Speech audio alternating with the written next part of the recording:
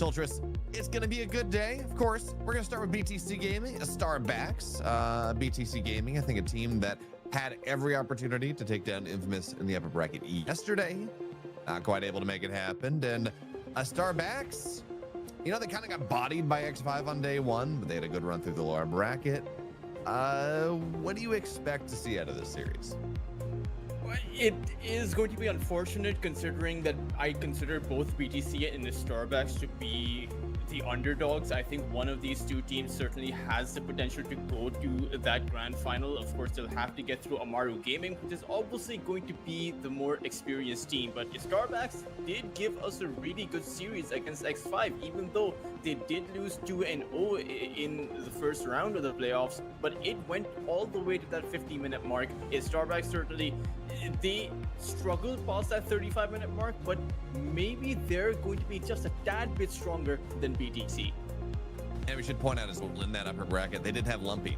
There was a substitute in for him on that day. So you're kind of lacking a lot of the power of a Starbacks' team, right? When we talk about things, Lumpy is this up-and-coming mid laner. He has played at LAN. We've seen him play in some majors back a couple of years ago, but he's very skilled as a laner. Pike, of course, very good. And I think this version of a Starbacks we're going to see today, Toltris, is a little bit stronger than the version that we got in that upper bracket when they were 2-0. And as you said, even if game one was a bit of a stomp and game two ended up being a stomp, it was pretty even for a while. They did take it to 61 minutes. Yeah, this is a team that plays with a surprising amount of tempo. Blessed Kid on that offlane role is very consistent. Slatim, I'm not sure if he's going to be playing or if it's Lumpy. Either one, even though, Lumpy is supposed to be their main position too, I do think Slatim does have something to offer for his Starbacks. Of course, Lumpy, they will be a little bit stronger. Pike, obviously consistent. I would consider this a very solid team for CCT and a very solid team overall. A very strong underdog performance coming out from them. But not to be underestimated on the other side is PTC Gaming. They, even in previous CCT seasons, have had a good performance. I just think that the overall roster of X5 and Amaru Gaming, they're just, powerhouses. Just the names on their rosters, some of the performances that they've shown us. It's going to be hard to beat them, whoever makes it through in this series. Yeah, I'm not quite sure. I give BTC Gaming a lot of credit. They are one of the invited teams. Kotaro looked great yesterday on some of his heroes.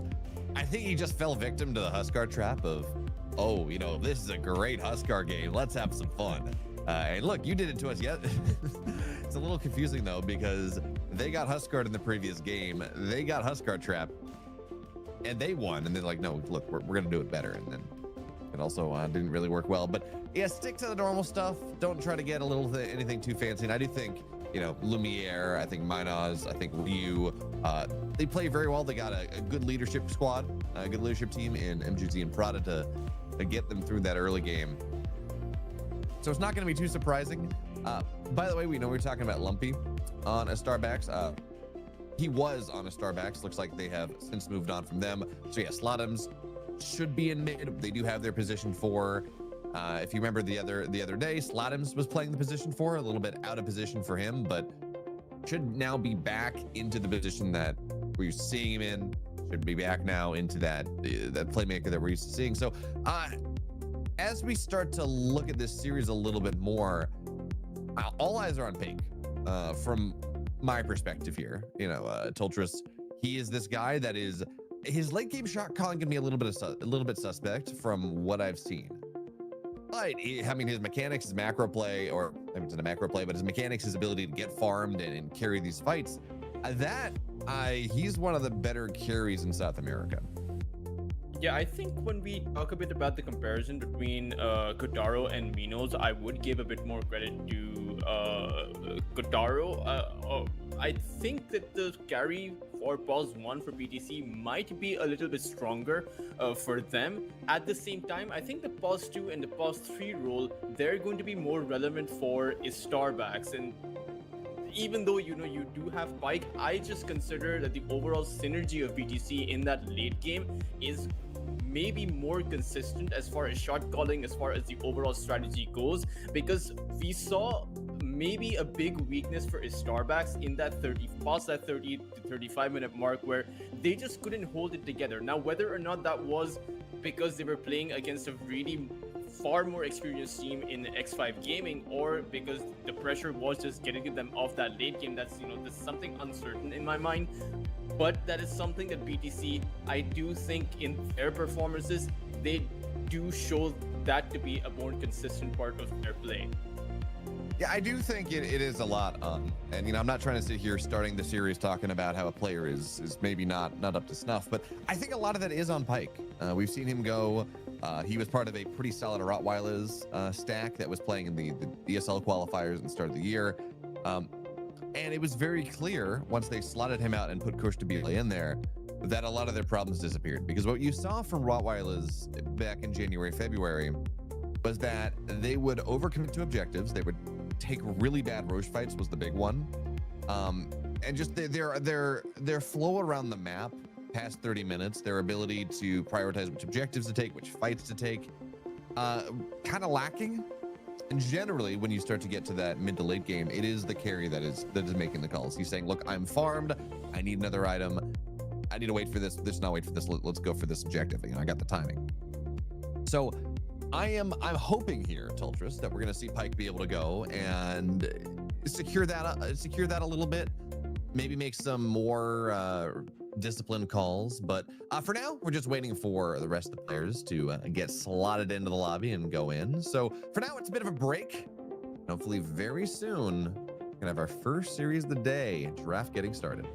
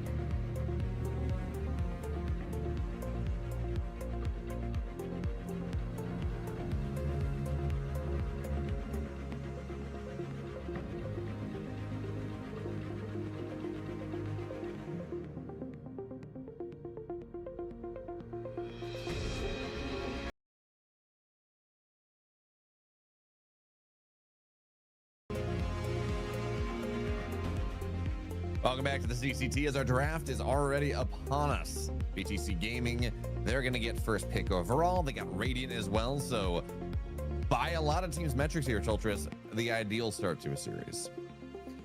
We'll see what they go for. I do consider their playstyle and the kind of heroes that they play to be very similar. I wouldn't be surprised if they both try to go for the same thing. Whoever can do it better and whoever can do it earlier, as far as the tempo is concerned, I would consider them to have the advantage going into it. We'll see if there's the Beastmasters, the Largos. You know, I do think that a lot of the focus is going to be on the early game or even the early to mid game initiation. What I would not like to see is perhaps the Huskar. You know, as we covered the Huskar games, none of the teams were having any success with it, and it did seem a lot of it did come down to the complacent playstyles. I think playing passive over as CCT South America is something that teams often at times do not find success with. Yeah, you got to match up your playstyle to the draft. And I think like Huskar in game 2, the infamous Huskar was looking great. But then they slowed down, you're right. And then the tempo falls off and you get outscaled. We're going to see a Bat Rider find its way through the pool in this game number 1, which is kind of crazy. But a lot of that, I was going to say, a lot of that flows down from BTC Gaming deciding to ban the Mars. But theoretically, I mean, this is something that Starbacks gave them because BTC Gaming gets first pick overall. Starback says, okay, we're just going to ban the Warlock and the Jakiro instead. And we will make the trade. We're going to go for a Huskar first overall. Okay. Well, you said you didn't want to see it. I'm sorry, Toltris. It's 9 Huskar. Well, I mean, the Huskar is here now. The Huskar is here to stay. Can't do anything about that. Interesting that they let the Largo go, BO, because the Largo has either been a very high priority ban or a first pick for much of the tournament entering this area. So I wouldn't be surprised if you do see a Huskar picked here, considering neither of these two teams want to ban it out. There are still a few bans remaining, but let's see. Picking a Huskar this early on, you do have some flex potential. Since you don't have to actually play the Huskar towards that mid side, but it is very suggestive of what the Starbacks want to do. Dominate the lanes, play with tempo, close the game out relatively early. I'm a little. You were talking about the Largo; it's still in the pool. I almost thought we were going to see BTC ban it out because the Starbacks would be able to pick it on the 13th pick overall if they decided to go for that. But they're gonna, yeah, this is gonna be a Largo pick probably. You're gonna ban out the AA. Here comes the Tusk. Actually, I guess the AA ban's also good for the Huskar. BTC Gaming unlikely to pick it because they've already got their offlaner. Bat Rider is more than likely gonna be the offlane Bat Rider, not the safe lane Bat, or not the support Bat Rider. And already you got some good answers. I think I don't often see Huskar in a Bat Rider, but Huskar gets some pretty decent innate magic resistance. It seems pretty good. You already have a save with the Tusk and the Snowball. So Bat, of course, is a strong enough hero to be first picked. You're just going Boots of Bearing, going Pipe, going Arsonist. But already... At the same time, BO, you know, for BTC, if they don't want to pick a Largo, why not just ban the Largo out? Because the AA is no longer in the pool. I would actually imagine that a mid lane Huskar and an off lane Largo for the Starbacks would be so dominant with that 20 to 25 minute timing that it's not worth playing against. And if you're a Bat Rider, playing into the Frog Stomp or even the Dispels that come in or even just that overwhelming heal that the Largo brings in, now that you don't have an Ancient Apparition and not that strong counter, for BTC that might be a big weakness against them. Here's my question. You talk about the Largo. I have not tried Largo with a Huskar at all. So the way Crooked Genius works is it effectively reverbs. It gives you effectively amps the damage of your spells. But every time you spend mana, you go and the duration decreases if it's not cast on the Largo, but if it's cast on someone else. Huskar doesn't have mana. Huskar spends his HP. Does his HP costs reduced because Crooked Genius makes your spells cheaper? And B, as a Ringmaster here is going to be a decent response. B, does casting, say, Burning Spears, spending your health on it, does that reduce the duration of Crook of Genius? I think the answer to the first one should be no, and the answer to the second one should be yes. But again, I have never seen a Huskar and a Largo together, so that's just my assumption. That's not me coming out with the experience. So like, I don't know about that. Remember, Crooked Genius doesn't say every time you cast a spell; it's every time you spend mana. So, gonna be pretty interesting. Is this is gonna be Bat Rider Spirit Breaker off lane? Yeah, you're gonna lane drag. I mean, this is one of the nice things about Bat Rider is he can be left on his own. He farms stacks very well. That gives Spirit Breaker a decent amount of license to go and roam around the map, roam mid, charge mid. It is a solution, kinda, to the mid lane Huskar. If this is a mid lane Huskar, you can go and overload the mid lane and start to punish him if he pushes a little bit too far forward. It does mean Tultras though that this is a 5 Ringmaster. And I really do, I think, prefer Ringmaster, not only just in the off lane, just from the positions you get, from the just a little bit of anger to kind of hit your daggers, but Ringmaster with a little bit of farm is such a better hero than a Poverty Ringmaster that you'll often see in the 5. And Ringmaster is a pretty good hero against the Dusk as well. Drop down the Wheel of Wonder. If Dusk is snowballing in with someone, you have the Whiplash as well, the Tamed Beasts after Snowball. Dusk and his heroes come out of the snowball. So it's some instant stun, it's a bit of control as well, and not to mention good saves, and that was something Starbacks were playing with in their series against X5 Gaming. Now it's going to be against them. There have been some phenomenal Ringmaster performances coming out by quite a few teams. BTC, I don't think they've tried it out in any of their playoff games. This will be their first time playing the Ringmaster, so we'll see what they can get done. But Huskar is entirely single point damage. Ringmaster does good against it, but if Starbacks, they're not going to be playing a mid lane Huskar, they're going to be playing a mid lane Puck. Yeah, that does seem to be the case. Puck doesn't really care about the Spirit Breaker. Okay, well, the Spirit Breaker is just gonna have a bad time. Is the long and short of it. Puck doesn't really care. You can phase shift. You got Dream Coil. Willow just puts the Brambles in front of the Spirit Breaker, cancels the charge. So Spirit Breaker still has value, right? You got good wave shove. You get a bunch of bonus XP for your team, which is really nice. But as we take a look at this lane, it's likely going to be Huskar Tusk. Yeah, good luck landing into that one. It will have to be as just lane dragging shenanigans as possible. Willow plus someone. We're going to counter with the... Oh, I don't like this. Is this a sniper safe lane? No, this is mid sniper. This is mid sniper, and it's a good lane matchup versus the Puck. Puck is very low armor, low damage. You get peaked. But I mean, you're just going to get jumped on. 3 ways. Jumped on by 3 heroes. The Dusk, Huskar, and Puck are all going to be looking for you. Normally, the sniper comes out as a response to a mid lane Huskar, but they're possibly bringing it out as a response to the mid lane Puck. If this isn't the carry sniper, I do think that they could think about a safe lane sniper, because even though you can get jumped inside of your own tower, that is always going to be a threat, because a Dusk and a Huskar both are incredibly high HP heroes. You still have the attack range of the sniper. The Ringmaster can provide you with the save. You may also have the Spirit Breaker ready with the teleport, and you can charge in. And with the Bat Rider, you could punish the Huskar and the Tusk if they're diving in deep, which is definitely something on the cards, because if Starbacks with these 2 picks, they could potentially find themselves in a situation where BTC bait them in and punish them with their counterplay. Yeah, it's worth noting that this is an 18 sniper. This is probably the best single position. You can last pick a sniper, maybe, but other than that, like 18 sniper is really the best spot in the draft to go for it. You do have 2 bands to cover, give you some opportunity there, and you're immediately going to be able to pick an offlaner to support this mid lane sniper. Well, excuse me, a carry at this point to support the mid lane sniper. Because this is a sniper game at this point. It is all about the sniper. It is all about whether the sniper can stay alive. It's all about whether the sniper can get their damage in. So we remove the Centaur, not super crazy. We're going to get rid of the Bristleback, these tanky heroes that just run at the sniper. Notably, the Underlord, still in the pool.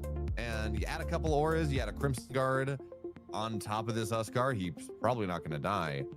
And on top of that, I mean, Underlord just fine sniper. Underlord, at times is a little awkward into sniper because sniper outranges the Underlord if you're just running at him. But what we see often is The Underlord is find sniper on the map, clicks R where the sniper is, goes right on top of him, hits a pit, and sniper does absolutely no damage. So this Ursa is gonna try to prevent that from happening.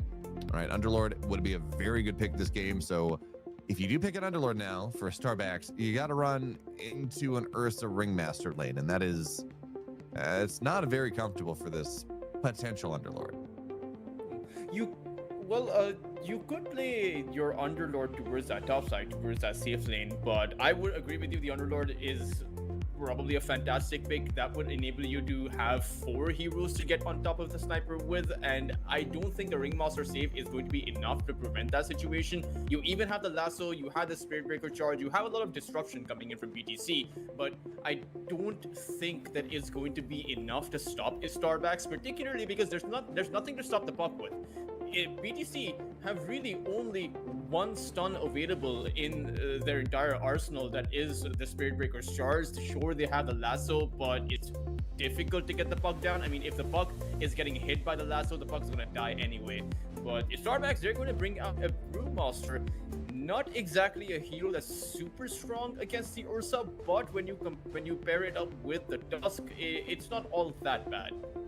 Yeah, the lane is never incredible, but let's be honest, most Brewmaster lanes are at most okay. You're not really picking for that, but having a Brewmaster in a team fight, having Primal Split against an Ursa is fantastic. Not only can you run at the sniper, lift him up in the air, that's really nice. You can get, Earth Panda on top of him. You can dispel Fury Swipes. Ursas do not do damage. Without Fury Swipes, you just don't have the attack speed for the vast majority of the game. So you stun the Ursa, you lift up the Ursa, you dispel Fury Swipes, you can get on top of the sniper. It is a lot of threat, and they don't have an obvious, necessarily Panda killer. Yeah, Ursa can, and maybe we can get some splash damage, but especially once BSK gets himself an Ags, it is going to be a very difficult time to try to take these Brewlings down before they just break the fight open. So, I mean, you got Huskar. Pake's going to have a great game. Slotums does have dive on the sniper. It's not the best puck lane. Puck actually really struggles into the sniper, but I mean, I think overall a Starbacks lineup it's got a lot of synergy, and I think the biggest part about this is you're all really playing for the same time. You're playing for this 20-minute timing where Huskar has maybe an Aegis, you got Ags on the Brewmaster, Slotums has Blink Witchblade, and you just start to go chain kill this sniper. And I will add to your point, there's very limited ways where you can essentially take out the Brewmaster before his ultimate comes out. That's always going to be a question on, where you have a Brewmaster in any kind of a draft, whether or not you can lock him down, take him out without his split coming off, and that's the only real way to get off to an ideal fight. They have the lasso, they have the Spirit Breaker charge and Nether Strike, and the Wheel of Wonder, sure, but those are the only spells they have, and against a tanky Brewmaster, I'm not sure if that limited lockdown and limited control is going to be enough to prevent that split from coming off, especially when you add in the fact that the Puck can come in, the Tusk can come in, the Huskar can come in. So BTC, when they do initiate, they are going to have to be super careful, because I would say the initiation capacity for Starbacks is just on another level compared to BTC. Yeah, it's a lot of focus here on Ryu. There's a lot of pressure on this Batrider lasso. And it's part of the problem is that you will you probably will kill whoever's in the lasso if the teams are together. Ursa has a ton of burst. Sniper has a decent amount of damage as the game goes on. So, from that perspective, sure, you're going to get a kill, but then Huskar and Puck, or Huskar and Brewmaster, or Puck and Brewmaster are going to be running absolutely wild in this game. Well, we're just about to hit the horn. 10 seconds left. Smoked up, looking for something, and Slotums in the lane. Gonna go trade off MJZ. We're gonna have to do a radio cast of this for a second, Tultris. But for now, Bounty Runes top side. There we go. Should be traded to for MJZ. Doesn't really have a charge. Yep, he took Bash level 1, as most Spirit Breakers do. But that means First Blood goes over to a Starbacks. Not the hero you want to give first blood to, if I'm being honest. The Huskar just got a head start right now. The lane is already not going to be as good because you're playing a Spirit Breaker and a Batrider into it. The charges have to be on point. Sure, the Batrider is typically a hero that's good against melee heroes, but you have the snowball save and you have the tag team. And the Batrider may take in a lot of damage before he's even able to get on top of the Huskar. So I don't particularly consider BTC's offlane to be super strong or overwhelmingly strong, which is where you want the Batrider to be. I mean, again, I think Batrider is often first picked because it doesn't really matter how the first 5 minutes go. Batrider, yeah, can have overwhelming lanes, can just chase down position fives, and that feels great, especially once you get 2 points in Sticky Napalm, 2 points in Firefly. But that Bat doesn't really care. We will see probably. For now, of course, Spirit Breaker is going to just try to drag waves as much as possible, but we're going to start to see the Bat go and start to stack up his ancient camps, stack up the triangle, get a 3 or 4 stack. Once he has level 4 Firefly, some points of Sticky Napalm, farm all that up. And is it nice to be able to pressure Huskar and remove and just not let him have a nice time? Yeah, it is, but doesn't really care if these first couple levels are not as fun as you might otherwise like them to be. And an additional question in my mind, Bio, is where is the Spirit Breaker supposed to charge, right? The ideal use case of the Spirit Breaker is to make space overall around the map. It doesn't really matter which lane you look to make space towards, but it's just the overall macro space that you want. But there are very limited charge targets here. The puck is never going to be caught in with your charge, and even on that bot lane, you have a Brewmaster. Sure, the Ursa Warrior can take him down. That might. Okay. Ooh, well done there, Slatus. I did not expect. It was a bit of a rotation, right, from the puck, or excuse me, from the Tusk on the 2-minute water rune. I did not expect to see Sniper dying this early. This is supposed to be a good lane for the Sniper into the puck. Like, that's why you pick the Sniper. It lane counters whoever it is. MGZ locked in the cogs a little bit. Will charge Pake and get himself out of there now that he has level 2. But Slatum's getting himself a kill this early on into the Sniper. It makes up for a lot of these issues. So that's a little bit awkward. Night now gets jumped on top of. Tamed Beast forces him away. But hey, look, Taro will be able to get himself a Lotus. That's fine. But yeah, so many of these lane matchups that are generally bad. If you get a kill in the losing hero, the hero that's not supposed to have a good time, all of a sudden it just totally equalized. It really is not that big of a deal anymore. Yeah, and the Puck was always... Sniper is a good matchup against the Puck because he can find his farm. The Puck is always going to be able to find his farm, and if you give him too many kills, he'll be able to find his item power spikes much earlier. And as MJZ, he might just be dead. Oh, he is. Yep, this is a... We knew this was going to happen. Huskar Tusk, we're always going to get kills. All right, just the question is how whether you can minimize that, whether you can make the kills or just less valuable ones. Because, again, Huskar Tusk, you hit level 3, 2 points tag team, right? 2 points burning spears, and it is just not going to be a good time for anyone involved. Well, I guess it's a really good time for the Tusk and the Huskar, but not a good time for anyone involved on the Bitcoin side. But again, we're seeing the Batrider doing the shenanigans now that his Spearbreaker died for a little bit. That's fine. He's dragging the waves. He's going to Firefly to clear it out. And, again, this is sustainable. This is okay. Would you like to do more to the Huskar? Yeah, sure. But Ryu's got himself 17 CS. Not a lot of denies. Huskar does have 13 of those, but his network's not bad. He's fine. He's going to get boots of bearing. He's going to get a pipe. He's going to fulfill his role. It's going to be interesting to see where the Puck actually chooses to rotate. I believe there are 2 viable targets he could go on. Or rather, actually, there are 3 viable targets, really. You could use your first Dream Coil on the Sniper, or you could go on the Ursa or the Batrider. Starbacks really have the luxury of choosing where to rotate, because these are all great targets to go in on. It just depends on what timing you want to shut down from BTC. Sniper is obviously going to be a late game timing, but maybe contesting the Ursa to delay his Battle Fury, that's going to be worth it, or even contesting that Batrider for his early boots of bearing. I would personally prefer to see the Ursa's timing be delayed if I were Starbacks. Hey, what I think is kind of interesting is Kadaro's going to get jumped on top of by 3 heroes. Here comes Yudomi, but nice job. Earthshock over the wall. He's still going to die, though. A little bit too scary. Their snowball's a problem is now suit supports. They're not going to be able to do much, but you look at how this sniper's playing the mid lane. And generally, sniper is picked in part because you have more damage, you got a better attack animation, and headshot procs just really cause problems for this very low armor puck. He's got 4 armor when he's not under tower. But we're seeing sniper just drop a shrapnel every wave. He's shoving the wave under tower.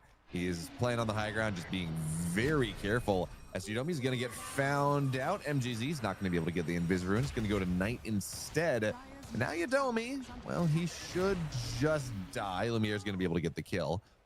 But yeah, we're just seeing him, again, play very safely, go back to farm his camps, not really try to pressure the puck at all. So while the sniper is 39 for 4, puck is 36 for 4 or 36 for 5. So again, any chance of ruining this puck's life, putting him at a deficit, sniper after that first death isn't really even trying. And I think much of the pressure to build up that tempo is going to be on BTC, right? But may or may not necessarily have to make those moves. You will have those openings sooner or later, because Dream Call is just one of those abilities where you just have to be on the lookout, and sooner or later BTC will overextend because you have a Spirit Breaker. He's going to be wanting to charge at all of these places. Sure, BTC can also play a bit passive, and there's a world where they're actually stronger if their Ursa and Sniper both simultaneously farm up, and their Bat Rider. So Starbacks will have to make moves, but Starbacks do have a stronger mid-game timing. You know, at that 20-minute mark that you were talking about, when your Brewmaster is farmed up and your Huskar is farmed up. So I can see both teams playing passive. I can see both teams playing active. That really creates an interesting dynamic between both of these two teams. I just think that the reward for Starbacks rotating much earlier on, or rather playing active much earlier on, is possibly going to benefit them. And this is something... Ryu? Nope, Ryu. Got to be a little bit careful. Has Firefly up onto the high ground, and he should be fine. He has got 4 stacks of Burning Spears, but his Tranquils will pop on in just a second.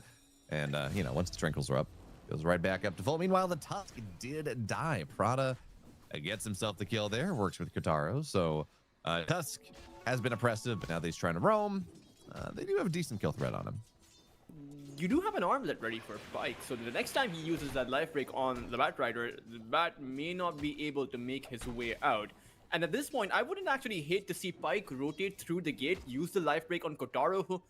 Even though you do have that Enrage up, you have a Tusk and you have a Brewmaster. You should be able to take him down. Well, for now, charge on top of Pike. Is he putting pressure on Ryu? Sniper's here as well. Do we have the damage? Armlet toggling, he's doing his best. And will eventually cut down the Spirit Breaker, but not before he dies. So Huskar is one of these heroes. I know we like to call him out when we see him.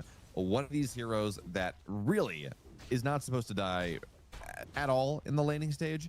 And not from the perspective of, oh, it's a really strong hero and probably shouldn't die because it should dominate. But any death this Huskar takes slows down his timing significantly. And on a hero that is so timing based, that's going to be a problem. And particularly when you're diving inside of that tier 1 tower and you know those rotations are going to be coming out. You're a Huskar and the other team is going to be keeping a very close eye on you and where you are on the map. If the Bat Rider is getting jumped on, that's going to send alarm bells for BTC, and they will move on in. So for Starbacks, they need to make more calculated moves. Okay, so Slatums will find Katara. Pops the Enrage right now as he tries to find himself over the tier 2. There's the Dream Coil and the Ice Shards. He is locked in place. Not a lot that he can do. Finds some time, eats all the damage. And yet you got to figure that this is something that they knew about, as now Ryu is going to go get found out. Oh, can they burn the Huskar down? No, he's going to get he's going to get healed. Oh, no, he's not. Prada TP's in. Bat Rider doesn't die. And I really thought that was going to go the other way. But actually, no, Bat Rider does die at the end. Didn't have to be there. Got a little greedy. Knight snipes him down, but they knew Knight went through the portal, right? They had a charge on top of Knight as he went through. Spirit Breaker knew that, pinged that out. And generally that's a set play. When a support comes to the portal like this, someone else is probably rotating as well. So a little surprised Slotums was able to go and take him down, but be that as maybe, they make the kill happen, and now Kataro is right back to farming. Importantly though, Huskar, he's died twice, although Kataro's got to be very careful because there's the primal split. Tusk comes in as well. Spirit Breaker will TP in response. Not really sure what a level 4 Spirit Breaker is supposed to do here. Yeah, he gets charged through some of the Brewlings, but Kotaro is gonna have to run for the time being. Idomi gets low. The daggers are problematic, and he will die to the creeps. So this primal split not really getting the value you're looking for, Toltris. A lot of these moves, BO, are looking a bit uncoordinated from his Starbacks. Huskar going in by his lonesome because I don't know if he feels like he is if he's feeling so confident he can take Ryu down despite of any counter initiation that's coming out. The primal split being used in a position where it's difficult to get the kill if BTC just teleport in. Bringing the puck in, using the Dream Coil, that is a good coordinated way to take down these heroes. But the Huskar going by his lonesome, you using the primal split against the Enraged with no follow-up plan, this is looking a bit shaky from his Starbacks. And from BTC, you can see that they are fully prepared. They lost with a Huskar against, I believe, Infamous Gaming in that game number 3 just yesterday. So they know exactly what they have to do against the very pick that cost them the game. Yeah, I mean, I think most teams, especially in South America, Huskar is a popular enough hero in the mid lane and the safe lane, and even in the off lane to some extent, that when Huskar shows up, you know what to do. Is now they're going to have a Dream Coil on top of this level 6 Spear Breaker. No way for him to get out, but Knight in response. Terrorize not going to land, and that means Assassinate will be able to go take this Willow down. Pike? Okay, well, he's just getting low from farming. He's going to be fine. Yeah, so they trade supports once again. A Spear Breaker, though, I'm with you. It's difficult to see what Spear Breaker is supposed to do in this game. Just not how the draft has ended up. He doesn't really have access to a lot of tools. He's going to charge the Tusk, maintain that all the way through, and it does help them pressure the tier 1 tower. But again, I think the biggest benefit that the Spirit Breaker provides is he's going to make sure the Ringmaster has good levels. And to be fair to the Spirit Breaker, him trading out his life so the sniper can get a kill, he got a killing spree on the sniper. I think these trades are worth it for BTC, even if you are, if you have to confine yourself to a bit of a sacrificial role, it's pretty much okay as long as one of your 2 carries are just farming away. For his Starbacks, I don't know when their next move is going to be because these moves have not worked out for them. But grouping up as 4 may not be that bad of an idea. It will slow down your farm, so you can only group up as 4 for 30 seconds at a time. You still do need your Witchblade, your Bling Dagger. Bloodskin still needs his Aghanim Scepter. He isn't going for a Hand of Midas, so he will need to scale a bit better because his Brewmaster is not going to be a natural flash farmer, so his timings may be slowed down a little bit after his Aghanims. But we see Pike modifying his gameplay. We no longer see him playing a very, taking risky maneuvers. But I think it's okay for the Huskar to take risks. Like, I just think that the Huskar should take calculated risk. I think he should go in with backup rather than there's a fine line you can tread. Not going in at all is definitely not one of them. Yeah, I've been kind of surprised actually by the lack of gate play, of portal play in the CCT thus far, especially with these aggressive safe laners, these Wind Rangers, these Huskars that we're seeing. If you look at the Team Liquids of the world, you look at the Falcons, the Tundras, the top tier of teams, they're taking advantage of this 30 mana gate rotation, and they are just moving heroes all over the place. They're moving their cores all over the place, not just supports on these ganks. And I think Huskar is a hero that really does benefit from that. You go through the portal, you put pressure on the enemy safe laner, you get yourself a kill, get an assist, take a tower. And I understand this desire to just kind of sit there and farm. And Huskar does farm pretty fast. He actually farms jungle a little bit faster than you might expect because he doesn't have any AoE, but again, he just hits really fast and hits really hard. So I can understand that desire as MJZ will find Slotums, keep popping the Nether Strike, but hey, guess what? Slotums is going to pop the Dream Coil. Now takes half damage from the Assassinate as this Bat Rider has to get on the low ground. Chris Crown will lock him in place, and Tusk's going to get on top of him. That is a dead Bat Rider.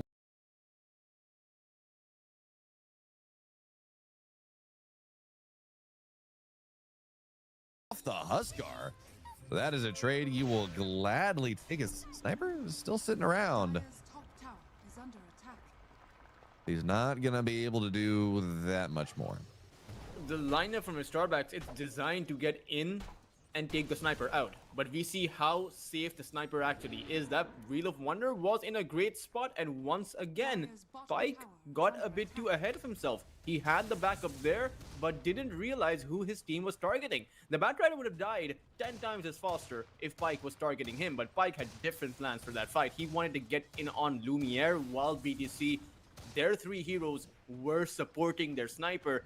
And there really has to be some consolidation here for Starbacks. There really has to be, you know, just to call a timeout in your with your comms that you need to be on the same page. They clearly are not on the same page. And BTC, they're clearly on the same page as far as to their priority on who they want to keep safe. It is Lumiere that they are playing around, and they're doing it much better than how aggressive Starbacks are playing. What's really interesting here as well, you talk about playing around Lumiere. If you take a look at Batrider's build is almost always boots of bearing into a pipe. That is what we see happen. Just that is the offlane Batrider build. Ryu this game has said, you know, there's a puck on the enemy team. There's a Huskar that really wants to be able to get his spells off. I'm just gonna get an Orchid. I don't have to worry that even though this puck is building a Linken's, my Spirit Breaker is a Linken's popper from anywhere on the map. We can bang the play. We can Orchid, or we can pop the Linken's into an Orchid. That's going to be fine. And all of a sudden, you're going to have to get some BKBs. You're going to have to get some secondary dispel. Yeah, you got Cauterize on this Huskar, but you can only cast Cauterize if you are not silenced. So that's not really a solution. And that's actually going to be kind of cool. Is this Roshan? The Roshan's supposed to go to the Huskar, right? That is one of the benefits of a Huskar lineup, but everyone groups up in the mid lane and goes the Ursa instead. And this is a very farmed up lineup from BTC. The Sniper has that Mjolnir, the Ursa Warrior has that Battle Fury, and in Starbacks, I know you mentioned how fast that Pyke can farm up a bit faster than expected, but the Ursa Warrior with a Battle Fury is going to outpace everyone else in this game. He is going to hit that Big Dagger timing. Lumiere will have a frontliner for his team, and a frontliner that deals quite a bit of damage. Is for his Starbacks, you know, their toss gets jumped or their puck gets jumped with the Orchid that you just mentioned, the puck is going to die from the Ursa with that kind of a setup. Even the Brewmaster could potentially die if this Ursa Warrior gets out of control and you go in with the lasso or the Wheel of Wonder. So Starbacks, I would say, are, despite the barely existent lead for BTC, they're in much bigger trouble. I like what Ryu's doing here. He is okay. No, he has bought the staff now. But I was going to say, I like what he's doing here. It looks like he is holding off on buying things, so Puck's not going to know about it. Which would be, I mean, you know he's going to buy something because there's no way this Batrider, as fast as a Batrider farms, only has Boots of Bearing at 18 minutes into the game. But he did buy the Staff of Oblivion, so okay. I guess it is going to be a little bit more revealed. But actually, he's just going to keep his courier at the secret shop. So yeah, it's going to be a full Orchid coming out of nowhere. Here comes Puck. On top of the Sniper. Great wall of response. Lumiere tries to man up as much as possible. That's going to be the Aegis. First life down. Puck will fall in response. Now Sniper is in a very awkward situation. Blinked on. Killed. He's dead. This is always going to be the Sniper problem. And it's part of why Puck into Sniper is so good. Because Sniper doesn't really like to build BKB. If he's jumped on top of, as a Batrider will die at the end. If he jumps on top of, he's probably dead anyways. But it means that he's going for a shard, right? He's going to get 4 staff, you would assume, eventually. Both these things are not very good. As we're going to find MJZ as well. Both of these items are not very good into the Dream Coil. You can't cast Concussive Shot, and well, Hurricane Pyke just breaks, just stuns you anyways. So yeah, Sniper, you get caught out of position for half a second, and you lose your entire team. And at that moment, BTC were positioned way too far forward. The tower, when it was glyphed, was barely at about 1 or 2 shots away for the Sniper, but he was inside of the tower, a fair distance. I think BTC were expecting that the Sniper would be the only point of contact, but the Starbacks had a different plan. They went with 4 of their heroes on top of the Ursa took him down, and then suddenly BTC's damage vanishes because Kotaro is the majority of their damage right now. Sniper is very, very slow chip damage, and the Aegis doesn't provide him much value if the rest of his team gets taken care of first. Yeah, and I'm actually really surprised as I think about this Bat Rider item more, that they are going for this Orchid, because yes, it does give you pick off, but Bat Rider already has a decent amount of pick off. And think about like last fight, probably don't have quite enough gold for a pipe, but imagine the next fight, you got a pipe. Huskar's damage, Burning Spears is magic damage, Puck is all magic damage. You can't, a decent amount of Brewmaster damage is magic. Pipe is 2000 HP for the entire team. Like, it does a lot. And in that fight, maybe it was taken too poorly, but I really do think you just minimize so much of the damage by getting a pipe that it feels pretty valuable. I guess the read here, Tultris, is, you know, if we take a stand-up fight, if we take a straight-up fight, we just don't go pick someone off at the very start. It doesn't matter how much EHP we have. It's overwhelming from a Starbacks regardless. I think a Starbacks can just, especially with the Puck, Slatim can engage and disengage so much that the pipe may not have as much value, but I still do think that these save utility items, they do have their timing and place for BTC, particularly as the goal is to be surviving as long as possible on the Sniper. Maybe the Ursa Warrior is, if that's not true for the Ursa Warrior is always going to be that, you know, you go in, you burst someone down, and if you can't achieve that objective, you're pretty much in a very compromised position. But keeping the Sniper alive, if there's any item that can do that, you need to make it, because Sniper is going to be what's going to carry you through this game. I don't think it's going to be the Ursa, even if he does manage to find some kills. Deep here, deep under his tier 2. He's going to get taken down in 50 seconds. And to your point, Tultris, not only is there no pipe, there's no Glimmer Cape. They're working on a Solar Crest, and Sniper loves Solar Crest, to be totally clear. That's a very good item to get applied to top. He loves the attack speed, loves the physical damage shield, but this lineup right now is primarily magic damage, because they're going to go find Prada here. Yudomi opens up on top of him, does have a Funhouse mirror, but there we go. That slot him's in. Guaranteed dead, and this game it's feeling like it's starting to spiral. All right, we talked about the value of the magic damage. Sniper took 1300 magic damage on that gank. Like that is the problem right now. It's not, the Pavie shield does really very little for him. It is that 20-minute mark. This is what we were talking about. This is the timing for Starbacks to be fully functional, in the sense that they will constantly play aggressive. And there's nothing the Spirit Breaker can do in that regard, right? Even, you were talking about the itemization. You want to buff up the Sniper. You have one Solar Crest at the ready, but Spirit Breaker, he's going for the very typical Shadow Blade build. But I don't think this is going to be one of those games where the Spirit Breaker's items is going to matter for him. Him being able to sneakily push out a wave or disrupt a push as it happens, or, you know, just being chaotic or irritated to Starbacks, it doesn't work. Because if he attempts to do that with the Shadow Blade, he might just get hit by the Dream Call. Knight may just plant down the Bramble Maze, and suddenly he can't get out. Suddenly he's dead. So you want those Glimmer Capes, you want those Solar Crests, and you really do need both of your supports to achieve that objective for Lumiere. Not just Lumiere, in fact. Maybe for the Ursa too. But it's kind of awkward when your position 5 is the only one who has to build up that saving grace. All right, well, we're going to charge Pike, and I think this is just a mistake. Everyone's set up around him. Spirit Breaker, yep, he's going to go in, Yulesed up into the Bramble Maze. Spirit he's invisible for the time being, but yeah, Knight's just going to take him down, and that's just the Spirit Breaker life. It really is a struggle to see exactly what Spirit Breaker is supposed to do. Yeah, you know, you can get charge throughs in fights. It's kind of nice, BKB piercing stun, but no one's really buying BKBs this game, and with the Bramble Maze and Cursed Crown, it is really hard to get an effective charge off. So now Pike's starting to hit the tier 2, a little bit slower than some Huskars we've seen, but still in a great spot now. Top net worth, a very difficult kill. SNY done, Hurricane Pike as well, and he's the big bad raid boss. Yeah, he doesn't have an Aegis here, Tultris, but it is a struggle to see people killing him at this stage without just a full 100-0 commit. You do have the 2 BKBs up now, though. I believe the Ursa Warrior is a just about to complete his BKB. It's actually flying out towards him. You have Lumiere with that BKB completed. I don't know if it's going to be enough. It's going to mitigate a lot of the damage the Starbacks are bringing in.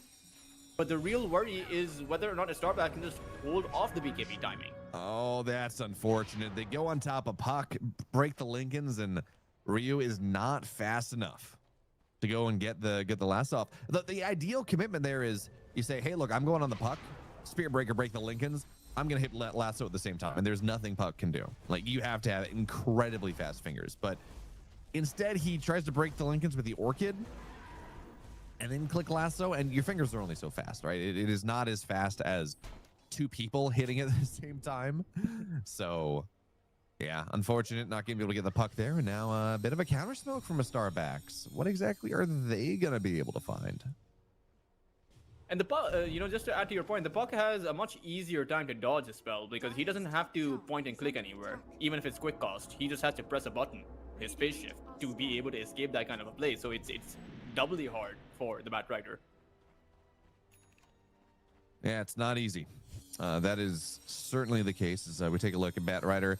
He's got his blink now. He is looking at a BKB in about 3,000 or so gold. But yeah, I question the itemization. I understand that you need some way to break the Lincolns, but yeah, Slotums is just, he's on top of it. So taking him down, not going to be all that easy. Maybe you start to go, you need to prioritize someone else just to get on top of the Huskar, drag him away. But even then. Yeah, the Huskar has a Sanj and Yasha are armlet in a Hurricane Pike. 3,000 HP, it's not the easiest thing in the world. BTC, though, they need to be careful. If they lose this fight, that's going to be giving up Roshan and a banner. Spearbreaker's got a charge on the Tusk as Puck's going to break the smoke right side. Terrorize on top of 3 heroes. And Pike is just having a great time. He's cutting out for the time being. Kotaro with the BKB. That's not when Pike wants to fight him. But the BKB only lasts so long. Kotaro gets to. That's a good start. But yeah, he's just left all on his lonesome. Nothing to do. Pike kites that thing out beautifully. He goes and Bat's got a lasso on no one. He's dead. But again, Pike did that a really nice job. Ursa can absolutely take down this Huskar in the midst of his BKB. It's overwhelming physical damage. Huskar really doesn't like that. But Pike got up to the high ground. Katara was forced to focus on what was in his face. He was never able to go kill the Huskar off, and that means that Pike cleans up everyone else. And as you said, Soltris, Roche is now on the table. And I really do feel like BTC is somewhere along the way lost sight of the main objective. Their high ground defense was always going to be strong. Their defensive ability was always going to be strong as long as they're grouped up as 5. They don't need to be going, or rather, they didn't need to be going for that kind of a play. They could have let Roshan go. The only difference between this scenario and that scenario would have been that their team wouldn't have been wiped out, and they'd have been in a much better spot. If Starback still end up with the Aegis, now BTC's defense is going to be much harder because you're playing into that Aegis and into that banner. So for BTC, this should be a wake-up call because you can't lose a fight any longer. Losing a fight here now means the lead is going to be in double digits past that 10,000 network mark. And you do have a way out of this game. At the end of the day, you have a sniper against a Huskar, and if you can hold together past that 35-40 minute mark, you will be in a very good spot. Well, you got to stop bleeding out kills, and that's not going to happen right now, as unfortunately this Spearbreaker will get taken down once again. I really like what we saw from Slatims in the last fight as Ryu was on the high ground. Oh no, tried to solo kill the Puck. He's going to get terrorized, dream coiled, stunned up on the high ground, dead. Yeah, he's just not fast enough. We're seeing Puck, Lincoln's broken, immediately face shifting. And unfortunately, I mean, I don't understand that decision because he knows the Huskar was right there and just killed off his Spearbreaker. Didn't necessarily know the Ringmaster was there, but I mean, even still, feels like desperation. These are just desperation plays to make anything happen. I mean, you get a kill on Slatum, that changes everything. I suppose that's the idea behind it. But that's a little deep there, Pike. Well, way past the tier 2. Spearbreaker is going to charge him, but not going to happen. Spearbreaker is... it's something. Spearbreaker is looking at a BKB. I almost feel like I'd like to see a Silver Edge. A Silver Edge breaking Pike feels pretty good. You know, removing your Fury is removing Berserker's Blood for a while is actually a lot of value. You reduce significant attack speed. The healing Pike just has to kite out. I guess the BKB is just too important, right? With the Bramble Maze and Dream Coil and everything, but. I mean, but he can activate the Berserker. If he gets you know, he can activate it and then he can just dispel away the break. At least that's how I've thought about it. I don't see the value of the Spirit Breaker. I'm going to be honest. I don't know if they were drafted into a corner with the Spirit Breaker, but it clearly has not worked out, and it's clearly not going to work out. So it's just a scenario of whether or not BTC can hold 4v5. There is a certain value of the Spirit Breaker where these kind of charge plays, these kind of disruptive plays are much stronger on a high ground defense. But quite literally, or quite honestly, I don't see BTC ever playing for that contingency, ever playing for that plan. They're bleeding kills so fast that even I fear that when the Starbacks do end up on that high ground, BTC are going to be too far behind. Yeah, I'll definitely buy that one. As they're going to go find this Tusk. Hey, that's good. Eventually, one would assume a good kill. Tusk does have the opportunity to blink out, but he's not going to do so. And cool guys don't look at explosions, so we're just not going to watch this Tusk explode. Going back to your point, I'm pretty sure that the break is undispellable. I'm trying to verify this, but I'm pretty sure that is the case. Okay, I mean, it's a Hail Mary, right? It's like pulling all of your resources to try and take a Huskar down, which has not happened for...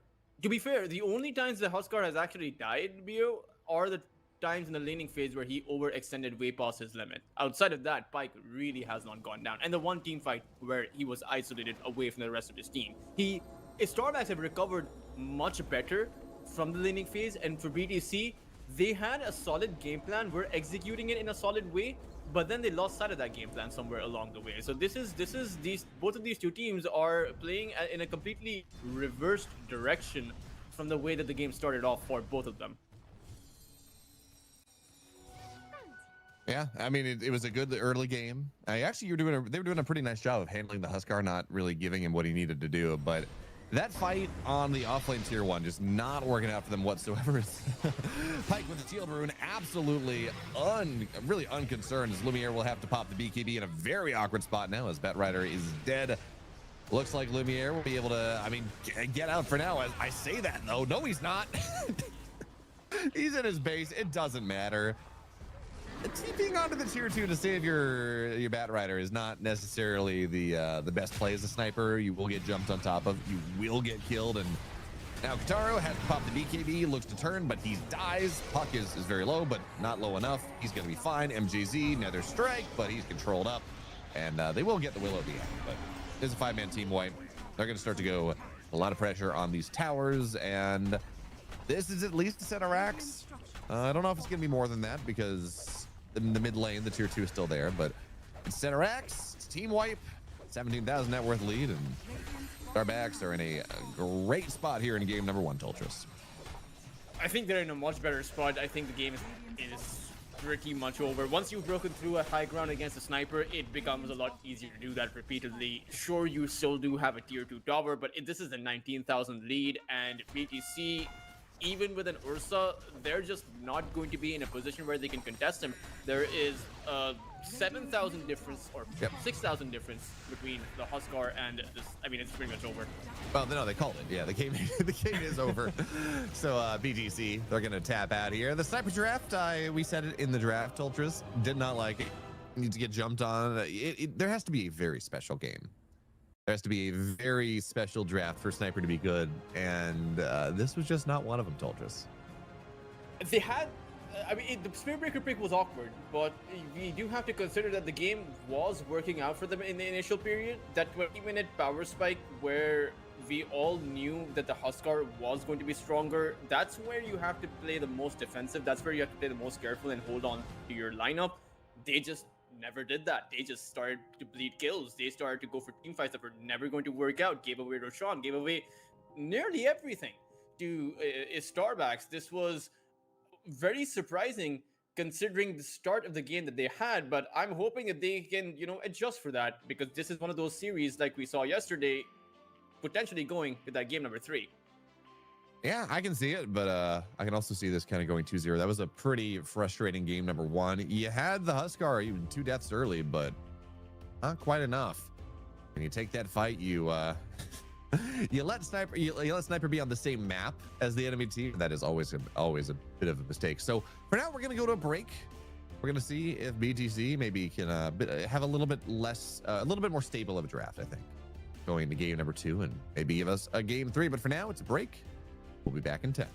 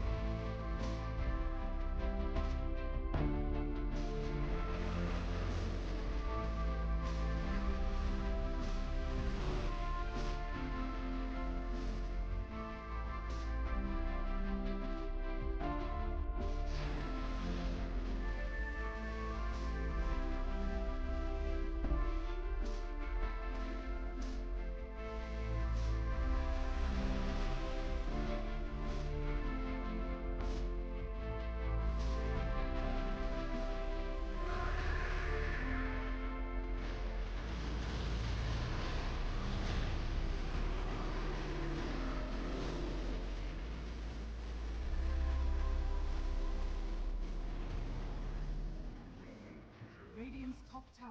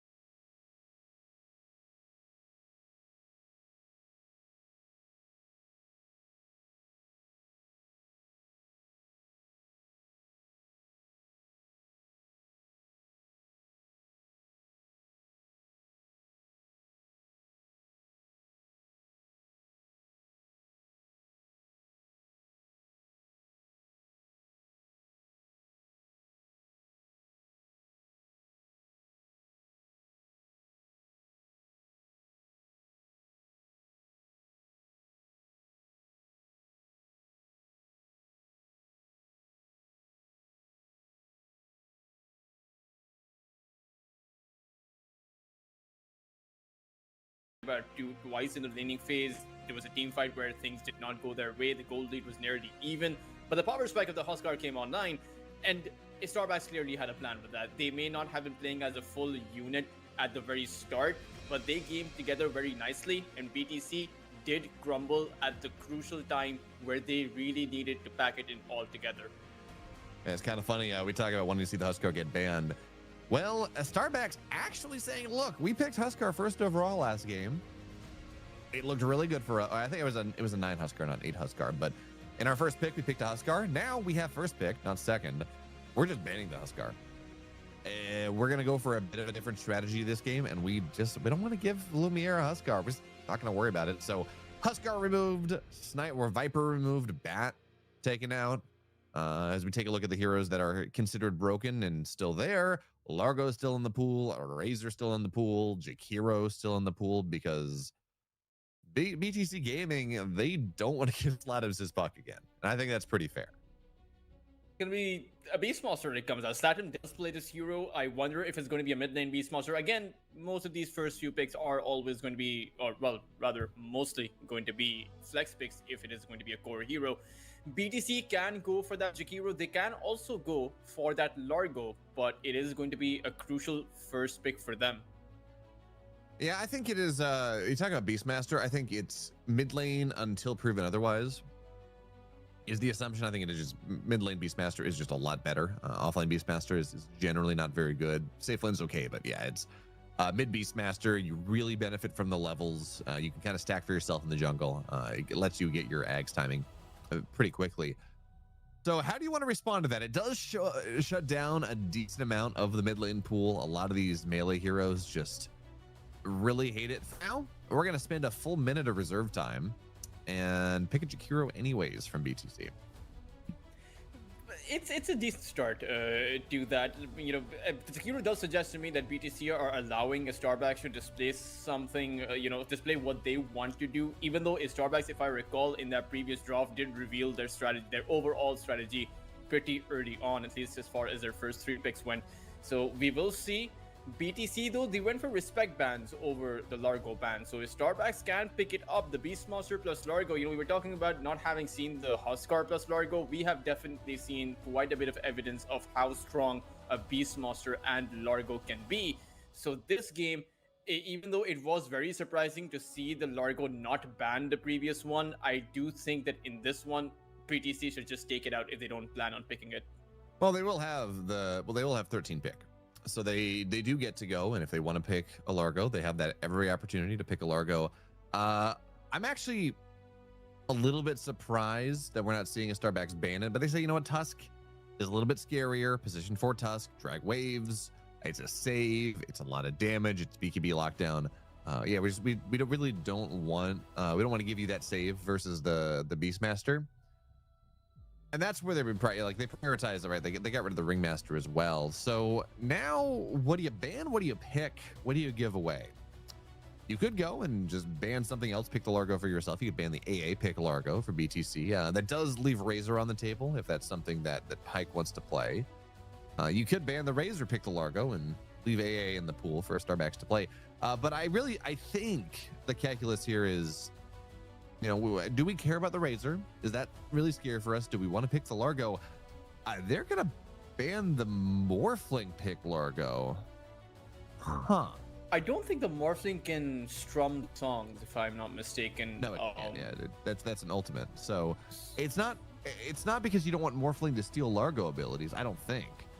But Morphling's a decent lane into Largo because you're just not going to kill the Morph. It's a lot of damage. But that's got to be just a targeted ban to Pike.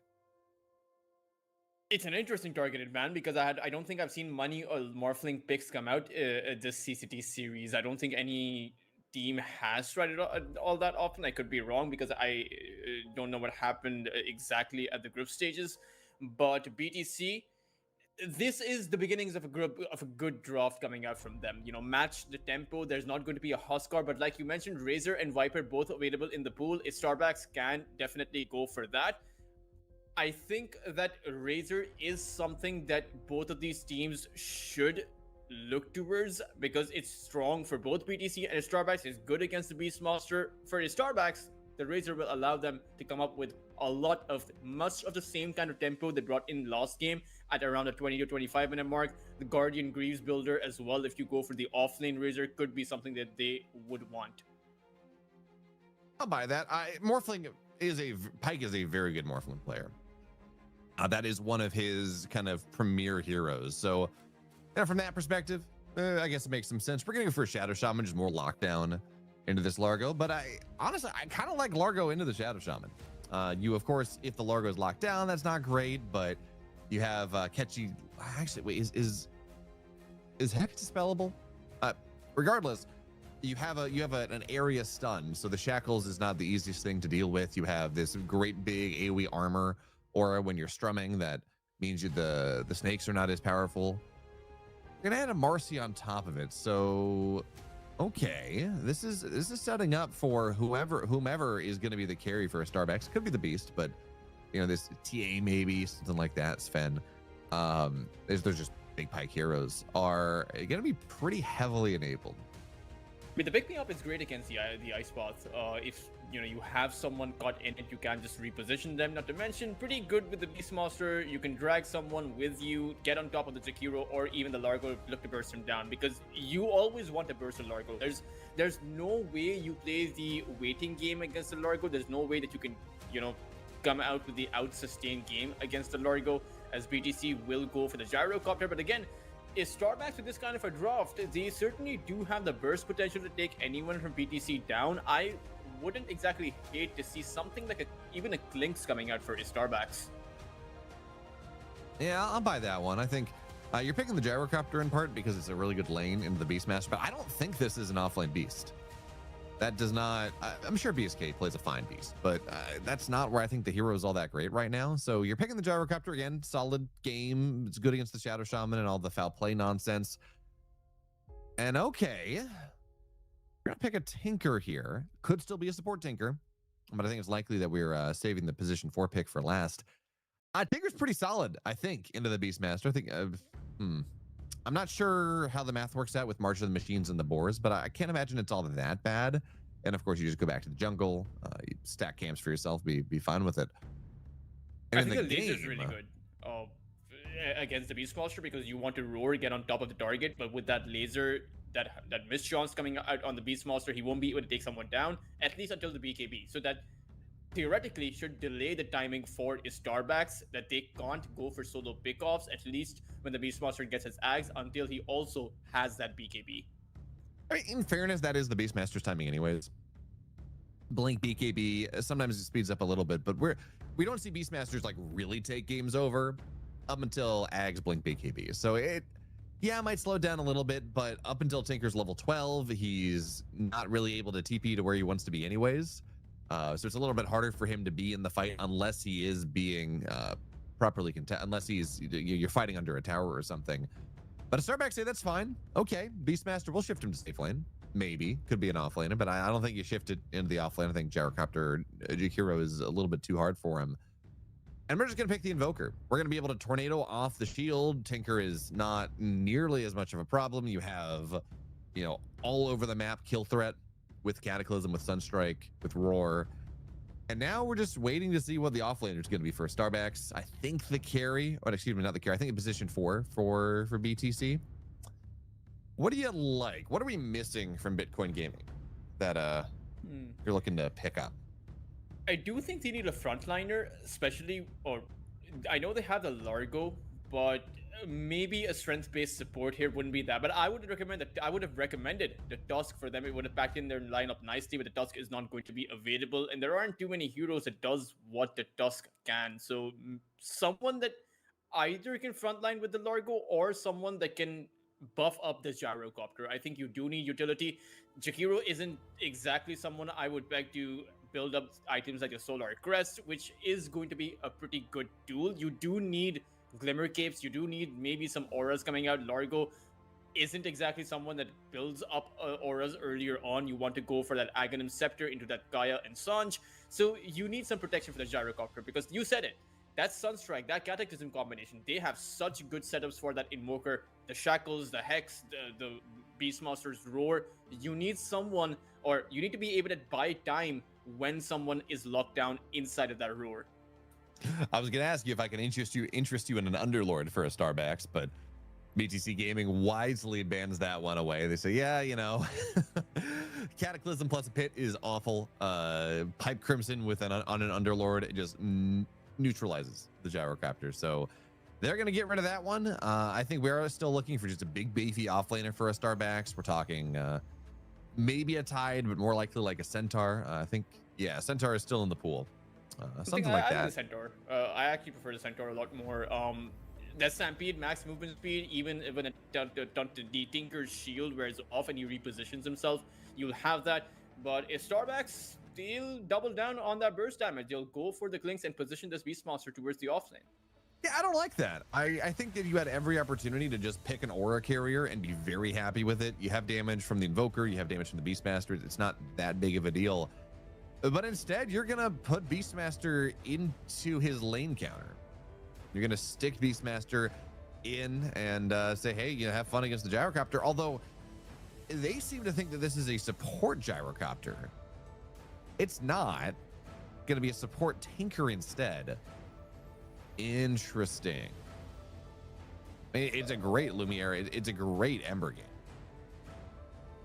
There's only one real disable, I suppose. It's that Shaman's Lockdown. The Roar has a mediocre cost time animation, which means the Ember Spirit should be able to essentially block that off with his Sleight of Fist, can Remnant away, unless, of course, they go in with the Smoke of Deceit.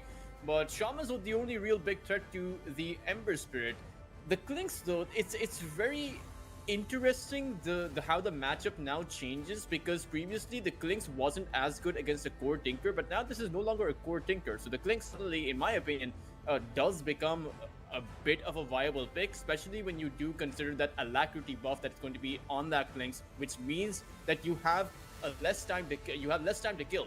That roar duration is going to be enough. If you have that Desolator and that critical strike, you have the Clinks with the alacrity buff. He should be able to burst through the opposing side. Yeah, I mean, I'm with you. There's a lot of damage on a Starbucks. That is very true, especially Beast Mode, Beastmaster, right? So it is. The issue I have with this lineup, Piltrus, is that this is 3 carries. You know, it's Agent of Galaron Invoker, he's a carry. Pike, Clinks, absolutely. Your job is to put out damage, not much else. Beastmaster does have some control. He's not going to build auras. He's building his damage items as well. And into this lineup, now, the one way to say this is, look, they have so much damage that they will be able to burst through this Largo before he starts to be able to strum and cause problems. We're going to be able to get through the Tinker heals. We're going to be able to get through this Gyrocopter, and it really is not going to matter. But that only works if you're ahead. And if you start to fall behind, your damage is not, you just have 3 damage dealers, and that's a problem. You can't really just let one damage dealer heal and try to support him, or damage dealer farm and try to support him, and you really will be lacking in a not insignificant amount of utility. And not to mention, we did see Pike get quite overconfident with that Huskar. He essentially bled 2 kills in that laning phase because he thought he was strong. If he does that with the Clinks, he is going to get punished a lot worse, because the Clinks does not have the sustain the Huskar has. So if Starbacks do have that added requirement, I think their lineup is a bit more flimsy, in the sense that if Starbacks were to play this game the same way that they played it for the first 20 minutes of game number 1, they're going to be in a much worse position, because BTC have the lineup that can punish them. The Ember Spirit can jump in with the Remnant. Ice Path, very long cost range Largo, is going to be able to outchase you, and you have the protection of that Tinker. So you absolutely, I don't think Starbacks have many of the same luxuries as they did in the previous game. Yeah, and even taking a look at this Pike Beastmaster, which is, or sorry, not the Pike Beastmaster. I still had in my head that this is a Pike Beast. The reason that we're not seeing Pike on this Beastmaster is that he has 3 total professional games on the hero. He's 1 and 2 on it. So even in this era where it was just first pick Beastmaster carry every single game, he wasn't playing it. Now that means they're going to put it on BSK. Clinks is good, but Again, I just worry that you put this Beastmaster into a bad lane matchup. It's Jakiro Gyro. Good luck. And that's gonna mean it's gonna be hard for him to to provide the value that he is supposed to provide the rest of his team. Kotaro in a bit of trouble. They're actually going to commit onto him towards the field. They throw on the blood grenade. Eagle's gonna land, and now with the boars trying to slow him down, he's in the water though. He's fine. I think he's gonna be able to get out of there. Yeah, you just don't have the dive bomb. The bird dive bomb duration is not very long. Boar slow is not very long, and especially really against the afterburner. It's very difficult to chase the gyro. Oh, nice little dispose on MGZ, bringing him not quite under tower, but takes a lot of damage. And this we talk about this Beastmaster lane being a little scary, potentially a lot scary. It's a hard lane for him to properly play, and I think we're just gonna see him max wild axes and play for that style. This safe lane of Pyke and Yodomi, Marcy and Clinks is similarly scary. Ryu is a decent laner. Largo's a decent laner in that he's relatively tanky. He's got a lot of damage, but the amount of damage that Yodomi and Pyke can put out is overwhelming. Enough to cut through a lot of this tank ability, this kind of lane sustain that Largo might provide. I wouldn't even hate to see an early laser point skilled up for the Tinker. Pyke, you got to be careful here, man. We talked about the damage you can do. You are not tanky yet. You're only level 1. MJZ looking for a laser, but he actually took repair bots, so can't quite land, and Pyke will be able to walk out of here. Gets a tango pulled to himself, but Clinks doesn't really get scary until like level 3. You know, once you start to get multiple points in Death Pact and you heal up a lot more.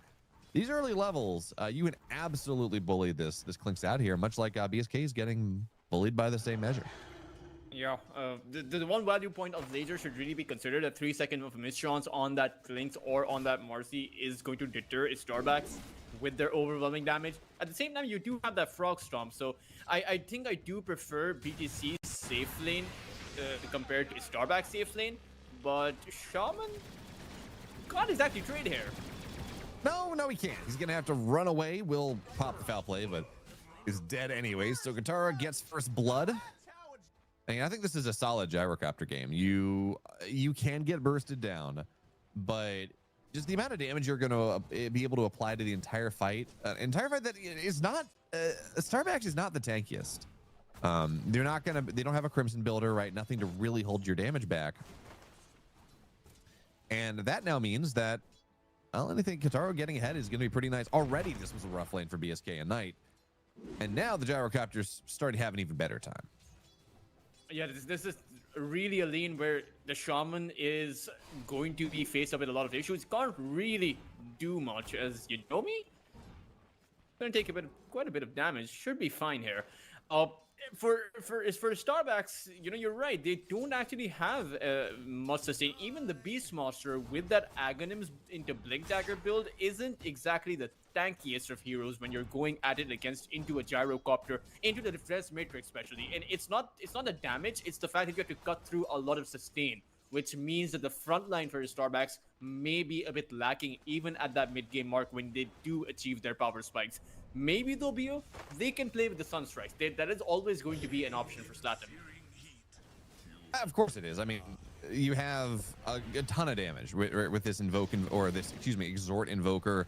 Roar plus Sunstrike, really strong. Shackles plus Sunstrike, really strong. But you have to have these heroes in the offlane having some level of a game. And Knight and BSK has 12 CS. He is totally zoned out of the wave at this point. Knight can't really help him. So he's going to have to find some help. Maybe a Clinks rotation through the portal. Maybe you add the Marcy through. But Knight... Okay, so the one reason why he's not... he's dead anyways. Flat Cannon's going to take him down. I was going to say, at least you get a Dispel from foul play, but it doesn't really matter because Gyrocopter dies him, and now BSK, way far away, eats the blood grenade, has Liquid Frost on top of him, and yeah, this is unmitigated right now. This is an absolute disaster, and the crazy thing about this, they didn't have to opt into this. Yeah. As Knight TP's under tower, Afterburner Gyrocopter, they're gonna kill him again. He does get a shackle off and heals up a little bit, but the wave is crashing, and now man, it is taking, if I am in this position, it's taking every bone in my body, not just to tell my team to go next, because there is no off lane. It does not exist. Kodara can do whatever the hell he wants this game, and he's going to be fine. He is so far ahead of the game right now. The safe lane is not working out too well for them either. Yodomi's trying to compensate, but nothing is working out for his Starbacks right now. I do not know what that teleport was from Knight, BO. Like, teleporting towards your tier 1 when you had 2 creep waves from the other side, when the other heroes had enough mana, had already taken your Beastmaster down. And for his Starbacks, you see them trying to compensate by Yodomi trying to play aggressive. They have a fair bit of damage towards their safe lane, but Yodomi's also dying. So, and one of the compensatory mechanisms I was talking about, the Sunstrike, the Invoker's ability to recover, or as far as his team's ability to recover through the Invoker goes, he needs a setup. And if his team isn't able to give him that setup, then the Invoker's not going to be able to make that recovery for his team. And I mean, in fairness, he's... yeah, no. You got to find the jungle here. But in fairness to the Invoker, he's having a great lane. You know, he's going to drop a Sunstrike. Largo getting low, will get taken down. So Slatum finds himself involved as Lumiere bottom side. Knight trying to make something happen because please, I got to have a game. And now he's just feeding in other lanes. And I'm not saying here Knight is a bad player, but that is... oh, that is not a good feeling, man. That you're sitting here, you're trying to make something happen, and you're trying to find some way to at least get BSK some levels. And now the call down. BSK's level 4, Kotaro's level 6. Knight TP's in as the tower explodes, and that means that he is okay. Well, maybe no, they're not going to get the gyrocopter. Sunstrike not going to land. Gyrocopter still fine. Repair bots, I guess they're eventually going to take him down, but that is now 3 heroes in Slatum. He's brought into the madness, sucked into this black hole, this gravity well of a disastrous off lane. And I don't know if he dies. Looks like he's going to be fine, but he's not going to be able to secure this Wisdom Shrine. They're going to try, drop the Tornado and the Meatball onto Prada. Prada will fall. But the Wisdom Shrine, now they're double Shrine. MGZ gets one, Ryu gets the other. Yodomi is trying desperately to keep this, to bring something back here. And, you know, they might get MJZ. He does have a bit of a shield, but Repairbots keeping him alive. But this Slatum hits pretty hard, and now the Beastmaster arrives. They will be able to go and get another kill. So something here. Very small amounts, but something. Tultris is now, here comes the Ember Spirit trying to get on top of this Invoker deep in the trees. He's actually going to be in a really nice spot. He should be okay, but Yodomi, he's going to be left to the wolves. He's dead. Great rebound, though. They get the one hero that's actually having some semblance of a game out there so that he can teleport away. Not that bad considering the overall disaster that his Starbacks have on that top side. Glinks is also farming up decently. Sure, he's 12 or 1300 behind the Gyrocopter, but that's only because the Gyrocopter, well, the Gyrocopter has gotten quite literally the best game that you can. 5-1 and 4 on Kotaro, 8 minutes in, more than a kill and an assist per minute. Really, for Starbacks, they need to hold their horses. Beastmaster maybe now can actually play the offlane now that his tower has been taken out. It's a weird dynamic to have to play in, but at least that's a bit of silver lining for his Starbacks. I mean, he is he is correct. He is so strong in this game right now, but they're gonna go on top. Great tornado buying some time. That is a dead Ember Spirit. Yodomi will fall in response, but here's the call down. Here's the big bad Gyrocopter. Pike trying to do something, and actually with the disarm, no, Kodaro, even as Pike eats a couple creeps, he's gonna get taken down. Knight is gonna continue his dying ways eventually, but Slatum's, he's the big target, but they don't have any detection. So Kotaro now is gonna be able to get the mid lane tier 1. They don't get this Invoker, and Invoker continues to have a decent game, all things considered. He's sitting here, he's 4-0-2, second in net worth. The problem is this is gonna be a 6k Gyrocopter at 10 minutes.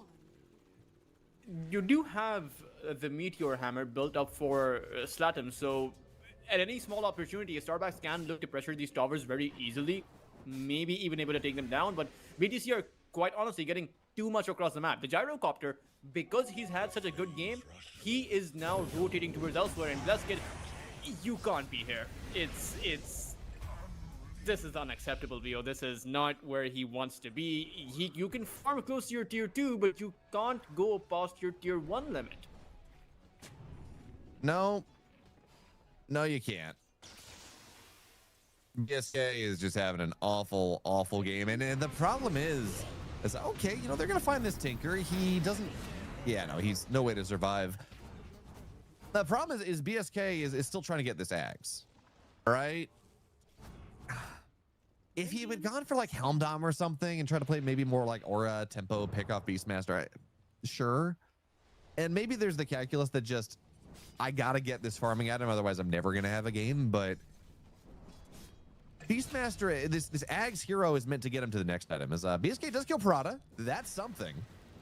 That does a little bit of gold in the coffers there. Yeah, that's actually a decent recovery for the Beastmaster. It's not going to mean that he's now back in the game, but if he can farm up, get to this Aghanim Scepter pre-15 minutes, that's assuming he doesn't die from this point onwards, I would still consider it to be okay.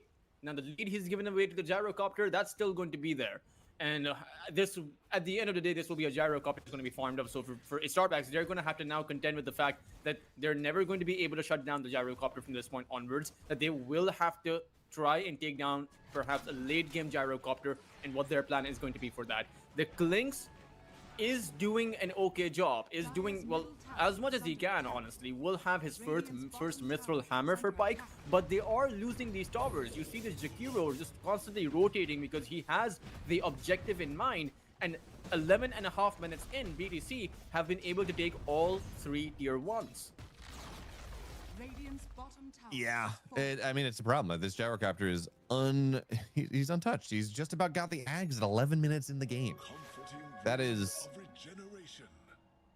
impossible. I truly, it's only a 3,000 net worth lead, but with how far ahead of the game this Gyrocopter is, it truly does feel, it feels almost impossible for a Starbacks to do anything. So it really now is just relying on mistakes. So for now, here comes the Ember Spirit. They're going to go find this Shadow Shop. They're going to get taken down. There was a TP there. There's no TP there anymore. It's just not worth it. So now pressure on the tier 2s. Pyke's going to show up. Actually eats an Ice Path. Got to be a little careful, but of course Ryu doesn't have his eggs just yet. He's only farmed, not incredibly giga farmed. So, you know, he's not quite at his timing just yet. A little bit of poke damage, start to take over the jungle is exactly what you want to see. The Largo also almost has his, that's the problem here. For BTC, once they get to this Ags for the Largo, they're going to have such overwhelming sustain that Starbacks, the only real kills that Starbacks have been able to get are the ones that Slatlim has been able to provide them. And I think when the Largo achieves his Aghanim Scepter, those kills are going to get a little bit harder. And if they're not able to take heroes down with these Sunstrike Meteor Hammer plays, then it's going to mean that Starbacks are going to be in a very dangerous spot. And maybe the Cataclysm is still going to be enough, but these, for Starbacks, these are a lot of maybes in this game. It's just an awkward spot to be in. Yeah, Knight's gonna die again. In the same place. Look, at the very least, he's putting his body on the line, so BSK is not gonna go down. But yeah, you know, for every bright spot you're trying to find here, it is just another down spot. So Slotums, oh, you know, nice deafening blast will be able to keep Lumiere back for the time being. But yeah, it's going to take a miracle. This Gyrocopter, of course, his Ags is done. He's looking at a Crystallis behind this one. I'm assuming a BKB afterwards, because this Invoker is having a decent game. You know, you do, anytime there's an Invoker on the field, you want to make sure you're not disarmed, chain controlled, all of that. But the big deal is this Largo is a little over 1,000 gold from his Ags, and this timing, right, with Crystallis and the Ags on the Gyrocopter, with Ember Spirit's timings are not quite as, they're all good, but they're not like, it's not a great big timing until you hit the Ags. But he's gonna have his Kaya, we're gonna have this Ags on Ryu, we're gonna have Crystallis on the Gyrocopter, and that ball, unless you hit like a 3-man deafening blast, is just it's gonna get Roche at the very least. Now, how much more it gets, the one problem for BTC, the tier 1s are already down, so getting more objectives is not always the easiest thing. And you don't have exactly a terrific Roche lineup. Sure that you do have the Aghanim Scepter on the Gyrocopter, but it's not going to help you with Roche. You ideally want to get to your Daedalus before you can go Roshan. Now, they do have a lot of heals, so they can technically take Roshan if they spend enough time inside of the Roche pit. You also have the Holy Locket, so it's not just the heal that Largo provides, it's also the heal that the Tinker provides them. And with the repair bots, I think Starbacks will have to tread the fine line and have to play these team fights perfect. But Bike, ooh, mistake from Prada, threw out the wrong ice spot. Bike would have been in danger, but this is, you're right, the tier 2 towers are going to be a very difficult objective for BTC to go for, especially because of the Invoker. I think Starbacks do have some decent counter push as they're looking towards Ryu here. They might go in on him. Ryu's pretty tanky at this point. 2200 HP. Yeah, he doesn't have his eggs just yet, but very difficult kill is, okay, Lumiere's going to fight Knight. Knight's going to get Lumiere with the Shackles and the Hex, but there's a nice pass to bail Lumiere out. He should be fine, takes the Remnant away, and they kill Knight once again. They almost got this Ember Spirit, but now Shadow Shaman has 10 deaths in 16 minutes. They did have he did have the shield room, so I would actually think that if the Ember Spirit did not have that, he would have still gone down. I'm not sure why a Starback still chose to commit despite of seeing the shield rune. It's not just the gold of Knight they were able to get. Those Serpent Wards were all cleared out, and that is also as much gold as a Shaman gives. Yep, and now Ryu's going to get jumped on top of with the Unleash. That is a kill, so Ryu, as strong as he is, being able to take him down, it matters quite a bit. So they deal with him. Even with this Ag's timing, it's not going to be quite enough. But now that we are on this timing, well, Tinker's going to get found out. Okay, well, we're starting to find something. It's still a 5,000 net worth lead. The Gyrocopter is still 3,000 gold of that lead. He's 10,000 net worth 16 minutes into this game. It's disgusting. But at least they're finding some ticky-tack kills here and there, making sure that at least they get something elsewhere. But now Kataro's going to drop the call down, trying to go get Yadomi. They get Pike. He just evaporates here. Looks like Yadomi's going to be able to run away, but you know, this Clinks, he's got to find some way back into this game. And dying like that, feeding these kills, especially when it's a carry killing the carry, the gap that it creates is lots of problems. So Ryu gonna get a tornado on top of him. Knight is here as well with the meatball. They're gonna go stun him up, hex him down, meteor hammer, but actually just gonna miss the chain disable somehow. So Ryu is totally fine, starting to heal up. I don't think the Shaman had enough mana for the Shackles. Unfortunately, they couldn't chain their lockdowns fast enough. And be sure, like, the Klings did get the Ember Spirit kill before he went down. The only problem is he gave a kill to Kotaro, right? Like you mentioned, 4,000 of a difference here between Kotaro and the most farmed hero for his Starback. So I wouldn't say it's a great spot to be in, but this is a very recoverable lead for his Starbacks if they can somehow find a way to hold on together. Bleskin is also farming up. He is also recovering on that Beast Monster. He's actually the most farmed hero for his Starbacks at this current point. I mean, yeah, again, this Invoker is, I mean, I think you were talking about the Beastmaster, but Invoker is still very much a problem. Beastmaster does have his Ags now, and he is a hero that extracts a ton of gold from the map. All right, once that Ags is ready to go, the problem is that even as he is trading places with the Invoker back and forth, he's still very far behind, right? He's still, even with the blink, it's hard for him to properly get involved.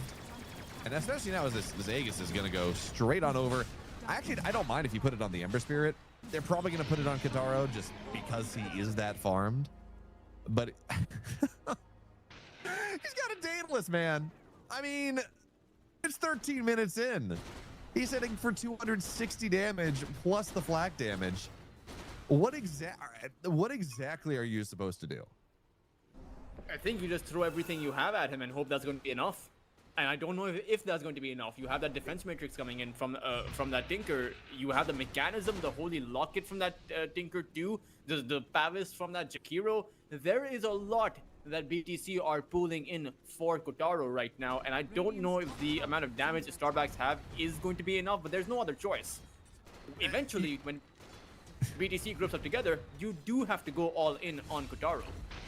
Well, Tinker does die elsewhere. That's something. Pike's going to be able to kill him. That's a deep engage, but they're going to go on top of Kataro now. Gets himself out. Here's the roar. Catchy Lick trying to keep him alive. And with the songs, he's healing up just fine. Cataclysm's not going to get the kill. And now Kataro runs forward. Slatums trying to get controlled. There's the dust. And now Slatums will fall. Kataro might die to the ice wall, actually. Yeah, it's going to be the Aegis. But I think you're fine with that. That is the tier 2. That is this Invoker finally hitting the deck. A mega skill over to Lumiere. They're going to eat themselves some serpents. Apparently, by the way, snake tastes like chicken. I've never had it, but that's what I'm told. And now there's the Tormentor on the way. Not even a tier 2 to TP2. A bit unlucky, considering the fact that all of that damage they put on that gyrocopter was without MJ.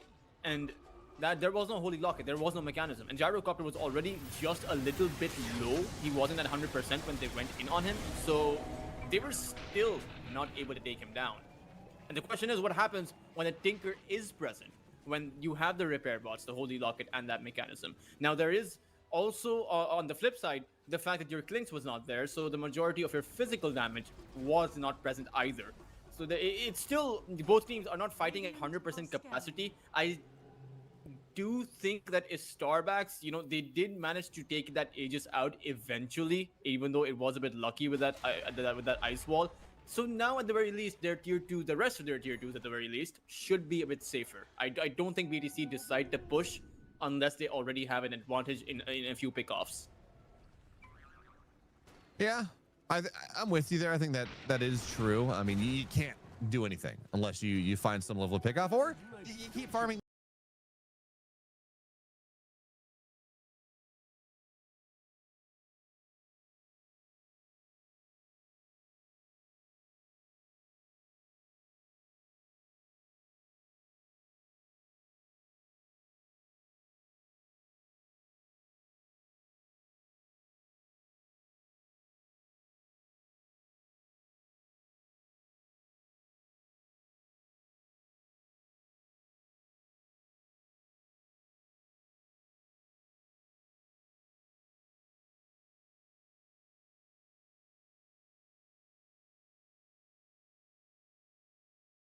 And if you keep your Clinks alive because Knight had to give up his life, that's worth it. Yeah, I think that's fair. Tinker keeps dying here. I don't blame him necessarily. I think then you take it the circumstance. I mean, he's cleaning up the waves where his team is not. That will die. He will die occasionally. Again, the problem is, even with this being a 4-man, even without the Tinker being here, even if the Tinker is a lot of the sustain in this game, you still have a Largo.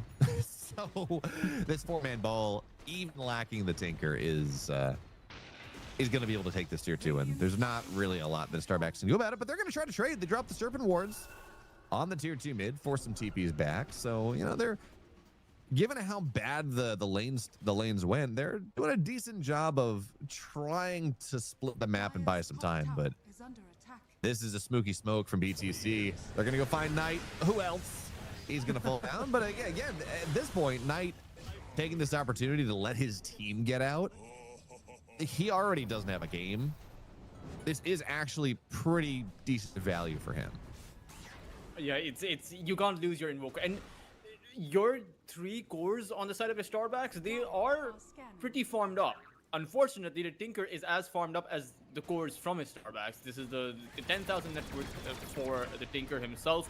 There's no way you can catch up to Kotaro unless you take him down, but the risk of trying to take him down is that you end up losing the fight, and Starbacks can't risk that. Losing a fight here and now would mean BTC can poke your high ground. They will be able to overtake the entirety, or rather the remaining map possession that the Starbacks have, so they can't risk that.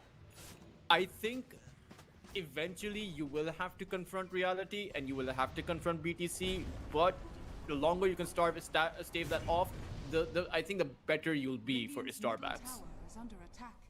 Yeah, I mean, you do have to stem the bleeding. Whether you're able to, though, that really is a different question.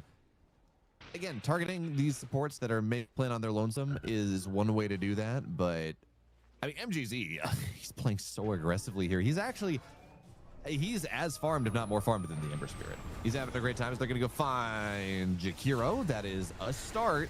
Now Lumiere is on top of Slatims, but hey, there's a Clinks there and good stuns. That's a dead Ember Spirit as well. This is the type of move you gotta do, catching off these heroes as they get a little too big for their britches. And now MJZ up onto the high ground. Kotaro has killed the Shaman once again, but I'm not sure how much that matters.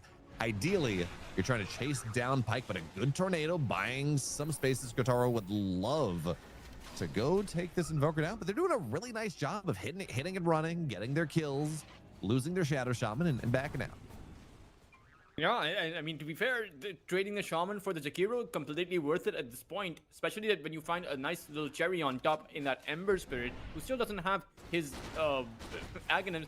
And ironically, the Tinker is actually more farmed than the Ember Spirit right now, so we do see the mid laner for BTC not really scaling up as well as the rest of his team is, or even as well as the rest of his Starbacks is. This is maybe going to be a game where the Starbacks have to contend with that one big raid boss. I mean, yeah, not maybe. This is the game where they have to contend with this raid boss. And in fairness, because of how this game is going and how much farm Gyrocopter is getting, the rest of his, and how much gold the Tinker is sucking up off the map, the rest of his cores are not all that farmed, all things considered. I mean, Largo does have SNY Kaya. The Ember Spirit has just died again. So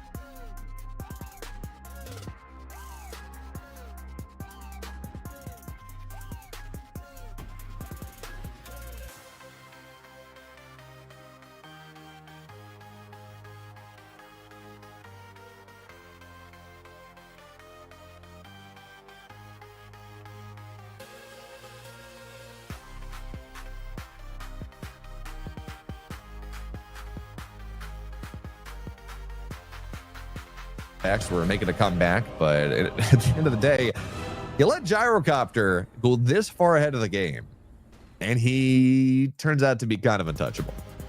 Yeah, it was strange where in the laning phase, you die once, you die twice, you die thrice. It's okay. You can fall back in the jungle. You're playing a Beastmaster. You're playing a hero that can recover through that. And I have a feeling that if his Starbacks did what they eventually did much earlier on, they would have had a Gyrocopter that wouldn't be this massive. Sure, it would have still been a lead for the Gyrocopter, but he wouldn't be 7, 8, 9,000 ahead as he was. If the eventual goal was to split push, then you should have cut your losses from much earlier on. Recognize that you had a plan B, which was very good. His Starbacks mitigated that entire lead. It was barely 1,000 net worth advantage, but they just couldn't close it out. The Gyrocopter in the end was just too big enough. I mean, at 10 minutes, he was 6-1-5 in 75 CS. That's the story of this game. Gyrocopter, way too big. And I didn't like this from the draft. I mean, they decided they'd first pick the Beastmaster, which is fine. It's totally acceptable. But they decided to, instead of putting in the safe lane and picking an Aura builder, something that can deal with the Gyrocopter, they say we're going to put Beastmaster on BSK. And we're just going to give the Gyrocopter a free lane. Well, he took advantage of that one. And now that means that we have the honor, the privilege, the glory, the happiness to go to game 3 right after the break.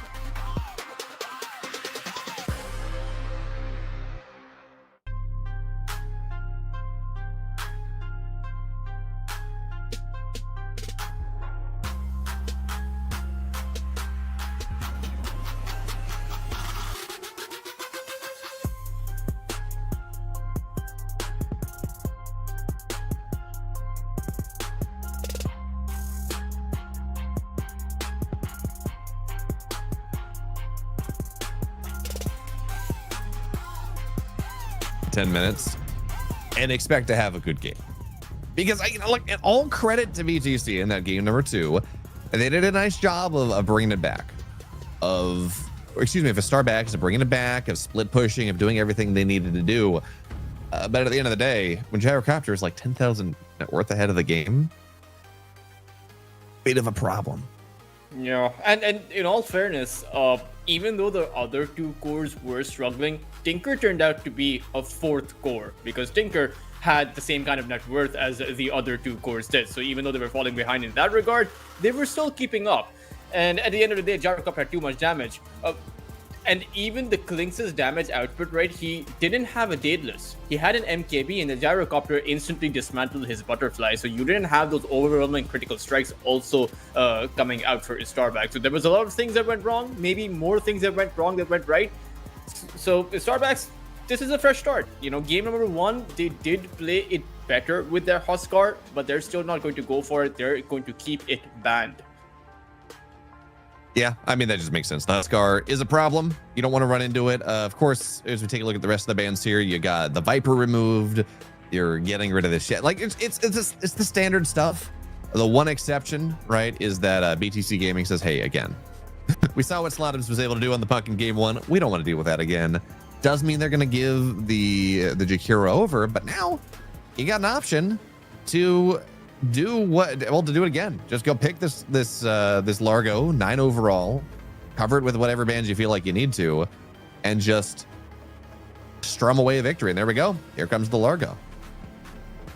I wonder though what plan is Starbucks going to come in with. Are they going to go for a Beastmaster again and play it the same way? Maybe even go for a mid lane Beastmaster this time around, because I do think Wonder Kid did play it really well after the laning phase, after he kept dying. He, at one point, was the most farmed up hero in the game. So he is in form, even if the game did not demonstrate that truly. Let's see what happens, but the Ancient Apparition is still not banned. Now, BTC will have the option to actually ban it out, but if they don't, Starbacks should pick that one up. I gotta say, I'm not the biggest believer in this AA answer to the Largo. I know a lot of teams think it's pretty good. I know it has value in terms of just reducing the healing this Largo puts out, but Hot Feet Hustle just kind of means that you run away. It does require some follow-up. It can be good, but I feel like there are better options. I feel like the better option is just to be able to have like a Beastmaster Roar and just have hard lockdown and kill him. Like that feels a little bit more valuable than an Ancient Apparition. Plus, the big problem with an AA is if you don't hit your Ice Blast, you're kind of a useless hero. And even if, and also you're just a useless hero because your lane is awful. So, as I look at this, the other spells for Ancient Apparition are kind of underwhelming. Cold Feet is very easy to actually remove yourself from. You don't run out of the AoE. The other spell, the Ice Vortex, is okay, but again, very small AoE. So the Ancient Apparition is exclusively played for its ultimate, and you're right, if you don't land it, AA is barely a hero in that circumstance. No, it's not. So they're not going to ban it out. They're going to say, we're going to get rid of the Beastmaster instead. It is a very powerful hero. It's a flex hero. It is nice lockdown into this Largo, which is, again, got to make sure you lock down the Largo, take him out of the fight at the very beginning. Otherwise, he's going to run away. He's going to strum away. He's going to heal up your entire team. He's going to give him 30 armor at level 20. Okay. Got to make sure we get rid of that. So we're just going to ban that out. And now we're looking probably at some level of support. We're going to pick the Shaman. Interesting choice. We did see this is a benefit for Knight. Knight died, I think, 16 times in game number 1. They're just taking away the Shaman away from him so he doesn't do that to himself again. They're taking one for the opposing team, VTC. But Starbacks, I would like to see a Razor, because Razor has a significant pushback mechanism against the Largo. Largo wants to start strumming and start to run over the other team. It's difficult to do that against the Razor because you have that Eye of the Storm, you have that static link. The Largo strums means that you dish out some damage, which means that the Storm Surge is potentially going to be coming out too. So Largo can't effectively do what he wants into a Razor.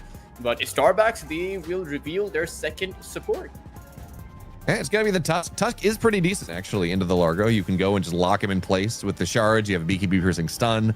Not that Largo necessarily generally builds BKBs, but it's enough, right? It's enough. You can lock him in the shards, make life a little bit more difficult for him as he tries to run away.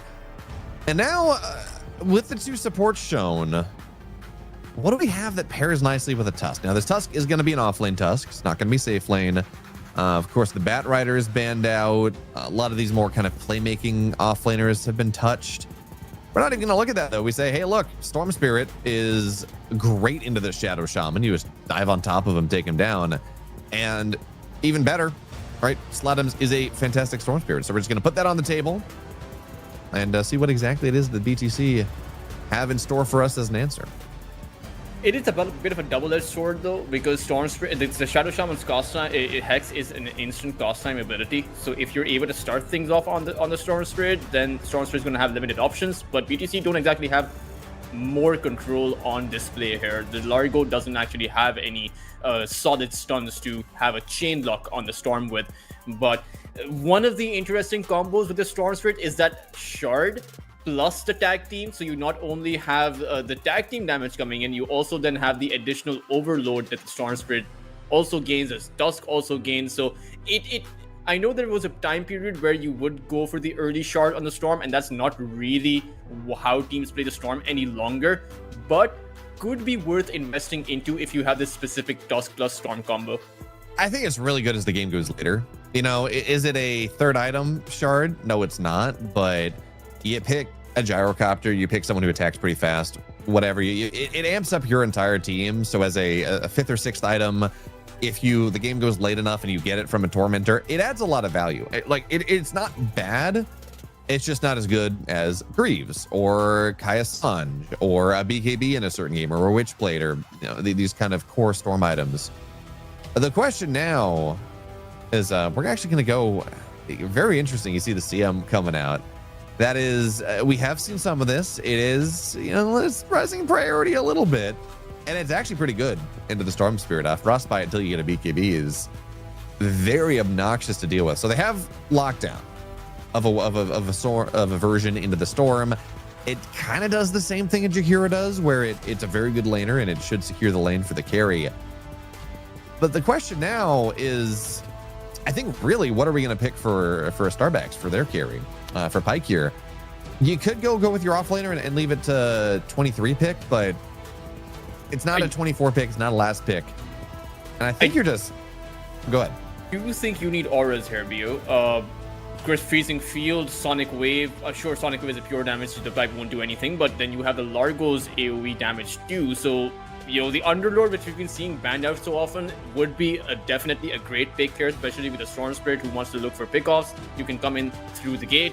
You have the pipe with the Underlord, but you need someone to tank up all of this magical damage, or at least build up the aura so that you can essentially survive, because Storm needs to survive.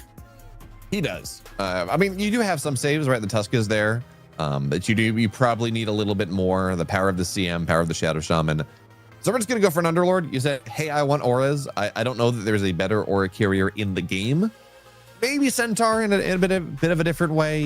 You get more aggregate HP for the Crimson, but Underlord, he's got Atrophy Aura. He's going to get a pipe. He's going to get a Crimson. Although it depends, actually. We talk about getting a Crimson. There's like no physical damage on BTC Gaming right now. Quap can right-click some, but this is just crazy magic nuke, crazy magic damage in team fights. So we are going to be looking to shore that up, I think, is BTC. Maybe something like, probably not a Clinkz. You really don't like the Underlord. Storm Spirit gets on top of you. I think you'd be looking at an Ursa. Would be really nice, but obviously, you pick Underlord on 19, you immediately ban the Ursa. Could be the Razor. I think the Razor actually looks good for both teams. And for BTC, Razor would be good because you can technically have a good lane here, especially with the Crystal Maiden as a setup for your static link. BTC ban out the Mortha. It'll be interesting to see if BTC go for a Clinkz. I don't think that a glass cannon based carry is going to be a good option for BTC and his Starbacks. They're banning out these heavy duty carries out there. Yeah, it just makes sense, right? You get rid of this Abaddon, get rid of this Ursa. Just make sure Underlord has a decent time. Make sure that your burst works is the other way to take a look at this, because Storm Spirit zips on top of the Abaddon. Abaddon doesn't care. He's got a second life. Of course, BTC Gaming, on the other hand, they're like, oh yeah, you know what? This would be a pretty decent worth the game. The silence that you get from the calling is really good. You can just kind of burst through this heavy armor Largo that exists. So as we're looking at their carry, what do we have decent magic damage. We have auras. You're looking for something kind of hard carry-ish. I wouldn't mind a Clinks, actually. They're going to ban the TA. Clinks feels pretty good again, actually. You have the Underlord to body in front to have some catch. Tusk is catch. Storm Spirit is. You're a little bit worried about Queen of Pain jumping on top of you, but otherwise, it feels like a solid Clinks game for all the heroes that are of the carries that are remaining. Yeah, I mean, I think burst damage for a Starbacks can be enabled really easily with all of the roots that you do have and the control that you do have. For BTC, it's just going to be a very squishy hero. So a Starbacks can definitely go for it. Other options, I would actually imagine that a Lifestealer, you know, we saw what the Lifestealer could do yesterday. I think Lifestealer here looks good. You have that natural Infest Bomb. You also do not care about the kind of disables that the Crystal Maiden is going to be bringing in. But a Starbacks, they're going to come out with a bit of applause from the past. It's been a while since I've seen a Nature's Prophet carry. Yeah, I don't mind it. I think actually it's the same idea as the Clinks. Same idea as like this TA that gets banned out. It's a ranged hero. It's going to stand behind this Underlord. It's going to just put out a ton of damage. And the really cool thing about this, actually, Prophet and Underlord in particular, is we don't talk about invading force all that much. That's the innate that Underlord has. That means when you TP in anywhere, when you TP, you have bonus movement speed for a little bit, bonus damage reduction for a little bit. That pairs really nicely with this Prophet, who does want to get active early on, who does want to start to go and TP around the map. And the difference that it makes is oftentimes Prophet can be a little bit more aggressive than they might otherwise be, because they got the shield from the TP in, and they get damage reduction, and they're moving a little bit faster. It means this ball is going to start to speed up for a Starbacks a little bit faster than you might expect. Now, I'm wondering how BTC actually play a carry here. Oh, wow, this is interesting. So it's going to be, again, another Queen of Pain carry. This is perhaps the second time that we're seeing this. One of the dangerous spots for BTC's carry is the fact that you do have two heroes that can effectively teleport anywhere around the map. You also have a third hero which can travel around the map, which is going to be that Storm Spirit. So for a Starbacks, getting on top of someone is not going to be a problem. And for BTC, how they plan on keeping their Queen of Pain alive, how they plan on keeping their Invoker alive is going to be a big question mark in my mind. Yeah, you know, I think the answer is the Largo. He is so much sustain, right? He is so much healing, so much movement speed that he should allow them to play around the fights a little bit. And it really, you talk about being able to get on top of Pyke. That is the story of this game. If Quap can get on top of the Pyke, slow him down, set up for Lumiere, I think the fight's fine. But if Pyke's able to sit back there, if he's able to get a reasonably time, get like a 16-minute Mjolnir, farm up like a madman, it is a very squishy lineup from BTC. Yeah, you got the Largo to help that out a little bit, but Lumiere is not tanky. Prada is definitely not. MGZ, Kotaro, it tanks up a little bit with this carry Quap build we see. But if he's able to stand and fight, I mean, these heroes, they're just going to melt. Yeah, and the thing is, they're going to be already on 60-70% HP by the time the fight starts because of the Nature's Prophet, Nature's Wrath. And so even as the Underlord's going to be coming in, even as the Storm Spirit's going to be zapping in, your Crystal Maiden, your Shaman, they're already going to be super low. How are they going to be able to output enough damage? You have the saves on his Starbacks as well with that Snowball, like you pointed out, against all of the ultimates. You might even be in a position where you won't be able to rely on the Crystal Maiden's ultimate all that much. It does feel like its Starbacks have a better draw, simply also because of the fact that they do have those auras. Largo will provide the heals, will provide the sustain, but is probably not going to be building up that pipe or that Crimson Guard. And the Nature's Prophet's damage output past that mid game, he hits so hard, probably as hard as most glass cannon carries out there. Yeah. He does. He's not quite as strong as he used to be, right? His innate got nerfed. Spirit of the Forest is not quite as strong as it used to be. You know, so his stat growth is not as strong. But the bigger problem with this Prophet is not that come late game he hits harder than everyone else.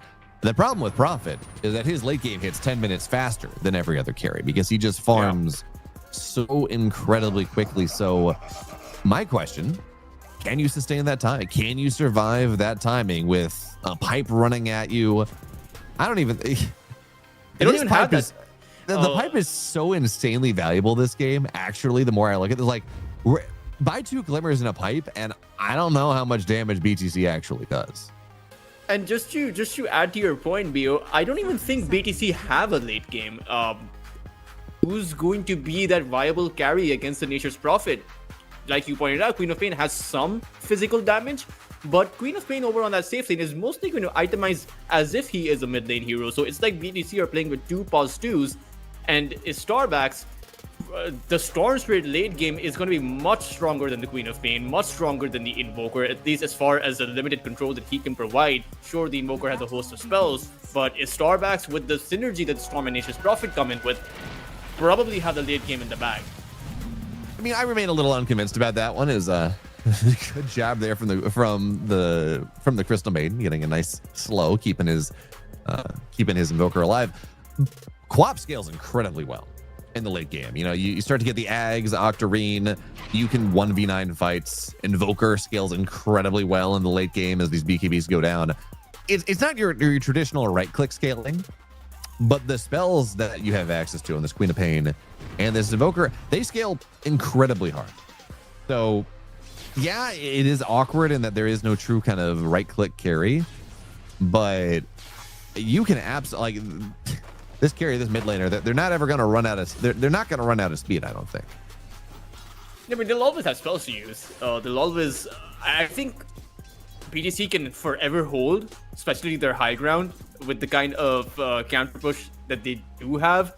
But will be interesting to see how the mid to late game actually pans out. But before that, of course, laning phase, Slatim should have a decent time against the Invoker, but you always have to be careful pre-level 6, especially with the kind of rotations BTC can bring in. Both their supports can come in with disables and catch Slatim off guard. And we're going to have to see if that's going to come to fruition, because, yeah, once Storm hits 6, yes, you can lock him down, and that is always going to be the goal, but he's not nearly as vulnerable in lane. If your positioning's right, if you got wards in the right spot, you can just zip on out of here. Other questions, and it is kind of interesting. We generally talk about this Jakiro 5 and how strong he makes the safe lane. They've actually opted to put Knight on the Jakiro and say, you know what, Tusk, this is just a better lane matchup. We're going to have one ranged, one melee hero in both lanes, which is generally a better laning matchup. Tusk plus Prophet is very strong, and this also does a really nice job of stabilizing this Underlord lane, who might otherwise struggle a little bit into just the constant harass this Quap is able to put out. And for MJ, he can't dish out a shackle. Like, it's just so hard. A Firestorm, Dual Breath, Liquid Fire, MJ needs to be so careful. Yeah, for now, we're going to see a pit go down, Firestorm as well, and MJZ is just going to die. That's a TP from the Prophet that's going to have to get canceled. That's fine, because they get the kill. They don't need the Prophet, and these early levels, Prophet doesn't mind. It's a pretty long cooldown, teleport at early levels, so you talk about MGZ having to be careful. He does, as we just proved by the fact that he unfortunately just gets taken down by the Underlord. Spike, also going to be in a bit of trouble. I like this combo of the Frogstorm plus the Frostbite, or generally any kind of chain lock into the Frogstorm, just have some additional more damage getting put out, but Kotaro does not have the blink, so he too needs to be a bit careful. Yeah. Of course, Lumiere in the mid lane, that's the big thing to talk about here. He's going to get taken down by the Storm Spirit and the rotation from the Prophet. As much as we talk about supports coming in, getting on top of this Storm Spirit, the Prophet rotation, once he has a couple points in Sprout, once he has TP, is very strong. Of course, MGZ's trying to get revenge, but Knight, he's got a Fairy Fire, so he just runs away. And you've gone away from the other facet of the Nature's Prophet. Right now you go for the Nature's Prophet facet, which makes these rotations just a bit more lucrative by getting an additional amount of gold out of them. Yeah, Prada has to be careful. Yodomi wants to get on top of him, but for now, it's going to be fine. Has a little bit of shield. Actually, Pike almost takes him down. Does have to pop the wand there. But as we take a look at where these lanes are, Storm Spirit having a great time mid. But Prophet, he's only doing okay. It's 14 for 0 versus a 17 for 6. You actually run into some kind of significant damage issues, right? Prophet is 63 damage. This Largo has 81.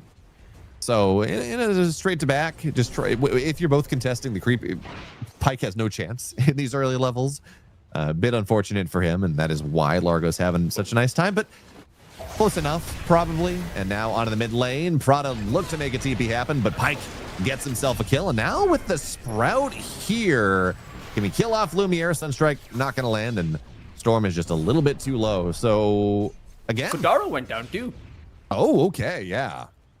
Oh, that is a bit of a disaster. And you consider the fact that Crystal Maiden actually teleported in to try and take the Storm down, now has no teleport, has to walk back to the lane. This is BTC a bit underwhelming to start things off with. Well, BSK might go down here. That's a good shackle into a Hex. But Kitaro, again, he's only got the 1 point in Blink. He's going to drop the pit, BSK. But certainly with 2 points in Shadow Strike, BSK looks like he might go down. But Knight's here. BSK drops the Firestorm and looks for the deny. BSK actually very tanky here with his bracer, with his stick, and this TP in. Ooh, whew, Quap just almost dies. This TP in from Pike, though, should be able to clean up MJZ. And Pike, yeah, doesn't necessarily have the most CS, but he is doing a very good job of getting active this early game. They're going to try to give the kill on over to him. He's going to get that one. And 1-0-2 on this Nature's Prophet with the money tree. He's going to pick up some money bags and get an extra 24 gold. Totally worth it. But again, more importantly here, getting involved, getting these kills, doing a nice job of making up for the CS he's maybe not getting. Yeah, and the Wind of Pain had to expend so much time trying to get the kill on the Underlord, which never really happened. So it's a bit lackluster, but Storm overextending, or is it? Well, for now, that's a nice ice wall, but even still, this Shadow Shaman will get taken down. Storm not overextending whatsoever. And the 3 Cures here, they're going to try to go on top of Lumiere. Does have the Vortex. Here comes Pike as well. And they are just swarming in this game 3. A little bit of revenge with how game 2 went. Pike feeling very happy about this one, although unfortunately he will lose his boots and his magic wand and his stick to I guess a tower mate. Okay, Ryu took it down, but even still, Ryu or I should say Pike getting involved is very nice for him. Slatim has 7 galvanized charges already in this game, and I think it's just going to increase from here unless BTC brings some kind of tempo. But as I say that, they're unable to. We see the Shaman trying to rotate, but he's getting a bit of night treatment. 0-3 already, 7 minutes in. So BTC, they're pressed to shut down the Storm Spirit, but at the same time, they're trying to and really not able to get it done because of that global presence, which is only going to increase. For now, yeah. Slotums goes in now. Doesn't quite have the damage. Well, Lumiere has to pop a wand. And actually, with the TP in from Prada, the power of the Frostbite we were talking about, they are going to be able to go in and punish this Storm a little bit, which, of course, when we talk about Storm kills, it's not just the gold. It's also removing some of his stacks, making sure that he doesn't quite have the mana regen that he would otherwise like to have. So Yodomi's going to get found out here by MGZ as well. Ryu runs at him, but he has a level 5 Largo. It's not like he's worth a ton of damage, but with Prada here, maybe. And the Sunstrike not going to land. Yodomi takes a lot of damage. Slatim's here now on top of Ryu. He'd love to kill this frog before he properly comes online. But the Hex out. Ice Pass by a little bit more space. TP in from the backside, and Pike will be able to make sure he gets that kill. MGZ should fall down as well. Sonic Wave on top of the Storm Spirit. Unfortunately, this Snowball can't quite keep him alive. So Storm Spirit will die, but now Kataro, only 1 point in Blink. He's going to die as well, and it is an absolute fracas in the bottom side. You do lose 2 galvanized charges, but that is very well worth it, especially for Pike. He's getting so much out of this laning phase. BTC, they even lost their carry. That was a Sonic Wave used to... Sure, you take out the Storm, but that's not the ideal use if you end up dying instead. they're really not getting the better laning phase out here. The Storm's still at the very top of the net per chart by quite the margin compared to that Invoker. Nature's Prophet is going to be uncontested because you either farm on the Queen of Pain or you look for pickoffs. You can't really do both at the same time because to do both, you need to expend your mana. And you have a limited mana pool. You're not an Arcane Roots builder on the Queen of Pain. You're going to be going for the Power Treads. So it is a bit of an awkward situation for BTC. And now you have the Fiend's Gate almost should have it up. I don't think he actually skilled it up. He's holding his skill point. But you have the Fiend's Gate that can be popped up at any time. So Starbacks can instantly infuse a bit more tempo into their already existing strong tempo plays.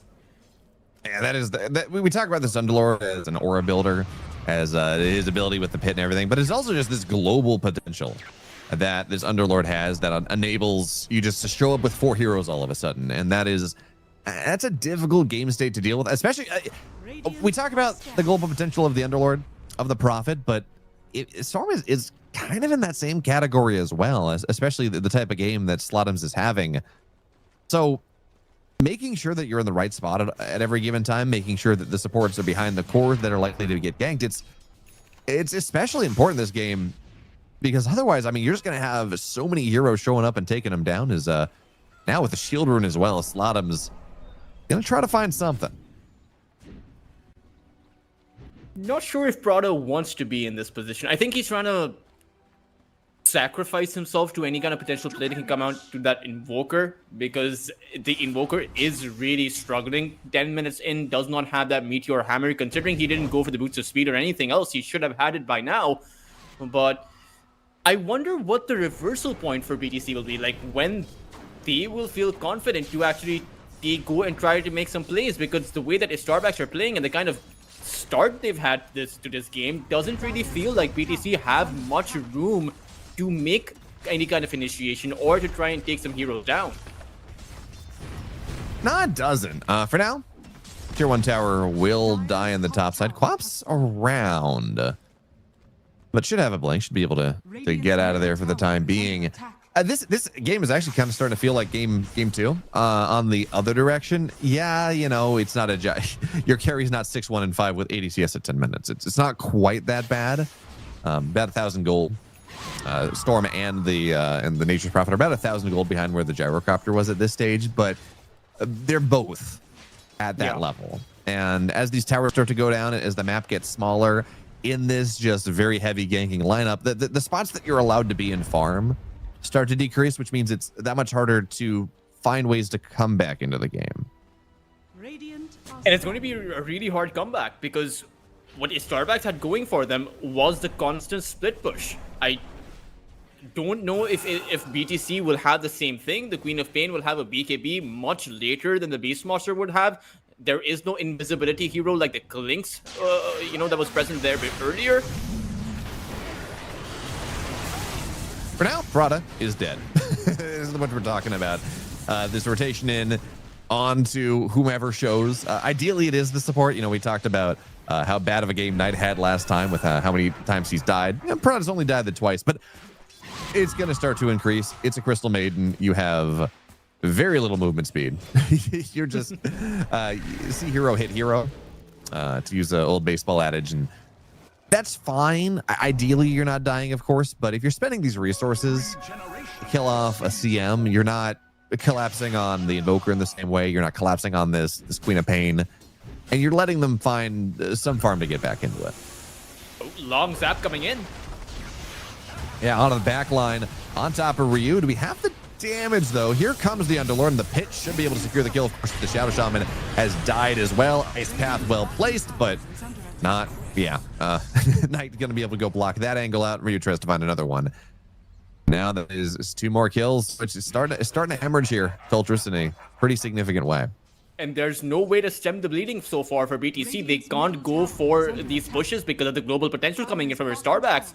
And again, it's not quite the same timing as it was in their game number 2, but Starbacks will also be able to acquire all 3 tier 1 towers while simultaneously holding on to their 3 tier 1s. And their tier 1s, at least on that mid side and on that top lane, are very healthy. That bot lane tower is in deniable range, but they can quite honestly just keep on holding on towards it. Even if you do give the tower away, that extra 500, 600 gold isn't going to do much for BTC at this point. You really do need to get to this Cataclysm timing for Lumiere, but I'm scratching my head as far as to see, they have all of this AoE magical damage, but who sets that all up for BTC? I don't see it there being an easy initiation. Yeah, I don't know. I think it's almost got to be the Quap, but Quap really doesn't want to be going in first. Not at this point. You're not. You got a Dagon, and that makes you surprisingly tanky. You just get a 300 HP burst heal at the start of every fight. But now Slotums, okay. Shadow gonna run at him. He just backs on out of there. Yeah, but I guess it's got to be the Quap, but that means you just turn in and kill the Quap. So yeah, I'm with you, Tultrus. I'm not quite sure. Radiant's bottom tower has been denied. Maybe it's maybe there is no initiation. I mean, maybe you just look for pickoffs. You just avoid team fights altogether because you will have the Cataclysm time and you have the Shaman. This was something that Starbacks were playing with. The Shackle, even though they had a pretty much terrible Shaman game, they did find some nice Sunstrikes for the Invoker. Maybe that is going to be an avenue through which you can strike back, but even then you'll have the Underlord and the Nature's Prophet who can show up at any time. So it's really an awkward state to be in. I think this lead is only going to continue to increase. Now Ryu will be able to get to his Aghanim Scepter. I'm not sure I see the end game here for BTC. I'm not sure whether or not their power spikes will even be power spikes. Radiant's middle tower is under attack. Yeah, I don't know. This is a very awkward draft, I think, from BTC. If you're ahead, it works. You just start to roll over everyone and have a great time. But as soon as you're behind like this, again, it's the lack of initiation that's a problem. They're going to go on top of Kadaro. Kadaro blinks away for now, and it's a good Frostbite holding the Storm Spirit back, but he's got an amp damage rune. Prada is going to slowly get walked down eventually, but it's more about the Queen of Pain kill that we see off screen.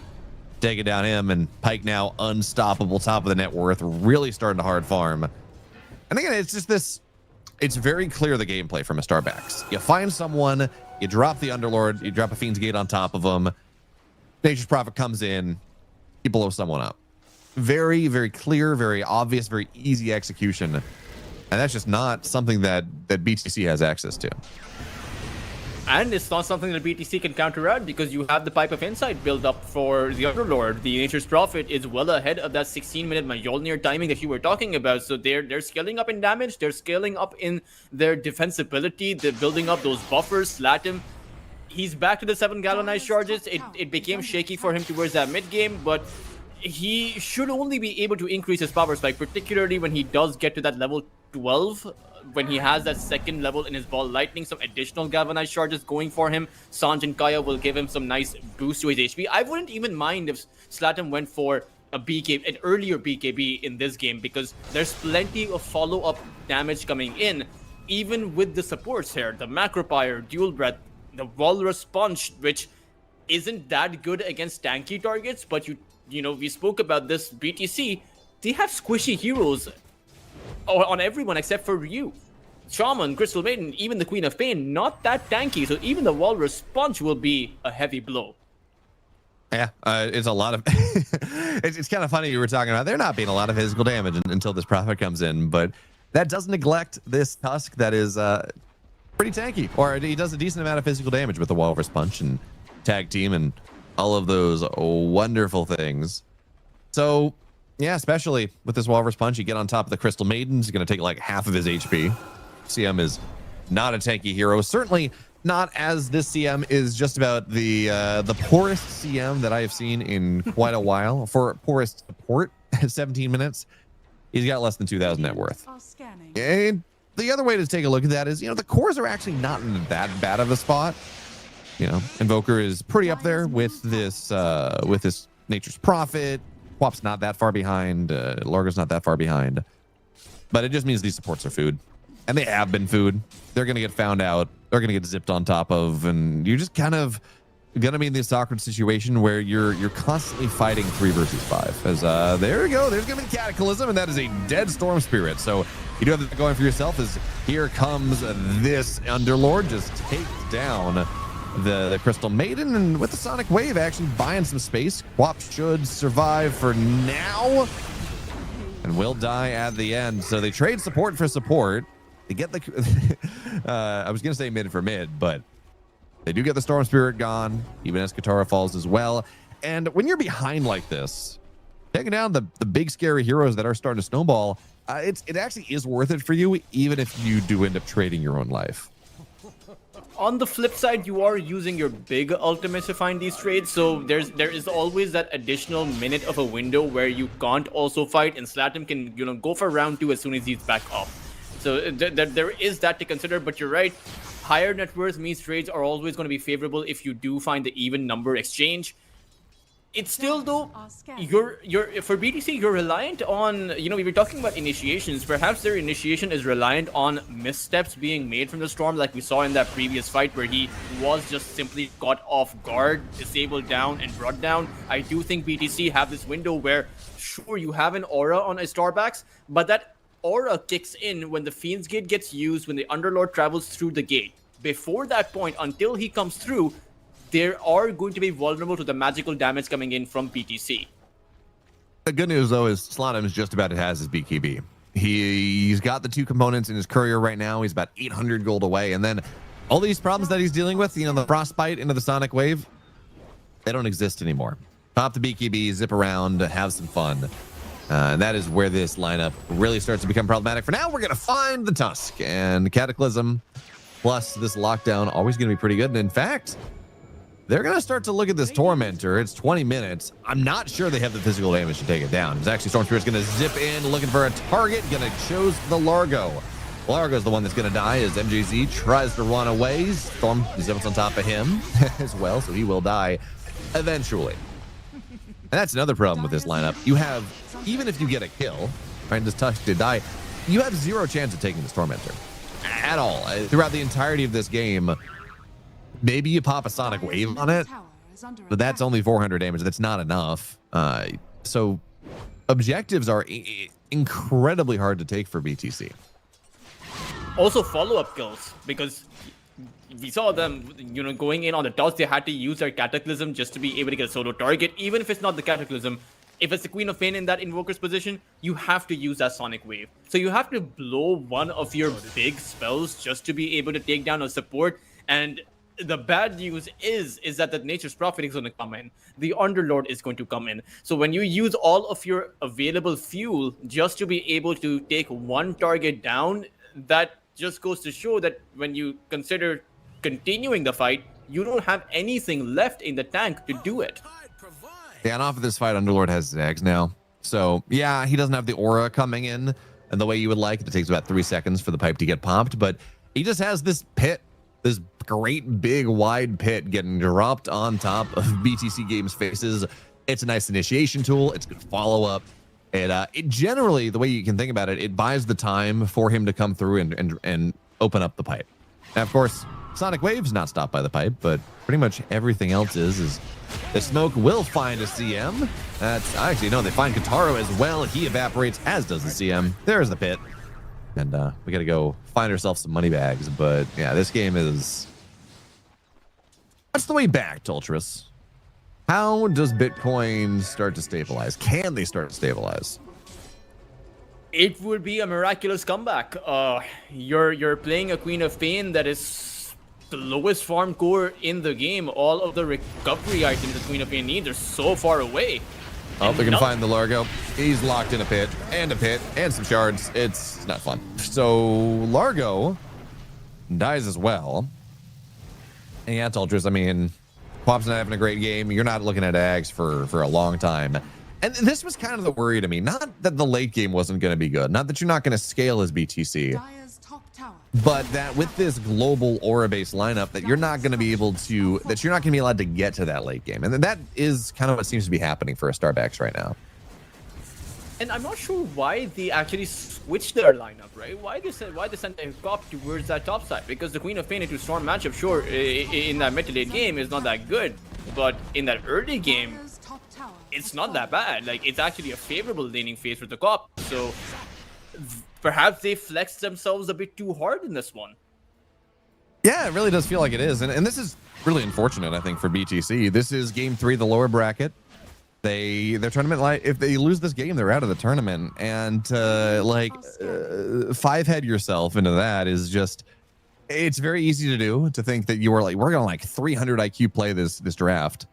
And unfortunately, sometimes 300 IQ is just a little bit too smart for the other team. You're sitting here, you're writing your PhD thesis on optimal drafting, and a brick comes sailing through the window and knocks you out. And that is kind of what's happening in this game. Starbacks, they are the brick. BTC Gaming, unfortunately, paper, at least the amount of paper they have, does not stop that. Yeah, I mean, you know, take a page out of... Oh, wait, the fight's not done. Okay, no, it's just a shaman. Like, take a page out of Mouse's playbook, for example. You know, tier 1 team, they don't play the most complicated Dota. Their drafts are so incredibly simple. They quite literally play a Dragon Knight carry half of the time, and they play it in the most basic ways, but they find success with it. So, complicating things doesn't always result in the most amount of success. No is goodbye to this. He's buying some time. He's got a Ghost Scepter. Look at that, wasting time. He's gonna channel his ultimate. They can't. Oh, well, wait a minute here. Sonic Wave is good. Yudomi down to 20% HP. But of course, as this is happening, and the Quap not getting the kill, who touched just TP's out. As this is happening, hey, there's an Aegis. Storm gets himself an Aegis. Quap now has Sonic Wave on cooldown for a while, and the rich get richer, poor get poorer. Underlord topside with this Nature's Prophet. We're trying to find this kill on the Largo, but not quite enough lockdown to take him down. And this should really, you know, for everyone watching, tell you the state of the game, where the Queen of Pain is throwing out the Sonic Wave just as a Hail Mary, just as a desperate attempt to get someone down. And as that's happening, Roshan is being taken down. So his Starbacks, they're getting multiple objectives simultaneously in PC. They're not getting anything across the map. Oh, well, no, they're losing things. They're losing this Largo. This Nature Prophet is very deep, but he's got a Force Staff. He's out of here. Unfortunately, the Serpent Wards are going to find no significant value. And now the question is, how much are you going to be able to extract from the map with this Aegis? Because it is getting oppressive. 15,000 net worth lead, 26 minutes in. Tier 2 top down. There's still a tier 2 mid that you can kill, tier 2 bottom, but instead they just find the Queen of Pain. Elsewhere on the map, bottom side, Storm Spirit works with the Nature's Prophet, and they take that one down. So you're not allowed to show on the map right now, which makes pushing out waves really hard, Doltrus. The Queen of Pain is getting close to the Arcanum Scepter, but limited map control, like you pointed out, so you can't farm up as efficiently. Your heroes already are ones that don't make, that don't find the most success with this kind of farm. So I'm not sure, like, sure, the Queen of Pain will get to that scepter. You'll have the bouncing, you know, you have your upgraded Shadow Strikes that increase AoE damage, but don't have anything in the way of survivability. It kind of feels like you need multiple items at this point of the game. You need the BKB to survive, or rather, you need a BKB and scepter to even have a chance at surviving and being able to take a fight. Just too many objectives for BTC at this point. Yeah. Well, a better way to say that is not enough objectives left. Maybe a better way to say this is maybe not enough objectives left on BTC's side of the map. They got plenty they can try to claim. You know, they got a bunch of tier 1s. That's gold waiting on the map. The problem is with this lineup, they just can't really do anything about it. We see MGZ trying to at least drop some Serpent Wards to take a tower, but that's not going to happen. And now 2/3 of the tier 2s are down. We're looking at the final one. Lumiere is sharking around, does have his BKB, Ags. He's still relatively farmed. And there's going to be the tornado into the meatball, but an ice path is there into the pit, and they are just locked in place. But it's actually a pretty good freezing field, and it will go and take down the Jakiro. Storm Spirit dies the once, but now Prod is getting run at by an Underlord. He will eventually die. Storm Spirit going a little bit lower, trying to go take down the Largo. They get him. Can we get anything more? MGZ? Ooh. Well, no, it's actually, he's not the relevant one. Blinks on top of the Storm Spirit, but they would love to get Lumiere. Cataclysm not going to land. Here comes Pike, and Lumiere locked in the trees. He's going to get taken down, as is the Shadow Shaman, 4 dead. They did get the Aegis. They did get the Jakiro, but it's an ultra kill for this Prophet. They did find the Aegis, unfortunately, did not devour that triangle. So Slatim, when he came back up and when they dealt with that Lorigo, was able to zap on that Invoker, held on to towards his BKB, and we saw a desperate Cataclysm play coming out for ETC. The fight, it was pretty much done and dusted. They had this burst, they had this weak burst damage they can throw out at the very start of the fight, but their team fight quite literally only goes on for like 2 or 3 seconds, after which their team fight is just done. Yeah, no, you got to burst someone down to the very start of this, or you're just not bursting him. And at this point, with the 21,000 net worth lead, with the pipe, with all the auras, oh, yeah, okay, Yudomi, he's going to go fine. Do we have the lockdown in time? Kataro going to be able to blink out of here. Storm Spirit zips in, looking for him once again. There's give me the Vortex, tries to heal himself up with the Yules, but hey, guess what? There is follow-up lockdown for days. As BSK just drops the Fiend Gate on top of his head, and man, this one feels pretty over, Tultrus. Yeah, Pike is 16, 0, and 11. I think he has already now has had more impact than a Gyrocopter. Of course, that's not a fair comparison because he's literally able to be everywhere all at once. It doesn't really feel like BTC have many options left, but you do have to consider that when they're a full 5 unit, they do have some options at that high ground, right? You have an Invoker, you have the Queen of Pain, you have the Crystal Maiden Largo, so maybe you can get something done. But the problem is the Starbacks, they don't have to go the traditional route of entering that high ground from the stairs. They can quite literally jump in that high ground and appear in the middle of it because of their Storm, because of the Nature's Prophet, and because of the Fiend's Gate. Yep, they can hitch a ride on the Magic School Bus, and in this case, there's a great big demon from hell. It's your Magic School Bus. But you're right, it is... High ground is not as strong as it otherwise generally is, just because of how much mobility, how much global potential exists.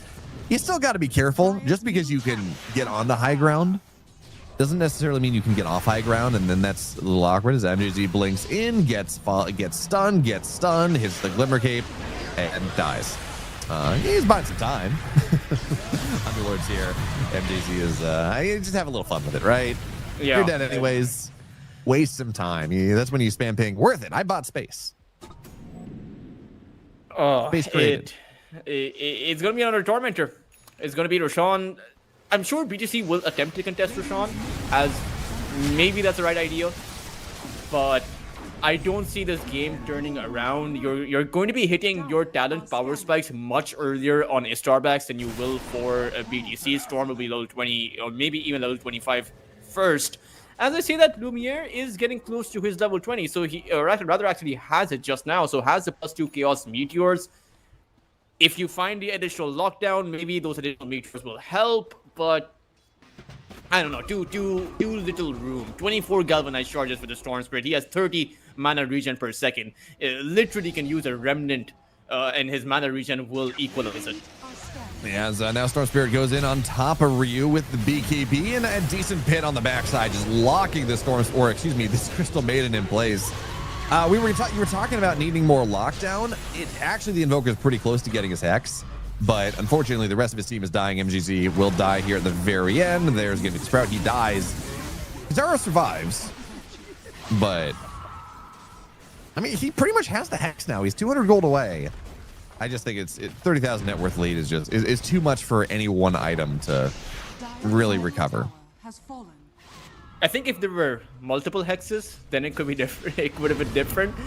But who do you even hex here? Like Storm Spirit, Pike, and BSK, Blesskid. They're all dangerous targets. They're all individual targets that are going to be able to take your teammates down. And I think it is pretty much over. You have taken 2 lanes of super creep, or 2 lanes of barracks. You found 2 lanes of super creeps. Mega creeps are on the horizon, and BTC now have to make one last Hail Mary play to try and defend this. Yeah, I mean, it truly is a Hail Mary. This is time's expiring. You got to go 100 yards in one play. As Sunstrike's going to go down to do absolutely nothing. Maybe he was trying for a Cataclysm, but MJZ dies at the very beginning. Lumiere locked in a pit. Nothing for him to do. And this game's over. MJZ types the GG. Largo tries to strum his way back into the fountain. I'm not quite sure if he's going to be able to do that one. Not with the trees, but he won't die. Well, at least he got that saving grace. But yeah, this game evaporated from the lanes. Pyke did a great job of just showing up everywhere at once, locking these lanes down.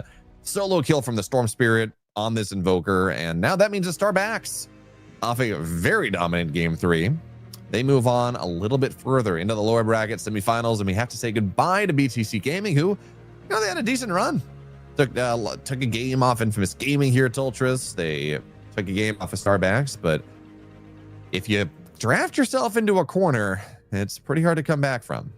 Yeah, I do think that both of these two teams were nearly even in terms of skill. Unfortunately, too much flexing. BTC got dealt a taste of their own medicine from game number 2. Their Shaman game was comparable to Night Shaman game. Their carry performance on the Starbacks was similar to BTC's carry performance. So it was a similar theme, but for Starbacks, the road is not going to get any easier because now they'll have to face up against the winner between Amaru Gaming and Legion Gaming, and Amaru Gaming is of course going to be the heavy favorites there. Amaru Gaming, we spoke about this yesterday. They're probably the favorites to make it all the way into the grand finals. Yeah, I would not be surprised to see that happen. But for now, we have 2 more series today. The next one up, not going to be Amaru. They're playing a little bit later, but we're going to look at Infamous and X5, both teams that have been looking very good thus far. And that'll be in just about 10 minutes.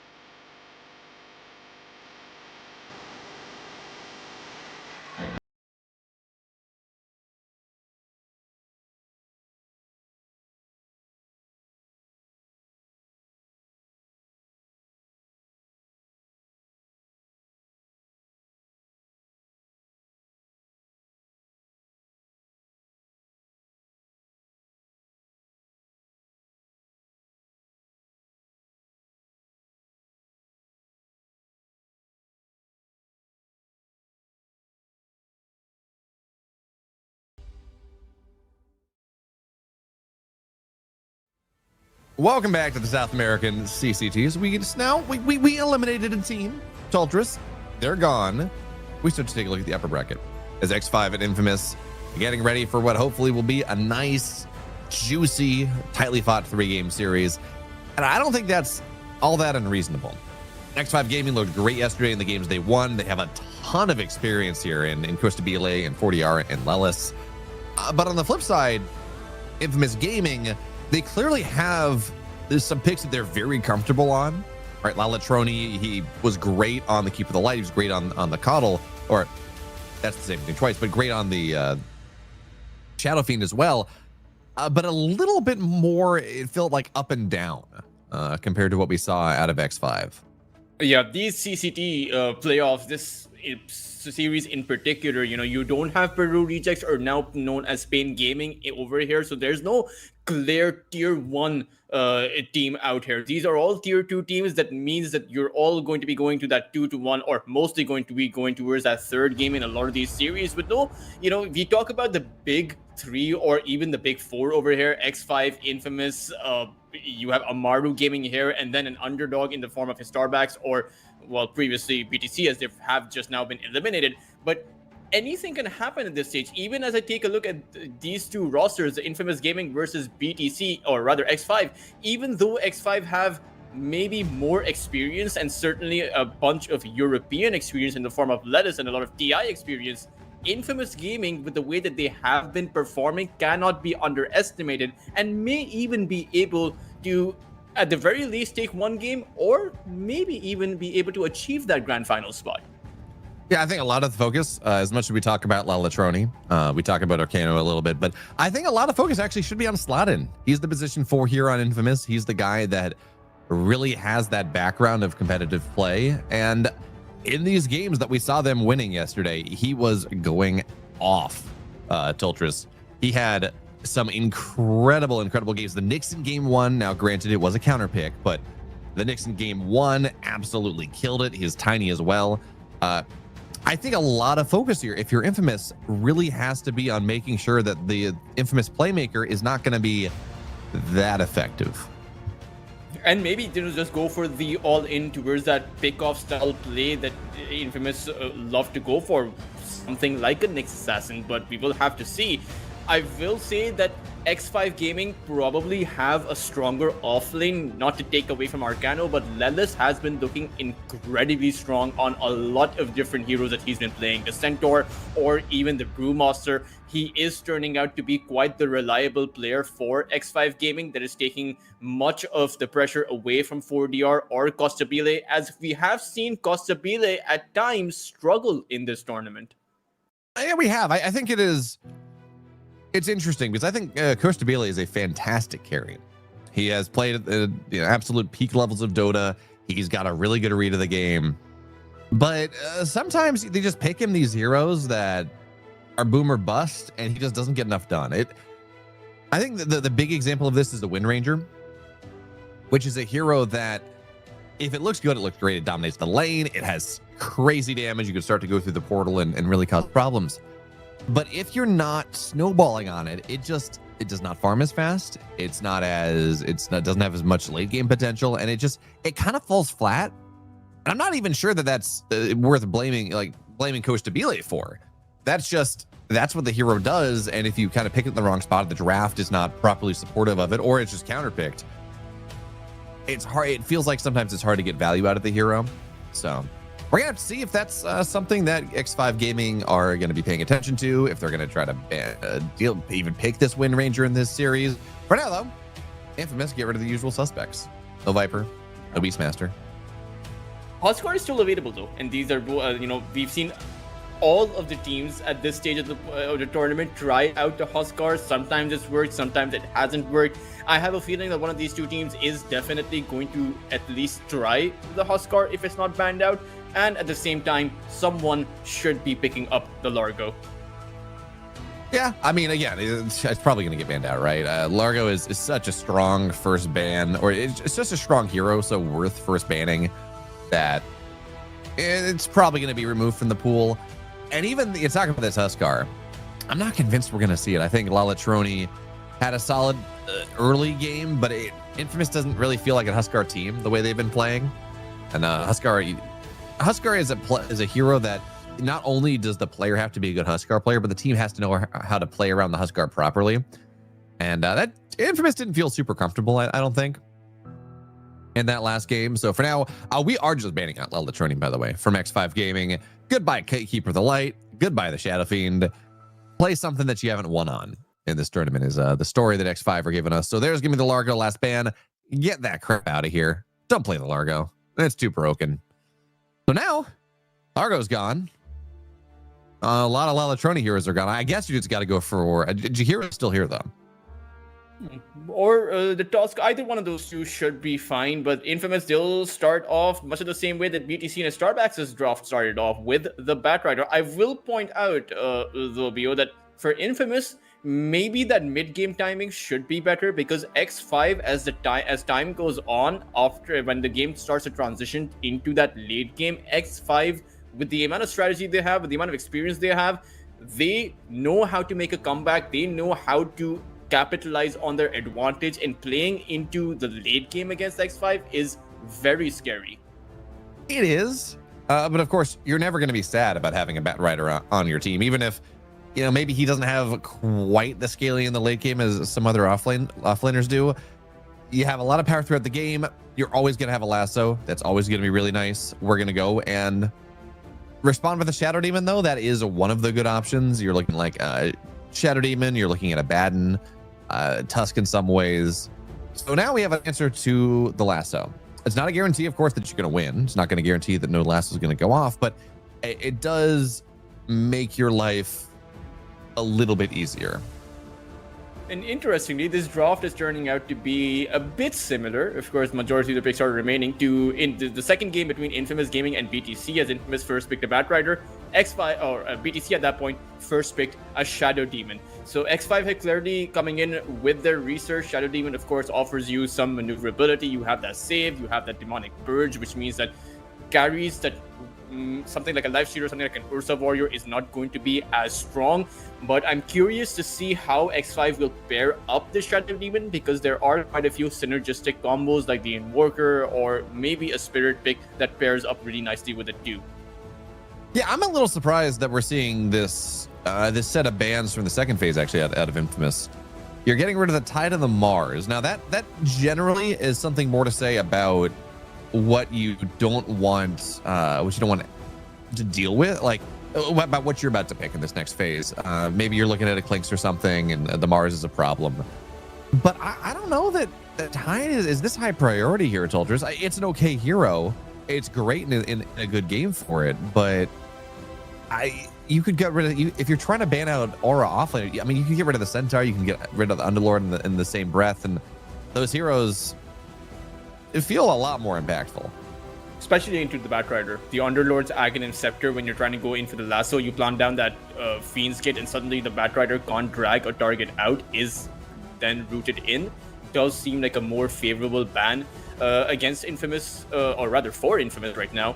But again, it's the same ban that Infamous went for. They did at this very stage of their series against BTC ban out Tidehunter. So maybe it's just a hero that they feel is good against the kind of draft that they want to go for. I'll buy that one. You know, Batrider, or excuse me, I should say Tide is pretty good in the Batrider. You can just get rid of all the sticky napalm. It's pretty sustainable into that one. You can just, even if you don't want to do the thing that we used to see, which is carry Tide, eventually you can just chuck it in the lane that Bat is in. It's probably not going to die, especially once it gets the pipe. It's going to be fine there. But for now, Puck will be the last ban as we move into the Abaddon. So up yours, Batrider. You're not allowed to have a game. Now at this point, this Batrider is going to struggle a little bit. He's got a Shadow Demon and an Abaddon blocking all of the fun that he wants to have. Yeah, there's as long as the Abaddon is nearby, there is no way to get that lasso off. It'll just be dispelled, and not to mention the Abaddon is not going to be a viable target for it.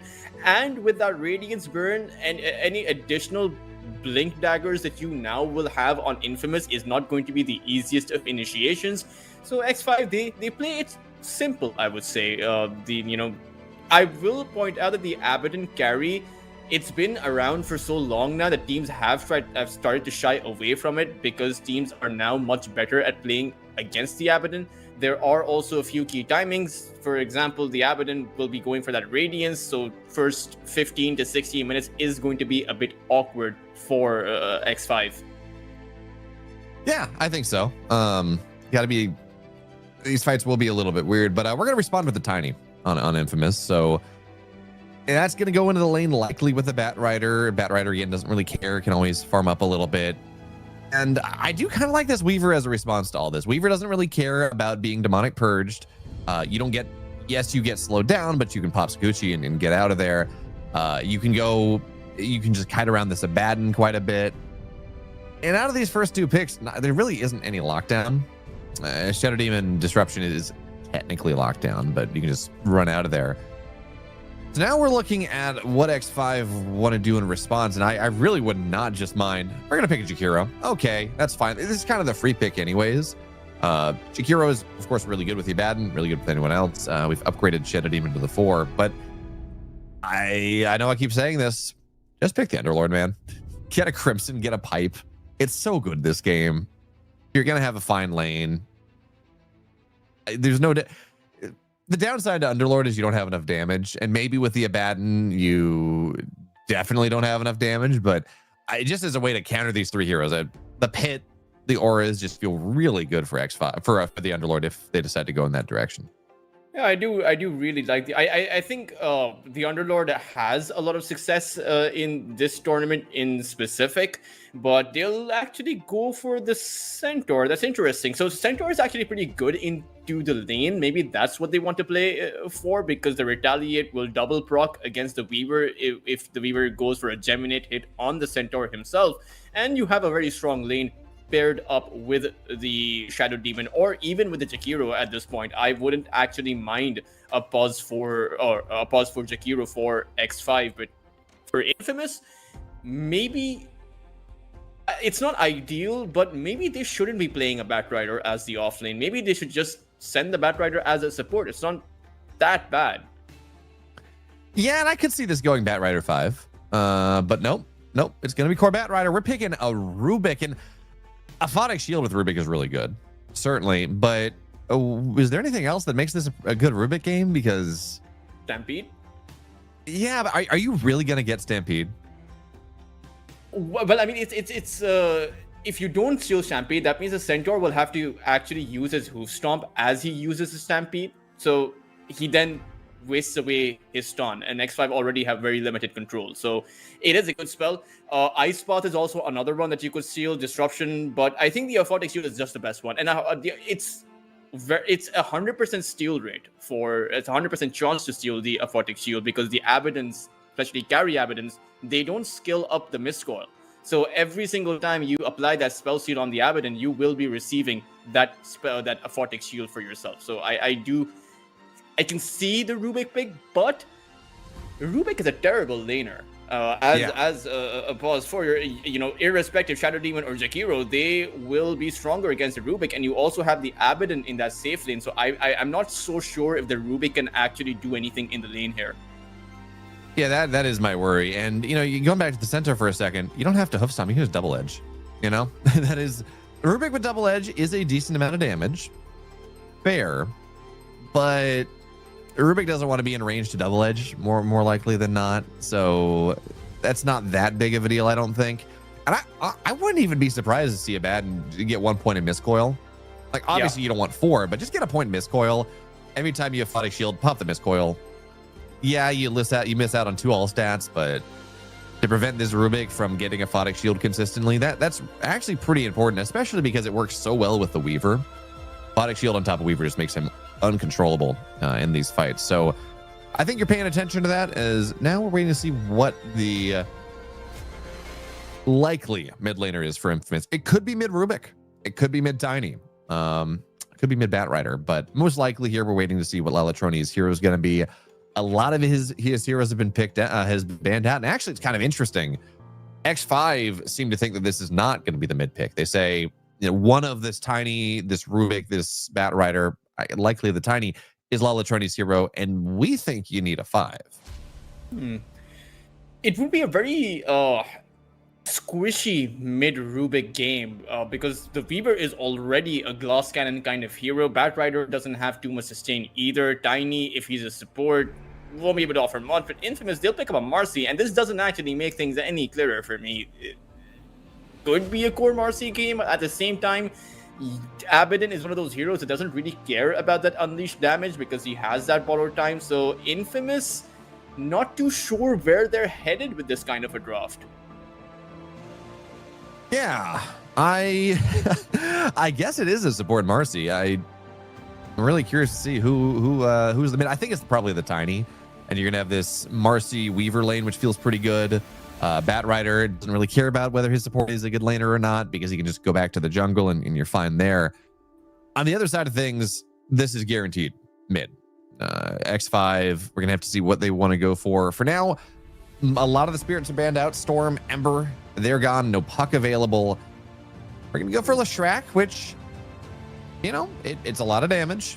Doesn't necessarily strike me as a great Leshrac game. Doesn't strike me as a horrible Leshrac game. Got to be maybe a little bit worried if Rubik gets Split Earth. That's actually a pretty good steal. It's just instant stun. But it will be the Lalatroni Rubik. Okay. Mid Rubik. Back at it again.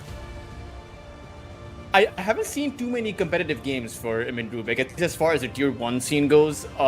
It's a good mid lane matchup though. The Leshrac versus the Rubik. That Fade Bolt from the Rubik does plenty. You have damage reductions. The Rubik, it's very interesting, right? Rubik as a pause 4 is a terrible laner, but Rubik as a mid lane hero is actually a terrific laner because when you're going for that 1-to-1 matchup, you have all the spells in the world. You have a high attack range, high cost range for your spells. Leshrac doesn't actually have that high of a cost range, at least for his Split Earth. But one of the benefits that I do see for this Leshrac is just the synergy that he has with that Stampede. You know, you Stampede from the Stellatus, you have the Leshrac that is going to be running in with his Pulse Nova, with his Edict. So it's going to be a lot of magical damage. And for Infamous, this is again a theme that we saw perhaps in the previous series where there's no natural aura builder. And there's a lot of magical damage coming in between the Jakiro's Macropyre. You have the Leshrac's damage output, magical damage output, but the Batrider is probably not going to be going for the auras. Yeah, that is a problem. Because again, with this, if you don't have auras in this meta, well, it's not great. I mean, I'm not sure I agree with you though. I think Batrider, at least getting a pipe, is really valuable. At the very least, just counter this Leshrac, counter Pulse Nova, counter Lightning Storm. And I'm not sure that there is necessarily a better item. I mean, you try to Rex Blink for the lasso, and hey, guess what? There's like 5 answers to this lasso. So I think actually, yeah, it is better just go Boots of Bearing, get yourself a pipe, play this more kind of I'm an aura builder body that we've been seeing players like Ace do.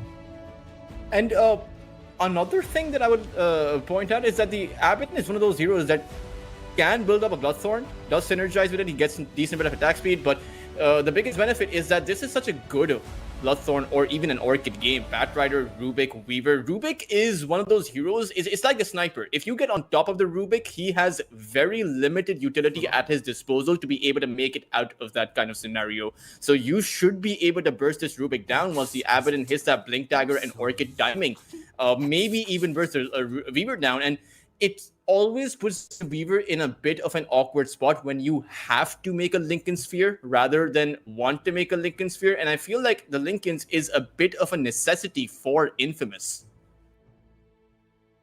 I'll buy that. I think that's it's an eventual maybe a Lincoln's you gotta buy, because of course you blink in. You know, getting an Orchid, getting a Bloodthorn is, you know, that's a 30-minute item, 27-minute item depending on how quickly this Abaddon gets to do what he wants to do. And even then, if you get a Lincoln's, it's not like that's a point target stun, right? The only real true stun is the Centaur Hoof Stomp. Everything else is, you know, follow up. So yeah, Lincoln's could be nice. It is just the one spell you gotta block. But on the other hand, just Weaver getting a BKB, get rid of the Bloodthorn, get out of there, fight pretty much with impunity. Means you don't take Retaliate for the time being.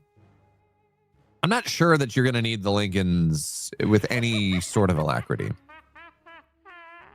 And to be fair for the Weaver, in favor of the Weaver's point, the cost time animation for all of these disables, the limited disables that you have, is very high. The Hoof Stomp is a decently slow ability to cast, the Split Earth is very slow, and the Ice Path is also a spell that you can see coming. And against the max movement speed of the Sakuchi, maybe the Weaver will be able to play around all of these control spells.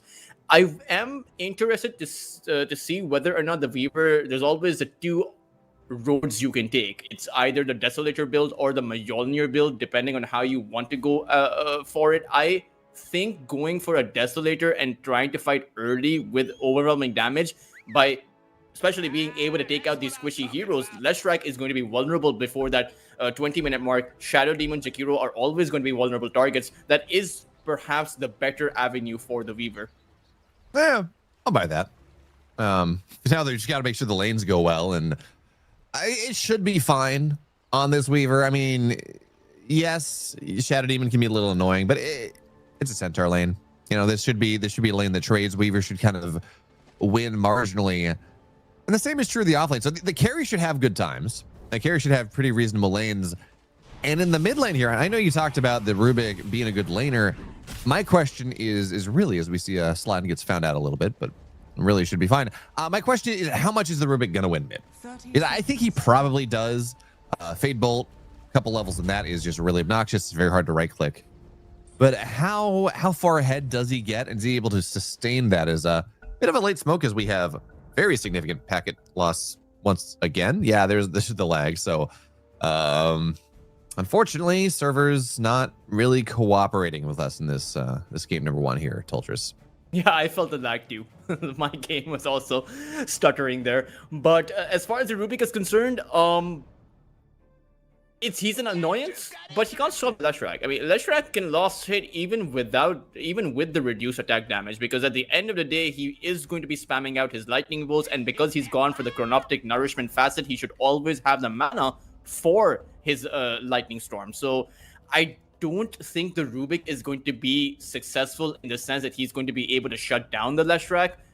He should be having a good game, but I think it's the rotation potential that he will look towards. And this is, again, one of the drawbacks to the Rubik is, in my opinion, is that it's very easy to get on top of him. He can only steal one spell, so his limitation is what you're willing to give away to the Rubik. And if you're not willing to give away anything and just want to focus him directly, then he becomes vulnerable and easier to take down. Yeah, that is very much. He's Lalatroni likes these heroes that are just kind of a walking sack of gold if they get jumped on top of. But his positioning is pretty good. He seems to know exactly what he needs to do, and he is it's worth pointing out, he's a master tier Rubik. He's level, I didn't quite see what level he, didn't quite catch what level he was in Dota Plus, but he plays a lot of this hero. So if there ever was a time to bring out this mid Rubik, it seems like Lalatroni is the player to make that happen. Trying to enter the grand finals in style. As you know, the prize pool is worth mentioning. It is a bit top heavy at CCT. I believe it's around 12,500 for that first place, but you at least guarantee yourselves 4,000 USD by being able to make it to the grand final. So for both of these two teams, you want to be in that position. Oh, of course you do. I mean, winning is getting top 2 is always going to be really nice. It's good practice as well. The more chances you get in these tournaments is, I mean, he takes about half his HP from the first volley of spells, and he's going to have to run out of here. Of course, you do have the good setup as a blood grenade goes down. Tib has to be very careful, starting to burn down, and Lelis gets first blood. That's we talked about not necessarily having hard lockdown from Almine, is Blank trying to get the trade will be able to do so. But you disrupt the Weaver, and then Lelis hits a hoof stomp, and that is just a lot of time the Weaver can't do anything. And this is a lane. Weaver does not have a ton of HP early on in this game. You know, he does a lot of damage. He's maneuverable. He's annoying, but he doesn't have much strength gain and not much starting strength either. 560 HP at level 1 is, we saw him he just get 100 to 0. And he needs to be particularly careful when his Shikuchi has low levels on it. Level 1 Shikuchi is a 15-second cooldown, which means that there is not going to be a way out compared to when the Sakuchi is maxed out, or compared to when you do have the level 25 talent. So the earlier the game is, the easier it is to deal with the Weaver without having any kind of detection. And you just gave away first blood to Lelis here, and you perhaps Lelis has been having the best time compared to everyone else on his team as far as his tournament run goes. So you don't want to give Lelis that kind of space. No, you don't. He's got a really good understanding of exactly what you need to do, how to take advantage of the space that he has, how to take this over. And Centaur is one of those heroes that he's gonna get his helm dom. He's gonna just be a big beefy boy. And wait a minute here, mid lane, Electroni's gotta be kind of careful. 40R trading pretty nicely and actually winning the denies as well. So we talked about Rubik being this lane dominator. We're gonna have to see exactly what's true there or not. Hopefully this isn't pack lust that is hurting the players. I know they've been complaining about it, but you know, as long as it's only on us, it's gonna be fine. But yeah, you know, this is a matchup you're talking about that is Rubik you would kind of expect to do pretty well in, just because the amount of damage you're able to remove from 40R. But 40R is having a very fine time in this mid lane early. I think when the Rubik gets a bit more levels, that's truly when the Rubik is going to be stronger. Level 1 Fade Bolt compared to level 2 Fade Bolt, there's quite a bit of difference. Level 2 Fade Bolt at least gives you that 15% damage reduction and a nice boost to your damage, around 175 magical damage. But a lot of Tronies should play, again, for a lot of Infamous's lineup, they should be playing safer in that early game. But for now, Leshrac is winning. Blank has to be very careful with the disseminate. Yeah, it gets very low, so he's gonna be fine. He's gonna go back under tower, heal up a little bit. But yeah, this lane, I thought it was gonna go better actually for the Weaver. I thought he had a bit better of an opportunity, but they're getting beaten down. This Weaver is not having a very nice time, and now the Tiny has to run again. This is Tiny's life. He's gonna drag waves. He's gonna get bullied by this Jakiro occasionally, but yeah, as he's talking about, this mid lane is a little bit dicey. Of course, not as dicey as the time this Bad Rider's having, who is just, he's below 10 CS, bottom of the cores, not having all that much fun. Yeah, you can't exactly jump in. You put all of your effort into trying to build up sticky napalm stacks, but at the same time, one use of the aphotic shield and all of those stacks disappear. So there's no real way that you can harass at Abaddon, especially with the Jakiro nearby. If you try to go in to close any kind of a gap, you're going to be slowed down by the liquid fire as well as that dual breath. So it's really a tough off lane. That it is now Blank moves in with the bodyguard, but every time he moves in, he just gets disseminated, loses, what is it, 20% of his HP, and just has to back up. And this is a lane match that it's theoretically not supposed to just be okay. It's supposed to be a winning lane. Weaver Marcy is a lot of damage. Generally, Weaver is more this kind of early to mid game carry that's going to be able to run through the portal and, you know, start to get himself up, get himself a couple kills and farm that way up until he gets into his farming items. And X5 are just doing a very nice job of preventing that from happening. In fact, we're trading 1 kill for 1, but all 3 lanes are going so poorly for Infamous at this point that, I mean, we're looking at a 1,000 net worth lead 4 minutes into this game. Now, the Falcon Blade should help the Weaver up quite a bit. You know, more mana, you have more HP to trade better. So I don't know if that's going to change anything, but they are going to at least try. They are. Now they're going to go on top of Blank. He's going to get found down, and Tib, well, he's got a blood grenade. He's going to try to chase down Lelis. Pops a fairy fire. They're going to look to turn. Oh, Lelis looks for the deny. Not going to happen. Slottin pops him with a blood grenade, and at the very least, they get a trade there, but that is not what you need. That's the second death on this Weaver. Lelis quite simply outplaying the Weaver there. Magic Wand into that double edge at the very last second, something that Weaver did not expect or see coming. And with that second death, now you have to play careful. Now you have to get back, because Lelis is going to have such a good timing for his Helm of the Dominator. He almost has it in about 500 gold. Yeah, for now, though, Arcana's going to get jumped on top of him. Yeah, sure, Blank has a pick-me-up. It doesn't matter. Not at all. Now, Blank, he's the one that's going to have to run. A Photic Shield does a lot of damage. Yetbura will fall, and Coach Tabili not level 6. Trying to go chase down Blank, see if he can earn that one. And, well, he's not going to get level 6, but Blank is dead. Or Slottin has not enough mana. So even in these trades where they're able to turn something around, I mean, it's 3 dead heroes across the map because the Rubik died mid on top of this. Rotation from the Shadow Demon. This is the problem when you give up too much space on your own safe lane against the opposing off lane. The Spouse 4 can just rotate, and this is turning out to be a bit of a disaster. 2,000 net worth advantage at the 6-minute mark. Power Rune secured. It's an amplified damage.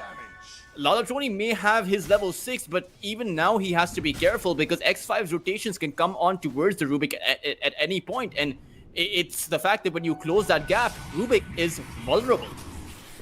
Oh, absolutely. Now they're going to get on top of Slottin with this amp damager, and they're going to try to pick me up, get him out of here, and yeah, it looks like they're at least going to be able to keep the supports are going to be able to keep each other alive. But I mean, even as this is happening, Abaddon's 40 CS before 7 minutes. He's having a great time. At least the Weaver has started to be able to farm up a little bit more, and now that the lanes have broken down a little bit, and you know, Shadow Demon's not always there, so you're not just worried about the disruption into Hoofstomp kill. You do have that, but I mean, everyone else, the Bad Rider, you know, we talked about it, doesn't really care about having a bad lane because you can farm up, but you know, the stacks aren't really there. Tiny is not a stacking hero, so no stacks in the jungle. Bat Rider can't really approach wave all that much. He just kind of gets run at, and doesn't really have, again, doesn't have the jungle stacks to fall back to. And I wonder where the Rubik is possibly going to rotate, because the mid lane is so difficult to rotate into. X5 recognize that the Leshrac is probably the most vulnerable core target to go in on, so they are constantly zoned around that mid lane, making sure that Infamous can't make a move there.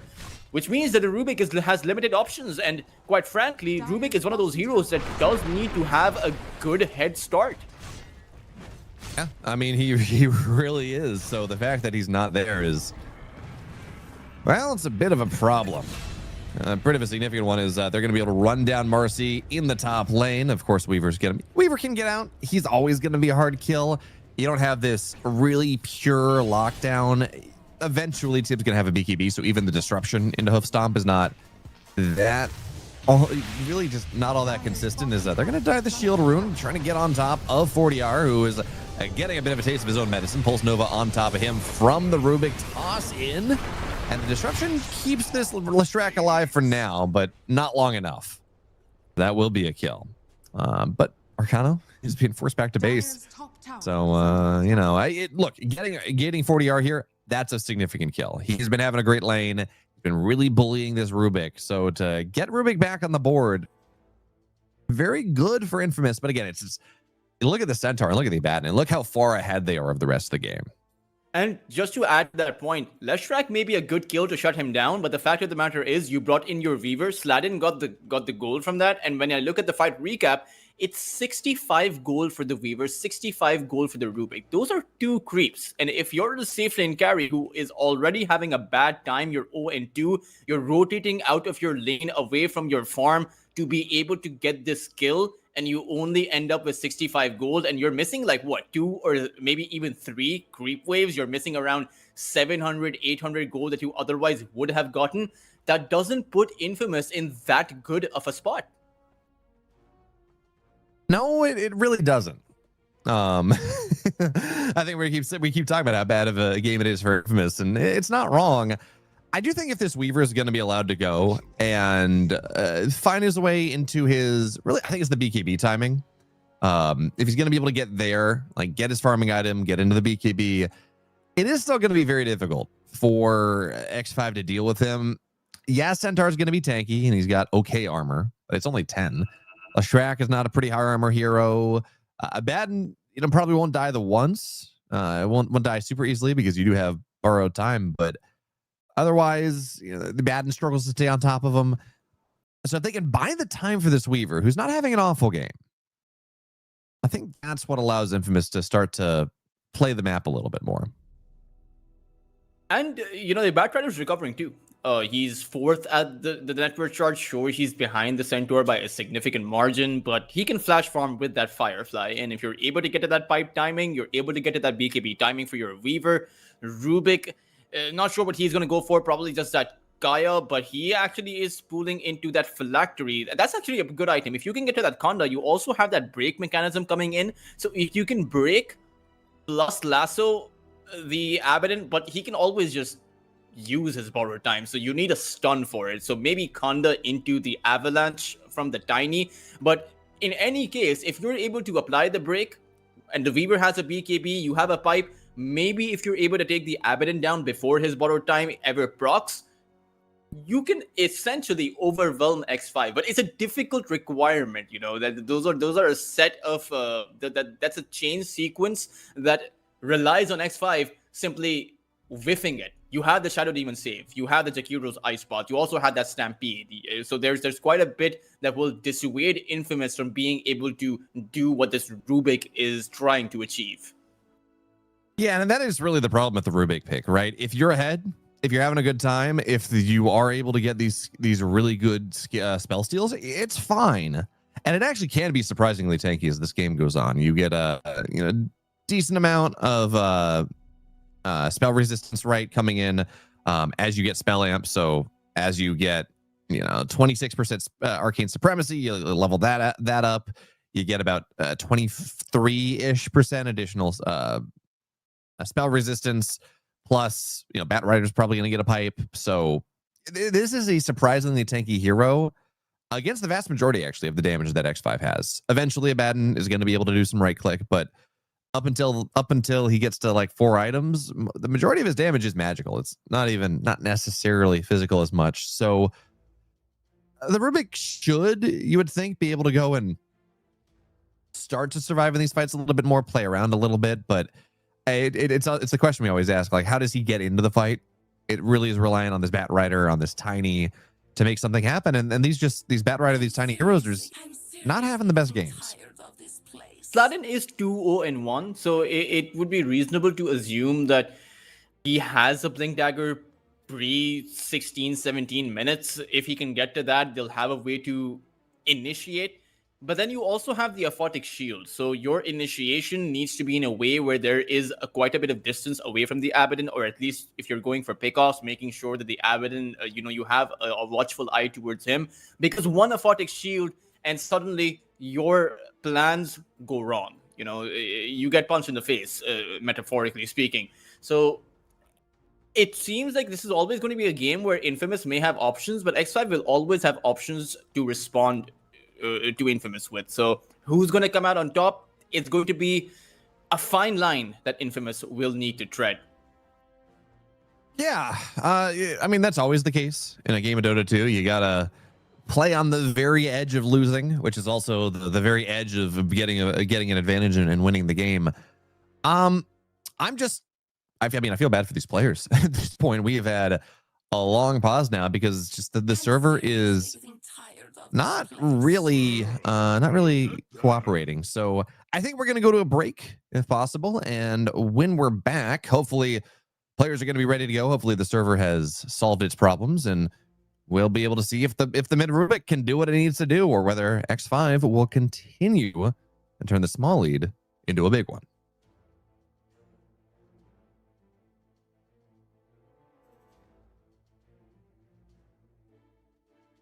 Or not. Okay, well, we're gonna keep filling some time here till just as we wait for the players. What haven't we talked about in this game yet? So I am of the opinion that Weavers should be going glass cannon build, particularly in a game like this where you have a limited time to take someone out. When you have that, you have that avalanche and you have that lasso play. It's limited disables. You have those, I would say, 2 to 4 seconds of time. So in that scenario, I would prefer to see the Desolator build coming out for this Weaver. But a lot of teams prefer the Mjolnir build. Amps up your farming capacity by quite a bit. It's the long approach with the Mjolnir that they're looking for, as opposed to the short-term benefits. But there's a risk to both. It's interesting, always interesting to hear different perspectives. Do you think that the Weaver should be going for that short-term perspective or keep the long game in mind? I mean, I do like this. I think especially in this game, I do like the Weaver Dezo idea. You talk about the short-term advantage. Yes, you have to be a little bit more active. Yes, you do need to make sure you're getting the kills to scale the Dezo. But especially into this lineup, there is very little armor on the entire team. Lestrak doesn't have a ton. We talked about this. You can eventually buy armor on the Centaur, but he doesn't have a lot of armor. Abaddon definitely is a very low armor hero. So if you're able to hit that timing, and then you can play for the mid game pretty well if you get the shard. Is off this long pause. They're gonna go find Lilith. What happened to the gentleman's agreement of, well, we paused, we should probably back up here and give everyone a chance to remember where they are in the game. Not so for Infamous. They take down Lilith. Grand final spot, man. You don't give those chances. You take every single one of them that you can find. They take out Lilith, and he was having perhaps the best time here, getting so many kills on that Weaver. So it is a bit of a revenge kill too for Infamous. They open up that top side by quite a bit. At the same time, Lilith has that Helm of the Dominator, so he won't really be slowed down all that much. Arcano? Yeah, he's gonna get found out here. Like, Crystabile gets on top of him, slows him down, and yeah, that's a lot of hate. So Shadow Poison, or not Shadow Poison, but Demonic Purge means that he is slowed. He cannot get out of here, and that's the tip from Crystabile. But this Bat Rider continues to be sad. And as much as we talk about the late game, we talk about, oh, should the Weaver go more farming? Should he go more fighting? I'm just really worried about the timings this Abaddon is going to hit, because even though we live in an era where Abaddon is not as strong as he once was, so the Abaddon as strong as he once was. The problem is that if he hits a 13-minute radiance and just starts running over people, as I mean, he's going to get taken out. It doesn't matter that his late game has been nerfed. He does have, well, I mean, he is going to hit a good timing with that Radiance, so there is going to be that bit of a window where, you know, when he does have that Radiance, X5 are going to be really strong, particularly with that Leshrac. I actually do expect that they are waiting for that Radiance timing from that Abaddon. But Infamous, they're building up quite a bit of space around the map. They found 2 pickoffs. They're also trying to pummel down this tower. Now the Unleash has worn off, so they won't be able to take the tower down truly. But maybe they are building up some options. Now the Weaver is free farming towards that top side, as Lilith has abandoned the lane, or rather, at least for now. But I wonder how X5 are going to approach some of these other towers. They do have the Jakiro, but they need to kind of 4-man or at least 3-man in order to take these objectives. Yeah, I mean, that's always going to be true, but I mean, for now, Tibbs got a little bit of room. He's going to be able to start to hit the tower a little bit. Weaver's, regardless of weather items, and it does seem like he's going the Maelstrom Mjolnir, more hard farming build. They hit towers pretty well. You get a couple points to Geminate. It's 2 for now. We'll be able to move into 4. You leave them alone with the tower. They're going to have their way with it. They're going to have some fun. They're going to take the tower down. So that is always going to be the case. But, you know, again, you can tell it's a good Abaddon game when he is 0-4-4-0, has not felt the need to skill his ultimate just yet. And that's exactly where Crystabile is. He's 2-0-1. He's got 91 CS. He's top of the net worth. He is less than 1,000 gold away from this Radiance. So we are looking at that 13, 14-minute Radiance. And that timing, it's going to be a scary one, man. I don't know that Infamous is properly going to be ready for it, because the moment he gets that, we're going to see him running into the triangle, starting to really close the map out, take these towers down. So we're going to have to see if they're ready for it. Of course, Bat Rider does have his boots of bearing now. He is getting himself into that next level of items. He's got a magic wand on the way. And I got to assume this is just going to be a pipe. I don't think a Blink. Yeah, I don't think a Blink build is all that great this game. Not for a while. He just way too many answers. I think you have to rely on Sladin's Blink. I think you also have to wait for the Conda. At the same time, I keep seeing the Conda, but going from the Phylactery to the Conda is a big risk for the Rubik, because you also want your Kaya, you also want your Blink Dagger, you want your utility-based items before you go for the Conda. So how much Infamous will actually prioritize that break and go for the small window of being able to take out that Abaddon and make his borrow time useless, that is going to be a bit of a question mark. I think Abaddon is actually pretty close to his Rhea. He actually has a 13-minute Radiance. So this is going to be a very farmed up Abaddon, and maybe Infamous will be in a bit of trouble for the next 4 to 5 minutes. And yeah, that's a fast Radiance. Yeah. They haven't even tried to focus the Abaddon. I don't know if it's because they think they can't take him down, but he is a vulnerable target. I mean, is he? He's got borrow time available. He is. He's got a Aphotic Shields moving on to the top side of the map. Gonna give me Stampede. I'm not sure if this was to get Lelis away or in, but ooh, Tibby's dusted up here. Carstabile has arrived. Pick me up, get him just a little bit further away, and with more Sakuchis. Okay, he's gonna be out of here, but that should be the tier 1 tower. At the cost of the Stampede. I'm not actually getting quite sure whether this was a defensive or offensive Stampede, but at the end of the day, as we said, it should win them the tower. And I suppose the tower is what they really wanted to come in for. Getting the Weaver obviously would have been incredible, but can't really take the Weaver down unless you have that instant jump in. And I think this is going to be one of those games where you do need a Blink Dagger for your Centaur. I don't think the Leshrac Blink into that slow animation split earth is going to catch the Weaver off guard, unless of course he's not even looking at his own screen. But you may need that Blink Dagger for the Leshrac if you want to be in a position to take this Weaver down without that silence. For now, though, toss back on the Sabaton into the lasso, but hey, he's Nabadan. He doesn't really care. Pops the borrowed time, heals right back up to full. The question is whether his team can show up in time, and no, they can't. Despite the time that he builds, he's still going to go down, and they're going to find the Shadow Demon as well. That is going to be a tier 1 tower plus what is just about the best kill on the map for Infamous to find. Surprised that X5 didn't pull more heroes in, and really well done by Infamous to play around that Stampede timing. They knew that was on cooldown, so even if the Abaddon popped his borrowed time to disable that lasso, he wasn't really going to run very far away. Even with the phase boots, he doesn't have that high of a movement speed, particularly when you're able to run over him with the Firefly. You have the repositioning with the rebound, and even the Weaver was involved with that kill. So I think objectives are pretty much evened out for both sides. Actually, Infamous have... Okay, no, they're pretty much evened out for both sides, but Infamous do still possess their mid lane tower, which I suppose is going to be the more valuable objective to keep holding on to. Yeah. I mean, mid lane is always what really matters. And we see these top teams, they put a lot of effort into making sure the mid lane stays alive, just because of how much of the map it opens up. Making sure you have your tier 1 there. It means you get access to power runes easier. It means you get access to kind of the size of your jungle a little bit easier. But for now, Lelis is going to drag a creep wave to him. This is the joy of playing Centaur Helm Dom. It doesn't matter where you are. You can always drag creep waves into you, farm it off Retaliate, and have a great time. So Lelatroni is aware that what's happening is going to try to steal. I think he might have gotten, I don't know, one of the creeps as it's pulled into the hard camp.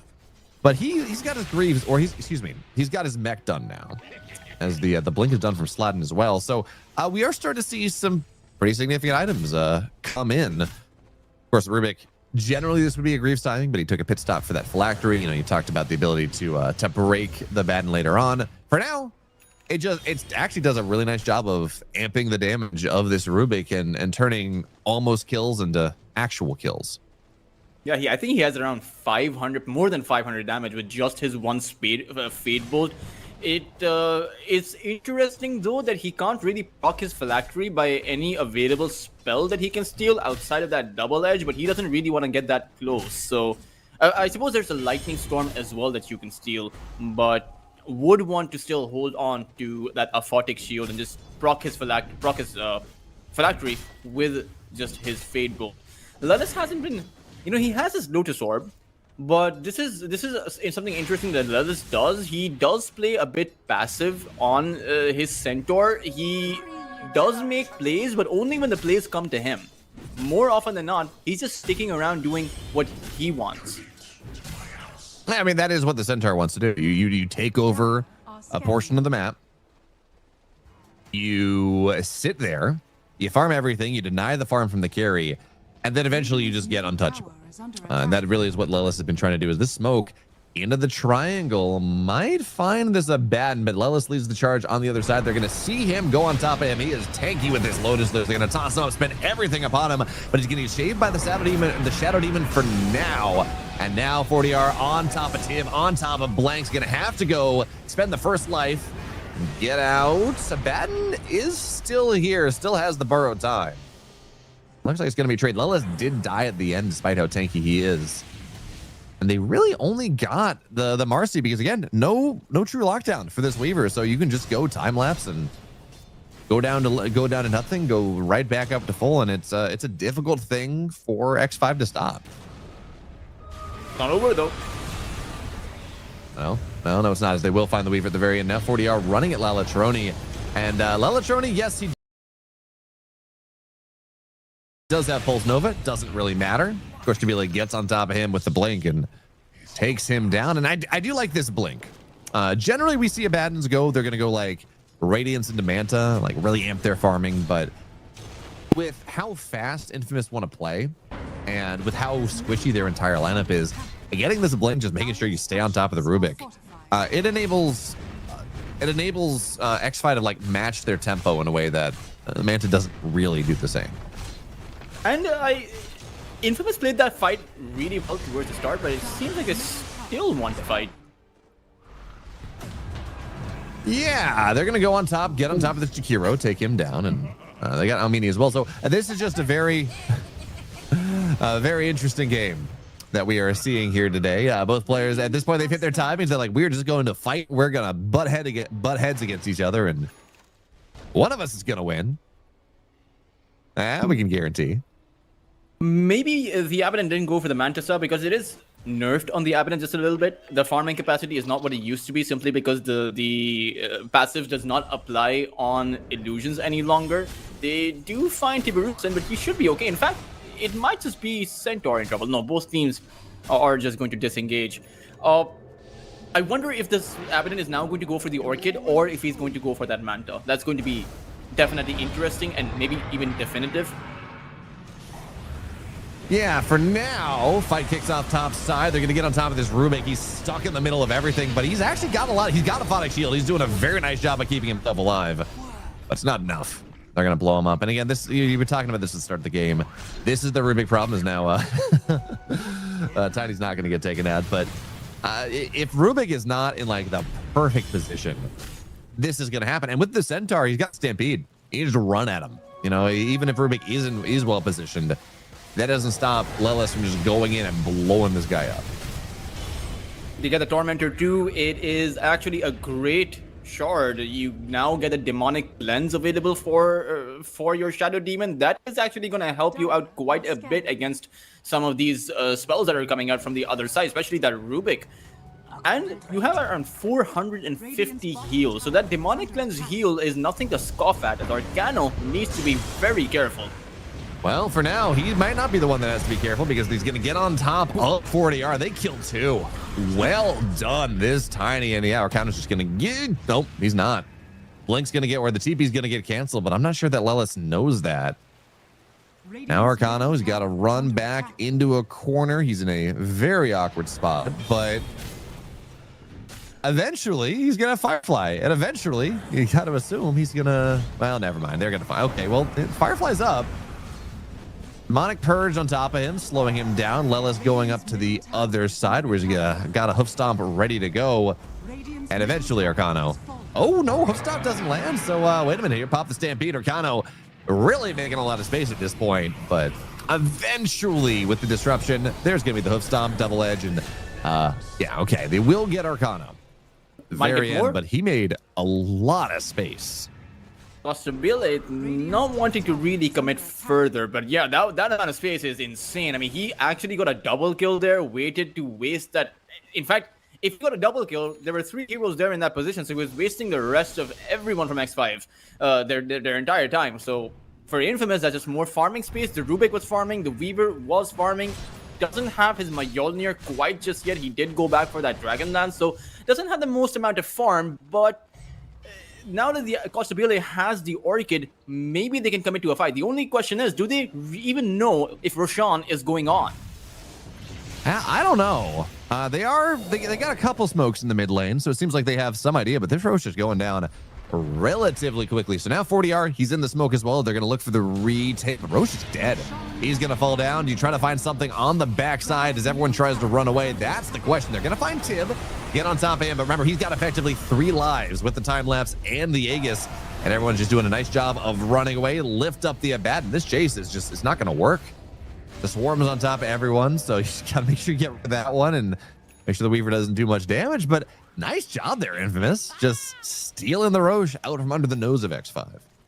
And then really nice disengagement. Statin, he was positioned towards that front line, the tankiest, beefiest hero they have. And unfortunately for X5, they did reveal their Orchid. But Weaver, He's got to be careful here. He's going to get dusted up, tries to run away. Remember, he's got Aegis. Time lapse no longer available, but I think that is fine. Again, the fact that he's sitting here, no time lapse, he just gets out. He's going to get himself up to that next item, which of course will be the Mjolnir. So he's actually, he skipped getting the Mjolnir for a little bit. He went Maelstrom into the Dragonlance, into the Mjolnir, to get a little bit more tankiness so you can play on the edge of the fights a little bit more. But he's going to have a pretty significant upgrade coming in just about. Actually, he's got it now. It's going to go out on Courier. And then we just got to assume it's going to be BKB time. There is, well, actually, I mean, it is only the hoof stomp. I said BKB timing, but I'm not actually convinced that's true. He's got it queued up for now. But I'm not sure that he, well, maybe you are worried about this Orchid that the Abaddon has now. Abaddon? Okay, he's just gonna be a toss back. I mean, they're just making sure that Kasabila, his farm is slowed while the Weaver continues farming, which should accelerate now that the Weaver has the Mjolnir. And you know, X5, they are faced up with a bit of a problem for lockdown. They're really not able to catch some of these heroes, despite of having perhaps the stronger lineup, at least in terms of sustain. No one's really being able to get on top of Infamous, and it's because of Infamous's supports. Chan as well as Sladin are doing such a good job. Tiny is constantly being on the front line and blinking back, not forcing any issue, or even tossing back the Abaddon. You have Sladin, who is right there to reposition the Rubik, because they saw the Rubik and how easily he went down. So I suppose there is a bit of reconditioning that they had to go towards to make sure the Marcy's purpose in some of these fights isn't just to be able to use the Unleash and deal a bit of physical damage towards X5, but to also be the saving grace for the Rubik and reposition him in case he gets caught by the Radiant side. Yeah, it is going to be more and more difficult as this game goes on to make sure this Rubik stays alive. But yeah, he does have Greaves. He's got 2,000 HP.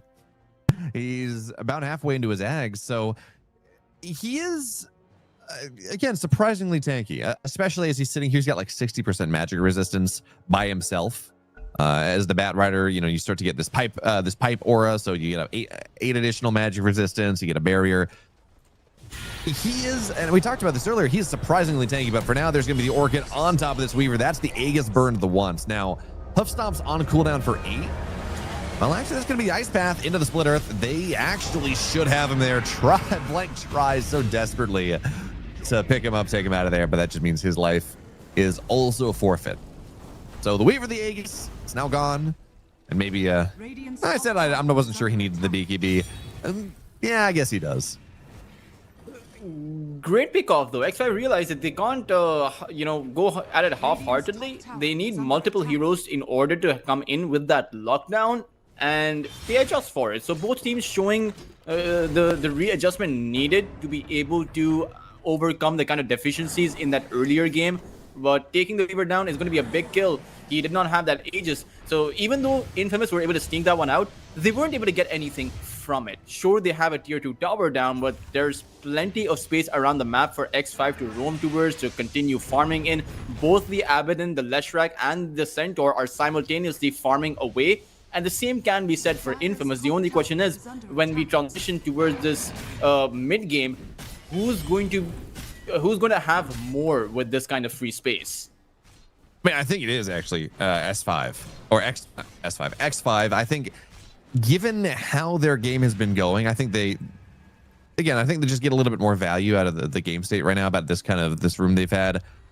Eventually, Weaver's going to do tons of damage, but he is this game. He does feel pressured. He does have to get a BKB that slows his damage down. And it's not like Abaddon has to. Although, as I say that, Abaddon has also queued up the BKB. He's not even looking at the Manta. So he's going to be uncontrollable.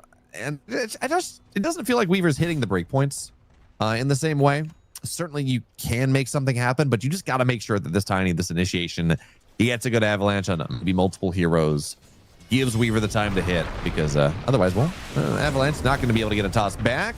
And Lelis just runs at the Bat Rider, says, hey, I got a Lotus on me. You really don't want this one. They're going to back up.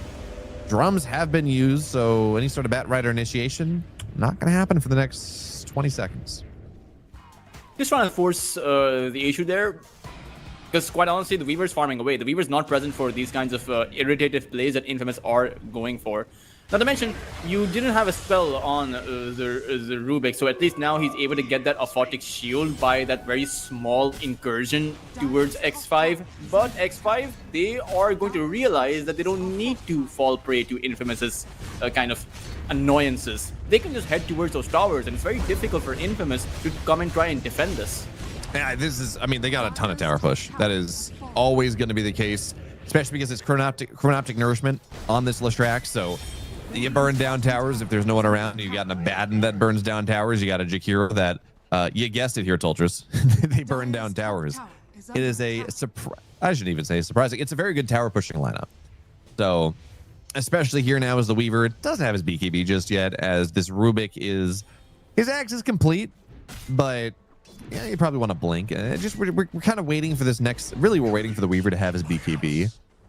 Infamous just really has no desire to do much right now, just to buy time to make space, and that just means it's pretty easy for X5 to take advantage of that. Take the tier 2 top, start to go and get themselves up to their next set of items as well. And talk about items, Lelis is you know, he's got a Reaver. He pretty much he's only 2,000 gold from the heart, and the Centaur already a nigh impossible kill. You put a heart on top of him, good luck.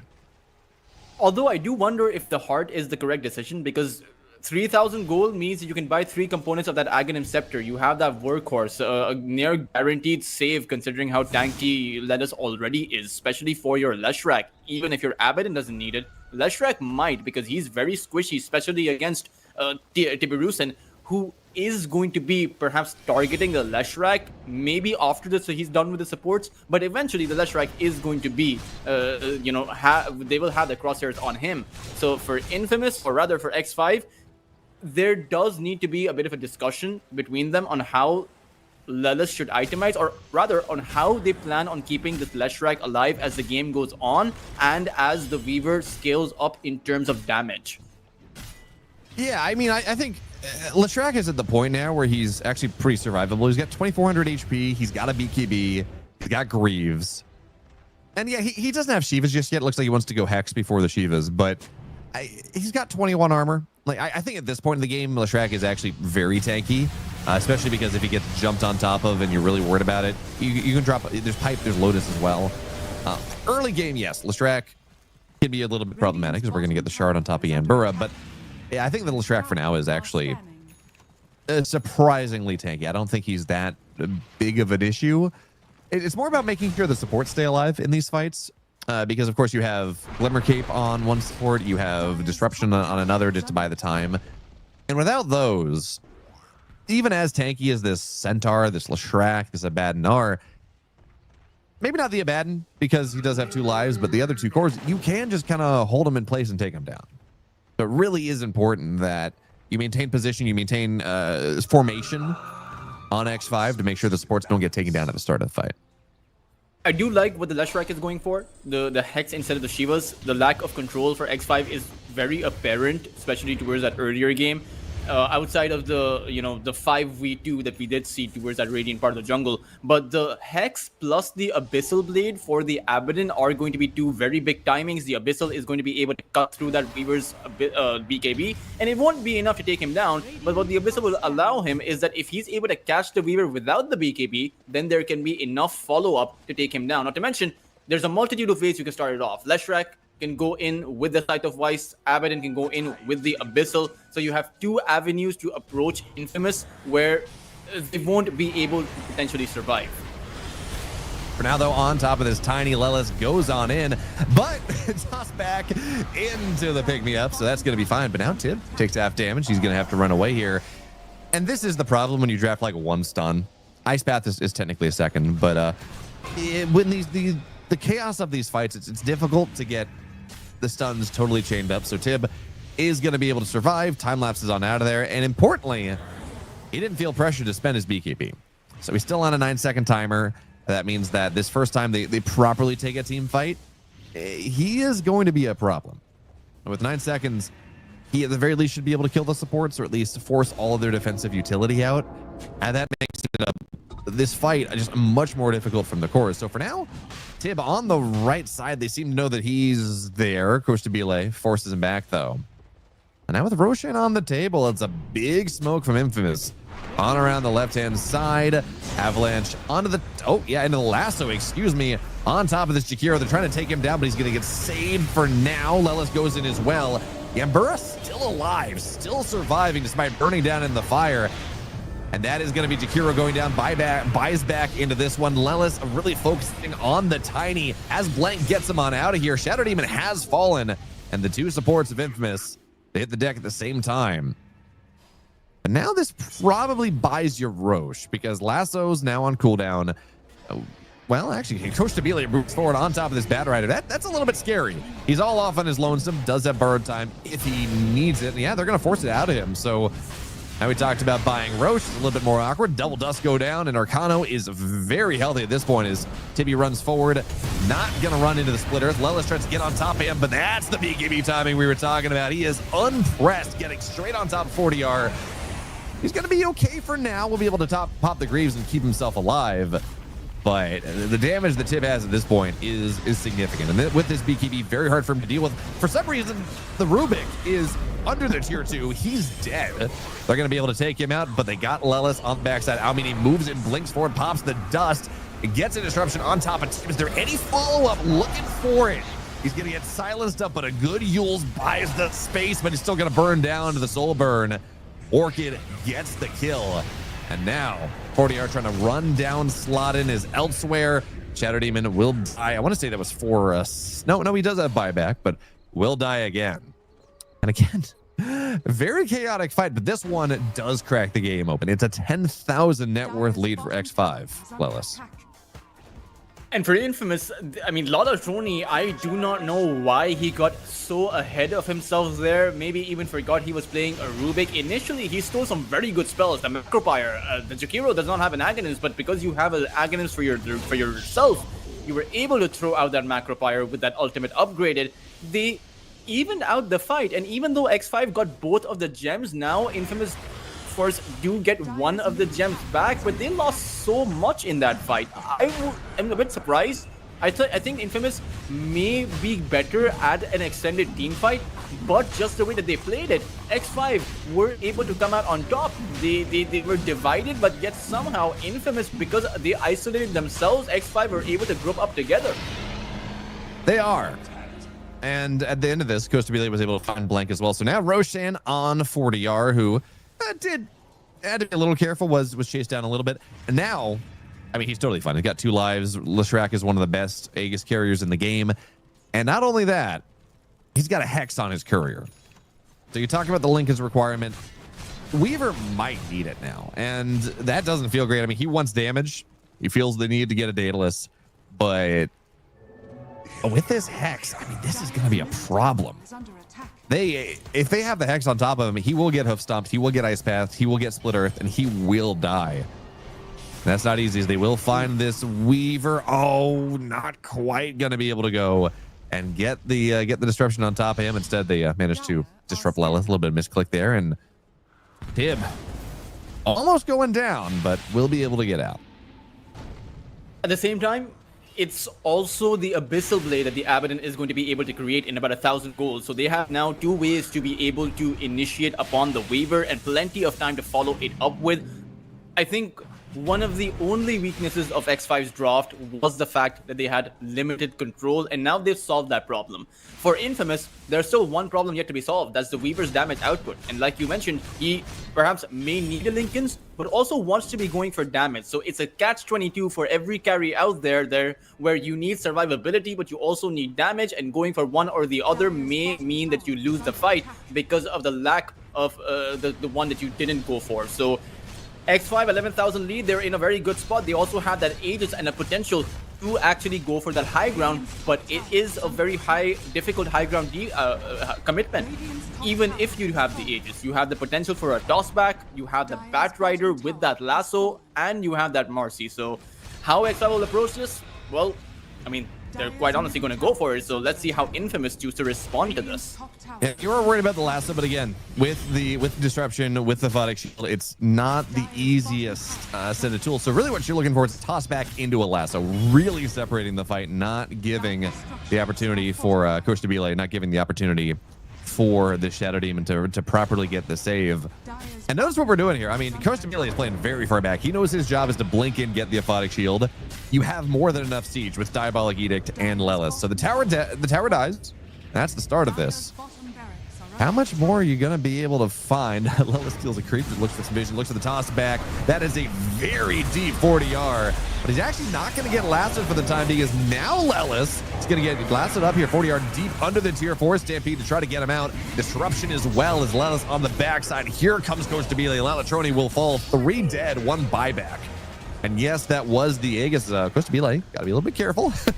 Disposed very deeply, but this Weaver is gonna die. He has no buyback. So instead of this just being 1 set of racks, they're clicking tier 4s. They know they have 80 seconds before this Weaver's back ready to go. And with a heart on Lelis, the towers aren't gonna stop him. No one has a buyback.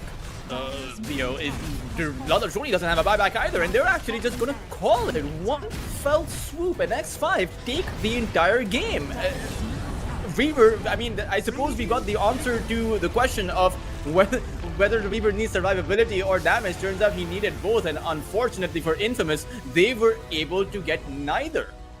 Yeah, it really goes down to the, this is not uncommon, but it really just goes back to the laning stage. You know, all 3 lanes went very well for the side of X5. They were able to build advantages. It was a 13.5-minute radiance on the Abaddon. We saw pretty much from that point onwards, maybe they slowed up a little bit when you're just trying to get the BKB or get to the next item, but they put their foot on the gas and they didn't let up. Then, of course, X5 took the 1-0 lead, but we're going to have to see now if Infamous, they can do the same thing. They can go and play a fast game and recover and put us into a good game 3. But for now, bit of a break. When we're back, hopefully A, the servers like us, and B, Infamous tied up.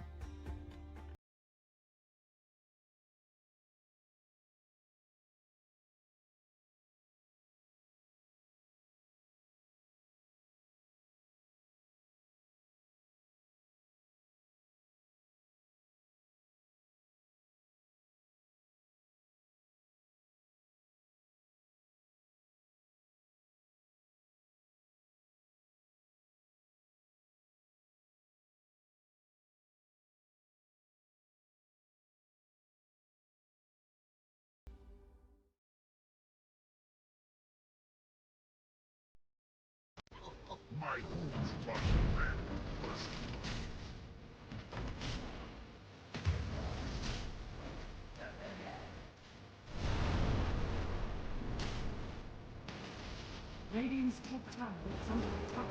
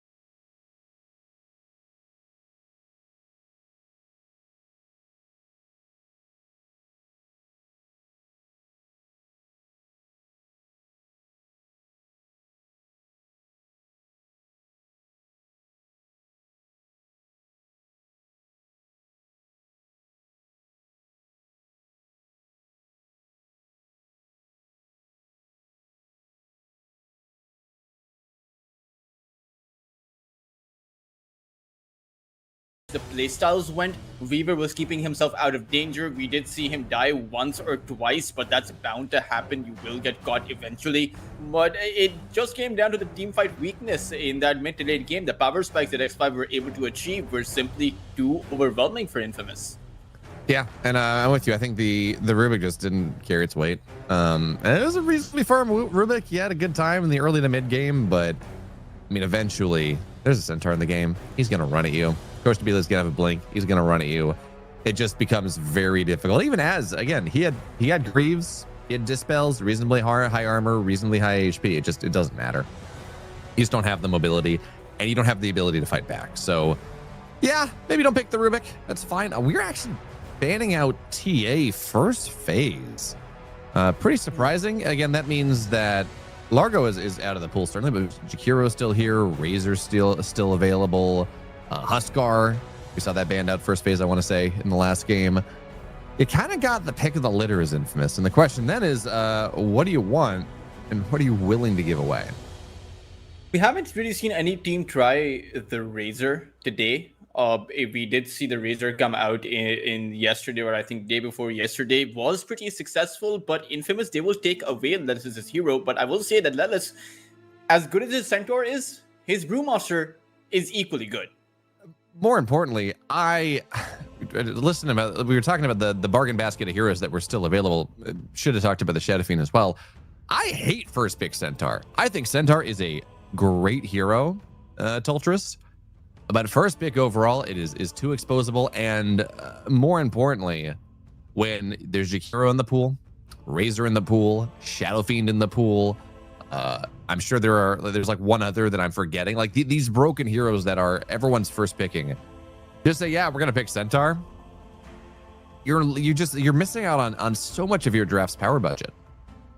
Yeah, it does feel a bit underwhelming. Does feel a bit, I would say, basic in what you want to do. Very obvious what the Centaur does. Very obvious as to his power spike, or rather, how he itemizes it and how he plays the game. It's very unidirectional. There really isn't a diverse way to play the Centaur. So X5, they'll pick up the Shadow Fiend, and you still have the litter will be reduced, but you will still have the pick of the litter, because again, these heroes that are being banned out, they're not those meta S tier heroes that you were talking about. Jakiro, Razor, Huskar, they're all still available. And Infamous, for Infamous, the Huskar plus Centaur, not that bad of a combo. Yeah, at the very least, Tusk is gone, so you're not gonna have Shadow Fiend Tusk in your safe lane. But I think honestly, yes, Shadow Fiend Tusk is really good, but Shadow Fiend Marcy is fantastic. Shadow Fiend Clockwork is really good. You still have these tools, and if I'm looking at what I want to pick here as X5 Gaming, I think Clockwork is just screaming at me. Not only is it great to pair with your Shadow Fiend, it's really good into a Centaur. Centaur is one of these heroes that doesn't have much attack speed, is a big body, wants to be able to run around, really hates getting locked in cogs. And doesn't like building up that boots of speed. I don't even remember the last time I saw a Centaur going for that early boots of speed, which means the Clockwork should be able to overrun that Centaur regardless. You can also go for the Jakiro. I think the Clockwork will give you a bit of killing potential, but the Jakiro will also give you a bit of pushing potential. So it just depends on what X5 want to pair it up with. I think Jakiro is also pretty good against that Centaur, but another thing you could go for is the Razor here for X5. Not necessarily, but then you'd have to shift the Shadow Fiend towards that mid lane position, and I don't think X5 are comfortable doing that. It is just going to be the Ogre Magi. I believe another team tried it previously. We saw an Ogre plus SF combo. Can't just put my finger on which match it specifically was. And what was that? Let me see if I can find it. I definitely remember talking about that. I remember casting that with you. Well, it was X5 versus a Starback, and the Starbacks were the one with the Ogre Magi and Shadow Fiend. So I guess X5 really liked the Starbacks draft. I mean, I think it is conceptually really good. You love you love the buffs that Ogre Magi can apply. You know, the Fire Shield, the Bloodlust as well. It's lane. Its timings match up really well in lane as well. You're going to get level 2 around the same time that Shadow Fiend's going to hit level 3. So you can get stunned, ignite, 2 points in ignite. You start to hit Requiem, or you start to hit Shadow Raises. And you probably will get a kill on the off lane. Of course, this doesn't mean Jakiro goes over to Infamous Gaming, so that is going to secure their safe lane, most likely. We have been seeing some people flex it to the 4, but that should secure whatever lane it's going to be in. Now the question is, what do you want to pair with it? And I wouldn't be too surprised to see Infamous lock that in here. Just secure a lane, say we're fine. Not quite sure what it's going to be, though. Okay, never mind. I'm just going to go for the Willow. It doesn't strike like Willow's a solid hero. It's a good damage dealer, which you kind of want to have when you pick a Centaur as an offlane. But it doesn't. I don't look at this and say, "Wow, this is a great Willow game." There's not some obvious that you're either that you're pairing with, not some obvious thing that you're countering. Well, I mean, they do pick the axe into the Willow, so there's at least Willow's decent into the axe. But you're right, there was no Dusk. There was no need to pick up the Willow.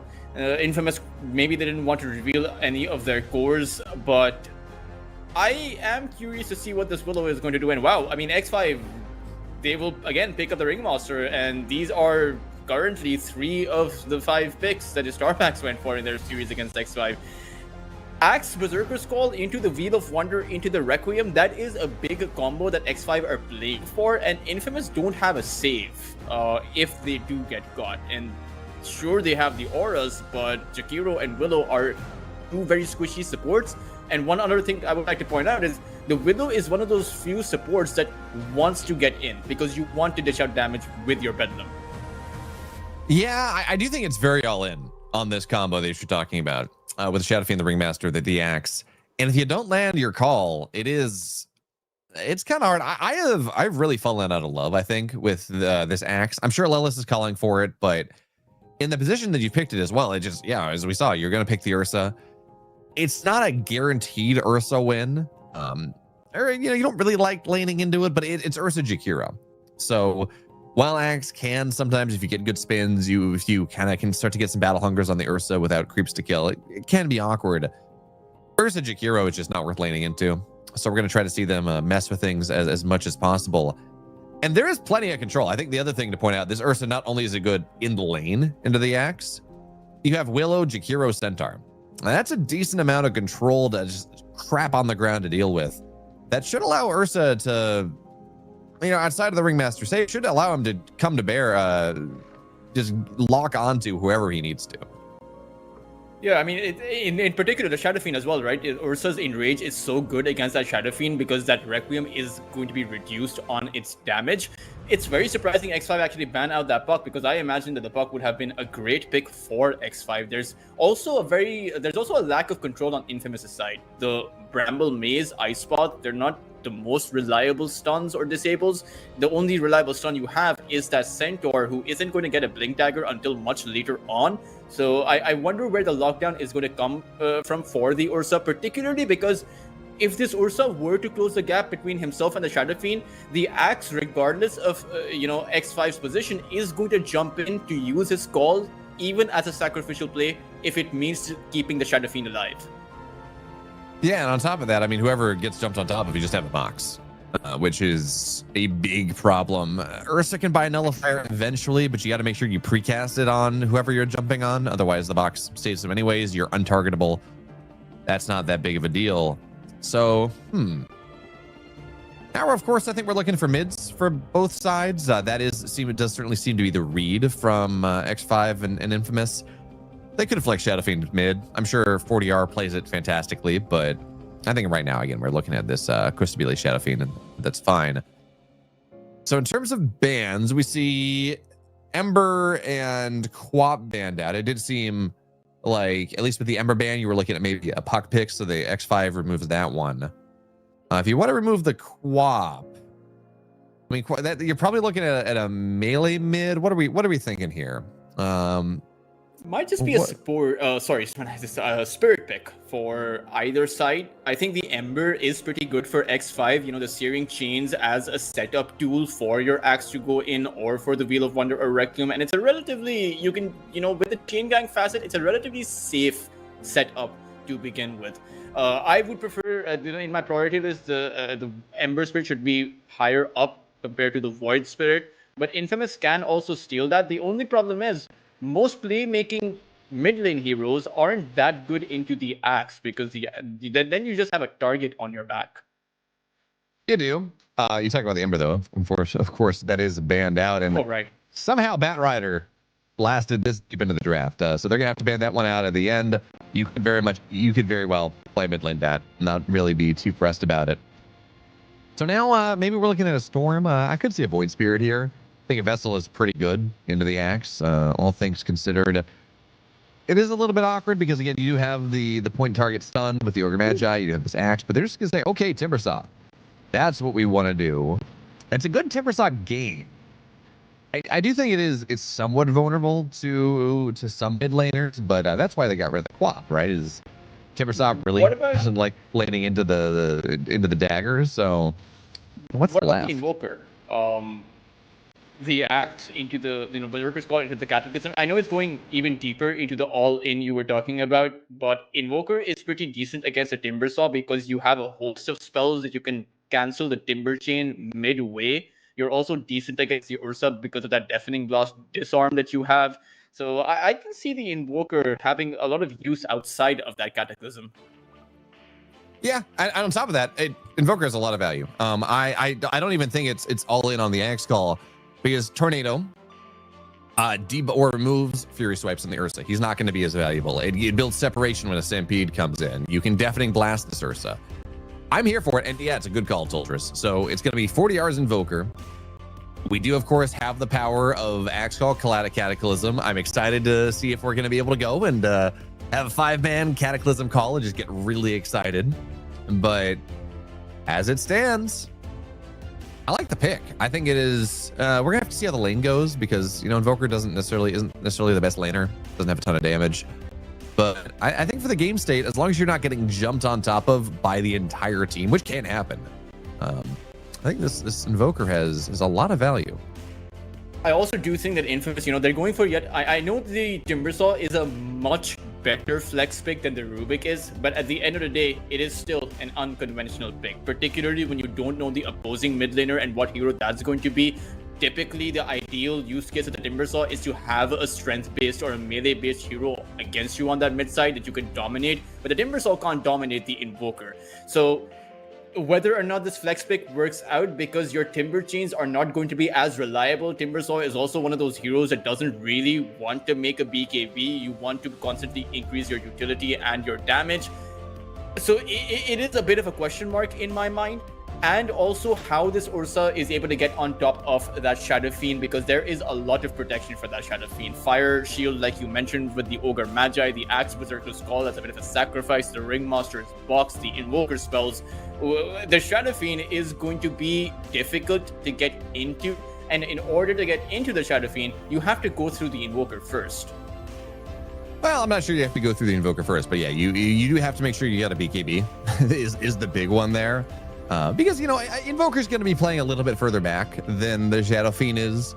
And if you do have a BKB, like BKB, Blink Basher on this Ursa, Shadow Fiend can die if you blink on top of him. Of course, that's where the box comes in, and that's where the Blink Call comes in. It's BKB piercing. So we're just going to have to see how this is going to work. I got to admit, Lellis, as fun as it is, and, sometimes we see really good Axe games. It's a lot of fun. I'm not the biggest believer in the hero right now. Especially against the Ursa. Even though you have, the Ursa's Fury Swipes have been nerfed as far as the damage goes, but with it paired up with the Jakiro, the slows that come in, it's a lot of damage on towards Lelis, and I'm not sure if he can survive on the Axe. Now, the fallback mechanism is always going to be that you can go back to the jungle, you can farm. Axe is really one of those heroes that you can't shut down that effectively, even if you were to get a kill or two on him. He can just, fall back for plan number B. But there should be a good timing for that Battle Fury. I don't see how X5 are able to stop that. At the same time, when you do choose to play aggressive against the Axe, you have to be wary of that global presence of that Sunstrike. Make sure that you don't feed kills to that. So I think this is a much more even draft compared to that last game, where both teams come in with early game options and mid to late game transitions. So this is potentially going to be a very interesting game. I'm also really curious what build this Axe goes for, because yes, you can go your standard Blink Blade Mail, which is very timing reliant. And if you have a bad lane and you kind of get locked into it, it just feels really bad. You could go the pipe idea, although there's not a lot of magic damage this game. A lot of it's pure, a lot of it's physical. There's a little bit from the supports, but it's not, I don't think necessarily worth itemizing for. I don't think we're doing the phylactery build anymore. You could go Vessel. There are some more like next gen ideas that really focus on the battle hunger, but I don't think the problem space for Lelis is as wide open as a lot of these axe builds are. But also Blink Blade Mail, it doesn't feel all that great, right? You don't want to Blink Blade Mail on Ursa. He's just going to kill you in the Blink Blade Mail. So, I don't know. You also may want auras. Specifically, I think the Crimson Guard should be higher on in priority compared to the Pipe because the Timber Saw comes in with pure damage. At the same time, you know, I was thinking about this. I wouldn't have hated the Ogre Magi being on that top side. The double ignite once you hit your level 2 plus the pure damage from that Battle Hunger would have been nice. I mean, though, gonna get jumped on top of level 1. They're gonna take him down, and already I think this lane was gonna be pretty difficult. And now Tib has first blood, so not great. It's the long and short of it. Lela's doing what he can, but unfortunately, Battle Hunger, as strong of a skill as that is, not quite enough to keep his Ringmaster alive, and unfortunately spends the Battle Hunger right as the Jakira gets a deny anyways. So the pure damage harass is not getting off to a good start. And it's at Twin Terror fast if it can go both ways. Jakiro may have... Oh, Tiberusen also going to take a bit of harass. I think when the Ringmaster does find his spacing, the Ringmaster has a very good spell to deter the Ursa with. It's his Tame the Beasts. He can just send that Ursa back. He can even cancel that Earth Shock as the Ursa is diving in. So it just really depends on how the lane actually goes. I will say that both teams come in with some rotation potential. Gate plays are going to be key, especially once the Ursa hits his level 6, or maybe even the Ogre Magi can come in. The level 2 Ignite slow is pretty good. I believe it's more than 20. It's 25%. So he goes in through the gate towards that Ursa warrior. That's going to be a potential target because the Centaur, you don't have a boost of speed. So against a high attack range hero like the Shadow Fiend, you're not going to be able to close the gap in that laning phase. I think Shadow Fiend is always going to get that farm because he has those raises. He can also shove the wave if the Ogre Magi wants to rotate. Yeah, and you talk about Ogre Magi rotating. I think Ogre is probably one of the better rotating supports. We've started to see, it's not always the way they choose to build Ogre, but this kind of like Soul Ring Tranquil Boots type of Ogre that plays around the gate, plays through the portal the entire time, gets very aggressive, gets to Vlad's eventually, and it's really fighting Ursa. He's gonna go find himself Sladin on the attempted pull, and Sladin might actually just be dead here. Pop the Bramble Maze into the stun. Sladin, just barely not gonna burn down. But he will be forced back to base, and you know, that does mean at the very least that the Enbura is going to be able to force the creeps under tower, which means you're not going to have this really nice lane separation that Arcana would otherwise like. At the same time, you know, when you're playing into Shadow Fiend, because of the presence of the Dark Lord, the wave is naturally going to shove into Arcana, into the opposing tier 1 tower. It's very difficult to maintain lane equilibrium when you have a Shadow Fiend on your side. Your creeps, the opposing creeps have armor reduction. So you don't necessarily have to always be pulling if you're the position 4. That does free up a bit of space. As Tiberusen, he wants to go in again. Yeah, but you got the gas bag, and he's going to be out of there. So no big deal. You do go on top of the Ringmaster a little bit, but he's got a salve. He's got himself Tango, and he will be fine. So, and now Tib's in a bit of an awkward spot. He's level 3, certainly, as looks like eventually the Willow died off screen. But he didn't really have a good creep to kill. This is really part of the skill of playing in these axe lanes. You want to make sure you're casting Battle Hunger the second the final creep that is easily killable is taken down. Because at that point, well, it's going to be a little bit of time as Axe will get taken down anyways. A little bit of time where you are not, well, the maximum time, right? The Battle Hunger is going to be able to be applied. They do trade the Jakira for it, but yeah, unfortunately, Axe only level 2. Despite the harass to put it on top of Tib, it's still not a fun lane. Yeah, and it's only going to get worse as more levels on the Fury swipes start to stack up. We do see the Ogre Magi rotating. He does have a fair bit. He has the mana for both of his spells, and Tiberusen is pretty low, but he has a Salve as well as a Tango. So this is going to be a max HP Ursa. So I'm not sure if you can take him down. Yeah, I don't think so. He is relatively, he's 824 HP. Should point out, no magic stick charges, but does have a Fairy Fire, does have a Lotus. So it's not easy, but you are, of course, functionally a level 3 Ogre. You got 2 points in Ignite, and Tibex is going to dodge the dagger. Sunstrike's going to go in. There's the stun. And, well, we said we probably didn't think he was going to die when you have the global potential of the Invoker. Radiant's top tower. That does make the difference. Now, though, Costabile got to be careful. And when we talk about kills, this one is a little bit more impactful. Costabile was having the best lane. He's going to try to run away, looking to burn down. Last hit. He's yeah, he's fine. Dual Breath not going to hit the very end. And good TPs come from Aomine. They kill off the Jihiro. Shadow Fiend surviving on a scant fraction of HP. He's actually he's not going back to base either. He's just sitting here. He's like, you know, maybe I can tank go up, but Slide's gonna show, and that does mean the Shadow Fiend has to be a little bit careful. But Sladin is only level 1, so Sunstrike's not gonna land. He's gonna have to TP right back home, and Costabile forced out of lane, or baited out of lane for just a little bit longer. Very unlucky for Infamous that they weren't able to get the kill there. Shadow Fiend surviving by about 40 HP really hurts them. You want to be able to shut down that Shadow Fiend.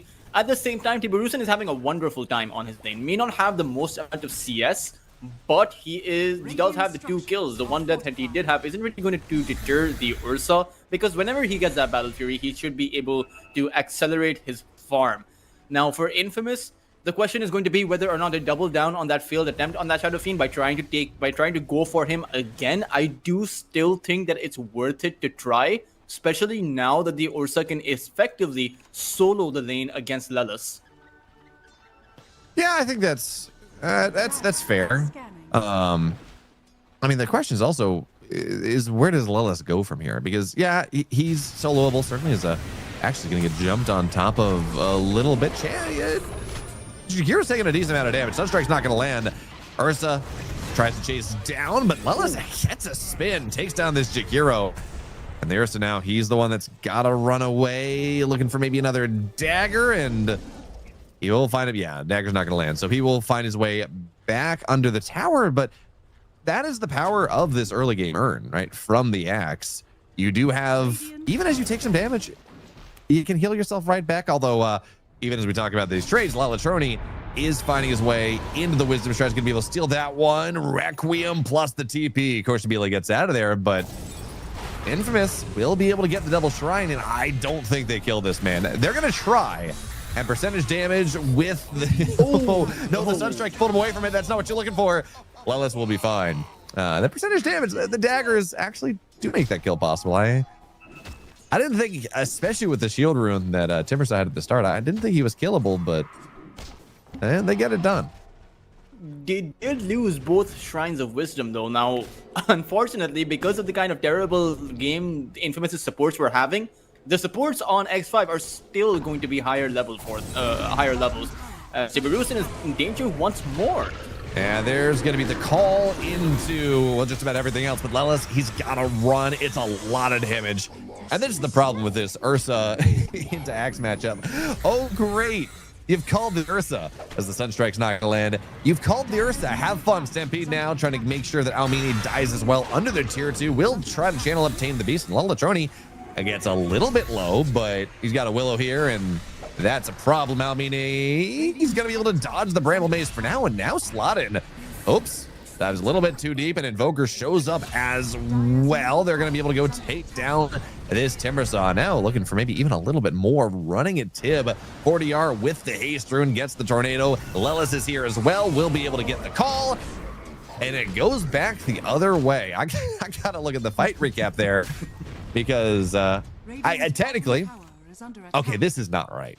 This has Shadow Fiend dying for 2. We got to wait for this recap to actually...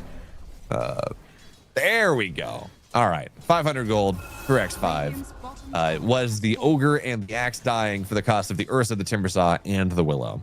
Dire's top I think that's pretty much worth it for X5. Sure, you do lose your Shadow Fiend, but you take out the Timbersaw. This Invoker is getting way too much here, especially with that fight recap. 500 gold being pulled in towards that Invoker. He nearly has his Meteor Hammer, and Shadow Fiend will probably be able to recover. That was only his first death on Costa Relay, so for Infamous, they got a good fight. They had X5 overextend, but then they overextended themselves. I think both of these two teams are getting a bit too ahead of themselves there, but X5 are able to make it work. I mean, some people say Dota is a farming game. Some people say it's a macro game. These two teams say it's actually a part of the FGC and it's just a fighting game. And, you know, that's fun for us. 17 kills in 10 minutes is always an entertaining time. As Grestabile, of course, off screen was able to kill off the Centaur just a second ago. So even as he did tank that death, he got himself a bonus Necromastery stack. Now on top of 40R in the mid lane, Tornado buying some space, but unfortunately, he is way too slow. They will be able to trade out the Jakiro. That is something. But 40R jumped under the tier 1, and really not a lot he can do about it. Does have that Tornado, but not really going to help him when he has 3 heroes on top of him. So Infamous are punishing the heroes that are doing well. They have the right ideas. Perhaps their executions are not going to be as great, but at least Lalatoni, I mean, he's at the very top of the network chart and almost has the Kaya. Surprising that he actually has it over the Invoker, but I suppose it's the difference, the power treads there. For now, Axe gets a good call onto this Willow, and he should eventually burn down, but not before the Axe dies. Now on top of Lalatroni, looking for the Meteor Hammer, stunning up into... Ooh, Sunstrike's not going to land. Now you're kind of out of spells as 40R, at least the good ones. At least the damage things will let you go take Lalatroni down, but there's the Meteor, it's not going to land. And again, Lalatroni finds his way up onto the high ground. A bunch of heroes rotate mid. They trade an Axe for a Willow. They have a chance to try to push this tier 1, but doesn't seem like they want to do that for now. And Infamous actually have way too many objectives right now. They have taken down both of those tier 1 towers simply because X5 are scrambling to come to these to defend these very quick fights that Infamous are taking. The instant Timber Chain in, get a kill, and Timber Chain away. And X5 are so far are unable to punish how tanky this Timbersaw is. And the only thing that can bridge that gap is just getting more damage, and for the Invoker, getting more levels on your orbs.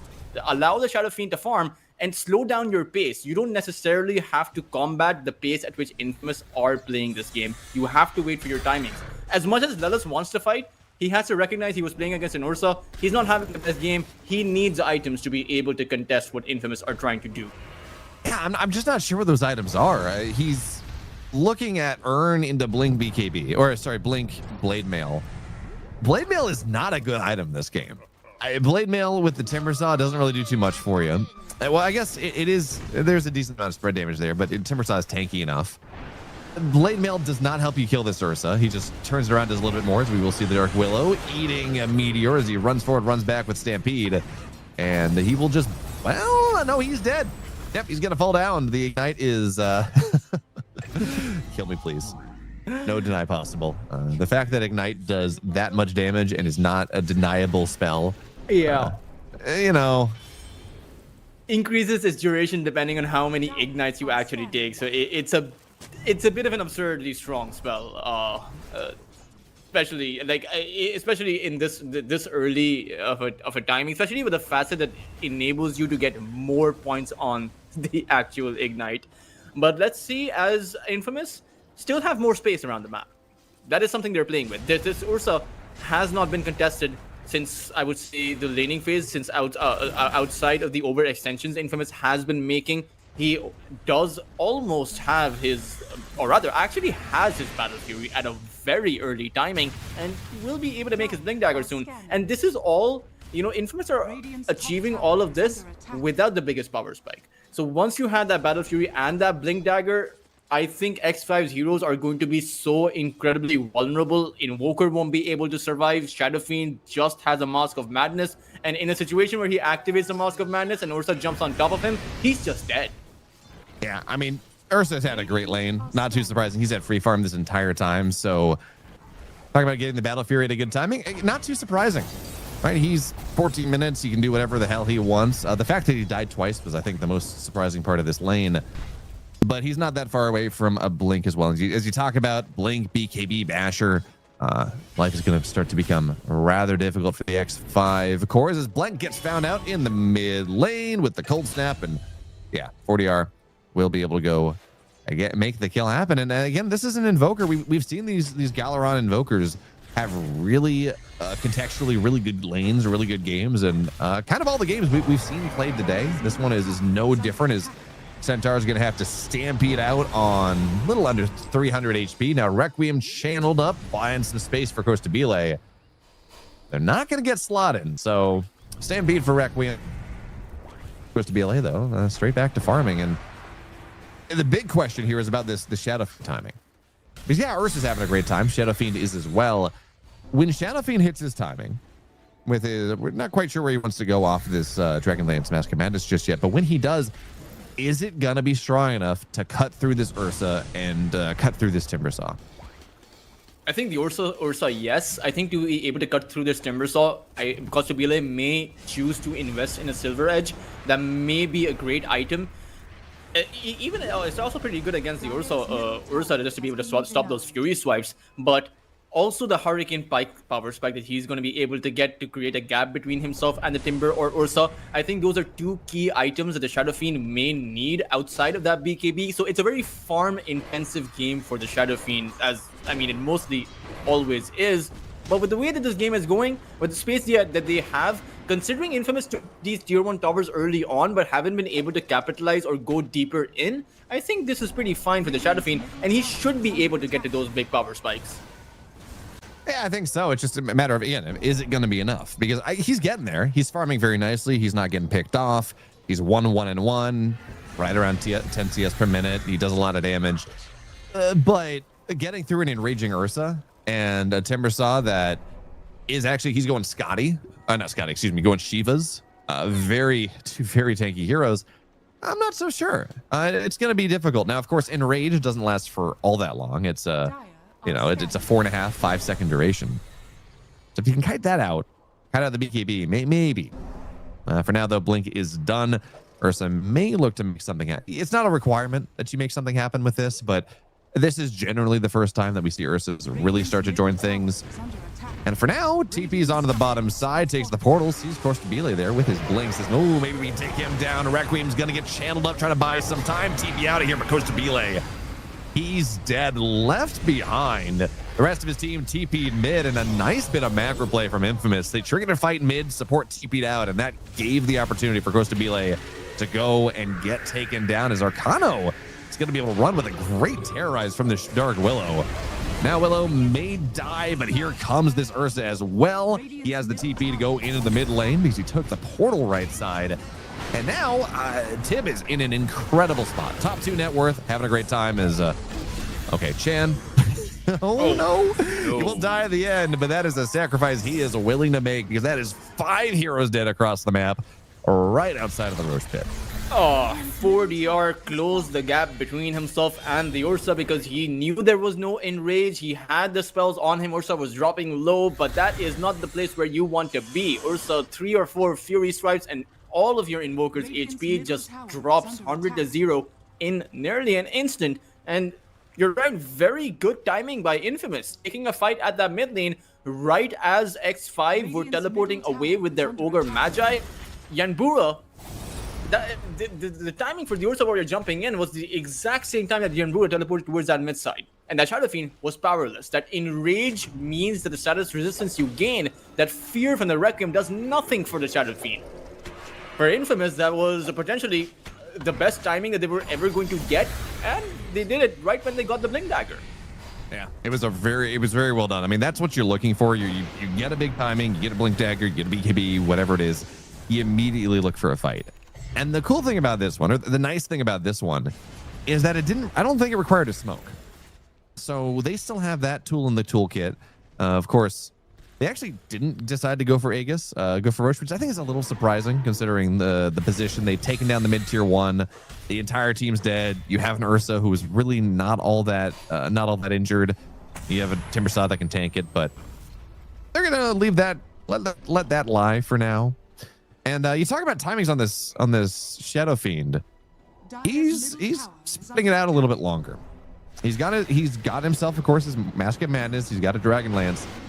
And now we're going into a Shadow Blade, which tells me that he's not necessarily interested in fighting for a decent amount of time. The Shadow Blade, yeah, you can get yourself a Requiem target. That's always fun. But in general, it's to split the map. It's to farm up. It's to split push. It's to make sure that you're not going to get caught all that easily. And I don't think he's wrong. I think the rest of his Axe is having a pretty rough game. You got to find some way for him to get back into it, hit his timings.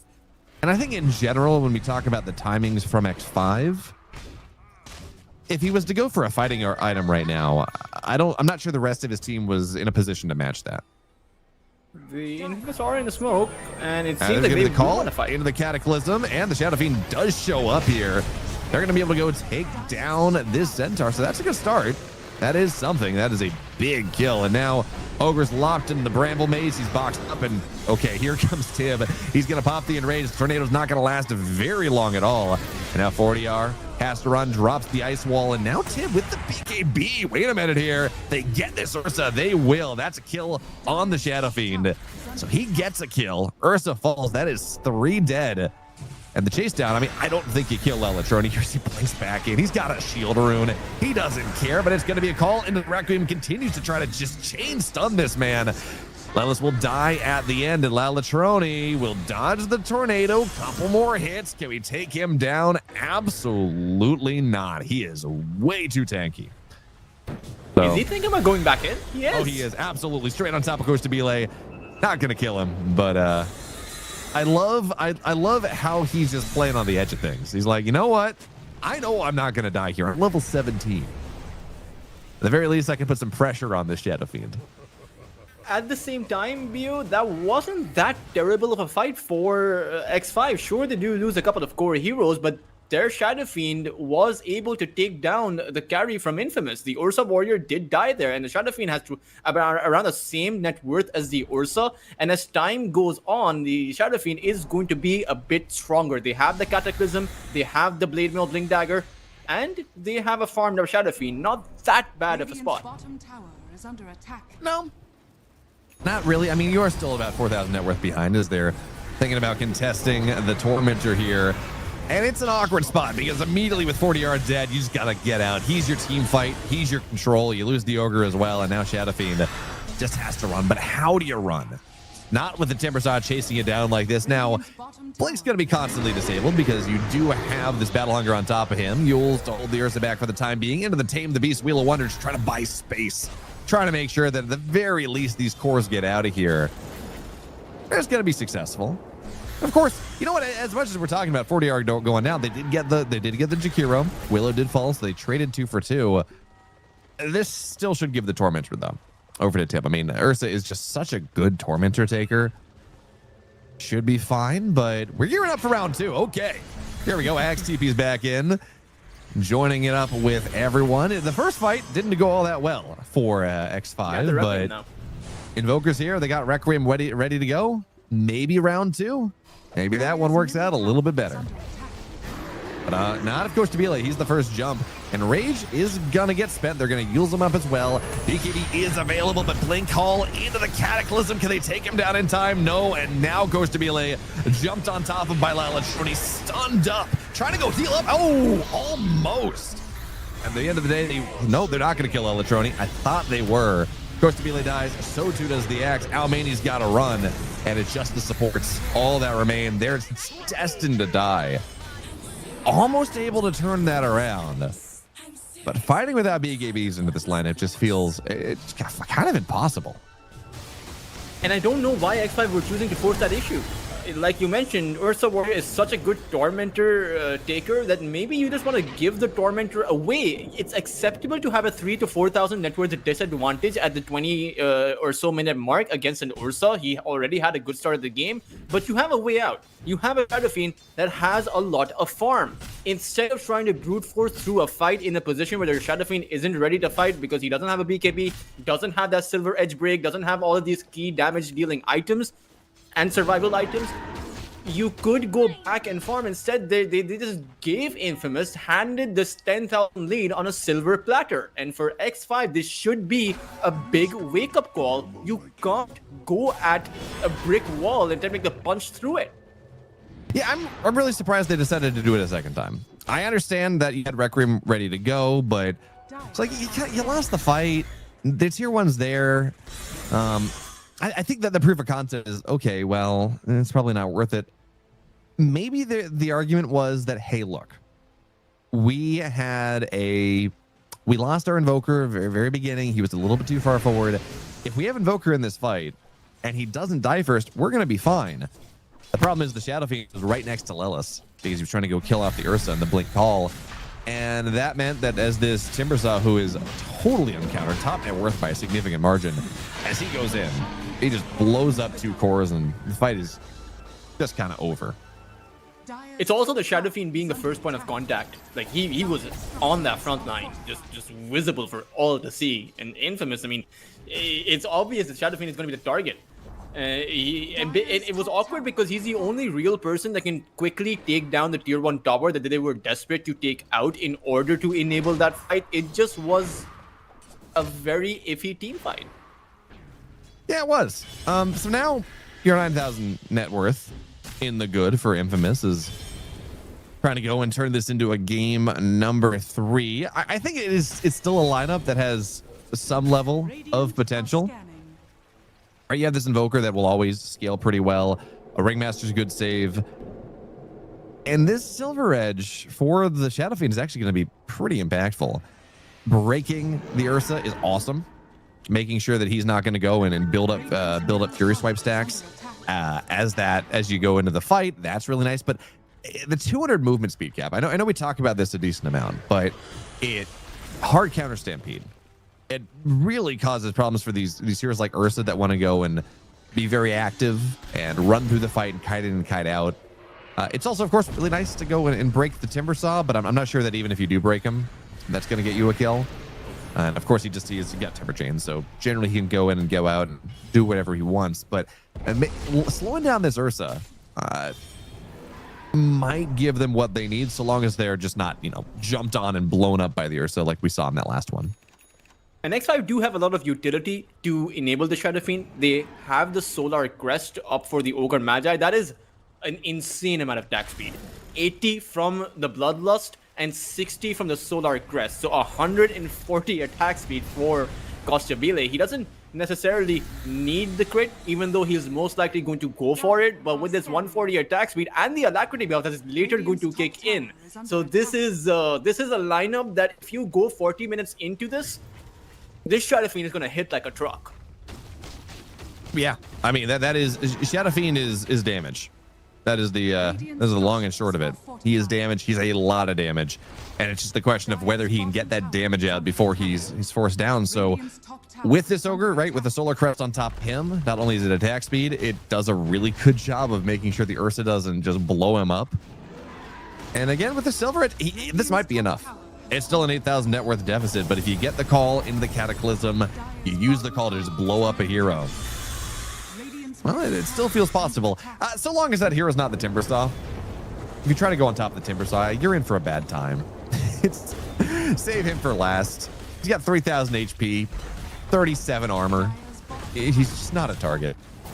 And I think X5 really need to play for the counter initiation. I don't think they can go in with the axe. I think there's always going to be a brief window where the Ursa Warrior goes in, and when his enrage is down, that is your opportunity to try and take the Ursa Warrior out. If you go in with the axe, you may be giving Infamous the kind of initiation they want, the kind of opening they want, because the Latroni has a Shiva's card. He is going to be jumping in. You have the Stampede to disengage.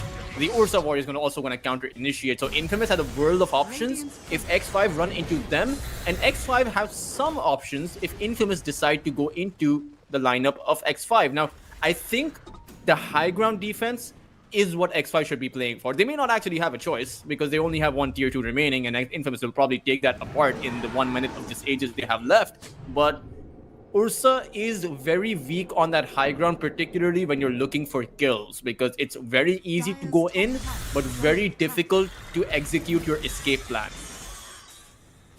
It is. So for now, we're just going to go find this ogre. And Burra is going to get taken down. Eventually he gets a stun, but yeah.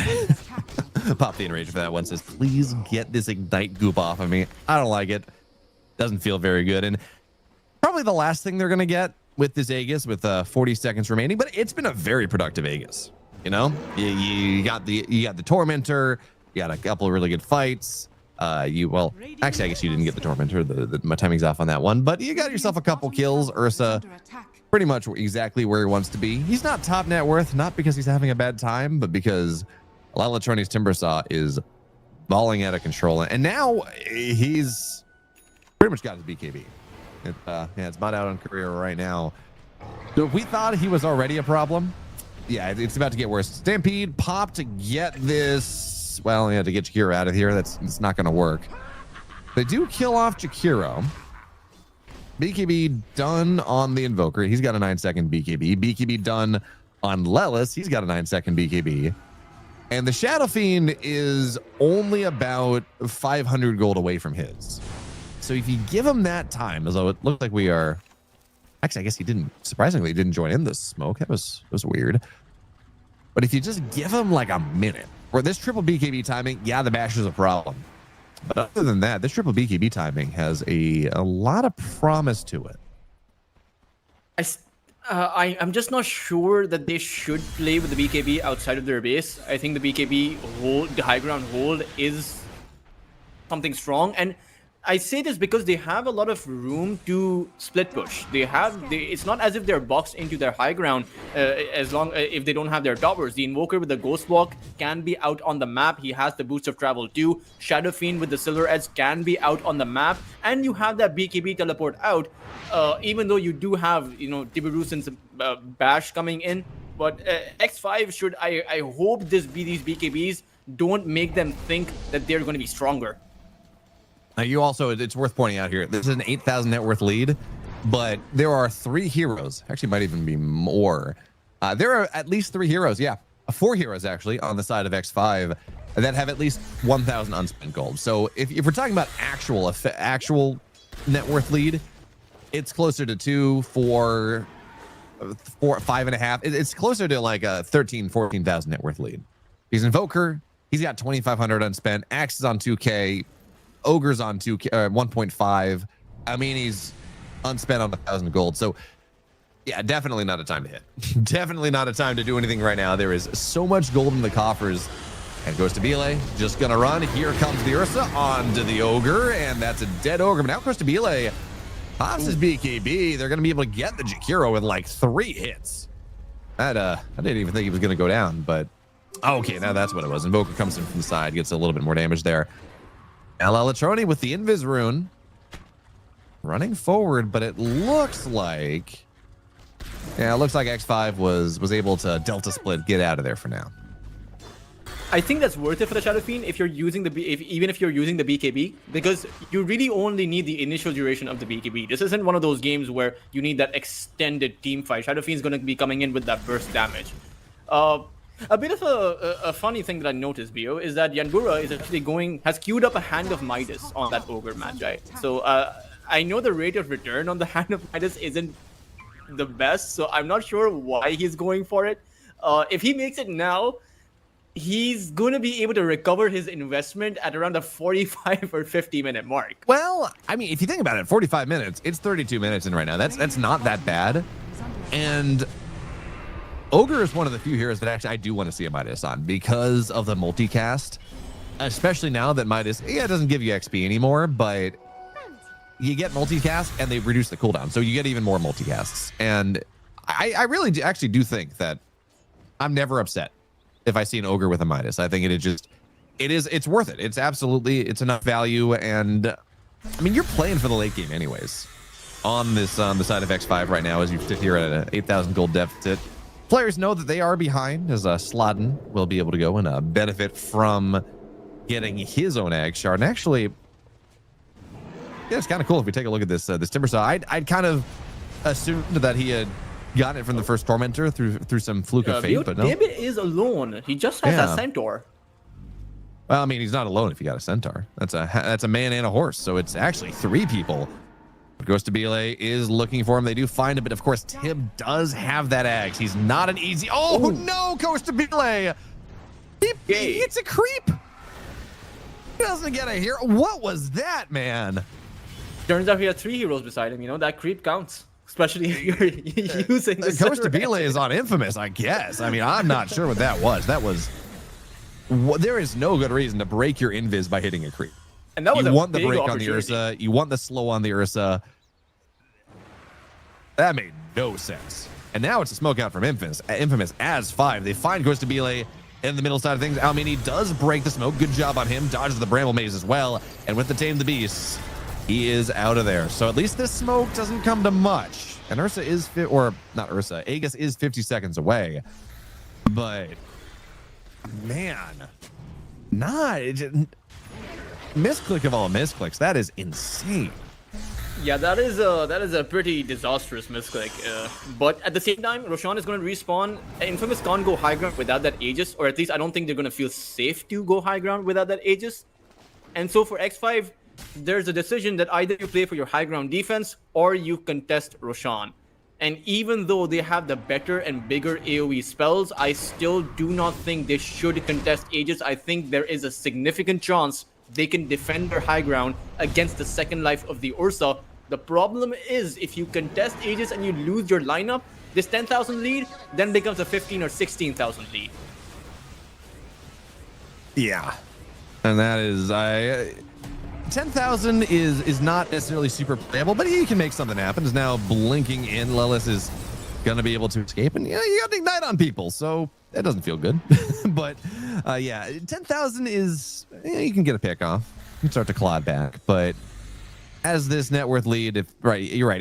If the Aegis goes on the side of Infamous, if they take that bad fight, that's where the game starts to feel kind of unassailable. Right now, you're looking at this and you're saying, yeah, it's probably 70-30 in favor of Infamous at this stage in the game. So yeah, one more bad fight and or pretty much closes. But Shadow Fiend does have an Eagle Song. Is getting actually, I think is this Butterfly on? Yes, it is. So Butterfly on Courier. Talk about timings. Shadow Fiend is just about as strong as he's going to be for the next 6 minutes. And this is as Tib goes into the Roche Pit. They're going to smoke around. Ideally, you're getting a pick off. Ideally, you're getting one big kill to break this open. They're going to go on top of this Timbersaw. Can they burn him down? Yes. They're going to be able to kill this Timbersaw. He buys back into the fight. And now I think you got to run. That is the Cataclysm. That is your BKB. That is a couple big spells used. But now it's a 5,000 net worth lead. That right there is a massive swing. Sladden. Ooh, on the high ground. He's looking for a big terrorize. Pops the dust. Not going to find anything. And we're going to go get on top of this Timbersaw. Wait, die back on the Timbersaw. He's going to have to pop the BKB, run away. Here comes the Ursa. Blows up. Actually, no one. Now Ghost of Bile starting to hit hard. And the bash, yeah, it's not going to be enough. They just kill off this. They kill off the Ursa somehow. Buy back on the Jakiro. This game is equalized. All of a sudden, I'm not even sure how that Ursa died because, well, the Shadow Fiend it looked like the Shadow Fiend was stunned up the entire time, but apparently not. We did 1,000 damage crit onto him, and now this is a Shadow Fiend with 3 stacks of Lasting Presence, 29 Necromastery stacks. He's gonna get himself the Roche. And that's what it was. I thought he was stunned. His attack animation was so fast, it didn't look like he was doing anything. And he just shredded the Ursa. I mean, Solar Crest, physical damage barrier, you already have the Butterfly, no MKB on the Ursa. It is so difficult for Infamous to try and take the Shadow Fiend down, particularly as the Timbersaw, he died early on, came back, but somehow got caught again in the exact same position and was so low he couldn't help. Now, X5, they are completely in control of this game. 60 seconds without Arcano. Latroni can't die. He has no buyback. He goes in, he gets a lot of damage, but not enough to kill anyone. And Yanbura does have to run away. You gotta dodge some bramble mazes. It's all about that ward that was up on the high ground area that saw exactly where the Timber Saw was. So Lelis was able to go get a secondary blink, lock him down, get him down to about 20% HP. You gotta BKB, run away. And now, because 40R was able to go get this Centaur off the side after the fight happened, you got 30 seconds. When there's no Stampede, there's no Centaur, there's no stun, there's no auras. It means the tier 3 falls. But now we're going to go find this Ursa. Wait a minute, Cataclysm, he's pulled out of that one. That's not great. And Latroni shows up, tries to go take down at least one of the supports here. He's on top of 40R as well, has to pop the BKB to run away. Now Latroni, his BKB, it's all over. So here, Coach Tabile moves forward, does have the Requiem, not going to be able to channel it up. Ice Path is there. Latroni, no man's land. He dies. It's a dieback, and they're going to take him down. 125 seconds on the deck. And this Shadow Fiend, not only is he large in charge with the Satanic, he's got level 25. Shadow Rays now applies his attack damage. And Tultras, he's got a crap ton of it. He has a Satanic. It's not even possible for the Ursa to take him down anymore, BO. One raise with the Satanic, he heals back up to 100% HP. 90 seconds without a Timber Saw. Infamous bungled this one big. And X5, they may as well end it right now with 2.5 minutes on that Aegis. What are Infamous possibly going to do? Well, they're just trying to buy time. Willow's up in 15. You do have this. You have Fortify for now, so it buys time a little bit. Unfortunately, they have no way to go and try to cut the creep wave. So it is just, we're going to have to take this fight 5v4. We're going to hope against hope that we can make this happen, that we can blow up Coach Stabile 2 times somehow. Gonna open up with an Ice Path. That's not going to do anything as Arcano's he's got Mud Golem is going to be a problem, but Ursa goes on the backside. They're trying to kill off the supports and isolate Coach Stabile as much as possible. No, it's just there's so much control here. Tib has to run. He has the Enrage, and that's going to keep him alive. Now Coach Stabile. Oh no, the Jakiro dies in 2 hits. Alacrity on top of him. And on this backside, yeah, okay. Dark Willow dies as well. Ursa is hypnotized. He's dead. There's nothing he can do. This was a 10,000 net worth lead 3 minutes ago. And now it has just gone back the other way from 80-10 to 80 to 95-5 in the other direction. This is a vertical line of a net worth graph. And it means X5, they're on into the finals. They take this thing 2-0. Oh man, Infamous really fell off a cliff there. They chose to double down, buying back on that Timber Saw, because I get it. You feel like you can't give up Roche, but because of that Observer Ward, that Timber Saw had limited areas to teleport in. His team was boxed into a position where he had to teleport towards that tier 2 mid side, had to re-enter the fight, but gets caught again. And unfortunately, because of so many of those Shadow Fiend buffs, the Ursa Warrior did not itemize for that against that Butterfly. No NKB. You had a Butterfly and as well as Solar Crest. No way did they get SF down without the Timber Saw. It all came crumbling down, and I will give it to X5. They chose to take a very risky fight. If in an alternate parallel world where that Roche fight, they don't take the Timber Saw down and that Roche fight doesn't end up well for them, this would have been game number 3. But because it did, they're now off to the grand finals. And what I didn't notice, and I think is actually very cool, is that Lilith's bought a phylactery. So you have the Silver Edge break, which is very nice. You have follow-up break if you need it into the Timbersaw. That's what you're trying to do. But it also means you can blink, call, and phylactery this Ursa. And it actually makes your blink blade mail actually worthwhile, because you're not building up all these Fierce Swipes against you, and it actually makes the axe not totally hard counter. Now, it's a 5,600 gold item. You're not getting it early, but kind of a cool idea there from Lelis, and certainly his blink calls towards the end of the game really made a lot of stuff happen. So that means now, as we said, X5 is in the finals, Infamous is in the lower bracket, and to determine who has the honor of playing a game to run into them. Well, we're going to do that for our next series, Amaru Gaming and Legion Gaming, coming up in about 16 minutes or so, and we'll be back after the break.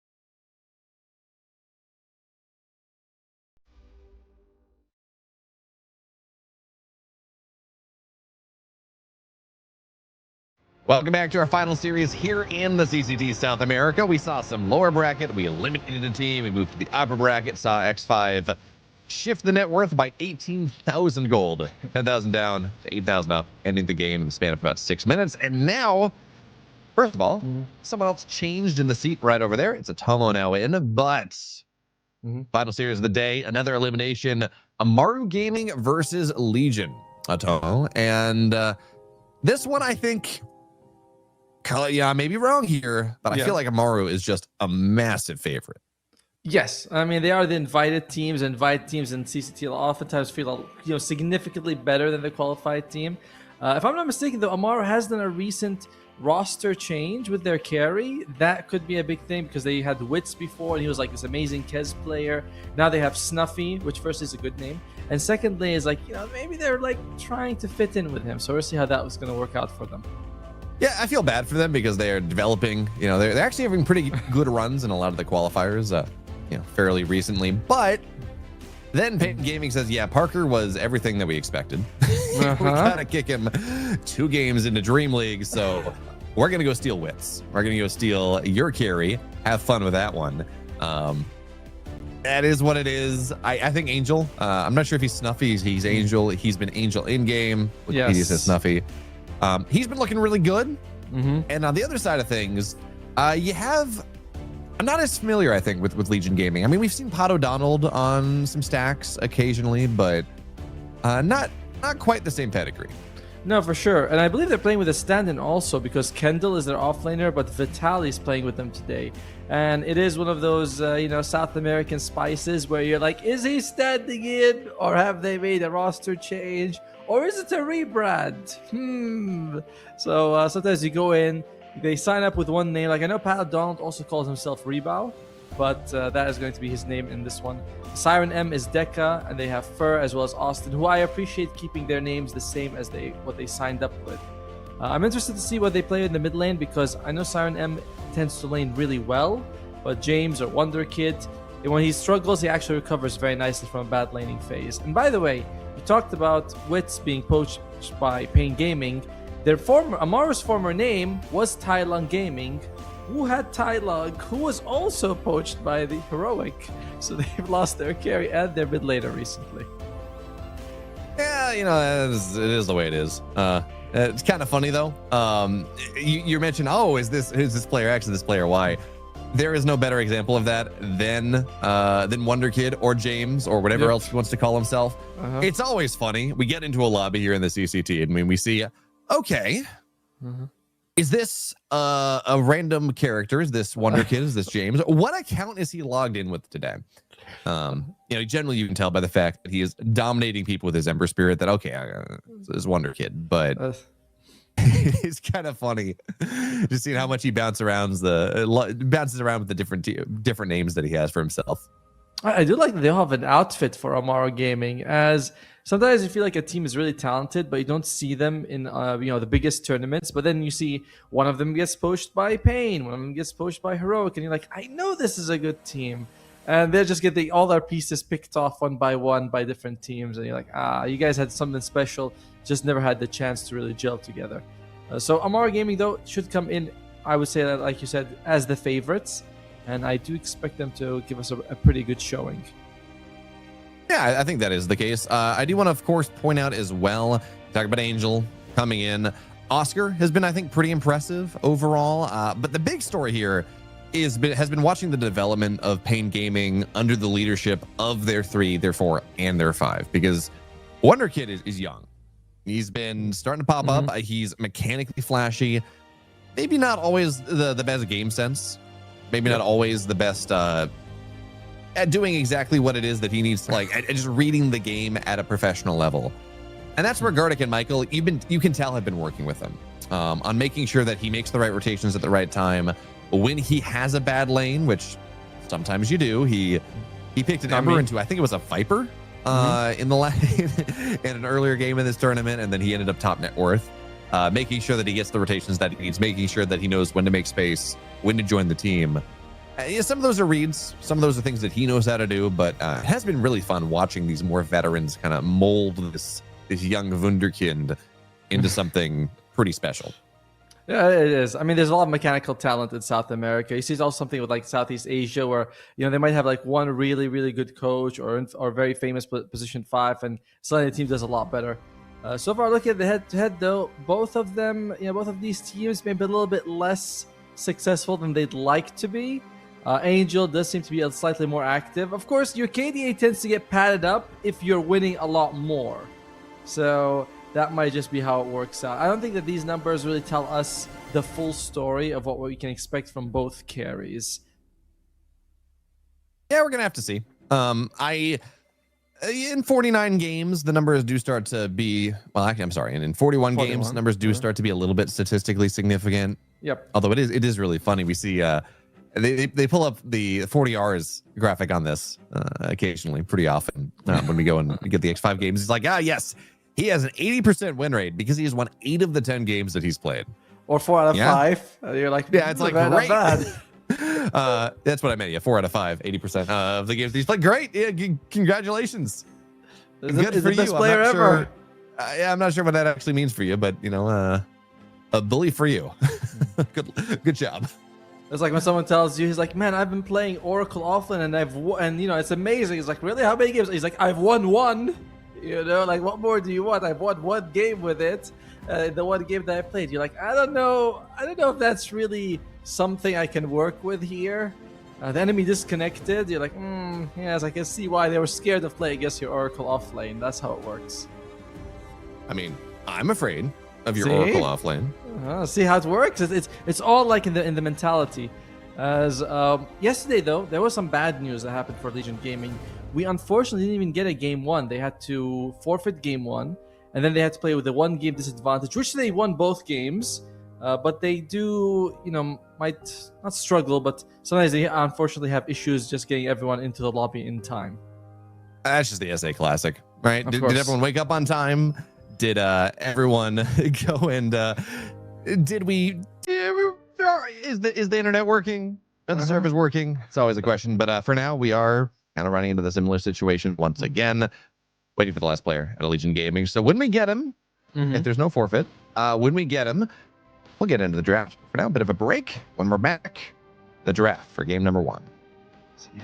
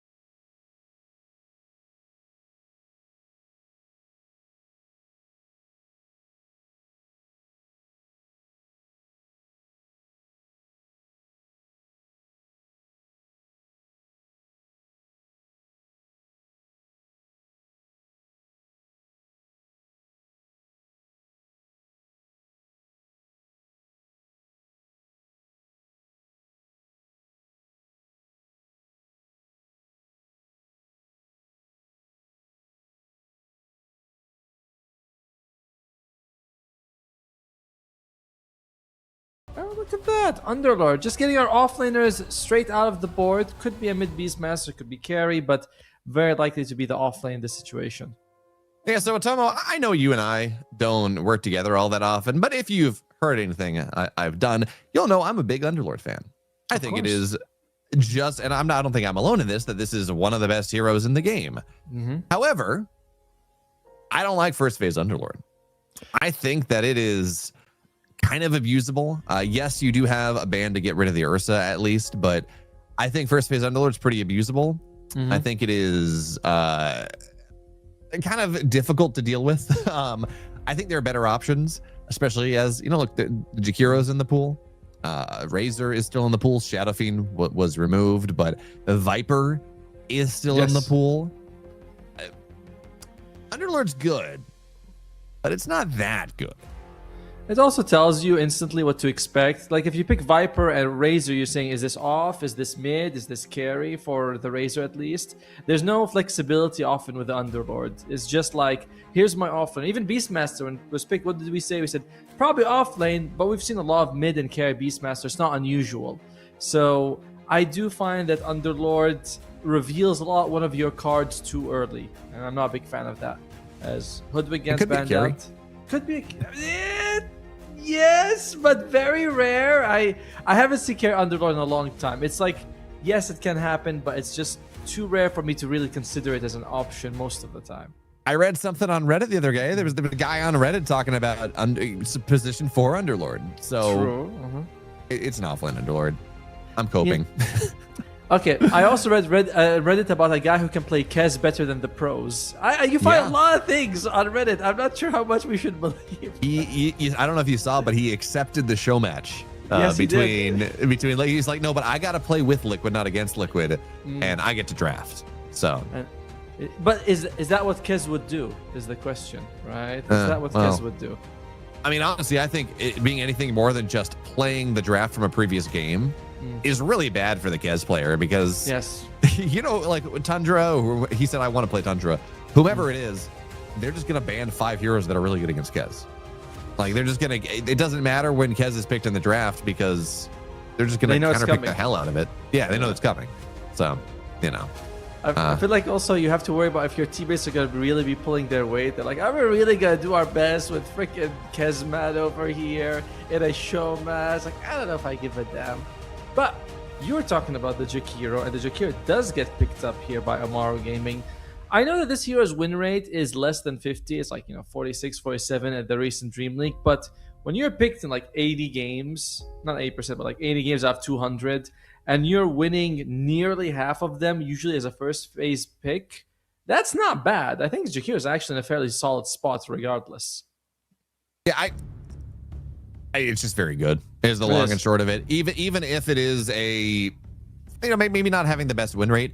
The reason you picked Jakiro, and I liked the way I think Insania talked about this. I think it was Insania, who was like, okay, they picked Jakiro, so they're gonna have like they have Jakiro +1, so their lane is impossible to lane into. It doesn't matter what it is. We talk all this time about Shadow Fiend plus Tusk, Shadow Fiend plus what. Like you have good lane combinations. It literally does not matter what hero is picked with the Jakiro. You're going to have a good lane. The off laner, the position 4, they're going to have to drag creep waves. They're not going to be able to do anything. And even then, Jakiro has enough damage that he can contest these creep pulls. So it's just, you're taking an off laner out of a game. You're making sure that your carry, whatever it is going to have a great game. So if we're talking about Jakiro having a negative win rate, clearly that's just because the carry is not. That's just because the carry is not good enough. Exactly. Because Jakiro gave the carry the game. I mean, like, it's like, what more do you want? I liquid frosted then dual breath the guy. That's 80% of his health. Now what do you want me to do? Chase him? As in the other side, they pick the Ringmaster and the Disruptor as well. Disruptor, a fairly solid pick against Underlord, as usually you can, when you use your ultimate, you can just stack storm the area. You can glimpse him back, but I often find that when you glimpse an Underlord, he usually casts both of his spells before the glimpse actually procs, because it takes longer the further you are. And if you're cross map showing up, you get the Firestorm and the Pit of Mouse off before you get glimpse. So he's much better to static storm than to glimpse him. Yeah, all you gotta do is go in, drop your fire pit, drop your pit, Firestorm in the pit, Pop your pipe, pop your Crimson Guard, and then who cares if you leave? Exactly. You can be out of there for all. It doesn't matter. You have done everything. You have done 95% of what your hero is supposed to do. They picked the puck, by the way, for Amaru Gaming. There's still an Ursa if they want to take the Ursa. And it's like if you let it go now, you have to go through a pick on the enemy side, then two, the whole 2 ban phases. And I believe Amaru has last pick, so they're not going to be able to get a chance on the Ursa until Legion's done with it. So Ursa, do you don't want to pick 3 cores? I mean, most of the time you don't want to pick 3 cores. You want to save one of your core for the last pick. But if you don't take the Ursa now, I don't think you're getting it. Yeah, it's probably going to get banned out. That is very much the case. How do you feel about this puck versus a Ringmaster, which is maybe not the worst, but against this Disruptor and a Beastmaster? I mean, that's a decent amount of puck control. All of them take a while, though. For you can dodge, like you can see the whip animation. That's fine. Glimpse, as we mentioned, there's like the timing thing, so you can actually dodge it with 2 of your spells. And I've seen many times when the Beastmaster blinks in, you can actually link in or Lotus your orb yourself before, well, not link this, Lotus orb yourself before he even gets the roar off, because it has that jump in big animation. So puck can dodge it if you're paying attention. So they have catch, but you need someone else to land the initial stun. None of these 3 can do it. Yeah. I mean, Blink Static Storm, right? That is the Yes. you talk about this. That's the one that's a problem. Yeah, if Puck buys a BKB, you can get out of there, but Puck doesn't really like buying BKB. That never really feels good. Anything that kind of takes you away from this Blink, Witchblade, Parasma, Octarine, Ags, but like the damage items. Puck is not a hero that does a ton of damage unless you are on time with your damage items. Yep. So feels a little bit awkward as we're going to have a Tiny here. So it's not going to be mid lane Beastmaster. It's going to be the Tiny instead. It's a lot of control, but not a lot of like actual sustained damage on the side of Legion Gaming. If it's a carry Beastmaster, I think I saw this yesterday. I'm not sure which team played it, but they played carry Beastmaster. They went for Axe first. That's kind of your sustained damage. It's not very good against an Underlord with a pipe, but the Shiva comes in and the damage does rack up later on. As this means that both teams likely to go for their carry last. Legion game we said it could be Beastmaster carry, could be Master off. And they banned the Abaddon. We talked about like great ways of controlling the puck and Abaddon's shields. Like, oh, if you do get the roar off, it doesn't matter. He's still gonna be safe. Yeah, so for now, we're getting rid of the Bristleback, which is just a big beefy boy that runs in a lot of your heroes. It's annoying. They don't really have a ton of permanent control. Yeah, you can Walrus Punch. Yeah, there's a pit, but if you pop a BKB, you just run right through everything. So yeah, Bristleback seems kind of scary. Yep. On the other side, yeah, there we go. So I'm actually kind of surprised that Ursa got banned out by Legion Gaming. Yes. Because maybe it's not that great of an Ursa game if Legion wanted to pick it. Yeah, Underlord in lane suffers, but Ursa really hates the pit. Ursa really hates getting Dream Coiled. There's Ice Path. There's Ice Shards. There's a decent amount of stuff to just kite this Ursa out. Makes me think that maybe Legion's going to go for an offlaner last pick, honestly. When you see that Ursa gets banned out, because you see that they banned Centaur. And Bristleback, while can be played as a 1-3, is more often played as an offlaner. So it does seem that Legion, with the Ursa ban, is signaling that we're taking an offlaner. That's how I see it. So let's look at some offlaners that they could get. There's no Centaur. I believe there's no Mars. There's no Brew. There is, let's see, Slardar, Axe, those nice jump stuns. Night Stalker as well could work out for them as a great silence. They go for the Tide Hunter. Very, very beefy here tri-core setup right now for Legion.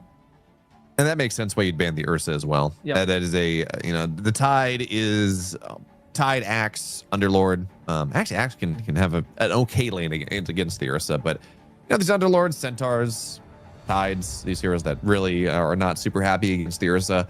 So it makes sense they're going to ban it out. And now on the other side, of course, we talked about why you can't pick the Ursa. We're going to see instead a Gyrocopter. So actually, I kind of like this. Yep. Of the trio of beefy aura buying offlaners of Tide, Centaur, and Underlord, which are the 3 heroes that you think of, Tide is the one hero that does not build Crimson. right? He has Kraken Shell. There's a big reason that you don't want to build Crimson. And I don't know that there's a better item in the game against a Gyrocopter than a Crimson Guard. So yeah, Tidehunter does have Kraken Swell. It's going to be okay in lane. You get run at by Afterburner, that's a problem, and you don't really have access to the item that is making Gyrocopter's life miserable. So, I mean, for those reasons alone, plus you can kill boars, all those wonderful things. But yeah, just for those reasons alone, I think it's a pretty good gyro game. It's unlikely to me. I mean, the boars won't be much of a factor, right? Because they're going to be laning, on opposite sides of the map because they're both carries. So well, I'm talking about in the game, because the boars aren't in the game. They don't do a ton of damage, but they keep your drums of Slom stacks up. Right, and that is actually pretty important in fights. And Vitaly, by the way, is also going to be a Tidehunter against a Jakiro, which is one of the few heroes you can sort of shrug off all those debuffs. Usually you get 2 or 3 seconds of procs, but it's not as bad as everyone else who's going to take the full Liquid Frost, the full Dual Breath. If you're Tidehunter, you're like, oh yeah, I took 400 damage or 300 damage, then I just removed everything. So it's a very nice draft from Legion Gaming. I like it a lot. 3 tanky cores, that's what I'm all about. And you have decent damage coming out from the Ringmaster.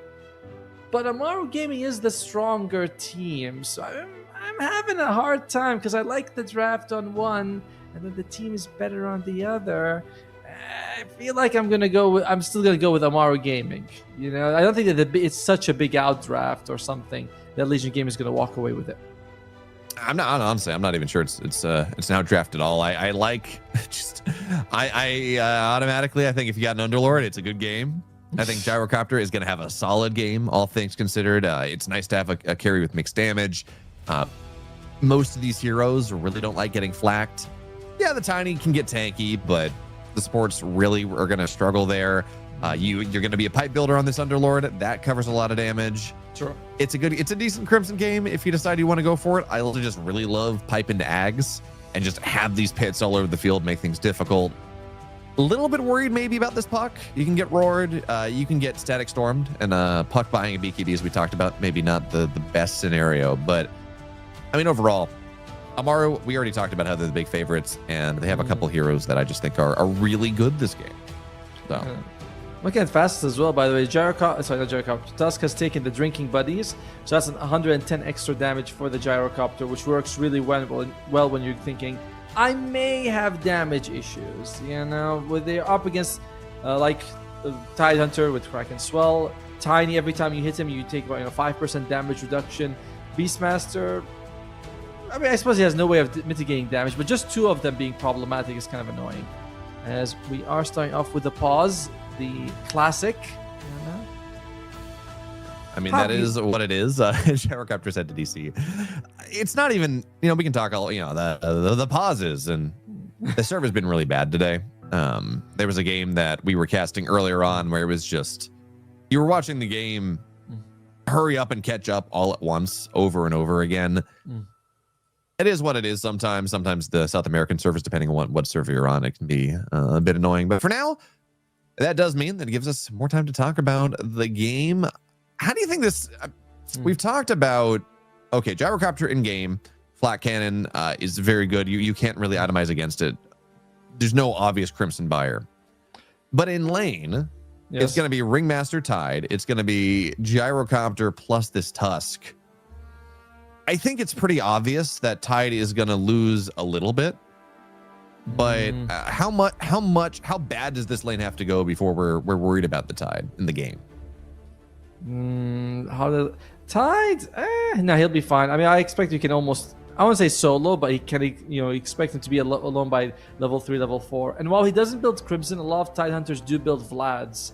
That is a little bit of extra armor for the whole team, a little bit of lifesteal as well. So it's not like it's not that good against the Gyro the way a Crimson Guard is, but it does mitigate some of the problem that you're going to be dealing with. So I do think that at least you have the Tidehunter building for that. As I'm looking about the other lane, it's going to be what? Jakiro? No, wait, Jakiro's on Gardic. So Michael is going to be Jakiro and Jakiro Gyro. I'm thinking about the Underlord as well as the Tusk if they can get on top of the Beastmaster and Disruptor. Doesn't feel like it, right? With the axes, with the glimpse and the control. So both lanes for Legion Gaming, the side lanes seem like they're going to go pretty well. Yeah, I think that's fair. It's the one exception, of course, is like, well, Jakiro is Jakiro. That makes up for a decent amount. I think also it's gonna be interesting to see how this mid lane goes, right? Because on the one hand, Puck is by level 5, Puck doesn't lose lanes. You just spam Illusory Orb and you trade out. But early game, Tiny has 69. Nice. But 69 damage. Puck is at 55. So these early levels actually can be a little bit problematic for the Puck. Yeah, Tiny is at 0 armor, and that's annoying. You just kind of get clicked down a little bit. But you got 850 HP. You can sit under tower. And it's, yeah, I mean, I think this lane at the very beginning should be pretty good for the Tiny.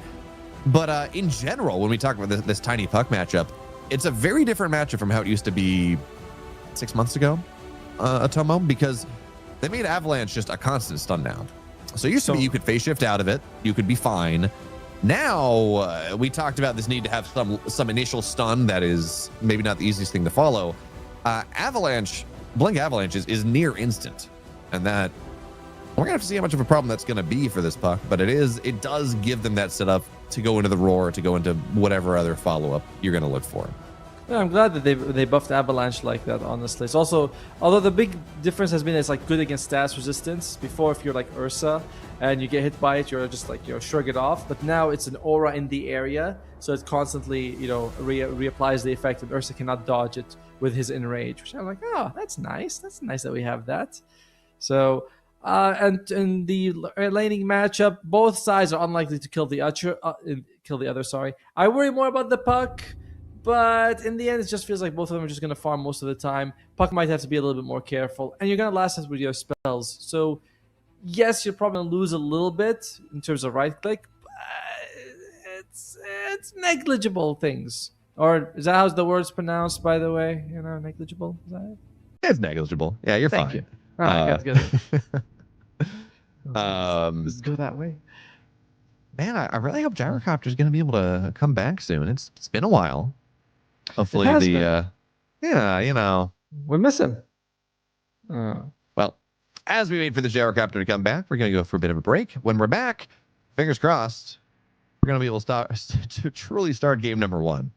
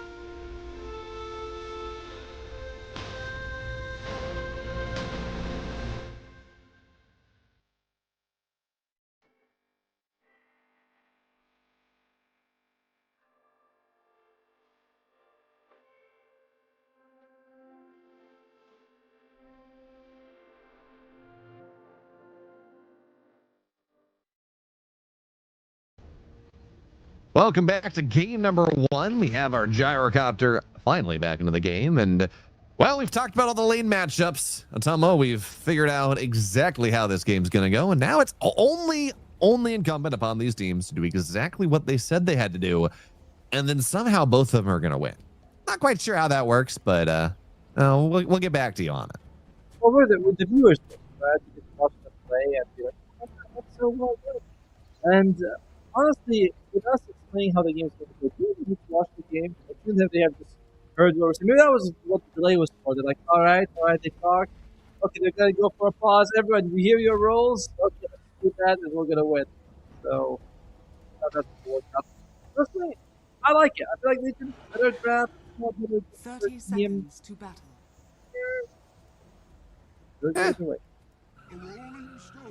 Yeah, really can. I'm curious to see how this one's going to work. I mean, again, the drafts are relatively even. If you want to take a look at what Gaben has to say, it is a 52% advantage for Amaru Gaming over Legion Gaming. Which, again, considering the quality of the teams, we say, yeah, that's actually a pretty significant advantage. But, you know, it's all down to the lanes. We have seen a lot of games today where lanes go one way at 10 minutes, and it just feels pretty untouchable after that point. So, well, for now, we go 2 for 2. No craziness, no early smokes that lead to 3 kills, which you might say we never see, but down in South America, we see it. We see it enough, that's for sure. Well, looks like they're setting up something right now here for Oscar. A good welcome surprise. It will be the Disruptor, the Beastmaster, and the Ring ready for him. And he does reveal himself. How do you like this? But okay, Jakiro's gonna break it a little bit. We're still looking for the body block. Pato Donald runs forward, runs away. Not quite part of the fight for now. He's like, I'm gonna body block him. But Oscar runs in the other direction, and as tanky as this Underlord is, he's starting to run away, but he's very slow. And with the boar, they will give the kill on over to Austin. So Disruptor gets first blood. And I think the one thing we haven't talked about here, Atomo, is and we talk about these lanes, anything we might want to say that is good about how good of a lane Beastmaster has, kind of minimized in some ways by the fact that it's a disruptor in his lane, which is reduces a decent amount of this power. Yeah, he's not the best synergy with him. He's really good with heroes like, for example, Ursa, where you can get a few hits, you get glimpse back, you take a few more hits, and suddenly that person's dead. But Beastmaster doesn't benefit as much with the Disruptor. And I like the switch up that he did on Amaru Gaming, sending Gardic top with the Jakiro, because we talked about, we said, like, he's not going to do too much against the Tusk. So they're saying, well, yeah, you're right. So let's just put him in the other lane where he can destroy a Disruptor. Yeah, that's a lot of fun. And honestly, like, Tusk Gyro is not surprising. Tusk Gyro is a very good lane matchup. It's, you know, it might not be quite as good as, you know, Tusk Shadow Fiend, but especially by going Drinking Buddies, you just amp up this flat cannon damage so much that a lane that otherwise might have been kind of fun is now just really uncomfortable, especially as you start to get more levels in Flak and start to get more levels in Drinking Buddies. So you give this, you give the Underlord a Jakiro and say, hey, you're just gonna have a fine lane. Yep. you give Tusk Drinking Buddies, or you give Gyrocopter Drinking Buddies, and suddenly he's doing insane spread damage. And these lanes, maybe even a little bit better for Amaru than we were talking about during the pause. When you play musical chairs, right, it really does benefit you. My biggest not issue, I guess, is that I play a lot against Gyro. I'm at the position 4, and I hate how Flatcan hits me. You know, I'm usually the jungle, and you know, he's hitting my off, like, that's fine. But then random attacks come out to you, and you're like, why me? Look at it, look, he's taking 3 hits right there, and he's going, why? What did I do? I'm just in the area.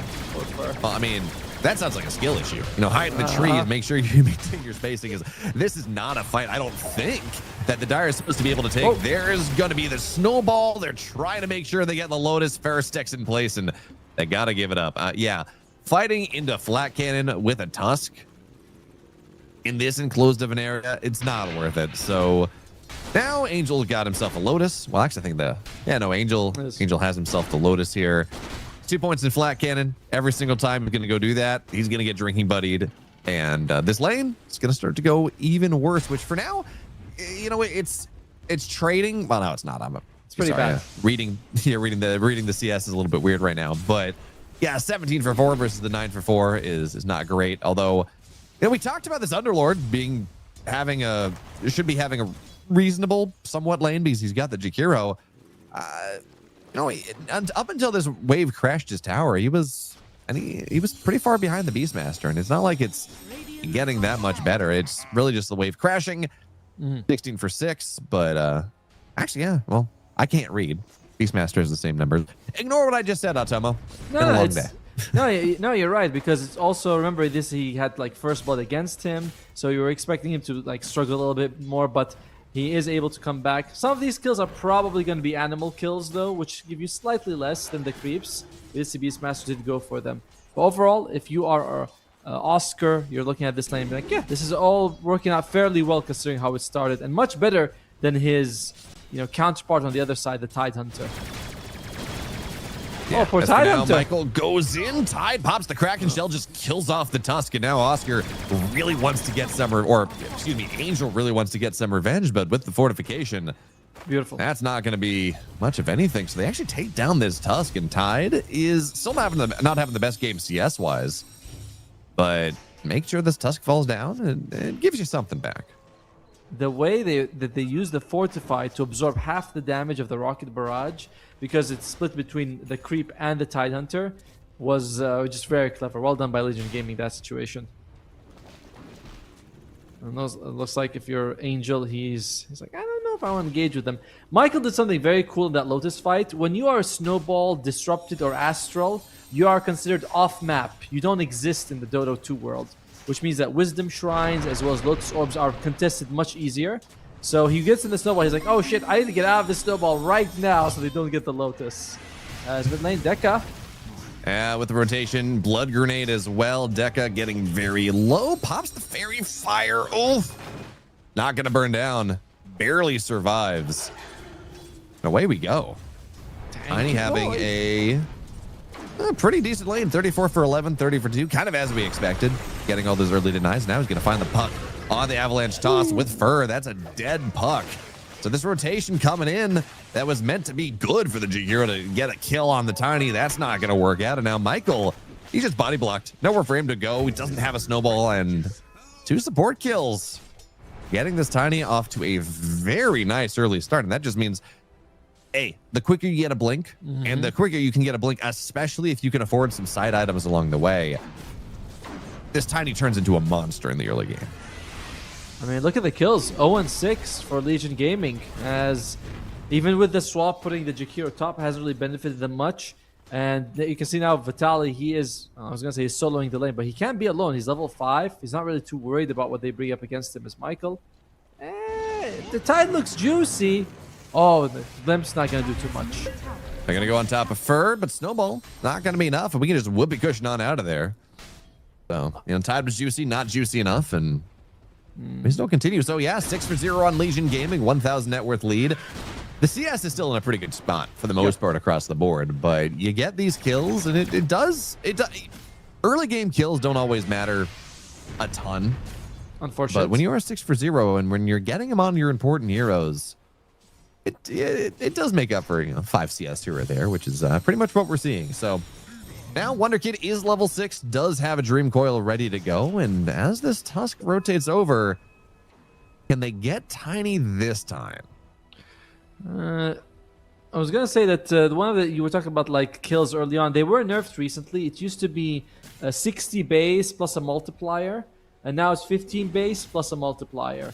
The multiplier got better, so you are like gonna be able to get more gold later in the game, but early game you just get way less gold for assist than before. Michael. Yep. Looking for a little bit more. Michael very low, has the Thunderstrike on top of him, and he's gonna go down. There's the Ice Path glimpse. Nope, Wonder Kid's gonna be able to phase shift out of that one.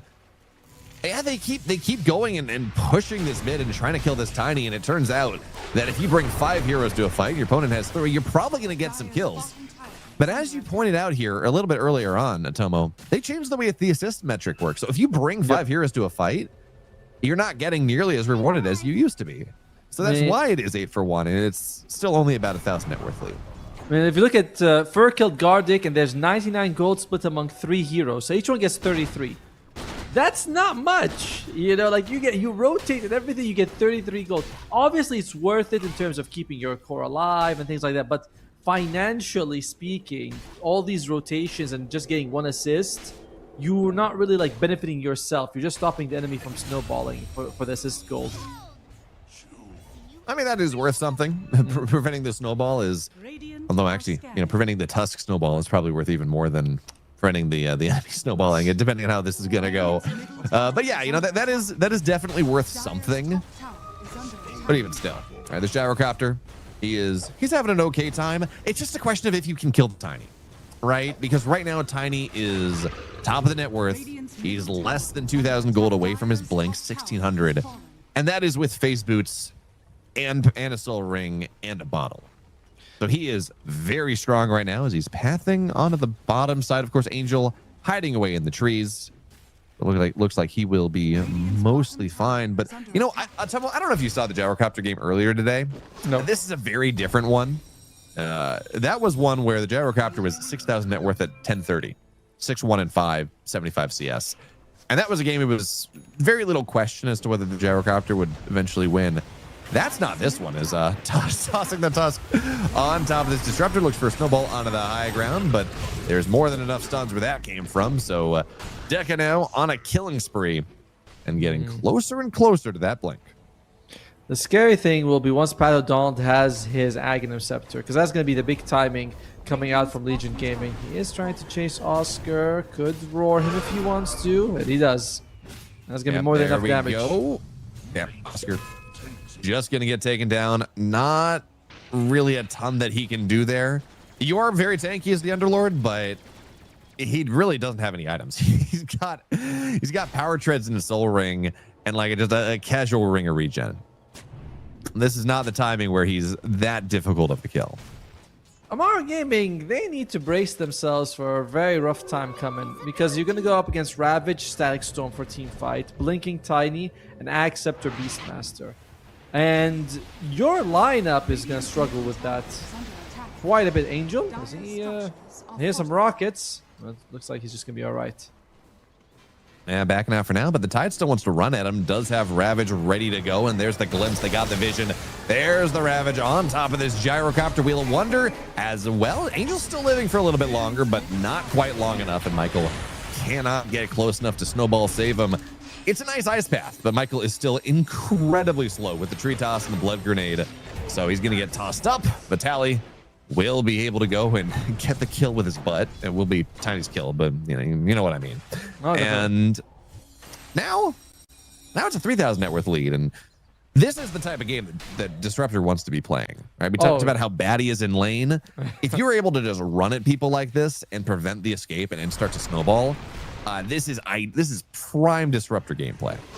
Disruptor always feels a bit like Bounty Hunter to me, you know, whereas like when you're snowballing, he is that guarantee that you're going to win the game, right? You kill 2 people, you have, you know, you're going to get a glimpse +1, or you have like track kills every time, almost doubling, especially in this patch where assist gold is so much less valuable.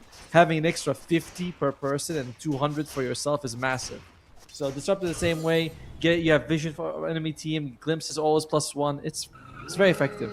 And it's very scary for Amaru Gaming. As you look at enemy cores, 6,000, nearly 5 on the Tide Hunter. Your core's nowhere near as farmed, and Jakiro nowhere near as alive. So yeah, Garda gets tossed back into the avalanche, dagger, all the fun stuff. That is a dead Jakiro. Fur benefits from the kill, and it does beg the question here. I understand what it is that Amaru are trying to do. They're saying, look, our timing is later. We just need to split the map and farm up. But if you're going to do that, you gotta make sure that you're not leaving these heroes dangling to die. And that's the key part of this, that they're just not quite accomplishing. So now, bit of a rotation into the triangle, which, hey, guess what? There's a 3 or what is that, a 4 stack of ancients in the triangle. Now, I'm not sure that Tiny can kill that off, but if you bring the Beastmaster in, they can absolutely try to steal this stack. Well, I guess the Beastmaster needs mana. He's pretty low on that one. But once they get themselves some mana boots, then. Why? Who cares about mana boots? I already have Acceptor on the Beastmaster in 13 minutes. Very, very scary timing right now for Legion Gaming. If you're Amaru, you have to dodge them, and a lot of it will come down to Wonder Kid. If James can just push out lanes with the puck, not an easy thing to do. No, it is really not.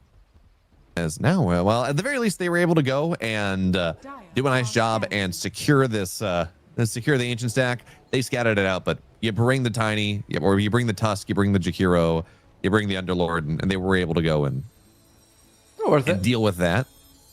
So at the very least, they have that going for them. But even still, I mean, yeah, this Ag's timing is horrifying. Even though the Legion does have these items, they still have to go and use them. If Amaru can wait long enough or somehow stall until the pipe comes for Oscar, that mitigates a ton of their problems. And it's not like it's going to be too far to get it. They lose Angel. Ooh. Still, we're playing for pipe. Alright, we're playing for pipe. And hopefully we'll have that time for the Underlords. And about 500 gold, not a big deal. Is it too late for pipe? Right, it's 14 and a half minutes in. Is the pipe timing when it arrives? Are we just going to be too far behind? What's this Wii stuff? How about the other side? We're very far ahead, in my opinion. No, but you need to get the pipe because there's really no other item that does what it does anyway. Spur, that ward should be spotted right there. So nice little bit of info that Amaru can work with. You just have to get the pipe because there's no other option to mitigate magic damage as effectively as that. Glimmers, sure, but not for the whole team. Oh! Well, there's a toss back onto the Underlord. He drops the pit, but he's going to get roared up, and not sure Pato really cares about living in the pit. So that's the Static Storm down as well, and a goodbye. Now there's a glimpse back because Gardic was right there, and he tried to run. That's not a thing. Meanwhile, Tide did die on the other side of the map. Angel was able to work with Michael and take him down. So at least Angel's getting on the board. He is going for this fighting style gyrocopter. No ags, just getting us up Dragonlance, Crystallis, getting a Manta, or actually S and Y behind that.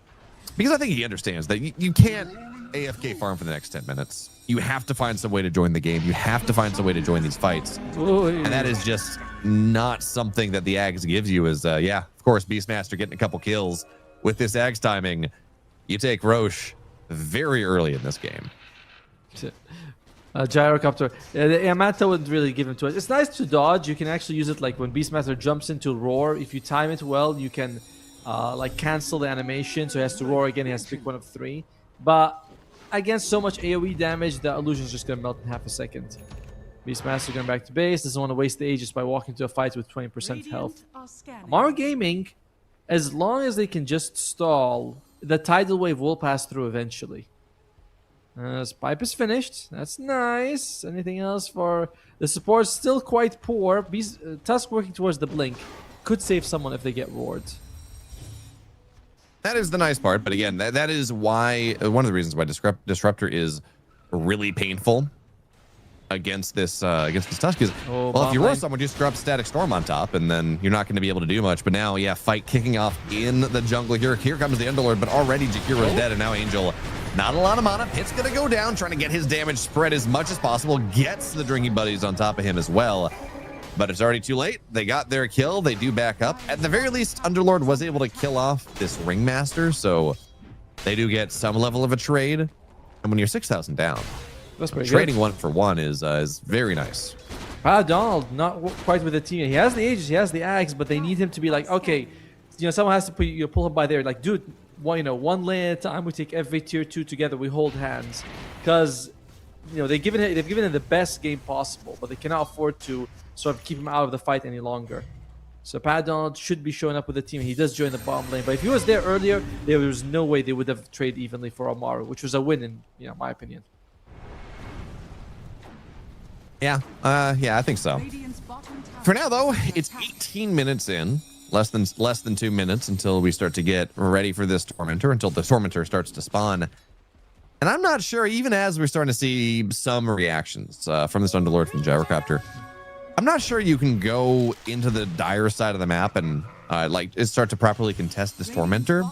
Not into the Beastmaster, not into just the amount of team fight that exists with the Ravage, and Avalanche, and Static Storm, and all those things. And that's a bit unfortunate because, well, to be honest, the support shards they're okay. True. They're not great. You really would like to be able to go get, I think the Tusk Shard is actually really valuable this game. It just gives you a decent amount of blink breaking over the course of a game. It breaks the fights open a little bit more. It separates them out a little bit more. And that's valuable. Given how far behind you are, if you can just get the bigger get the bigger horseshoe to keep someone in place, and that might give you what you need. So for now, tier 1 tower will fall. They're looking, though. Here at Tomo, they're not stopping at the tier 1. No, the tier 2 is, it doesn't really seem like Amaru want to contest this. I mean, if I was thinking about like Legion, I'd take the tier 2 top, go for the Tormentor, come back for the Wisdom Shrine. But no, Oscar's got some ideas. Yeah, there's going to be a roar on top of this Underlord, but he's very tanky right now. Dream Coil goes down, Ravage as well. We're just casting all the big ultimates here, and somehow it's the Beastmaster that dies. The fortification, they're under their tier 2, just tower shots attacking everyone. This is a crazy dive. Puck will die at the end, as will the Underlord. Angel try to kill Vitaly. It's not working very well. Eventually, they're going to be able to take him down. But the Avalanche into the toss. Snowball keeps a little bit of safety, but Angel will die at the end, as will this Tusk. Just about the ideal situation. All things considered, you're under the tier 2. There's a fortification, and still it's 4 for 1. They did get the Aegis out of the hands of Donald. And they did, and Puck was caught by the Static Storm, so it wasn't like as pitch perfect as it could have been for Amaru Gaming. Still, I would say you walk away from Amaru Gaming like, guys, that was, we almost had that fight. It's not as bad as it could have been, which is exactly a great rallying cry, but it could have been significantly worse. They could have gotten nothing out of it. So Amaru Gaming, signs of life, and I see the signs of life at least. Yeah, they still lost about 3,000 more net worth. True. In aggregate, it went from 5 to 8K, and now It's going to go up to 10 with the Tormentors. So, yeah, you know, signs of life. It could have been worse, but it also could have been a lot better. Now, the Tormentor Shard, unfortunately, I mean, probably the better shard. I said unfortunately, but yeah, you know, probably the better support shard. Well, I don't know. It's They're both kind of mid. Yeah, I agree. I don't think that. I feel like when you talk about shards, like Tusk shard's better than both Disruptor and Ringmaster. You know, it's the slow's pretty insane. Does damage as well per second. It's a very nice shard. But look at that. I love what Austin does. He goes and gets himself a gym, saying, we have full map control. I'm pretty good at seeing up cliffs thanks to my kinetic field. I'm just going to try to establish as much vision as we can. Now, you know what's interesting? Yeah. You look at that fight, if you look at the graph, the graph actually went up in favor of Amaru Gaming after what happened. It was 65%, now it's 51% for Legion. So, with the way that's got to be... That's got to be bugged. No, I feel like it's actually fairly correct, because if you look at it, the moment the game pauses, Amaru outfarms them. Legion's draft is a mid-game tempo draft. If the later it goes, the harder things get for them. So they should be trying to get more and more objectives. I mean, sure, but you're always in this situation where you're going to get roared as they're going to go find a nice Jakiro, tasty two-headed dragon. You're in this situation where the vast majority of your damage on Amaru Gaming is this gyrocopter. True. And this gyrocopter, if he gets roared, he probably dies the vast majority of the game. It really will take him ag satanic. If you can get the satanic off before the roar, that's probably what it takes. Up until that point, I mean, he's not living. And if you don't have that, then it's just a bunch of sustain and control. And sustain and control may win you a team fight if you have someone that does damage. But if you don't have damage, sustain and control isn't worth anything. They're going to have an Underlord with Pipe, Crimson, and they're going to have Tusk jump it with Blink Dagger. They will have some forms of save for Angel at least. And we are seeing also that Wonder Kid is going to go for the Octarine Core, which is a nice bit of a damage boost for him. So, I don't know. I'm still looking at Amaru Gaming being 9,000 gold behind, and I'm agreeing with Gaben that things are looking better and better as the minutes go by. In fact, it's in their favor, according to Gaben. 53 for Amaru. I don't know how he measures those. That is wild. I mean, the net worth chart did trend up a tiny bit. Yes. Because, again, we are seeing everyone play together here. That's going to be a Pit, Ice Path, Macrobuyer on top of 2. Nice damage. This is a tanky boy. He pops the pipe, really not taking that much damage. And, of course, Static Storm backside onto this Puck, who goes in. Can they kill him off in time? Yes, they can. So Puck is dead. Roar onto this Underlord, which, you know what, they have auras. So it's going to take a while to take him down, but they're going to kill him regardless. 2 cores dead. Toss back. Not the right target. Tiny did want to actually toss the core back, but that's fine. He's got Glimpse, and Gyrocopter will die as well. Gardic, they're going to try to chase after him, and yeah, they should be able to get him. There's the toss into the stun. 4-5 dead on the side of Amaru.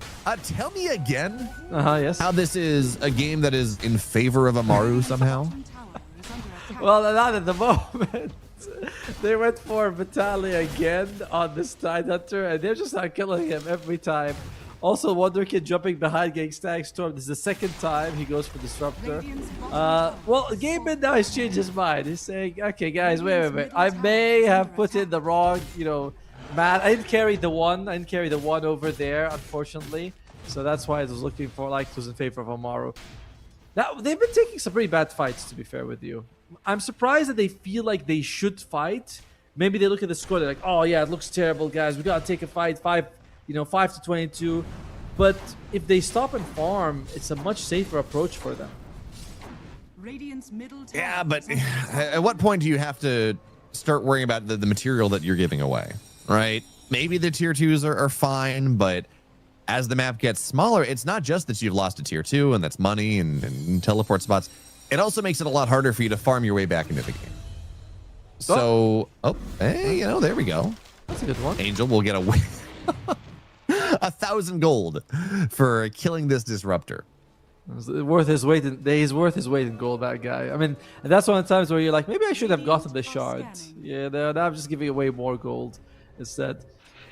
Amaru, as long as you keep your high ground and you are able to split push and you get your gyrocopter farmed, giving away some of these small things are fine. It's just the panic that sets in. You're like, oh my god, they're taking so much. Are we going to be scaling? Should I queue Divide Rapier on Gyrocopter? Why, yes, I will. I mean, I don't blame him at this point. We're looking at, oh, here comes Dika. He pops the Shivas onto this Tusk. There's the Roar Tusk with a new insane amount of hate. They will be able to kill the Tusk, but it makes sense. You kill the Tusk, so there's no save, but Angel not going to be able to, they're not going to be able to collapse on top of him. And now Wonder Kid is sharking around. There we go. He goes forward. Dream Coil pop. I don't think, yeah, he's not dying. And now into the Roche pit with no Dream Coil. You're really not afraid of anything. So Vitaly here tanking up. You got Pound O'Donnell just clicking away. The Wonder Kid is going to scout out. Oh. Is there some magic? Is there some mysteries? We do see Oscar moves in. Not sure what he's gonna really do. There's the Ravage. They get on top of Austin, but the Static Storm does go down. No kinetic field though. And now Vitaly stun locked by the Fiend's Gate. You gotta be a little bit careful there. He will be able to get out. Beastmaster runs away as well, and they trade. They trade a Disruptor for an Aegis. I think the Disruptor's worth about an Aegis. That's probably fair. I think that's not too bad. They're nibbling, you know what I mean? Like when you're behind, you take small bites to try to get your comeback. That Aegis was probably going to go, but getting Austin, they used the 8-second BKB on the Tiny earlier as well. Like they're maximizing the small things that they can get on Amaru Gaming. As we look at the win graph, Gabin, oh wait, no, he is holding steady for the other side. Crazy. Lotus Orb going to be coming up for Oscar. A great way to... You talked about like the roar being a problem. No matter what you do, if you have a Lotus Orb on you, you get roared, you are reflecting that. So, very nice item by Oscar there. Yeah, very nice item indeed, as I managed to lose my clean feed. There we go. We're properly back into things. Ooh, and look at Jakiro. He talked about damage. He's been landing a lot of Macropyres. 800 gold away from the Aghanim Scepter. Also has a Whisper of Dread on top of it, so 10% extra damage. As that Macropyre, when buffed up by Ags, that is damage. That goes a long way to mitigating the problems. Well, have you heard about a BKB? And I'm not saying a BKB because you have to worry about it because it's pure damage. It is pure damage, but everything that locked you in place so you can't run out of the Macropyre stopped by BKB. So, you know, as we do have these BKBs ready to go, Macropyre, you can place it very well. There can be a pin on top, but Beastmaster just pops BKB, runs away. Then that damage only matters if you're sitting in it, Tomo, and if you run away, you're not sitting in it. Only if he runs away like in a straight line, doesn't try to go through the ice paths. Sometimes you might not have that option. So, and you know, if you can catch the Tidehunter by himself, that is fairly worth it. As Amaru looks like they're setting up for a fight here. Shiva's tossed back. Goodbye. That's a dead Jakiro, and that's going to be a tier 2 as well. My question for you, Atomo, as we start to tier 2s get taken down, is it worth pushing tier 3 at this point? 29-7, 16,000 net worth lead. You have the banner, you should go high ground. Your draft is super strong at this point for Legion Gaming, and I don't know why you would delay it. What are you waiting for? The enemy to get Lotus Orb? So I would definitely go high ground if I can. And they're back. There you go. There's the banner drop. They're backing up on Amaru game, trying to get here in time. Angel's quite far actually. Yeah, so they're just going to keep pushing this down, doing what they can, and I think this is one set. At least this is going to be a tier 3 tower. There's going to be the Roar on top of this Underlord. Nice save. And he's brought back for now. Nice save from the Tusk. BKB get popped, but this Beastmaster is very low. He's trying to slum, but not quite able to slum enough. And look at how tanky this Underlord is. But there's the Ravage Static Storm as well. Angel trying to do what he can. They just really want to kill this Underlord. I'll open up a lot of damage for the rest of the team. Now the Underlord is dead. There's going to be the box. Beastmaster has to run away. Pat O'Donnell in a very awkward spot, but a great Avatos. And they're just going to kill them all.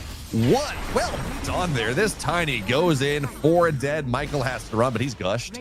He's very slow. We'll be able to find the fountain, but that was looking scary for a second. Pound O'Donnell got very low on his second life. Then Dika comes in and just blasts him. Oh, it was so close. It was so close for them and that, but we might be entering, it's terminal territory at this point when they almost bring down the Beastmaster by a good save from Ring, and also you can see like you talked about the avalanche toss combo from Deka. Everyone was looking kind of okay in Amaru, and then they land. I forgot who was tossed. They landed, and they all lose like half their health, and you go, oh well, that was close. Was it? Yeah, it actually kind of was. Beastmaster, of course. He talked about it. Doesn't maybe scale quite as well as this gyrocopter, but he just about has a butterfly. So this damage that this gyrocopter does, and he does significant damage with the Crystallis, is about to minimize. Is about to reduce by a decent amount, right? All of a sudden, you're missing a 30-year tax. Have fun. Hey. Well, it was a valiant effort so far. He's going for the Daedalus. Decides that Divine Rapier is a bit too risky, but Acceptor is now finished on the Jakiro.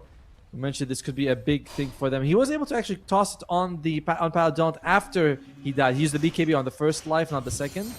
But looks like you only have one more chance here on Amaru Gaming. What other items do they have? Are they close to the Lotus Orb? Close-ish. Still needs about 1,000 gold. There's going to be Roar on top of the Puck, not ready with a phase shift. And as we can see, if Puck does not go and if he doesn't phase shift and get out of there, he disappears in less than half the duration of the Roar. Especially now that this Tide, you called it out, I think. Especially now that he's got this Axe. You know, he's taken all the Gush talent, so you're looking at minus 10 armor as this Beastmaster just kind of clicks you over and over again. That's a lot. So for now, Beastmaster goes in. He will get held back for the time being, but he's going to be mostly fine. And now without this Puck for 36, I'm not sure how much you're going to be able to do. Is they're going to just toss back into the statics, try to run away, and there's going to be the Ravage. Nowhere to run, nowhere to hide. Well, actually, he's on the edge of the static storm, so the Snowball's going to keep him alive for a little bit longer. But Michael now, he's going to get taken down. Avalanche toss. This Tiny is godlike. He is having such a good game, and it feels pretty over at this point. We didn't use the Roar, but it doesn't even seem to matter whether you have the Roar available or not. It's just this ball of Legion Gaming is just way too strong. Might be two Roars coming out very soon, as they are going for 2 sets of barracks at the same time here. Unfortunately, playing 3 versus 4. Angel was farming that time. He did not have his TP available. Now gets it. It's like, I'm so close to the Daedalus. I'm so close. Maybe. There you go. It has it, but they have 1 melee rack standing, and that's it. They are going to have to put all hands on deck just to protect that one building. And the problem is, you got the Daedalus, but again, Butterfly is on Pat O'Donnell. So this is one of those situations where you buy the Daedalus because you already had the Crystallis, so you can't disassemble, but it might almost make sense to disassemble and get an MKB. I'm not sure it does because the damage of the Daedalus to the rest of the team is incredible. Yes. But it's really, with it, this Butterfly is going to cause so many problems for the rest of the game. You're looking at a Rapier after this, which I don't disagree with. But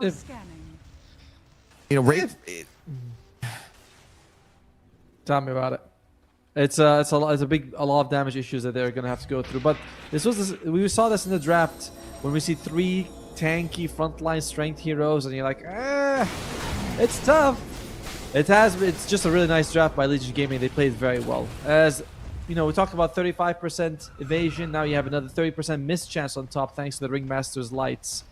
I don't really like that shard, but the miss chance can be pretty effective against the gyrocopter. And I'm with you. I think Beastmaster probably should be a strength hero, but it's funny. They made this universal change 2 or 3 years ago. At this point, is now Beastmaster goes in. There's the static storm. Goodbye to the Jakiro. He bought back into the last fight, so he's definitely dead. And now middle racks, final racks. We're looking at megas, but you know, at the very least, Atomo. This is Megas versus Gyrocopter. I can think of worse heroes to be trying to defend Mega Creeps with. I don't know that he's there yet, though, and we're just going to start to push tier 4s. Puck died as well, and yeah, 3 versus 5. Tinus for the toss back. Not going to. Oh, no, he did. There's the Ravage. On to this Gyrocopter, and with the Gyrocopter double Ravage. Yeah, okay. Good game. Jakiro, wow. He disconnects. We're tapping out. This game 1 is over. Amaru Gaming get wiped. It's pole to pole, man. This is devastation. Very impressive performance by Legion in this one. Really, like, just from start to finish, with the way they timed, the way they itemized. I really like how the moment they got the Aegis on the Beastmaster, not the first fight, like there was a fight he could have been there a little bit earlier, but they just play with it very well. Legion Gaming, perfect understanding of draft, followed by the execution. And on the other side, for Amaru, every time a fight begins, I'm thinking, you guys were like 30 seconds away from a big item that could have changed everything. I think they rushed too much in a lot of these situations that could have gone in their favor if they had waited a couple of minutes. I love the retcon, by the way. If you look at the Dota Plus win chance at the post game, in game it said Amaru Gaming briefly had a positive win chance even when they were down. Post game it says no. The closest we got was 52-48 after that fight. So Gabe covering his bases. It does seem like us. we were there, we're live, right? Like we saw it. Like at one point it was in their favor. I'm like, and then you go back, you're like, wait, I've never noticed that it actually changes after. They're like, well, no, actually it was always this way. You're like, it's very 1984 when you look at it there is no war in Ba Sing Se.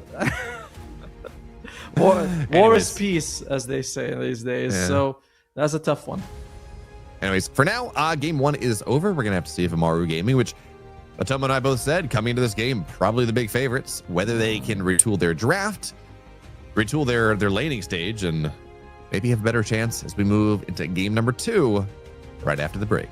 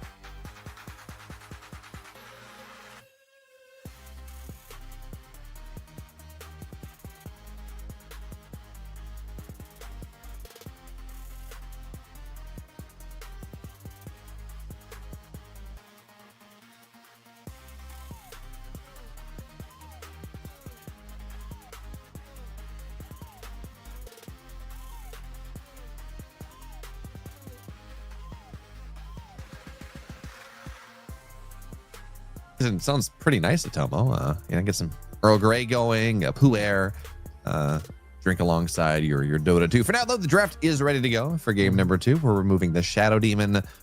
Just get rid of the saves, the obnoxious stuff. We saw how much impact the Ringmaster had in that last game. True.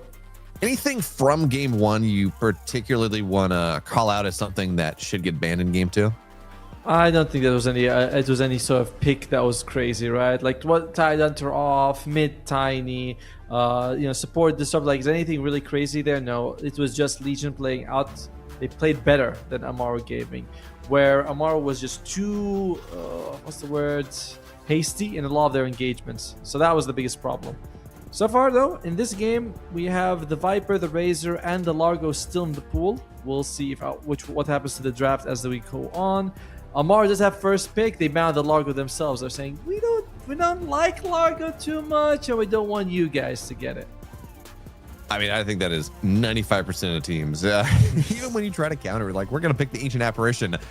Well, guess what? I'm gonna hot feet hustle out of there, and what value is your hero? It really isn't much of one. So for now, Largo gets removed. Brewmaster removed on the other side for kind of the same reasons, honestly. It's team fight. It's a lot of control. Underappreciated is the dispel that you get out of this Brewmaster, being able to get rid of a lot of the debuffs or a lot of the buffs that get applied that otherwise are really annoying. So I like how we're just really targeting on Legion Gaming. We say, yeah, hey, Angel and Oscar, we don't want you to have fun. We're just gonna ban out all the cores and away we go. Get rid of Pat Donald. He says, it's like when we do that joke where it's like, now it's mom said it's my turn to play with the Beastmaster. Legion Gaming is like, no, we're going to make sure you don't get the Beastmaster just because you have first pick.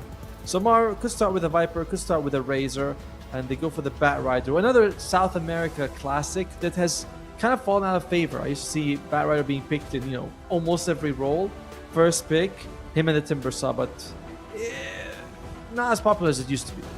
I mean, is it not as popular because it used to be because people aren't picking it, or just because it's being banned all the time, Atomo? Because, if it's not getting picked, I'm seeing it like #1 ban in almost every single game. So I think that actually makes it more popular, not less. More contested. Because I'm like, we see it so often that I don't want to play against it. That's very popular. Well, Legion Gaming, they get the Disruptor, who's pretty damn good against the Bat Rider. Although the lasso, it takes like a second for the Glimpse to actually send him back if he blinks in and gets the lasso off, but still, it does break the lasso. But I mean, either way, I'm not seeing Bat Rider as much. I want to see Bat Rider all the time in being picked up here, along with the Timber Saw, as that was what I used to see a ton of back in the good old days in South America. Okay. I hear you. You say you want to see more Bat Rider. Yes. My second question for you, Atomo, is why? Oh, they're really good with it. You ever see someone like an artist where just do something amazing? You're like, I want to see more of it. I don't know. I'm not even into sand art, but he makes these amazing things happen. And generally in South America, they look really, really impressive when they play the Bat Rider. And you're like, how does he get away with it? So that is why. It's just they're talented with the hero, and it's good to see that. Sure. I can respect that, but man, we are seeing it in so many games right now. He's like, it's first pick, it's first ban. You go boots of bearing, get a pipe. You don't play for pickoff. You don't do the cool Bat Rider thing. Like the good old days. You're a Bat Rider that farms in your body. You're an aura body, and I don't know. It's fun to play. I've been spamming it. I've been winning MMR, but there you go. At a certain point, you're like, okay, guys, can we calm down here? Can we do something else, please? I would appreciate it. See, you're approaching from a different angle. You're please stop picking it so it doesn't get nerfed in the next patch. I'm tired of seeing it. It's like when Dragonite was meta. I'm not a big Dragonite fan. I'm first picking that thing every single game, regardless of the role I'm playing, because I don't want to play against it. Yes. And that is a different story to tell. We'll see Dragonite in this game. It's gonna Legion Gaming. They ban the Ember Spirit. They have the next pick here. What would they? Ringmaster's in the pool, and that is a solid save to have against the Bat Rider because there's no Shadow Demon, there's no Tusk. So Ringmaster becomes an option in case someone gets caught. But no, they go for the Tiny again for Siren M. They ban out the Ember Spirit, which is Wonder Kid's one of his most played hero, along with the Invoker. Not only his most played, his best too, bro. I think we have seen Wonder Kid in this tournament play the Ember into awful matchups. We've seen him play it not into Huskar, but we've seen him play it into Viper, and that is just as bad or close enough. And give him the chance, he's going to dominate with this hero. He is going to find a way back into the game. He is going to have an incredible time. So you just got to get rid of it. You do not want him to have access to it. In response, well, that leaves Warlock open. So Warlock Batrider is not a lane combo, but it's a great game combination. Yep. Batrider runs over everyone with Firefly, sticky napalm applied, and Fatal Bond says, oh yeah, that damage was already a lot. We're just going to make it even worse. Have fun. There's also multiple BKB piercing abilities, right? Whether it's a group or a single target. That's also pretty annoying for Legion Gaming to deal with. As I'm still looking at the Ringmaster and thinking, will Amaru Gaming consider taking it for themselves? They need... I don't know if they need save, but it would be nice to prevent the enemy from getting saved when you have a Batrider. That's fair. At the same time, you could say this Batrider is going to be played as a support, which is not, crazy at all. Unlikely, I think. Because generally Batrider is played as a 5 if it's played as a support, and you already have the Warlock there. We have occasionally seen a 4-lock, but not often. Michael's played some Batrider position 4. So I don't feel like it's too big of a difference whether you play it as a 4 or 5. We'll see what Amaru Gaming thinks though, as I do believe that you can pick I know not an offlaner. If you play an offlaner, that's usually where the Batrider goes. So you might have to pick a mid or a carry if you want to keep flexing the bat. What would you want then? They go for the Coddle. I saw Lalatroni play this the other day, and it looked really good. Yeah, but I think this is likely a 4 Coddle. Not a 2 Coddle. Michael played this the other day. He looked great on it. I think he had one game. I forget exactly what he ended up as, but at one point he was 8-0 and 8. He was just rolling over everyone, and it works really nicely with a couple heroes, right? Already with the Batrider, you don't really have to. You don't have to worry about sticky napalm, but being able to speed up Firefly is really nice. Works somewhat well with Fatal Bonds. They're not necessarily the ideal targets. Like, you would like to pick someone that really plays well with it, but already decent chakra targets, and the healing that you get in this ball is pretty nice. So we're going to say, hey, Viper was unbanned somehow. Have fun with that one. Viper and the Wind Ranger. Is this carry wind? Or is this 4 wind? Are we seeing some Viper off lane? And this is where you can see the mid lane Tiny once again. Where do you think this Wind Ranger ends up going? I think they're still flexing it because we've seen first, second most played hero after the Tusk is the Tiny. So when they pick Tiny in game 1, you're like, oh, it could actually be a Tiny mid. It could be a Tiny 4. So they're flexing the Tiny, and then they're going to put the Viper mid if it's a good matchup, off lane if there's something else it can deal with. Although Viper up against Coddle, up against a Batrider with Boots of Bearing, usually it's like, and they go for the Storm Spirit at the end. Okay. I mean, Storm Coddle's great. Sure. That's fine. Mana battery. You don't really care as much about the cooldown reduction. It's nice to be able to go and have a static remnant. Go there and have more of those, more vortices, but it's really just the mana battery. It empowers this Storm Spirit so much. And this lineup before it's a scary kill combo. You put any 3 of them together, you got enough control, you got enough damage, you got enough burst that maybe you don't kill the Viper just because he's got caustic skin. That can be awkward sometimes, but other than that, they're killing pretty much anyone Legion has. Maybe not the Tiny if it's core Tiny, but yeah, this is you have what you want, which is a lineup that is fast enough to deal with the mass rotations that we saw from Legion in game 1. Check out what they banned out though. They banned the puck, so they believe it's off Viper, carry wind, and the supports are the Tiny and the Disruptor, right? Because that is what they're going for here. The Weaver gets banned by Legion Gaming, which kind of signals that it's going to be Viper offlane, because one of the few heroes that Viper's like, I can actually get multiple stacks on him. The moment I hit him one time, he Shakuchis, he's out of there. It's very annoying for me to get on top of him. Same thing with the Wind Ranger. Like, Wind Ranger, Viper don't deal well with the Weaver. So I like this ban quite a bit. Now, Amaru Gaming definitely needs a carry, though. And I think they need a carry who can, I'm not going to say frontline, but can take a hit. Gyro again wouldn't be bad. Ursa is also in the pool. Something along those lines.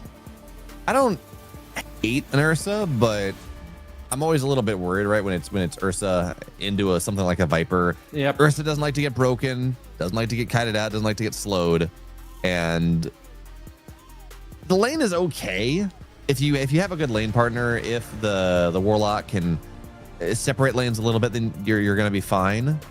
But otherwise, so they're gonna go Terrorblade. That is, on the one hand, when you're in melee form, it's awful. Viper's gonna click you down. It doesn't feel good, but you have this level 2 metamorphosis timing. Although even as I say that, there's no stun, so nothing to hold the Viper in place. I don't know, man. I'm not the biggest Terrorblade believer this game. Especially against like a carry wind. You got to get an MKB. Even then, your illusions don't benefit from it. You can buy a Bloodthorn, but that's 6,500 gold. That is pretty late. I don't know. I'm not a fan. Yeah, but you have a Coddle. He can spam Chakra on you, reduce the meta cooldown by a lot, though. So the downtime does get significantly lower. I don't think I like it too much against the Wind Ranger either. They go for the Darkseer to make copies as well. So they are saying it's going to be what? Viper mid? Yeah, Viper mid against the Storm. Not a good lane for the Storm early on, but once you hit 6, it's okay. I like this. They feel like Viper can't do too much against the Terrorblade, so they say, let's just shift him, and we have one of the best illusions for the Darkseer to copy, which is the Terrorblade. We might be looking down the barrel of a 2-0. We're going to have to see, and the thing that worries me, on top of this being, okay, it's a Terrorblade into a Darkseer, Terrorblade into a Viper, Terrorblade into a Wind Ranger, into a Disruptor, into a Tiny. It's a lot of, I'm not sure I like Terrorblade into pretty much the vast majority of this draft. It's also a very slow hero. You want to be farming for the first quite a bit of time. And we saw how active Legion Gaming was in game number 1. They are not, unlike a lot of teams we've been seeing in this tournament that get an advantage and try to farm it out and build a bigger one, they are very happy to just keep running it. And this is a lineup that Wind Ranger is an active carry. Darkseer doesn't really play on his cooldown. Yeah, Wall's nice, but you're not playing on your cooldowns that much, or you're getting these aura items. Viper can play pretty quickly, Tiny as well. And we're going to have to see if this is something that Amaru can withstand. They got a lot of healing. They got a Coddle. They have this what's Warlock, but I'm not sure with this Terrorblade, I'm not sure they're going to be able to match the timings. It is tough as well, because even the Storm Spirit, we're seeing a lot of times, like Storm gets the Kaya. He also wants to farm a little bit. But they do have the Coddle, which is a great hero for slowing people down. Like, whenever I see a big push strat, I think to myself, Coddle would be good here. So they do have that. Bat Rider could also slow them down. I feel like you're leading Legion Gaming, and me, just so that one of us is right, I'm going to go with Amaru as well. I don't think they're going to get 2-0 in this one. I can't believe we come in here, Legion versus Amaru, thinking, oh no, Legion's going to 2-0 them. That's just not part of my thought process here. So I'm going to go with Amaru. I think the draft is fine. The Terrorblade will take some time, but it's okay. You have the Bat Rider to make some space. You have good team fight, good BKB piercing. So Amaru, better chance than game 1, honestly. All right, Amaru, better chance than game number 1. That is a value. That is something. I mean, I'm not sure I agree, Atomo. I thought that Amaru actually had a better draft in game number 1. If this game goes to 45 minutes, Terrorblade is going to be the 1A hero. But of course, when the Terrorblade scales, Darkseer scales as well, so it's not even that. And I mean, I'm actually really curious to see where the build this Viper goes for, because you go like Crimson into Ags. Yep, that feels really good, right? Crimson Guard, of course, we know Crimson Guard is fantastic into a Terrorblade. Yep. Ags slows down his attack speed of himself and all his illusions. The one, I don't want to say downside, but the one wrinkle in that is it might be something that the Darkseer wants to build a Crimson. Probably. So maybe you just go straight Ags. I don't hate that either. Auras are very good. Auras are very good against Amaru. And you have 2 heroes that are very happy to build both. A lot of times what you find is that one of them builds an aura, the other one builds the other one, right? Like maybe Greaves on Viper, and then the Darkseer gets the Pipe and Crimson. Or the Darkseer gets the Greaves and Crimson Ore Pipe, and the other one goes to the the Viper. Personally, I think the Viper should probably get the Greaves. That's how my thought process towards it. Does he have it queued up? That doesn't indicate anything for us just yet. I'm actually kind of surprised you're talking about this Viper Greaves. Viper is, to my eye, one of the few heroes that, like these mid laners, that is a bit of a tanky guy, but actually doesn't really want to go Greaves because Predator benefits so much from attack speed. True. And on top of that, I mean, you have a Darkseer. Darkseer is very happy to go Greaves in a lot of these games. Like Greaves Pipe makes a lot of sense, and then Viper goes, I don't know, treads, bots, something like that, gets himself a Crimson. You have the Crimson Pipe, Greaves timing at 20 minutes, and you just start to try to roll over people.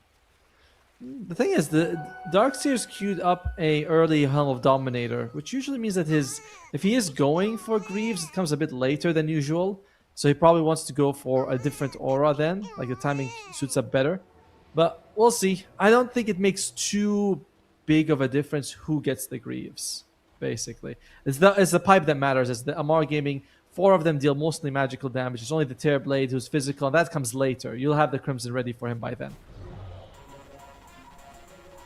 That's fair. Yeah, Pipe is almost always just the better item to get in the early to mid game. For sure. Your magic damage scales faster than your physical damage does. The big question here is, what is Wonder Kid going to be able to get done into this Viper? Because this is...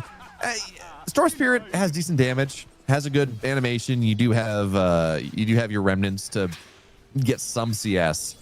But this is a lane matchup that very quickly just becomes miserable for the Storm Spirit. Tough. It's very tough, it's not like you're melee or anything on the Storm Spirit, but it's the same way that Monkey isn't range, but he feels kind of like he's got a lot of attack range. Storm Spirit's like, he's not really melee, but he's fairly close to it. Your spells don't have those long cast range, your attack range is like 400. So Viper should be able to not zone him out, but harass him quite a bit. So far, though, Wonder Kid has had a decent time overall, but things get much worse at level 3 and 5. That's bold. Yep. No need to toss back. No vacuum quite available. How close was he to leveling up to level 2? Just like, he hits 2, has a skill point. He's like, if only you were there, Tiny, soaking my EXP. The absolute gall there. It's going to be really interesting as well to see how the safe lane goes. It is rare that you see double ranged versus double ranged in a lane. So everyone here very squishy. Everyone here can absolutely die. And question of whether Viper. anyone gets marginally out of position is, Viper very low. Wonder Kid, though, low on mana. That means the Viper is going to be fine. He's going to be able to heal himself back up. So gets close, but no cigar. Well, that's one thing that won't favor Viper mid, is that Bottle's so much better for the Storm. So not so much. It ruins so much better for the Storm than the Viper, who doesn't want to build Bottle oftentimes, right? So you don't get that benefit of going for it. You don't deny to the enemy team because it's barely worth going for it for yourself. And then the Storm gets like 4 Bottle sips, which gets him back to full at this stage of the game. Yep, Austin's got to be a little careful, but he's going to run back at a little stick. And that is one of the things that makes this bad. The Bad Rider is obviously, there's a reason that it's first pick, first ban in like every pro game. It farms really nicely. You love having Boots of Bearing. You love having a pipe. But he does give you stick charges. Oh, yes. He does. So you're going to farm nicely, but the only way you're killing someone is if you're 100 to 0ing them. And that's in this world where we don't have any stuns from the Keeper of the Light. It should be pretty stable. Should be fine. I think it's 12 for 8, 9 for 3. Should point out though, I mean, this Wind Rangers has a decent amount of denies, but that really is the only gap.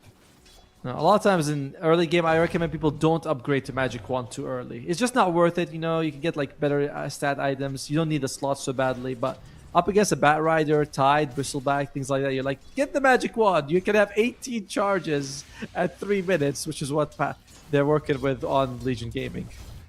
Padon's like, well, yes, I do like having 18 Magic Wand charges. 20.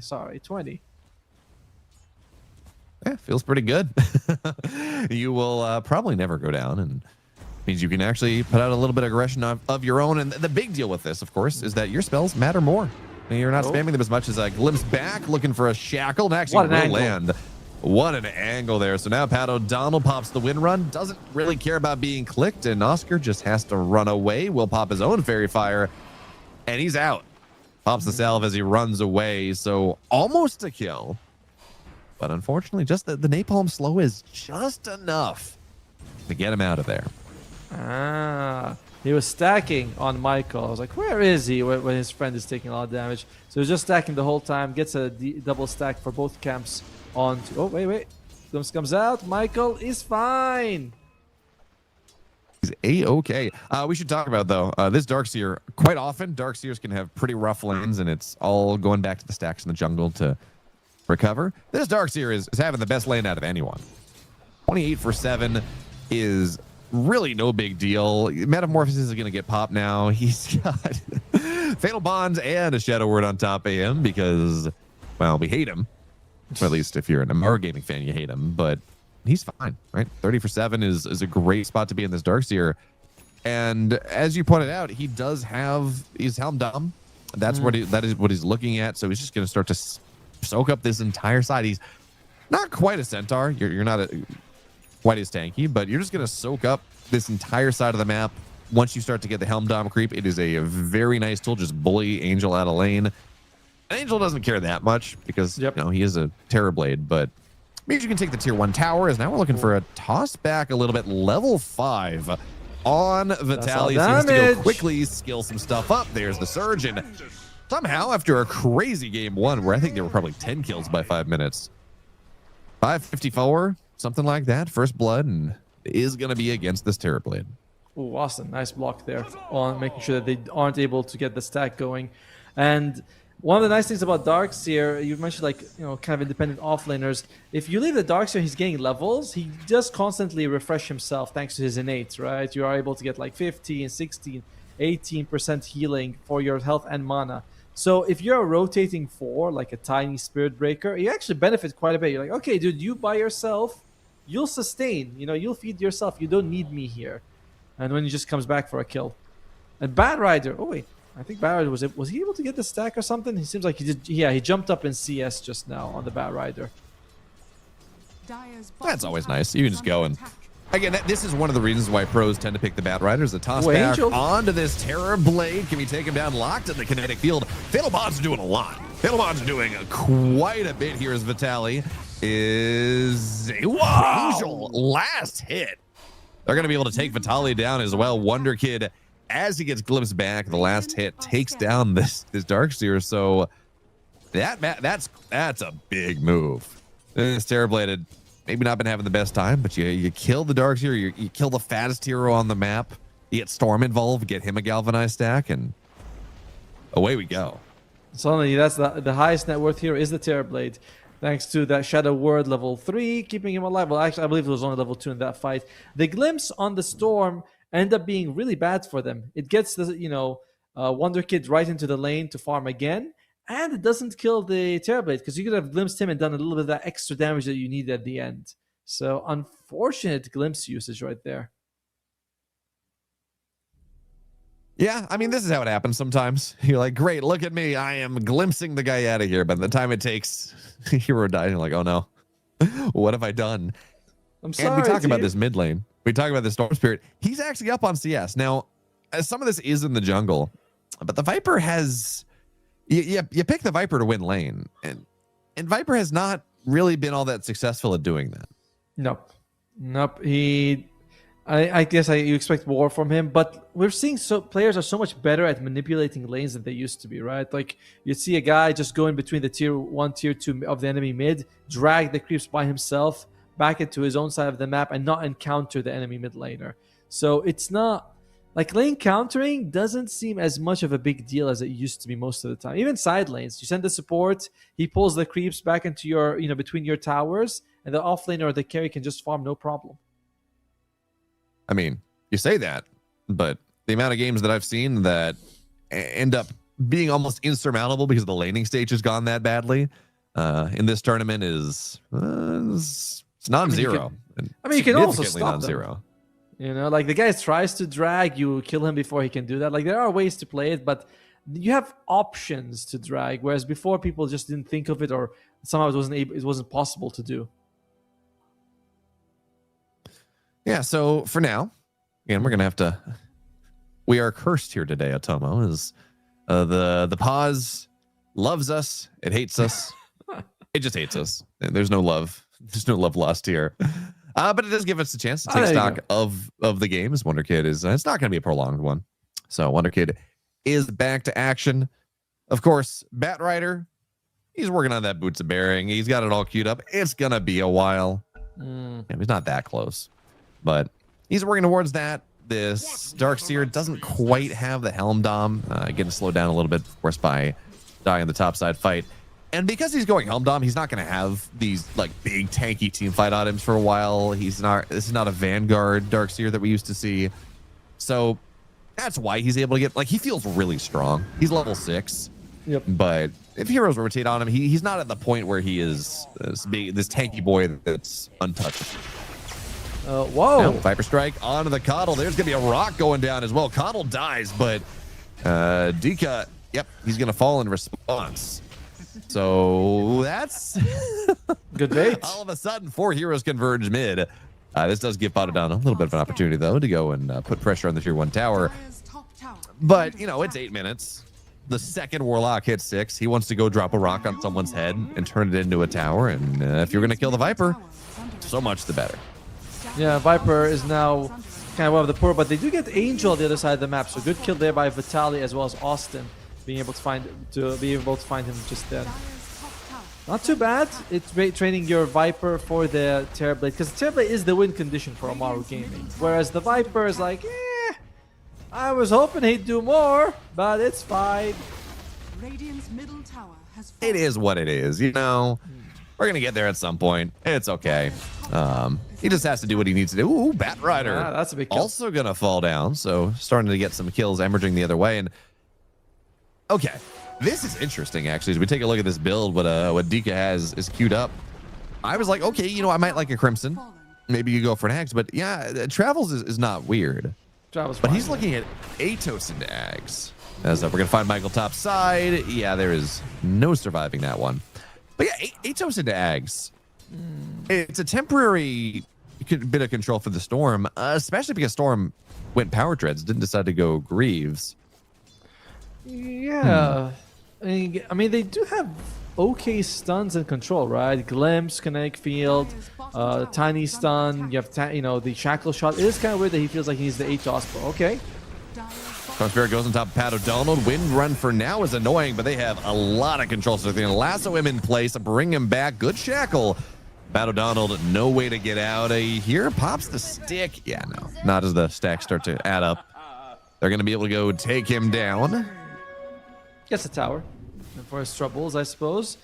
And I don't think he's too bothered by it. The Wind Ranger versus Terrorblade matchup is interesting because you do a lot of magic damage with the Wind Ranger because you buy a Molo near a lot of times, which pierces the armor. But unfortunately, a big chunk of your physical damage is reduced. And then it gets further reduced by Terrorblade. It's like 40 armor at level, I don't know, 15 he has, which is insane. I don't know how he gets so much armor. It's crazy. It's called Agi Gain, my friend. Terrorblade has a lot of it. It's just massive. Every time you look at him, you're like, oh, how much armor does he have? 50, 60? He's like, no, he's got 40. And you go, oh, 40. Wow. Well, by the way, Wind Ranger did die bottom side. Now he says, okay, this is fine. I know you've used your spells. Let me kill someone else. And that's going to be a dead Warlock. That is one of the nice things with how these Wind Rangers build these days. Part of it is you just need a farm, right? You need a Maelstrom, but it does give you access to a lot of mixed damage. Yes. And so, yes, the physical damage for the Wind Run, you're already taking damage reduction, as you said, but Maelstrom procs, Mjolnir procs, you can go on MKB if you want to. We do see a decent amount of butterflies on this Terrorblade, and that makes up for a lot, right? Especially once you hit level 20 and your damage reduction goes down to, what is it, 15%, which is kind of negligible at that stage. If you click on the Terrorblade, you're probably going to kill him, as long as he doesn't sunder you or someone else, and yeah, that takes a little longer. But if you click on him, you're relatively even. You're probably going to kill him. And also you build BKB and Ags, and both of these help quite a lot with dodging Sunder, right? So because you want to stay on top of him, you have BKB and Ags, and he's like, oh, well, there's not much that Terrorblade can do except turn right-click. And Terrorblade doesn't like building MKB. You know, he wants to build stat items. MKB, just to counter Wind Ranger, feels like, come on, like, I don't want to do that. But you kind of have to. So it is a nice Wind Ranger game for sure. Meanwhile, smoke comes up from both sides. Legion Gaming could walk into Angel. That's a big kill if they're going to find him. He's leading the charge, goes to the right side. I think and they found him. Seems almost guaranteed they should be able to get this Angel hero down. They're going to get Static Storm on top of him. Everyone. It's a 5-man gank. I guess it was 4, actually. Dika came in at the very end, but they're going to go on Pato Donald. Bottom side, Rock gets dropped. Ring around the Rosie. Do we have any good TPs? shackle? It's a good shackle. Pato Donald still in a lot of trouble here. So the Storm Spirit zips on top of him once again, but the wind runs up, and he's going to be fine. In fact, there we go. Finally, the TP is starting to arrive. Austin glimpses the Storm back, and so you lose your carry. You don't kill the other. And now, well, you should be able to get the tier 1 tower. Finally, this Golem's going to come back to do that, but that's the minimum of a Golem, and you had a chance to get a lot more. And that tower is usually not like too significant, honestly, for the Radiant. It's next to the Twin Gate. You have, closer access with the mid-tier 1 for Roshan, so it's like, not the biggest tower that you can get for Amaru Gaming. But losing Angel again feels pretty rough. However, we say that Angel's farming decently enough, he's not too far behind. No, he's not. But now glimpse on the Bat Rider. We have a kill possible. There's the focus fire and a good shackle as well. But oh no, here comes the Storm Spirit. It's lasso as well, but still Pato Donald will be able to go with the Viper, take down this Bat Rider. And now Pato Donald, 4 seconds. Wind run's going to be up. Disconnected. Eventually. Yeah, no wonder. I was like, he's standing still, and I thought he doesn't want to be hit by this illusion, right? I know it's a Terrorblade illusion. Like, I know it's an illusion, but it's a Terrorblade one. These usually hit pretty hard, so he's unfortunately standing still because of that disconnect. And look at the jump coming out from the other side. There's a Soul Ring available for Wonder Kid. 2 seconds to survive before Wind Run. Oh, awkward timing. Gotta be careful. I think he should be okay.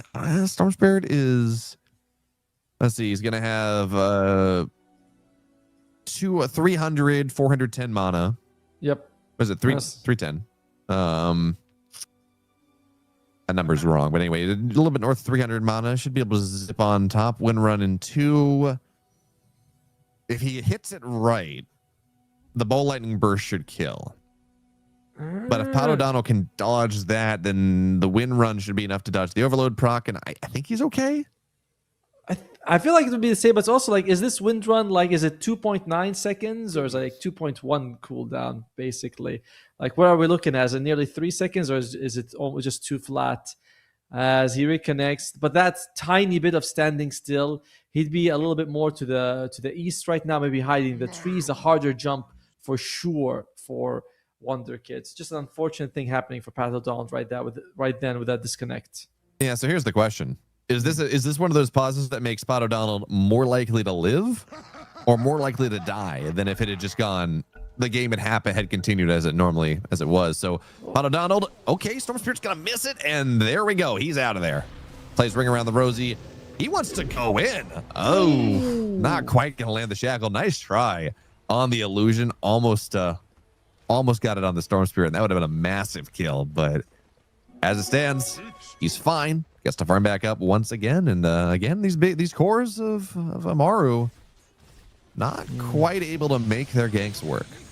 Yeah, Pato Donald wasn't able to get vision. That could have been a nice glimpse for them if it worked. I like what Deka's doing here. He's saying, guys, I'm not going to get Crimson because I have an Ash Legion shield. Isn't that just as good? You're like, not exactly, but no. We'd love to have a Crimson. He's like, no, I'm going to go Atos into Aghanim Scepter. And you go, oh, okay. Which would you rather do here, Tomo? Would you rather block 140 damage per person? So that is, what is that? 700. 600 damage for 700 damage for your team. Yeah. Or would you rather block literally thousands of damage over the duration of a Crimson Guard. See, the mid laner asks which one costs me money, right? That's what they do. They're like, the Ash Legend Shield is free. Crimson I have to buy for my team. I personally, though, I love getting defensive items. I play position 4, but I still like it, you know, to keep everyone sustained and healed up as much as I can. So it's a lot of fun. But for him, he's like, nah, Ash Legend Shield's enough. If you get 2 of them, what more could you ask for? And they do have 2 of them, actually. One on Vitaly as well. Dire are scanning. Just got to make sure you stagger them properly. True. Because they don't overlap, and it'll be a little bit interesting. But Pat O'Donnell pretty much has the Mjolnir at this point, 16 minutes in, top of the net worth. And you know, we've seen some pretty underwhelming carry win rangers over the past couple days. But this Pat O'Donnell, he's had a great time. You know, he's been involved in kills. He's been as active as you need to be. He's 2-1-1.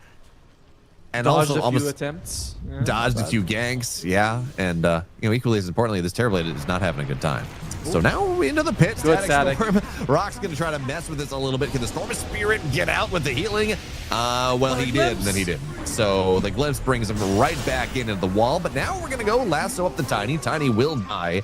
If these are the trades that we're looking at, you're very happy to go take down the Storm for a Tiny. But now Oscar on top of this Viper. Viper, though, gonna bathe in the Nether Toxin. And that's a decent amount of match resistance, but he is just so slow at this point. Michael as well with the Illuminate. And Dika all on his lonesome. The team did not follow him. Oh. That is a 40-second death timer.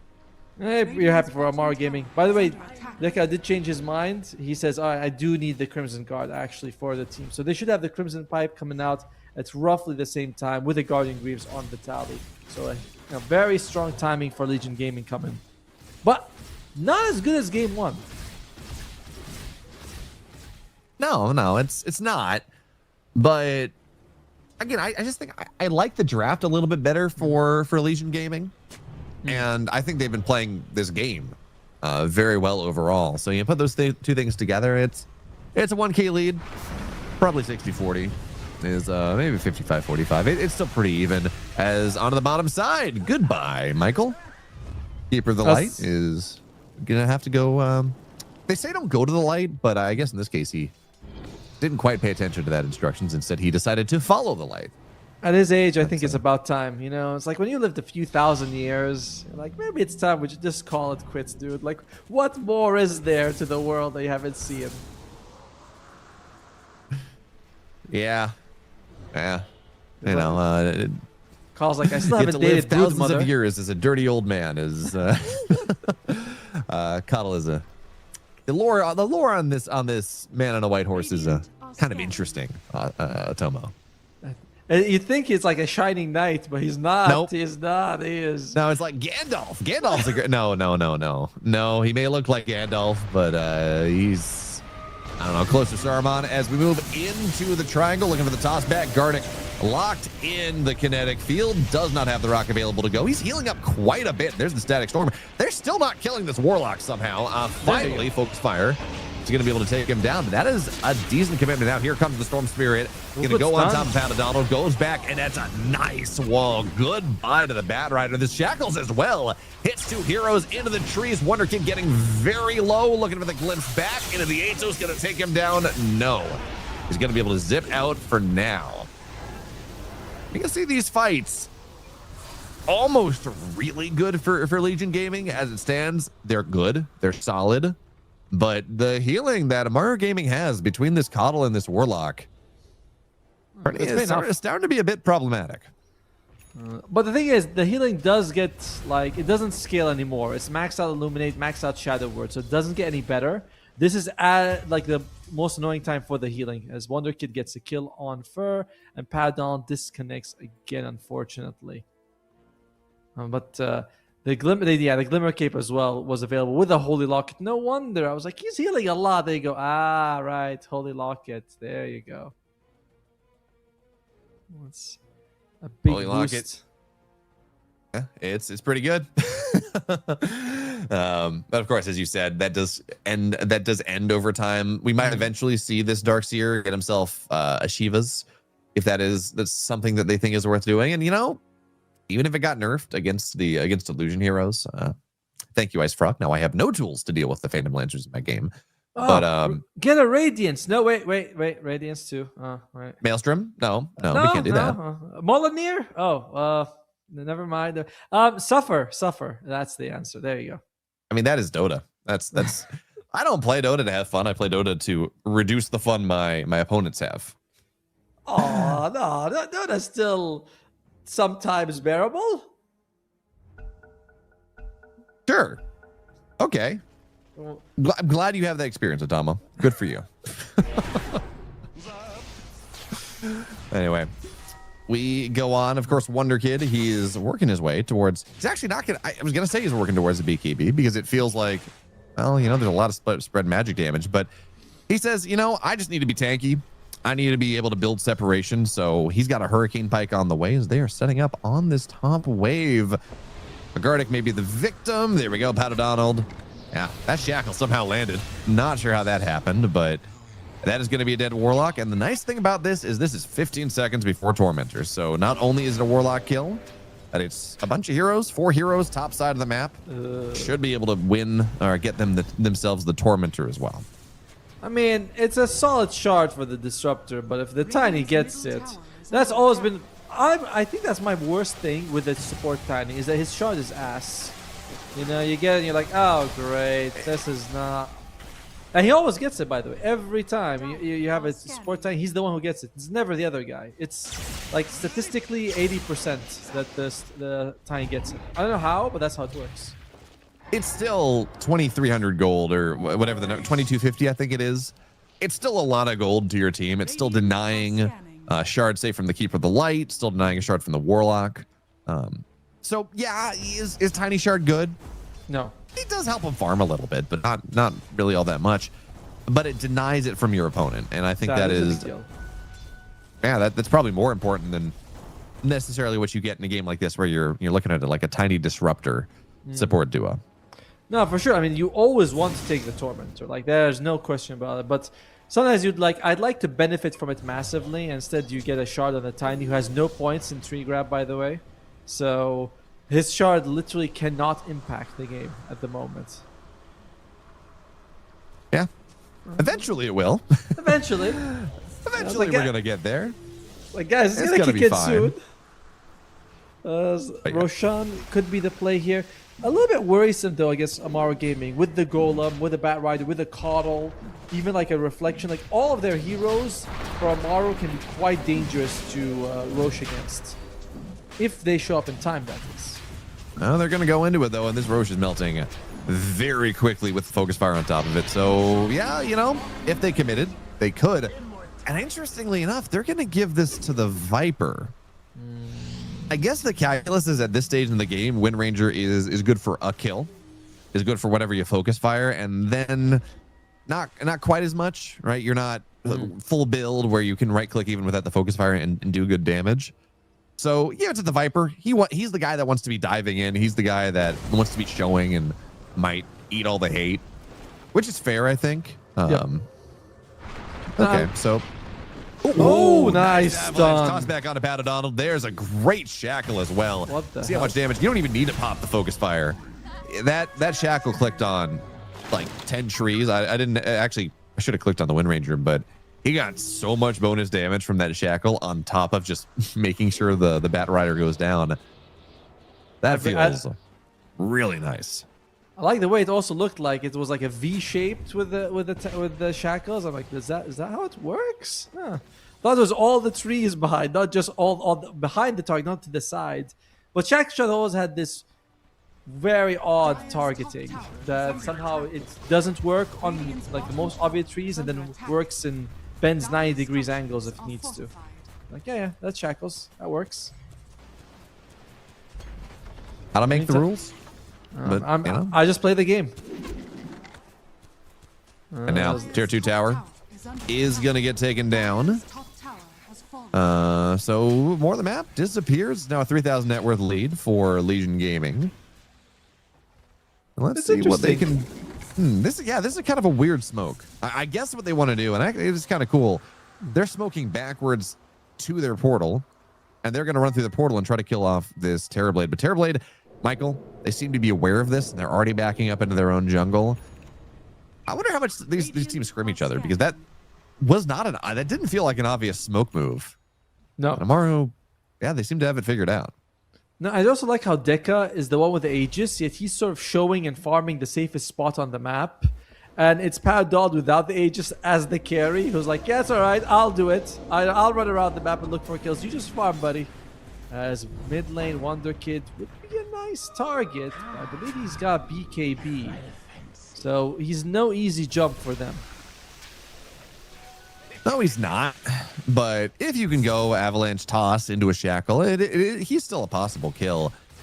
Yep. And as we take a look, you talk about item timings. The Scotty is done, I think, actually. On is it? No.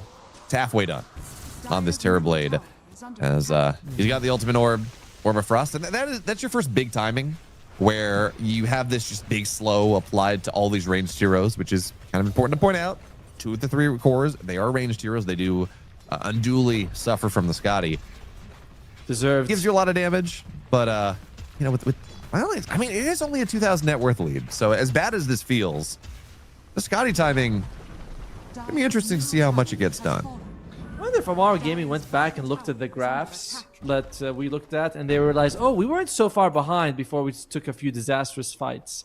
Because they're playing a lot calmer than in game 1, when they were like, oh, you know, just a little, you know, 2 minutes off of a big item. They say no, let's just go fight. Taking a few bad engagements here. They're saying, oh, dodge. Oh, that's a good use. Focus fire onto this Bat Rider. He's going to pop the lasso to try to keep himself safe. I'm not sure how much that's going to do. As Bat Rider, yep, yep, there we go. Bat Rider will fall down, but Pattodonald in a very awkward spot. No one around him. Does have Windrunner going, and he dies. Yes. I think once the BKB and the lasso goes out and the Storm Spirit zips in, you just say, yeah, I got to get out of here. But in fairness, he doesn't have a BKB, and so once the Storm Spirit arrives, you can't really get out of there. And Dika, other side of the map, will be able to get the Warlock. So you trade for 2 for 1 across the map, but losing your Wind Ranger, the biggest part about that now, Angel, he's sitting top net worth. His Scotty is done now. He has quietly done a very nice job of coming back into this game. Very surprising ways that they distribute themselves around the map, right? With Patodon, no Aegis, looking for kills, and Deka with the Aegis farming safe spots on the map. It's usually like the other way around. You know, the offlaner is going to be fighting with the Aegis, and the carry is going to be not recovery farm, but farm enough. So that did come and bite them in the blubber just now. There's no tide in this game. You talk about the blooder. Anyways, Wonder Kid gets on top of Fur, tossed back first. X-Storm trying to hold him alive for now. Reeves as well. And Wonder Kid glimpsed back for a second time, but yeah, this is we talk about Tiny being a gank target or not. This is not core Tiny. He does not have items. He's got 1,600 HP and 9 armor. He is pretty easy to kill. So Let's have a shot, every time though. he shows, if he's not the one initiating, that is a Storm. That's a target Storm loves to find, because otherwise the control that Tiny gives in these fights is really a problem. Is a problem. It's too annoying for sure. And let's see. Storm also does a lot of magic damage, so he doesn't care about the Tiny's innate ability. Craggy Exterior. I remember this was a passive skill that you put points in, that when people attack Tiny, he stuns them. They're like, oh yeah, that just stuns me for 1 second when I hit him. That seems fair. This has been... You didn't enjoy that? That was not fun for you? No. It was kind of it was ass backwards, if you ask me. That was just not right. Why am I being stunned when I hit him? That just doesn't seem fair. I mean, this is Dota. It's not supposed to be fair, Otomo. How many things in Dota would you consider are like actually fair? BKB's not fair. Stuns aren't fair. Runes aren't fair, that's for sure. Amp damage is not fair. Well, the fact that we have to call it amp damage rather than double damage, that's not fair. Should have been double damage. Forever. Well, I mean, that would be nice, but it's only a 15% damage boost on magic damage? Yeah, but I mean, keep it 100. What's the difference between 80% and 100% on physical 20%. damage? Yeah, that is true. I mean, oh well, Gardic, he's got a 0% chance of living right there. Yeah, he's been a bit of a victim this game. 1, 5, and 3, but yeah, he's taking the dangerous farm. He's shoving it out. And if you rotate 2 cores to kill a Warlock, I don't think you're that upset. Now BKB popped here by the Bat Rider. Static Storm trying to buy some time. And, well, you got to be careful. Looking for the glimpse. Are they going to bring him back? Not quite. Almost Nice try, perfect. though. Yeah, it's perfect timing. It's just that the BKB lasts too long. That is the 8-second BKB also being used on the Bat Rider. So you're kind of, you're like, oh, that's pretty good. You know, no one dies. We get an 8-second BKB used. Pretty solid for us. Yeah. Now, Wind Ranger or staffs forward. There's no one in the vicinity, though. He would love to get another kill. And this is still a win that is very strong. He's level 20. Oh, interesting. Take a look at these talents. He decided instead of I feel like almost every single carry Wind Ranger takes the minus 10%. Yes. He says, I want longer stuns. I want an additional, how long does it actually last now? I want a 4-second shackle shot, which, I mean, 4-second shackle shot with a Storm Spirit, that is probably enough to just kill him off. It is it's a lot. It's a lot for sure. And especially if he gets the focus fire advances cooldown to 25, suddenly you're shackle shotting, every time someone dies, all of them 4 seconds, and those 4 seconds might guarantee kills that 3 seconds don't.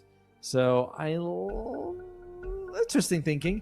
As the pause, immediate unpause being on the Radiant side. Now, Fur disconnects, unfortunately. Looking at some of the items, I'm seeing double Shivas, one on Viper, one on the Darkseer. I don't mind this so much. They might be in different areas on the map, but sometimes there's like a slightly more efficient use of your gold because Shiva's expensive to have 2 of them. I mean, I do mind because this is not one of those things where, it's double Radiance. Yeah. Okay, it's a farming item. It's not optimal, but we can work with it depending on the lineup. Shiva's you're getting for the team fights. Yes. All right, you are getting that for the vision. You're getting it for the slow, for the damage amp. And while the vision doesn't overlap, everything else does. So sure, Viper, get an armor item. You feel like you need it. You're into Terrorblade. That's a good option. Maybe get an AC. Don't overlap with the Darkseer.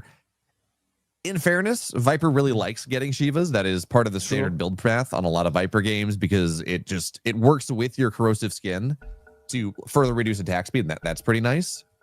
But again, if Darkseer already has bought the vast majority of the components of it, it's still better to buy something else.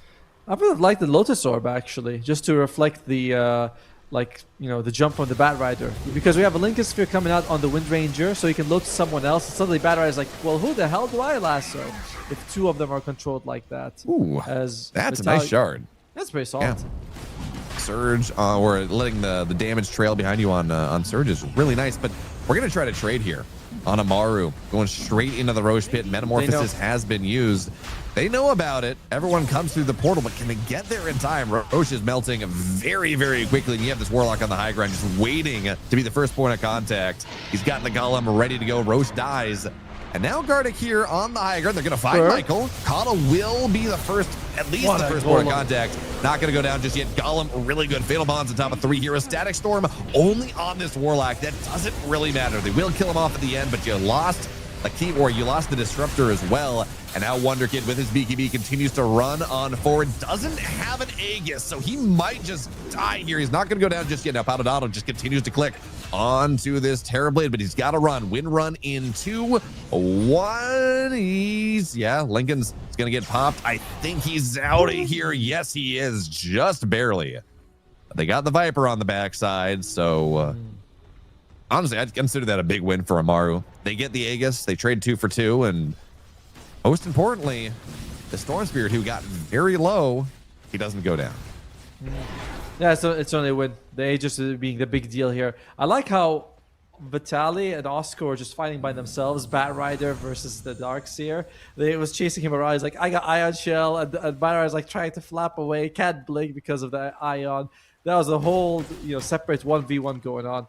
But in the end, Amaru Gaming, it's a win for sure. But it's not major apart from getting the Aegis. Which, it's a big deal, of course, getting the Aegis by itself. It's not necessarily the optimal Aegis carrier is the problem. Yes.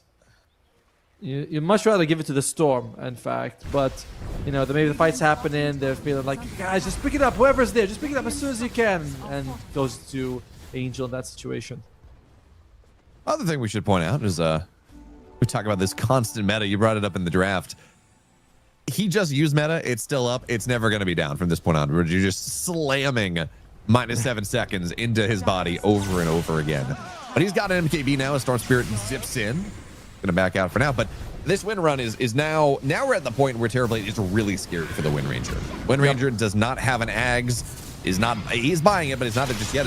Now Bat Rider goes in, looks for the lasso on top of the Darkseer. Static Storm is going to silence up, but the Darkseer does not get his auras off. That's the big problem. Wall doesn't really go down as well. Now they're, of course, going to trade offlane for offlane. Storm Spirit continues to zip in on top of this Viper. They're going to blow him up. And now you definitely have to run away. Ghost Scepter's nice, but actually, he's got a blink. So Austin will be fine. But yeah, it's starting to get scary, man. Starting to swing the other way. It definitely is. And as you mentioned, he couldn't get the Greaves, couldn't get the pipe off either. The sports don't have greedy, so you're not going to be seeing much growth coming out from the Disruptor. This Blink Ghost Scepter is nice, but he's 600 gold. When's the Axe coming out? In about a long time from now. So Metamorphosis is up once again. This is ridiculous. What is this? I hate this so much. The Metamorphosis was used. Now it's up once again. And that is going to be a set of barracks. You actually, the way you fight Terrorblade in the late game is you try to force a meta out. And then when it's down, that's when you try to fight him. That's just never happening. Is now Wonder Kid gets the Disruptor in the mid lane. And this game feels like it's falling apart. All of a sudden, you look at the win chance graph, it's now very deeply in favor of Amaru Gaming. Of course, the net worth is there as well. Lose towers, and this has just been a very productive Aegis. They've taken tier 2, they've taken a set of racks, they've got a lot of kills, they're going to take another tier 2. And what exactly stops them at this point? Nothing really. I mean, they haven't even used the banner yet, so they can use that for the tier 2 mid if they want. They actually smoke up Amaru, trying to go in from the bottom, I suppose, to get a pick off. They may have seen the Darkseer. Oh, yeah, they're going to find him. Blink Lasso on top of him. Not sure if they have the damage just yet. Here comes the Storm Spear for a great avalanche into the toss. Crazy stuns, and with the wall as well. This is going to be fine. Look at the illusion this Terrorblade's doing so much. Gets a Sunder off for now, and the rock is dropped by in a little bit more space. Wind Ranger, though, it does have the Ags. He can fight against this Terrorblade now, but they're not going to be able to get him. Glimmer Cape gets him out, and this Terrorblade survives. Aegis intact. They want to find more, though. And Legion Gaming continues to move forward. Looks for the Avalanche. Unfortunately, not going to be able to get the Storm. Only where he TP'd from. They don't get any kills, but they do keep everyone alive. And that, the way this last 3 minutes have been going, the victory in and of itself. I suppose. But they're so close to getting the Aegis off. Although now Angel with only 10 seconds left might not have been the best Aegis to pop anyway. Wouldn't have mattered too much. But they are saying, hey guys, Bat Rider did use his BK. No, sorry, he didn't use his BK. BK was available. Boy. Which target can we find? Fur does find the Terrorblade. Or did the Terrorblade find him? That's scary because again, Terrorblade just permanent metamorphosis here. So Fur does have a kinetic field. Will try to run away, but that is, yeah, okay. Well, that's a dead Disruptor. They're going to find him. Fur, yep, he's got a Storm Spirit on top of him. And if you take a look at where this Terrorblade is going now, he pretty much has his butterfly. 600 gold at Terrorblade farming speed. That is no time at all. And now we talked about, okay, look, you got the Ags on this Wind Ranger. Awesome. You can now fight against the Terrorblade. You have this physical damage reduction. That matters quite a bit. But now with the butterfly here, now you can't do it again. Because if you focus fire the Terrorblade, you're just not doing enough damage whatsoever. And even if the Terrorblade's alone at this point, he's got 3,500 HP. He's going to have the butterfly. I'm not sure. He might be able to 1v5, even if you do kill off the rest of Amaru before you try to deal with this hard carry. Feels like you might have to rely more on your magic damage to bring him down, really. Like, you know, the Mjolnir blocks with the Shivas and things like that to deal with him. As Viper has actually gone for a Ghost Scepter in between the Shiva.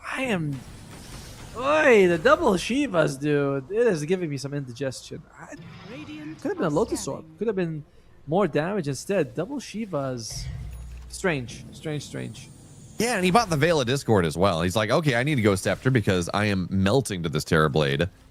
But I'm going to buy the Veil instead of a Plate Mail. right, plate mail gives you more flexibility. It can turn into a Lotus, can turn into a Shiva's, can turn into an AC. All those items are solid. It gives you more armor. And it's not like there's a ton of value out of a Veil of Discord again, but there's already a Shiva's. So, yeah, pretty questionable out of this mid lane player, but yeah, it could be just miscommunication. They both queued it up. They both got to the point where they'd already committed decently towards it before they realized, wait a minute, we're buying two. It's probably not worth it to sell it as, Pato Donald, his illusion, beating him down a little bit, but he's going to be able to get out of here. No big deal. And now Roche might spawn in 40 seconds. Matumbo, what's your guess? Oh, it's gonna spawn about a minute, like a minute after. So exactly 9 seconds from now. It's gonna be a relatively short Roche. 60-second timer. I think that it's gonna respawn immediately, within 15 seconds. Immediately, okay. Watch it be 255 when we both look. I mean, it's random, right? Couldn't go anyway, but it's gonna be like 255 or 258, something like that in the end. But I'm saying it's gonna be a minute. You say 15 seconds. We'll find out in just a tiny bit here. If I was smart, I would have said a minute and 1 second because then, I told you. Yeah, I get 2/3 of the guess, but yeah, there we go. 240, I think it was at the very start. So good news there for Legion Gaming as they try to get this desperately to this next set of items that might allow them to deal with this crazy massive Terrorblade. And I mean, the question is, what are those items? All right, Darkseer does have the Shivas, of course, ready to go. He's looking at an Ags after this. That's good. That's pretty good. You helpful. do get True Strike with the normal punch, so you can go get yourself 2 Terrorblade illusions. That's really nice. Except on Disruptor would be the big one. Oh, they find a solo Warlock who drops the Golem. Ooh, yeah. The Warlock, who cares? But the Golem's a big cooldown. Right? It's like is, it's the Golem's the bigger factor than the death. It's like, oh, he's dead 50 seconds. Who cares? Wait, the Golem's down for 3 minutes. Okay. No, my dog has decided she needs to steal the contents of my desk. So hopefully we'll be able to keep casting here. But yeah, that's a big deal. Warlock is not level 25. Does not get Golem on death anymore. It's actually pretty far away from level 20. And I know, you talk to some people, they're like, the only true spike on a Warlock after level 6 is level 25. But 25% damage resistance on these Golems. Pretty good. In the right game, they can become very difficult to deal with. So. I mean, even if just staying alive and using upheaval, for example, on Terrorblade and his illusions with the talent, the 8 attack speed, that also adds up to a lot. As you can see, very slowly, Legion Gaming has, whittled down that net worth EXP deficit by quite a bit.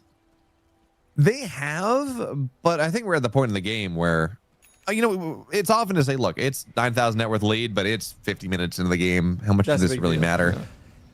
In this game, I think it does. This Terrorblade is so big, and he has so much just stuff around him. Storm Spirit zipping in with a nullifier, so the Ghost Scepters don't matter anymore. Bat Rider isolating someone. Coddle making sure that Terrorblade can cast Metamorphosis while Metamorphosis is still active. You have a Solar Crest, Lotus Orb on Gardic on this Warlock. He has so many enablers that these fights become really difficult. But now Smoke up as 3-on-4. Pato Donald thought this might be a real Terrorblade. It's not. Okay, blink in. That's going to be nice. Going to break the Lincolns, but not going to be a lasso. So Pato Donald able to free fight, goes straight on top of Gardic. Can he blow up this Warlock? Does not have a Golem, so it doesn't really matter that much. Great vacuum into a wall. Buyback from Gardic, but you got to see if you can take down this Terrorblade. Stunned up for a while, but not able to get the damage in. And now, well, this Viper, he's got to run away. Force Staff up, back onto the high ground. Vitali is okay for now. Oscar runs forward, but does not have a lasso, so that's going to be fine. Looks like Disruptor will die at the end. He did get a buyback out of the Warlock. The problem is this Viper bought out for his very impactful Shivas. Oh, yes. And does not have buyback. It's nice that they put so much effort to killing Gardic, who only gets the Golem now, by the way. So that whole, kill the Warlock, he wastes the Golem, ends up being a real non-factor, apart from, of course, the fact he buys back. And guess what? There's a refresher shard here, so he could just... I feel like Warlock should take it, honestly. Yeah, double Golem feels pretty good. Double Lasso, double Meta, double BKB. I guess TV doesn't have a BKB, but A lot of really good things to duplicate in this game. And the Wind Ranger does have his BKB now. Yeah. Of course, he used it in the last fight. That was the 9-second BKB. But he still needs an MKB. And he is still 3,000 gold away from that one. So getting a little bit dicey as everyone's right side. You got to be very careful. Pato Donald's showing up here. The Storm Spirit would love to kill you. Now, he was using the Wind Run to kill the illusions. That is now his Lincoln's Pops. Got to be very careful. Toss back onto the Keeper of the Light. Can he kill him? Great vacuum into the Static Storm. This is the type of fight you're looking for. Wall on top of the Terrorblade as well. So the illusion is clapping cheeks. But Wonder Kid, he's going to have to zip out of here for now. They got both supports. Pato Donald, he's still clicking in. Angel getting very low, looking for a Sunder target. But the Viper's too low for that to happen. So now Power Shot takes down this Terrorblade the once. And the buyback on Vitaly, no Sunder. They're going to try to take him down again. No Sunder available. Exactly right. So this Dame's done. Yep, that's a big kill. They take the Terrorblade down. Storm Spirit, the only one that remains. And that was a really nice initiation from Fur. I was worried. I thought this Wind Ranger had overextended. They were just going to chase him down. But Fur, make sure to get the supports at the very beginning, gets the toss back. And Pato Donald, he's now 900 gold from this MKB. And that is a big improvement in what he's going to be able to do in this game. It's not just Fur, right? Because they've been using also the vacuum into the Static Storm, and it's been a really good game for Angel. Like, doesn't have a BKB, so Static Storm. It doesn't matter if the Disruptor doesn't have Ags or has Ags. It's exactly the same impact for the Terrorblade. You can't BKB, you can't use your spells. It would be nice to eventually get again that Ags for the Storm Spirit, but I think Disruptors realize that he's just going to be poor this entire game. So it's like, you know what? I'm going to get a Force Staff. That seems pretty good. Being able to build more separation, Force Staff someone away from the Storm, force some more mana out is, given my finances, that's about all I'm going to be able to get. So it's fair. I do think being able to get an Axe, though, against the Storm Spirit feels really nice. Austin, you got to be careful here, friend. Storm Spirit is on the other side of this lane. And now you're blinking towards him. Showing on the low ground. Storm Spirit zips away, zips on top of him. Goodbye. There is nothing to do there because it's a nullifier. So Austin sacrificed. He had a raging need to sacrifice his body for the cause. He's like, please, I need to die. I've lived too long. I'm like Connell right now. I've seen too much. Like, okay, dude, I'll oblige. That did feel like, he's just kind of desperately being there. Okay, sure, we'll bring him down. Maybe he wanted to test his neutral item, this insect thing that gives you magic resistance. I wonder if that can be removed by the nullifier. I don't think so. It's pupae dispellable.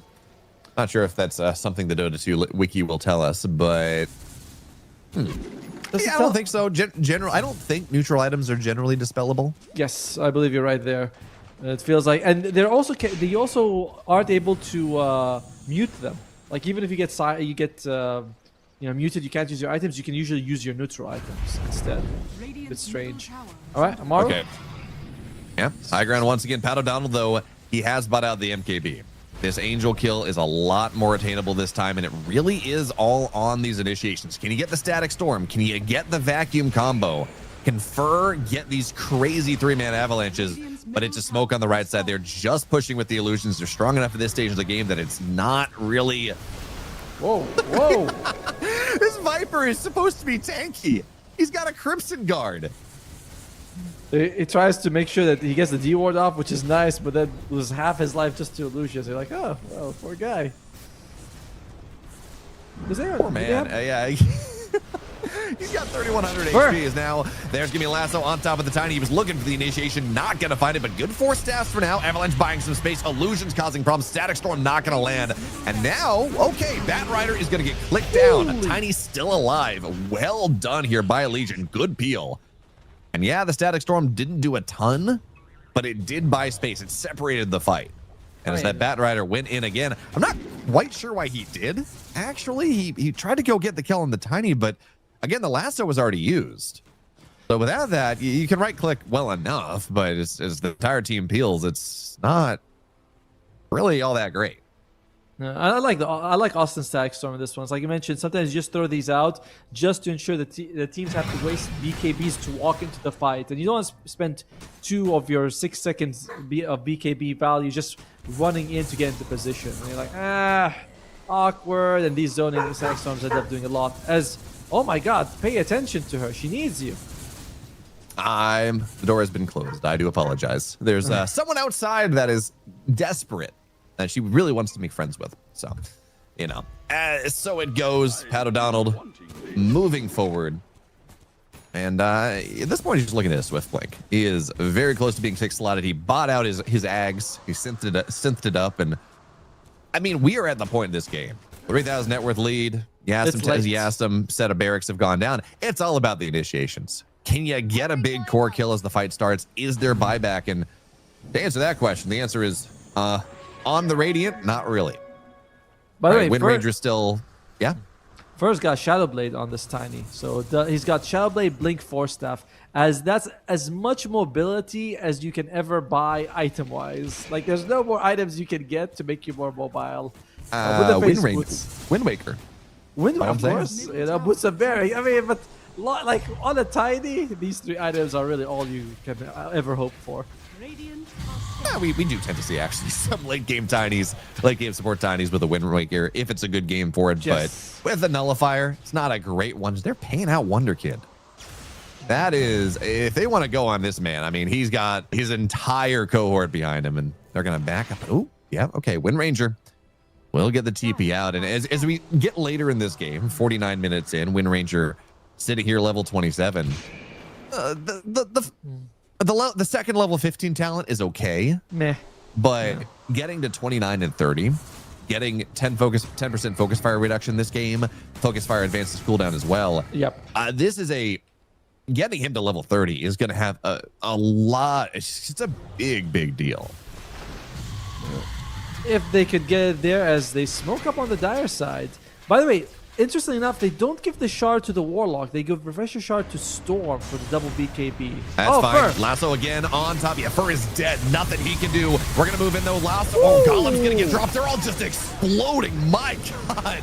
The damage here is just going to end the game. Of course, no buyback on the Darkseer. No buyback on Fur. No buyback on the Wind Ranger. And this game just ended. They did such a good job of clawing it back, building the net worth down to something manageable, and then Bird dies. You don't save for buyback. He's 200 gold away, by the way. Tiny is 200. Or sorry, Tiny is 400. Disruptor's 200. Wind Ranger does have the buyback now, but if you don't have all 5, this is one buyback does not bring this back up. So we're gonna buy back the Viper. We're gonna buy back this Wind Ranger. It's a good shackle, and there is a fortification. This Darkseer, no buyback, 49 seconds. And I'm not sure how much you're going to be able to do. This just feels over. So there's going to be the lasso on top of the Viper, trying to take him down once again. Ghost Step does not matter. Pat O'Donnell tries to go on top of Angel, but he is dead. Finally, in 50 minutes, Amaru Gaming are going to be able to close this thing out, send us to game number 3. You know, Tomo, I didn't believe in the Terrorblade, but they made it work. Nah, for sure. It's honestly, Legion Gaming did a really good job of clawing their way back up, thanks to Fur, Vitali, and you know, those vacuums into Avalanche, into Stagstorms. It was really well played by them. But it was always like on a knife's edge where we have to perform, we have to get the jump, we have to make sure it's perfect, we have to catch multiple targets, and the one time they don't, they get team wiped instantly. So it is a Terrorblade. The damage is just too overwhelming late game. Yeah, that it is. Yeah, they had a great job, they had a great shot.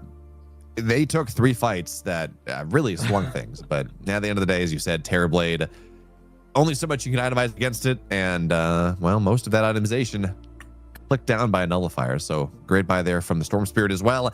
And now there is one game to decide everything. Who moves on in the lower bracket? Who gets eliminated?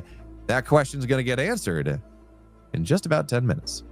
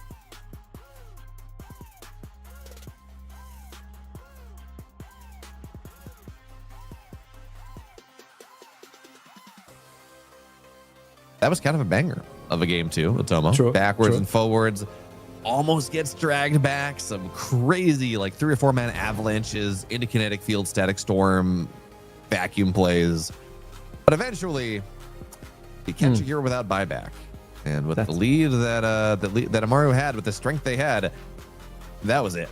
Game ends. They go in with the Terrorblade and, of course, a million illusions. You have Carl behind him, so he's also getting way more, not just meta, but also of the Conjure illusions. Like, they're just coming out a lot more frequently. And you can see him attack with like 6 thanks to the Manta. And you know, if you have buyback on only 2 out of your 5 guys and you get team wipe, it's just a death sentence anyway. However, that's game 2. We're 1-for-1. Honestly, I thought this would be a 2-0 for Amaru Gaming. So the fact that Legion Gaming wins game 1, does real in game 2, and gets Largo in game 3, they're setting themselves up for it. Why? Okay. Yeah. Oh, this is interesting. This is very interesting. I don't like Wonder Kid on Huskar. I'm going to open with that. Yeah, it's an opening Huskar pick. Like from the start, he's like, here's my Huskar. Straight away, you're like, oh, I don't know about that. In fairness, it is a 9 Huskar. That's a pretty strong spot to pick it because you do have a band to cover. But I think Wonder Kid is good on his playmakers, on his very fast heroes that just zip around the map and cause chaos. Huskar is not exactly that. It's a lane dominator, but then you want to farm. Then you actually farm very quickly. You're playing around some very specific timings, and that is not where I see Wonder Kid excel, and that's not where I see Amaru. I think gaming as a team excel as well. Doesn't mean it's impossible. And look, this could still be an Angel Huskar, but if this is a Wonder Kid Huskar and they have 4 picks to answer it, I'm not the biggest fan. Now, to be fair, both AA and Doom are currently in the pool, by the way. As Legion Gaming, I was wondering, would they consider banning it because they have a Largo? Now, Amaru they're like, all right, do you guys want to ban it? Do you guys want to pick it? Because both sides kind of want the AA. And both sides don't want to play against the AA as well, because like my AA is good against you, but he's also good against me. So AA and Doom feel very premium in this game. And I expect Amaru Gaming, they're the ones who have to pick, because they ban, then they pick. They ban the AA, and it's just too much. Yeah, I'm not sure. I know you say Doom is premium, and he is the best counter. Technically, the Doom is the best counter to a Huskar and a Largo, but you're still picking at Doom. Right. Yeah. It's not a good hero right now. So the spell's really good, but the state of the hero, once they kind of got rid of Devil's Bargain, is I'm not sure where it lands. The AA feels a lot more forgiving, right? Like you put him as a support, his laning phase is all right. If you land the Ice Blast on any 2 heroes, if you miss the Huskar, fine. If you get it on 2 other people, he has good spells overall. So the AA feels a lot more forgiving, whereas Doom, it's like, I need a core role. I pick him as a core role. I need to get core value out of this guy. It can't just be he lands the Doom and that's it. Yeah. So, but even then, like you talk about this AA, they're going to ban it out because it makes Huskar unplayable, but it's still not great. You sack your lane. You're all about the Ice Blast. If it doesn't land, it's not really going to do all that much. So we're going to go Clockwork. Clockwork is great into the Largo. It messes with your songs, locks them in place. Largo wants to be this guy that's just having a good time, strumming around the battlefield, not locked in place. So Clockwork does pretty well for that one. It's also kind of nice for the Huskar. Just someone is guaranteed to be in a spot for 3 to 5 seconds as you hit him with your burning spears. So I really like it. I think in general, Clockwork is a very strong hero right now. And we are seeing Legion Gaming. They've been thrown for a loop by this. They're spending a decent amount of their reserve time trying to figure out this 13 pick. They did something very clever, which is not ban the AA themselves, because they're saying, Amaru Game, if you want to ban the AA, like you don't want to play against, you ban it. We're not going to ban it for you. So I thought that was a very nice move by them. And Amaru does feel like, it's not like they wasted the ban, but they had to ban it. And Legion could be like, all right, we know exactly what's coming from you guys. So, Legion, you have the Largo. Who are you gonna be pairing it up with? I like the Jakiro against the Clockwork. I'm gonna go for Wind Ranger again. That's fine. I like Jakiro against Clockwork or Snapfire, and instead they go for the Marcy. So it's kind of similar. Not a similar idea, actually. Jakiro is just a lot of damage. Marcy can let you get out of the morass of the Clockwork, and as a whole, You have Wind Ranger now, great into the Huskar. You just pop Wind Run. Huskar can't do anything for a decent amount of time, and Huskar is not a hero that wants to buy a Bloodthorn. Doesn't want to buy an MKB. So that's really nice. You have Marcy for more sustain, more maneuverability. A Bodyguard plus Focus Fire is disgusting. Okay. It's maybe not Tusk tag team levels, but Gyro, it's yeah. really good. It's a lot of bonus damage, lifesteal as well for the Wind Ranger. And we are starting to build this lineup where theoretically you have the ball, but now Centaur pops out and Centaur says, "Ha, yeah, you wanted to do damage, Wind Ranger? I retaliate. I'm gonna buy a Crimson. Good luck with that one, friend." Give me a second. Morass is a literal term for a confusing, complicated, or unpleasant situation that hinders progress, often described as a quagmire or a boggy, soft, wet area of land. Okay, thank you. Because I've never heard the word morass before in my life. I was like, what the hell? So you've got a good word of the day calendar. I'd like to buy the one you have. I've never seen that. This just exposes my childhood of living literally in the middle of nowhere, doing nothing. We barely had internet, and I would read for 5 hours a day, and then kids would look at me at school. They're like, "Hey, dude, speak English." And I'm like, I thought I was. It's like So it goes. More normal, less ass. No more ass. No more ass. That's what they would be like with Beowulf. Okay, so we're swapping this Wind Ranger into a 4. Interesting. I don't know that I like Templar Assassin into a Huskar. Oh no, it's pretty good. Wind Ranger is very good, or a Centaur very good into the wind, and TA is better into the Centaur. But again, you have this Huskar that's gonna burning spears you, and it's gonna be very hard to get value out of your refractions. I feel the opposite, honestly, which is one Really? of the things. Yeah, one of the things I love about Dota is how we can have very different interpretations of matchups. Generally, as a Huskar, you're walking around with 40% of your health, not a whole lot of armor. So TA tends to jump in, a couple of hits with a meld strike, and that's it, you're dead. So she tends to do really well, in my opinion, against the Huskar. And it's not either right or wrong. Like sometimes you'll see the Huskar beat the TA, sometimes you'll see the TA beat the Huskar, depending on the matchup. But you go in with my theories that TA does well, and your theory is that the Huskar does well, and I like that a lot. I think both can be true. Actually, is the way to talk about this. I think in the early game, Yes. Huskar is just he's gonna roll. All right, For you sure. have a Centaur Hoodwink lane, you got a Clockwork with someone, might be the Huskar, might be someone else, and TA is just not allowed to get close. Yep. But once you as the TA, you get to maybe 4 items, BKB, and then you can just blow them up. But that's the game plan, anyways. Huskar that's going to 45 minutes has not accomplished their goals as a hero, anyways. Yeah, they might have the puck. Okay, wait. So Legion Gaming probably gonna be the offlaner. Their mid laner, unless they put Wind Ranger mid. Now, no, Yes. Yeah. it's gonna be the Storm. They don't want to go against that. Storm versus Huskar, it's a bit rough. But to be fair, Amaru, can they play this Huskar as a carry?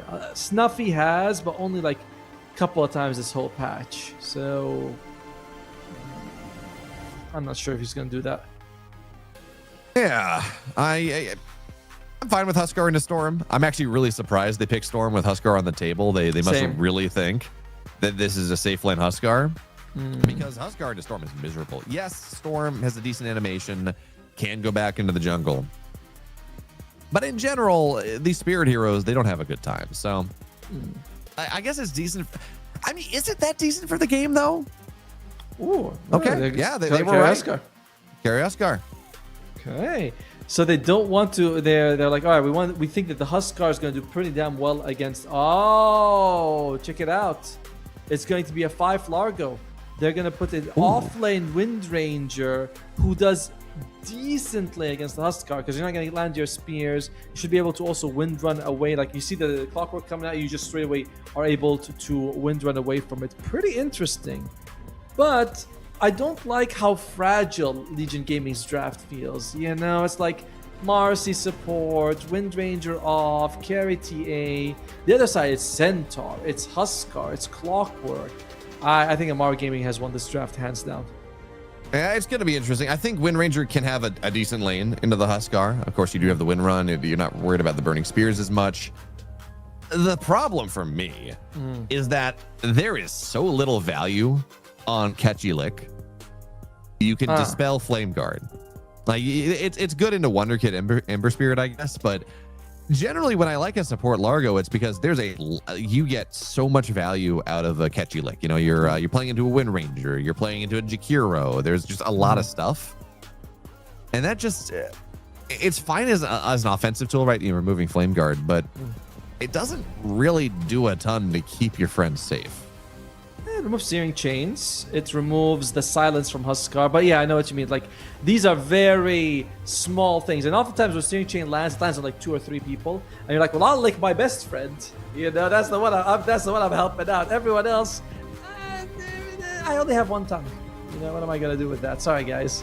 So I also agree that I'm not sure how I feel about this Largo support coming out at the end. I say his Largo support. Oh, no. Yeah, he's got the Quelling Blade for the hood, of course. Makes sense. Yeah. For now, though, a little bit of a pause as we get this game started. You know the drill. It's happened in every single game today. We got to make sure the packet loss is being fine. We got to make sure that everyone, we got the good old. I mean, I am so happy. As annoying as it is sometimes when someone like legitimately DCs in your pubs, that they added the rule in pub games of you can't pause for the first 3 minutes. Yes. You know It's a good rule. It's a good rule. It's like, so many times the game starts, pause, bathroom. I'm like, why can't you? Okay, so for those of you watching at home, there's a very cool trick. You put your mouse on your space bar, or you take a rock, and if you're that worried, you put a rock on your space bar when you go to Q. And then when the game pops up, you accept the Q, and you'll be back in time. It's good. Unless you have some you had some real bad something the other day and you spent a lot of time away from the screen, you should be back in time for draft. That would be how it works, but I mean, not the way we see pubs these days, where it's like, no, I'm going to accept and maybe not pick my hero, lose a lot of gold, or pick my hero and come back and complain that you guys didn't pause for me. For some reason, they don't even know. Most of them, they're like, oh, you didn't pause. We're like, we can't. No, you didn't pause. I'm gonna flame and grief and ruin the whole game for everyone. That is the way it goes. It's like, guys, they made this change how many years ago? 2, 3. It's been a while. It's been a while. Yeah. But it's not gonna take any long, as we're gonna go into the game here right now. We have unpaused. Game 3, Legion Gaming versus Amaru. Amaru, are we in agreement that we feel like their draft is significantly better than Legion? I think it is better. I don't know that it is significantly better. I love when Wonder Kid is ever on an Ember Spirit. I think he is just dynamite on that hero. But it's one of those drafts where if you fall down, you fall down hard. All right, that is just always how Carry Huskar works. True. If he can hit his timings, just dominate the lane, get the first couple Roches, get that second Aegis, go high ground. Yeah, he's awesome. But as you pointed out, as this game goes later, TA can absolutely blow him up. I'm actually really curious how Vitaly is going to decide to build this Wind Ranger. He has gone for kill shot, which I think is very fun. Good. That is just, hey, if you're below a threshold, good luck. You're below 12%, you're just going to go down. And Huskars, they habitually live around that threshold anyways. Right, you go very low, using the armor toggling on and off to try to sort of survive. And it does the damage, then, it calculates if you're within kill shot, the threshold. So it's often it's not like 12%, it feels like 25% really for most heroes, because Power Shot does tons of damage. Yeah, it really, really does. So for now, we're going to bounce around here. 2 bounty runes. Well, actually, it's going to be 2 bounty runes apiece. So nothing crazy. Of course, we see the power of the clockwork. We get locked in the bounce house. How do you feel about expanded armature? Fair attractions, bounce houses? You have a dramatic story that you want to share with the class? No, I like bouncing houses. They're fine with me. I actually was on a trip to Saudi Arabia, and they had a bouncy house that was soaped up, and you could play football in it. I was like, that's kind of fun. That was very, very enjoyable. And you wouldn't think that. And we played at like 2 a.m. in the desert.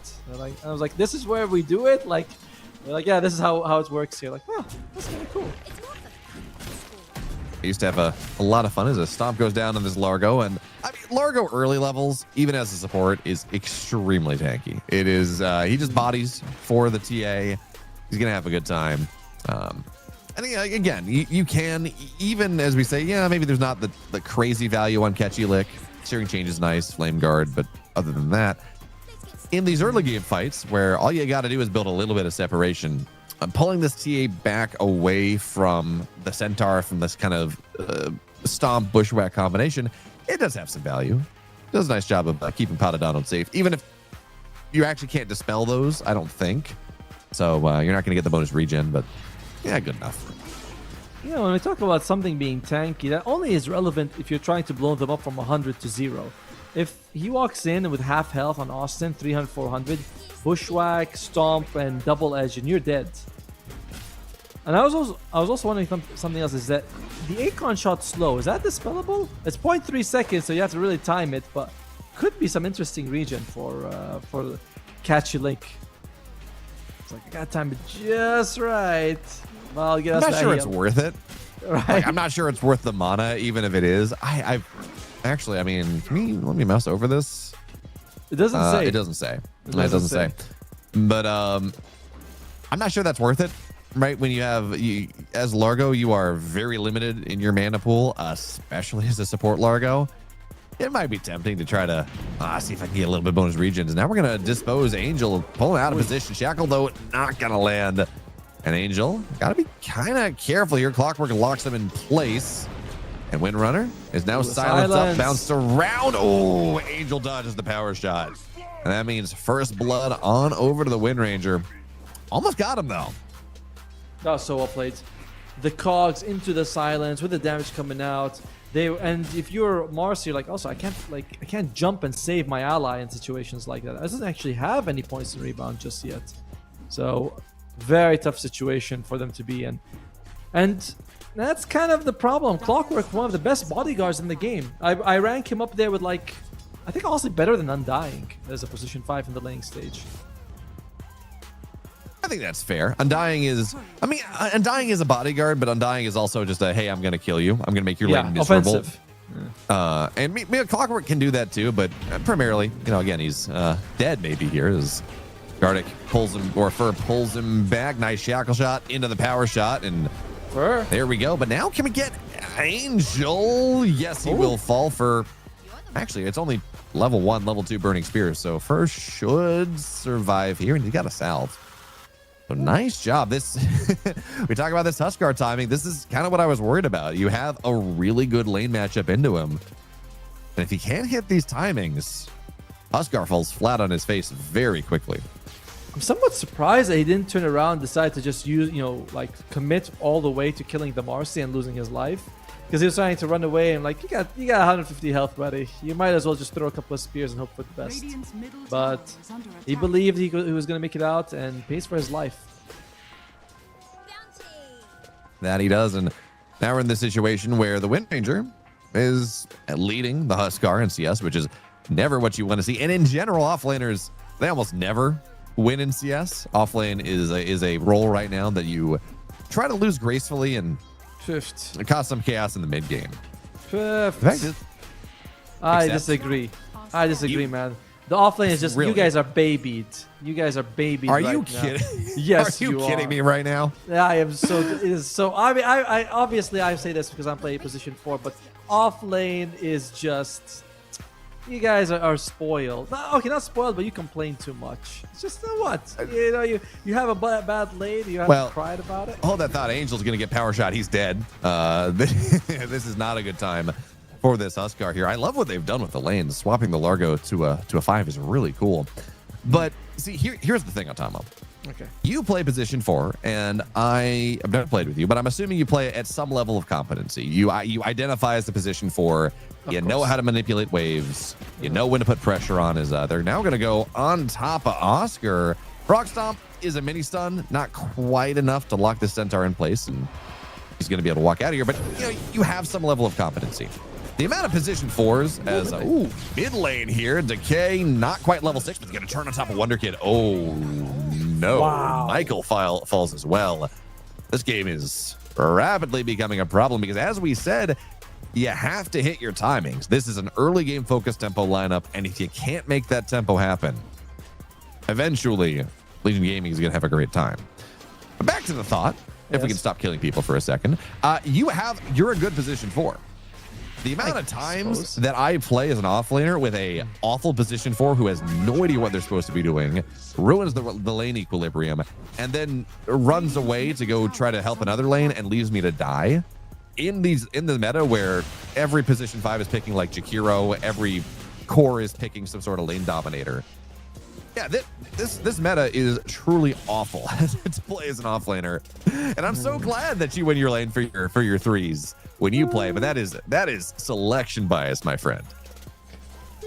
All right, maybe what we could do is we nerf some position 5s. I would be okay with that solution for everyone. You know, like that's good for me because my hero pool stays the same. And position 5, honestly though, like Jakiro, as you mentioned, laning against him is a nightmare.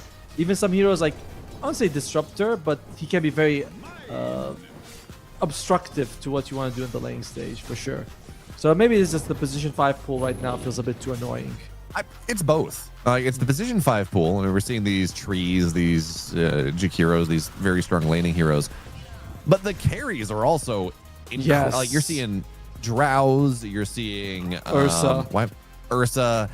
Ursa can be manageable in the right lane. It's not quite as bad, but you know, we're seeing.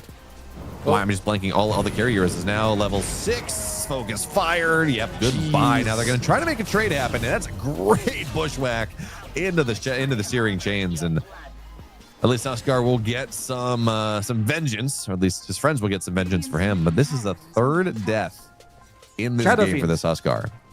Yeah, Shadow Fiend's another one. Gyro. These 1 in 5 hero combinations are just, it's oppressive. It is just consistently painful. Well, despite the fact that they've brought down Angel, I think 3 times in the lane on this Huskar, he's actually the same net worth as the Templar Assassin who hasn't died, which is crazy. Like, how is he 1-3 against the 0-0 Templar? They have the same net worth. Well, 150 gold now because of CS, I suppose.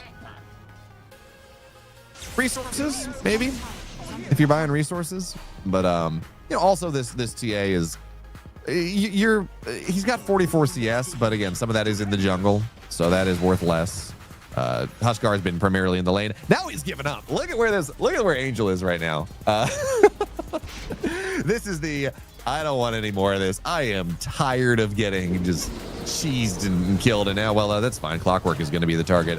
Austin has shown up as well. Nice dispose, and goodbye, Gardic. So Vitaly is having a great time. We can see the value. It's only 1 point bodyguard, but giving this Wind Ranger an additional 12% base damage as a bonus, plus some lifesteal is it's scary. Again, it's not tag team, but it packs a punch. No, it's very scary right now. It is Wonder Kid's job on Amaru Gaming to get them back on track, basically. He's got good supports for it, though. Especially the Hoodwink. You are able to Searing Chains, jump on someone, get a Sharpshooter from 1,000,000 miles away once she's level 6.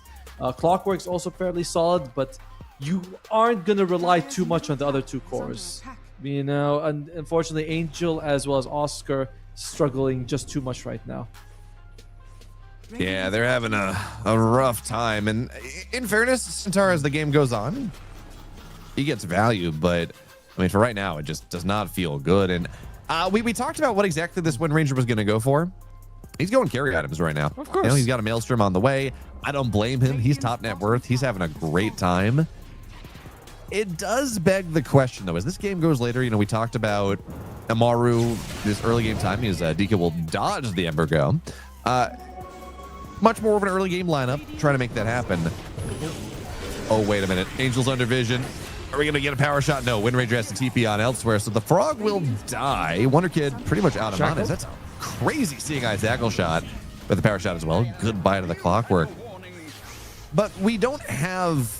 you don't have the value of a traditional offlaner, right? You have this Wind Ranger, you have a Storm, you have the TA. It's a lot of damage, but not a lot of sustain, not a ton of control. So these big team fights, once Centaur starts to get his items, it is going to be a bit of a struggle. It could be very problematic for them. If if that happens. Right now, though, they haven't struggled on Legion Gaming to kill anyone. Just because, the lanes haven't gone very nicely for them. And damage tends to scale much faster than durability in Dota, right? Like, someone's very unkillable at 10 minutes. Once you're at 25, you're like, he's a bit tougher, but it's not much. So perhaps they are okay with Legion Gaming there, but like, it's alright if they try to go for durability. Our damage would just outscale them naturally.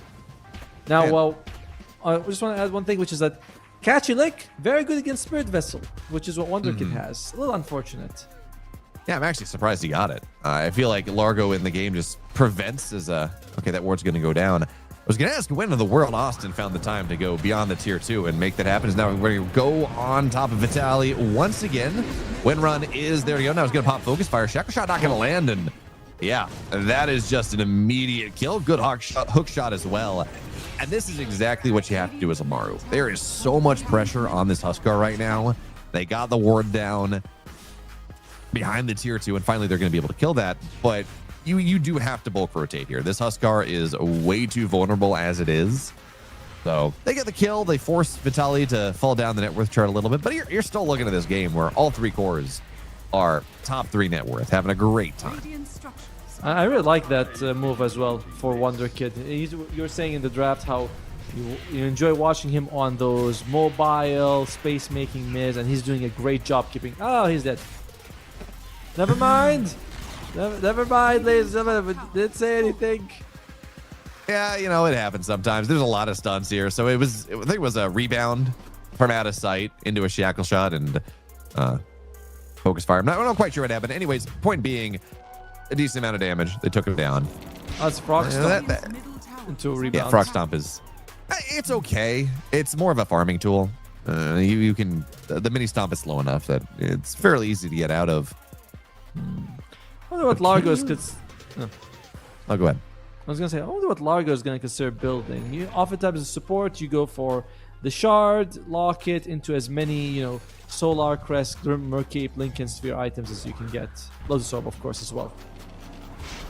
As a 4, yeah. As a 5, you generally can't afford it. Feels like... It becomes very expensive. I mean, you're not going to buy the Shard, but hopefully the Tormentor is going to give it to you. So, yeah, that's fair. Glamour Cape is really good this game. Look at this stack. They have been busy on Amaru Gaming, getting the stack ready to go. And you got to be careful. It doesn't kill the Centaur. It takes 3 heroes to take this down. But if you look at the net worth lead, it is somehow... That was like a quad stack. The lead doesn't change. No, because they're quite behind. Amaru Gaming, interestingly enough, Oscar wants a Blade Mail. He thinks that, all right, I'll jump in, I'll turn on my Blade Mail. Hopefully they'll focus on me. And if they don't, I'll kill them. If they do, they'll take a ton of damage. That's a bold decision, not going for like Crimson or Blink, but instead for the Blade Mail. Maybe he's going to farm. He's got Chipped Vest as well. Oh, Chipped Vest, Blade Mail, Max Retaliate. So good. And it is a great Blade Mail game. For sure. Right, we talked about this. No one's beefy. They're all crazy damage. TA doesn't care about the Blade Mail too much because, well, you have refraction charges, but Storm absolutely does. Wind Ranger, BKB, or excuse me, Blade Mail is probably Wind Ranger's least favorite item in the game. Maybe a Crimson. She's like, why can't we just delete that one? Oh, that's deleted. Hello. Ah, nice. All right. Wait a minute here. He's going to get on out, and look at this. Everyone comes in. Goodbye. Austin now, he's got to run. Trying to strum his way on out of here. Pato Donald TP's in, but we don't have a remnant. Wait a second. Wonderkid getting low, looking for the bushwhack. Tries to slide a fist, but it's not going to happen. And now Angel, he has to run. Frog Stomp buying a little bit more space. There's the meld, the explosion. And they take him down. Now Storm Spirit looking for Michael. He's going to get an overload proc, but he is out of mana. So not going to be able to find much more. But yeah, that's kind of crazy fight on both sides. It looked really good for Legion, then it looked really bad for them, and then it was good for them again. And at the end of the day, it's just kind of a trade. True, but they traded, I think, cores for a core and a support.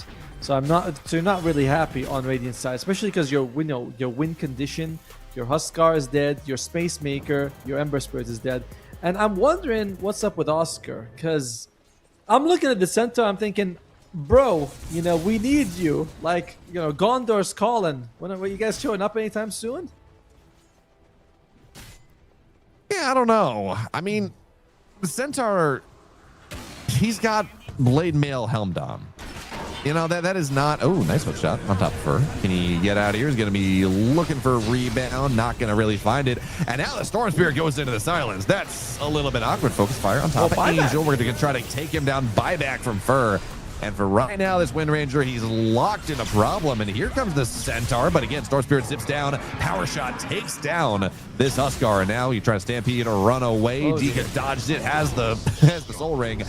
Will be able to go and take down this. There we go. There's the lick, making sure Storm Spirit's dead. But they get the Huskar. They get the Centaur. And now you're trying to get the last dregs of Amaru Gaming as they look to run away. Don't know if they're going to be able to get Michael. Power shot was nice. And out, Frog Stomp, catchy lick into the pit. And is he out? Scurries through the trees, goes backwards and forwards, looks Nice for the TP, passing. and yeah, guess he's out. Now, okay, nice footwork by Michael, but still a victory for Legion Gaming. Yes, Fur buys back, dies again, but I don't think he cares too much about that. Like, you secured a big victory for your team. And on the other side, again, the Huskar is dead. He is working towards a Sanjin Yasha, but it's 17 minutes. He's got only an armlet. And you're up against one of your natural counters, according to some people, of course, the TA. Some people disagree with that. I don't know if that's a natural counter, but it is an artificial counter. You can build to have a problem. And the more important thing is this Wind Ranger power shot, kill shot is your natural Is counter. good. Yes. That's certainly working out very well for them. Yeah, Vitaly is having such... He's died 4 times, and, you know, that's going to happen. You're playing this off-meta, off-laner, very squishy, but he is just... He's like, yeah, see Huskar, kill Huskar. He is making this Huskar's life absolutely miserable. To the point where Huskar's going S and Y. Okay, that's fine. Got a plate mail queued up after this. I guess, I mean, AC is not awful on the hero. More attack speed's nice. And when you got Pato Donald on this TA who's having a great time, you need armor to deal with the meld strike. So it makes sense, but it does mean you can't get a BKB. It does mean you are pretty vulnerable to some of the other problems that Legion are presenting. I wonder if he's going to consider making it to Lotus Orb. Interestingly enough, by the way, chipped vest on Oscar kept, and he goes for a greedy to get the extra GPM. Like, Oscar comes in, he's like, "Hey, guys, I want to make some gold this game." They're like, "How about winning?" He's like, "Yes, make some gold." That's what I said. So, we'll see how it works out. Feels like he's been quite greedy in his playstyle so far. I mean, making some gold is winning. If you don't have net worth, you can't really do what you need to do. So I don't hate it. I understand it. I'm with him here. I think he's fine. But I mean, it's not like a Centaur is going to be right-clicking his Fur trying to TP out of here. Remember, he does not have... Well, he died back. Yep, A nice job there. Very long range on the on the Bushwhack, but we'll be able to go in and take him down. And now with a 3,000 net worth lead here. Already, we were saying it was kind of even. Pato Donald he's got 4 charges on the Dezo. He's got Blink. He's got Dragonlance. And the important thing, he just about has his shard.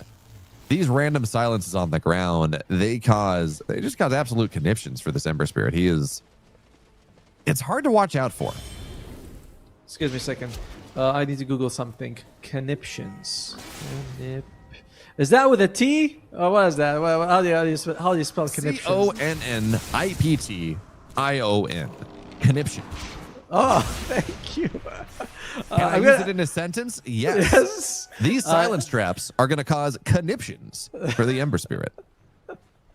Some guy will be like, "I've had conniptions for 4 days." You're like, "You should see a doctor about that. I don't think that's good for you." As I imagine it means problematic stuff. That's what it means. Frustration. There you know, it's a problem. As we're going to see Tormentor goes on over to the Marcy. And actually, this is a pretty nice shard for the Marcy. It doesn't necessarily do a ton for the actual team fights, but it lets Marcy farm. It kind of is some level of a replacement for... It's how Marcy's used to farm before you had the Helm Dom and the... whatever that facet was called, which I am very sad disappeared.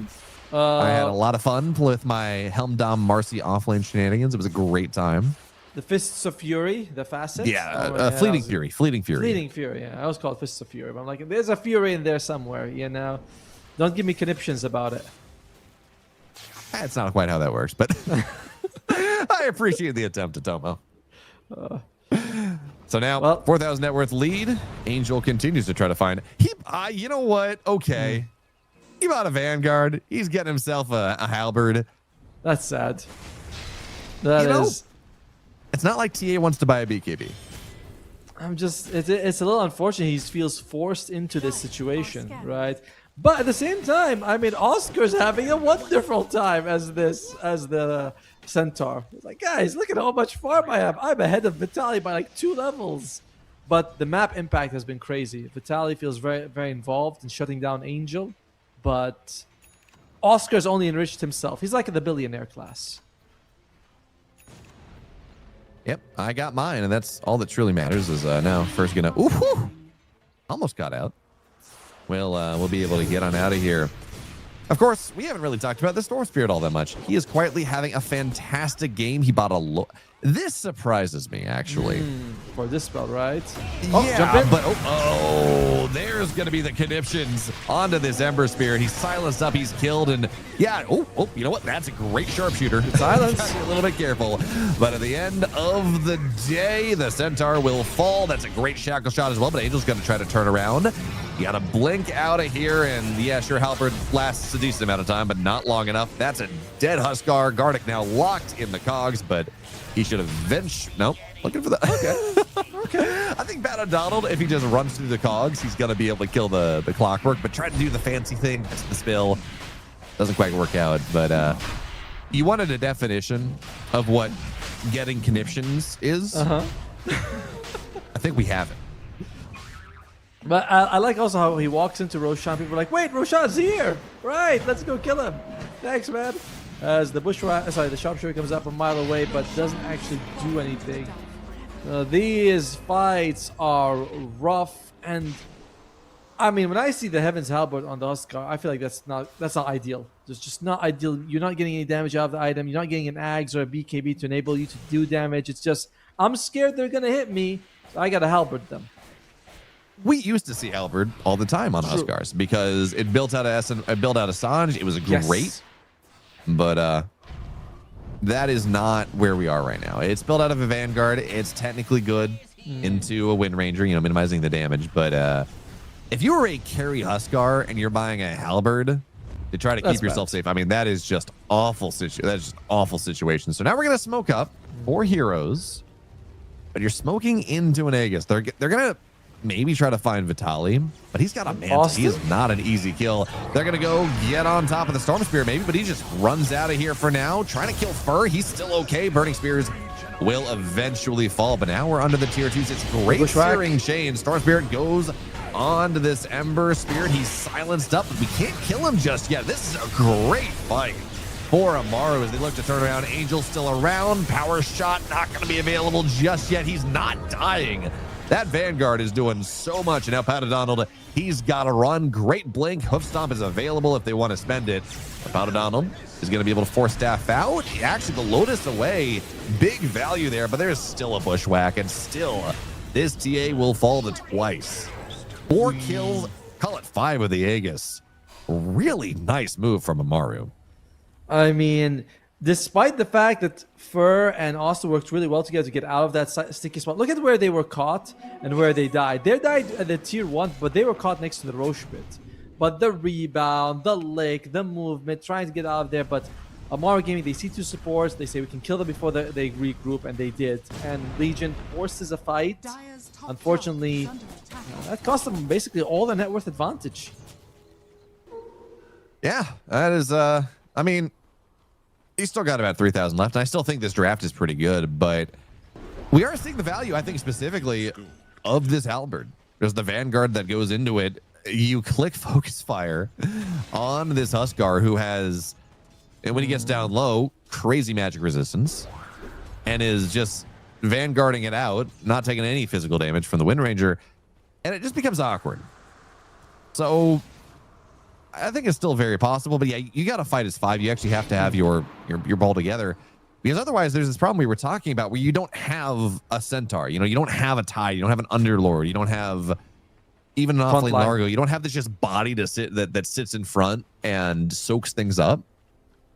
So it becomes very awkward to try to build out your fight. And it's not really just the Halberd, because they have Crimson Guard and double Solar Crest on your supports. Actually, it's Pavis and Solar Crest, but that's still a lot of armor and physical damage mitigation against the TA, against the Wind Ranger in particular. Wind Ranger's got Manta. Good dispel. Manta's good. Like Manta, you're a universal hero, and it amps your damage pretty significantly. It lets you play more actively as well instead of waiting for a Mjolnir. And into Searing Change, it's another dispel. So it's solid. Yeah. Maybe you want a BKB after this, but no, he's my pubs are calling. Except if this was my pubs, this would be my position 4 Wind Ranger that has decided to go for this. But he's got a Crystallis done. He's going for Daedalus. No, see what you do is you pick Mirana and you go first item Maelstrom, then you get the shard for the crit. Then you're like, well, guys, I'm doing good right click. I might as well get a BKB so I can do it. And then you look at your offlane and you're like, why are you so poor? And why is the enemy carry so far? Wait. Atomo, you were just telling me that offlaners whine too much and are just overly pampered and expect too much out of their position forwards. And yet you're telling me about building Mjolnirs on heroes. So sometimes the position for very rarely they are default. Sometimes, like 1 in 20 games. Okay. I am not sure I believe that one, but you do you, boo. Have fun. Oh, and looking at it, it does make sense now why there's no Guardian Greaves on deck. Because, we talked about the Lotus Orb being a bit odd, but when you have a Largo with Greaves, you don't want to have, a second Greaves. It just doesn't make any sense. So I do like that he went for Lotus Orb. It's a nice way of saying, okay, we're going to itemize this way, and it solves, there's no problem there. Works out very well for them. That it does. Now Storm Spirit not going to find Michael, so he's going to back on up out of here. Again, I think it's better to get Greaves on the Storm Spirit. I think you can just go as this Largo. You can buy your mana boots and you can go somewhere. You can get a Glimmer, you can get a Solar Crest. You can go for Lotus. But just the tempo that getting a Greaves allows the Storm Spirit to set, I think it's a little bit better. True. As it stands, it's going to be fine, right? Storm Spirit has Lotus, did have the value there that tried to keep his TA alive. And even as we just sit here, waiting for something to happen, we are starting to see this net worth lead start to climb up once again. By blessing or by curse, Legion has three carries. They farm pretty quickly. So if you just let it sit here, this net worth lead will start to grow once again. Dika showing on the high ground, and he's going to be able to run out of there as the Husker arrives. But now, Husker has the AC and the Halberd. He is kind of as tanky as he's going to get. I think it's more likely the Centaur that has an Ag Scepter. That's why they're letting the Huskar show. They're saying if you get in trouble... Hook shot not going to land. Shivas as well. Wonder Kid not going to find what he's looking for.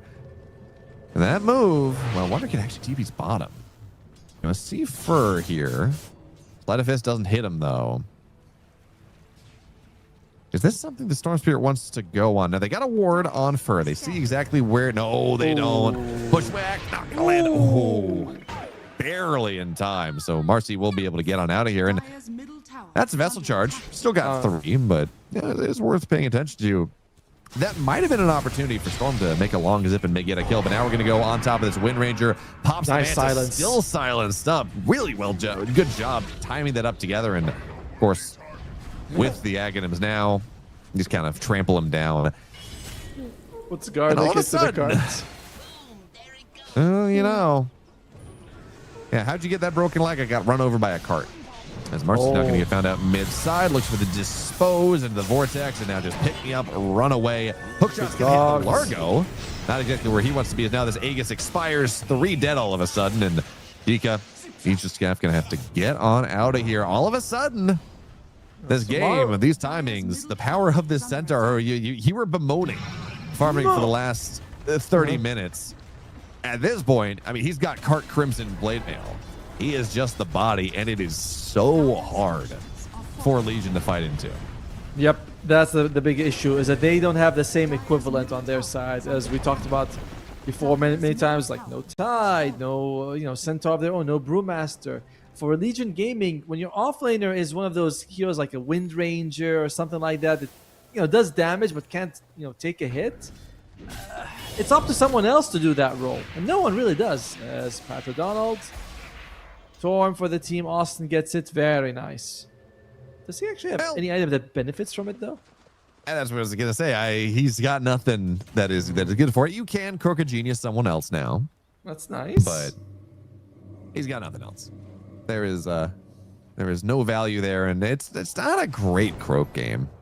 I guess it's nice for Power Shot, and maybe you Croak the Storm. Actually, wait a minute. I'm not sure how that works with Ball Lightning, because you're constantly spending mana. I don't know if it just like totally burns Croak, or it actually makes Ball Lightning much more effective. I can see it going both ways. I see him. Oh, go ahead. In general, I've only seen him use Croak on the Storm Spirit, though. And I imagine it does reduce the mana cost, and should be like per cast. It's not like I'm constantly refreshing it as I'm using it. I'm using it one time to jump this distance. But I'm clicking on him right now to see how it's going to work out. We're going to have to see how that... I mean, right now, it's just, we're not zipping, but yeah. Let me know. There's the smoke out, 4 heroes, both sides. Roshan, still 90 seconds, but it could spawn now. They know about the initiation. At this point, they see Pat O'Donnell on the high ground. They don't want to go on top of him just yet. A little bit of, okay, we're good. The good searing chains onto Pat O'Donnell. That's a little bit scary. Here comes the storm, but the Huskar on top of this TA. BKB, you got to get out of here. Force Staff's trying to build separation, but the cart just means they can chase him down. So Pat O'Donnell will fall.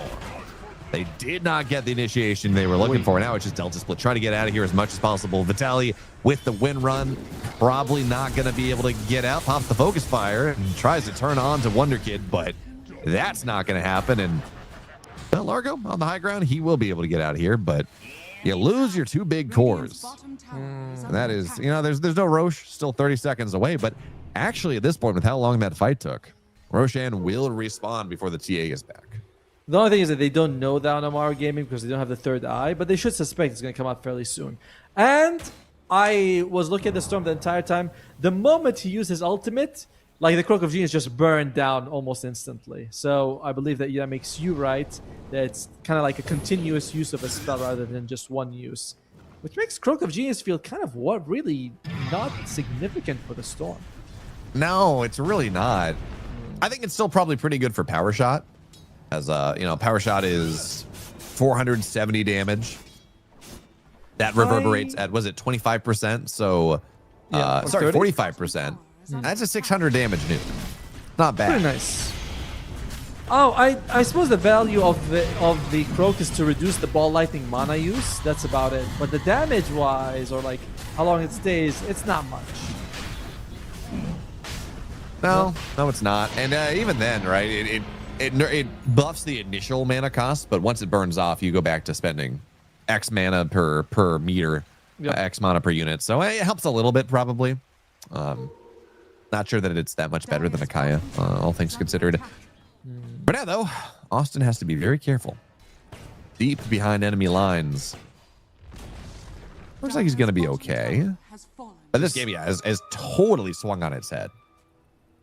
Well, I mean, we both entered in thinking Amaru had the better draft, to be fair. We just kind of saw Angel get, destroyed in the lane and everything. We're like, that's pretty rough. But draft-wise, it always looked better for Amaru Gaming. As Spur gets caught. Taking quite a bit of damage from that Spirit Vessel, but should be able to make it out just fine. What has had me really surprised is you say he's going to get out. You're against an Ember Spirit with a haste rune. So, actually, no, a Stampeded Ember Spirit. So, no, you're not. But what surprises me is I thought this was a game that early first 20, 30 minutes were going to be very Amaru favored. Yep. And then as the game went later, you have TA scaling, Wind Ranger scaling. Maybe we can make something happen. But when I was talking about that, it's like, they disregarding the fact they don't have a body. They don't have auras. They don't have the value that an offlaner provides. So it means that your execution cost is so high. Yes. To make sure that you do what you need to do. has to And be the game is perfect. it's just easier. Yeah, maybe Huskar doesn't scale as well in the late game, but it's just an easier game to play for Amaru. I mean, like, its scaling is like sort of all sorts of ways to think about it. Like, damage is one of them for sure, but Legion Gaming, they have damage. They just none of them can take a punch, and you can somehow mitigate that if you had the Clockwork on your side, for example, or a Clockwork and Bounty where you can get vision and you can see exactly what's going on. But Marcy and Largo feels like he's a kind of like an aura bot hero. You don't want that. You want someone to body for your team. Yeah, that's what we were talking about. It's like I like Largo if there's a very clear use of Catchy Lick, or you can get a Lotus or something. Like there's a very clear value that your hero provides. And I'm not sure that Largo this is that type of Largo game. No. It's not that incredible of a laner. They had a decent time, but there's no big spell that you can dispel that makes life much easier offensively, defensively. Again, like if you're against a Wind Ranger, I think Largo's great because you can just dispel the Wind Run and Wind Ranger's stuck. But as it stands, Searing Chain is nice to remove, but it is what it is. No, Largo, what does he have on the courier? Okay, just wards. He's poor. That's the long and short of it. He's 9,000 net worth, 36 minutes in. Does have the shard, but again, we're not seeing him get to the point. There's no glimmers, there's no solars. These items that I think actually are really good this game, especially lacking some big aura buyer. I mean, he's got the shards. Go for him. He's got the shard, but he doesn't feel like he will get much value out of them. Interestingly, Oscar, he continues with the greedy at tier 3 for the extra gold. I think that's fine for a Centaur. Your right-click damage doesn't really matter. He's like, chipped vest greedy. That's what I wanted tier 3, and I think that's perfectly legitimate. Nothing wrong with it. More gold, more good. Oh yeah, again, are you right? You're not right-clicking. You're letting creeps hit you, and you say, this is how I farm. So, I like it. And again, we've seen the value of this Huskar the Centaur that is top 3 net worth. He's got a Lotus now. He's looking at a Heart. Probably gonna have to sell the Helmdom just because he is slotted. He's massive. You're not gonna kill him. You're not killing him now, and you're certainly not gonna kill him once he gets a Heart. Not with, especially with Retaliate and with his Blade Mail, and again with that chip vest you were talking about. So even with this 3,000 net worth lead, it feels like more. The Centaur just does. So this feels like it might be one of those games where the Centaur is just going to run around in the base and everyone's going to try to kill him. They're going to fail. And then the rest of the team cleans up the rest because you spent so much trying to kill the Centaur. He is that strong. But now Storm Spirit zips in, clears the wave, pulls Angel back a little bit more. Decent silence with the trap. But TA just rooted up. Can't quite do what he wants to do. Not getting the TA tricks ready to go. But Angel gets a little bit low. Power shot not going to land. But hey, there's a cart. And get him on out of there. He'll right back up in just a second. We can do it again. Nothing stopping us. I like how he's hitting creeps and he's wandering away. He's like, let me in, bro. I'm not done yet. Like, sorry, just take a break here. They've got some wonderful defensive items.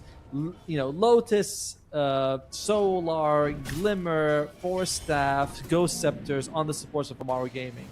And TA, yes, damage is great, but without a Nullifier, she's going to have a really hard time hitting someone. Oh, he's Invis. Oh, he's Ghost Scepter. Oh, this guy's, Force Staffed away from me.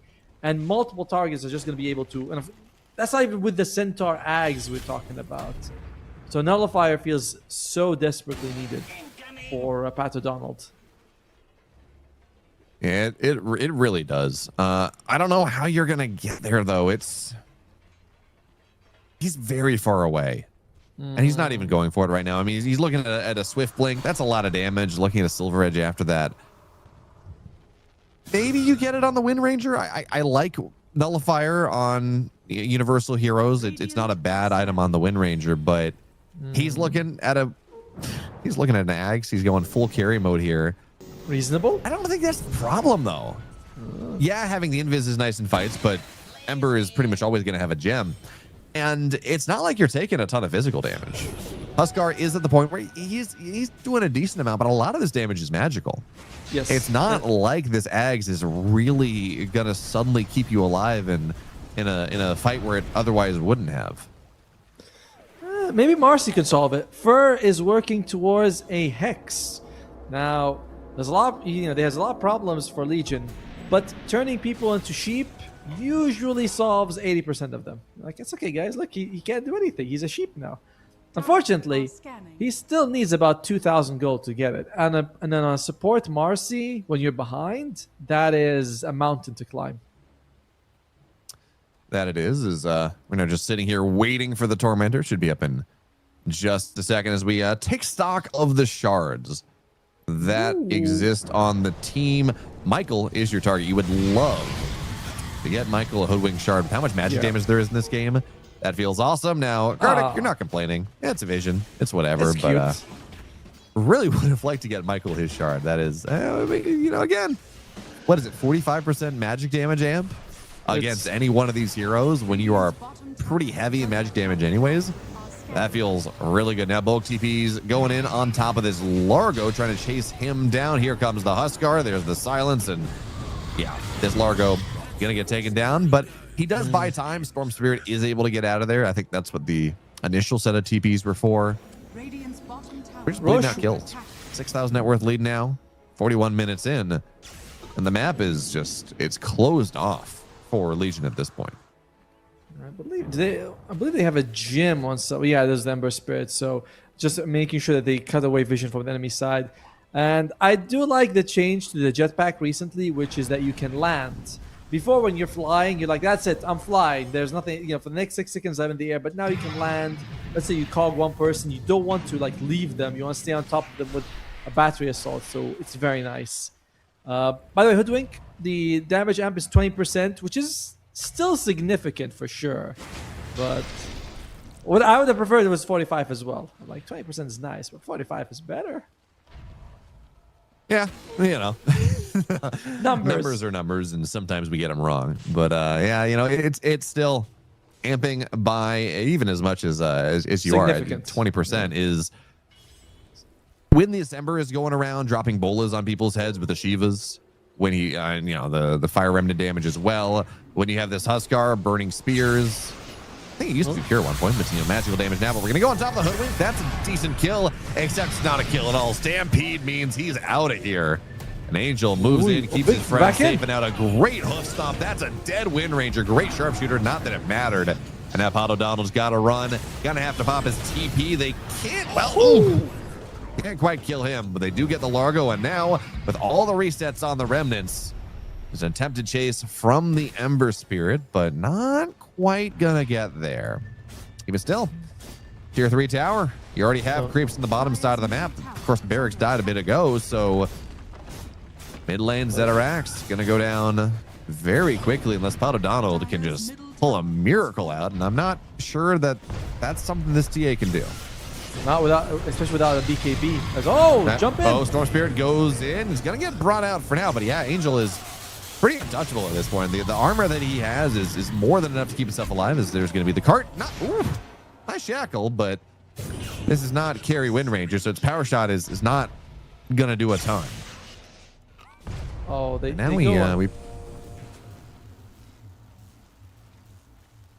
go ahead. I was gonna say they go on the Centaur, but they don't really even hurt him that much. He walks away with about 60% of his health. And a scary thing to see. Meanwhile, they smoke up on Legion Gaming. They know Roche is happening. They know it's up with the roar. They even knew it before that because of the TA third eye. Skardic breaking the smoke. Yeah, it's kind of funny. You and I think at the same thought as now. Storm Spirit goes in. Stampede gonna get dropped for now. Pato Donald found on the backside. Vitaly low as well. But can you kill any of these heroes? This BKB causing problems, but it's just to get him out.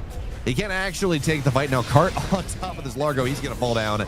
They get the TA as well. And now Vitaly, his win run, it's up for another couple seconds, but not going to last that much longer. And even still, you got Searing Change. There's a Vessel. And now with 4 dead, no buyback, Atomo. Yep. This is Rax, but now we're going to have to see if this is something Amaru has identified. Can they push to end? Oh, I think they will. They'll be like, listen, guys, you have 70 seconds without GG's called. There's, Legion Gaming. They can see the writing on the wall. They know it's not going to work out for them. Why drag it out?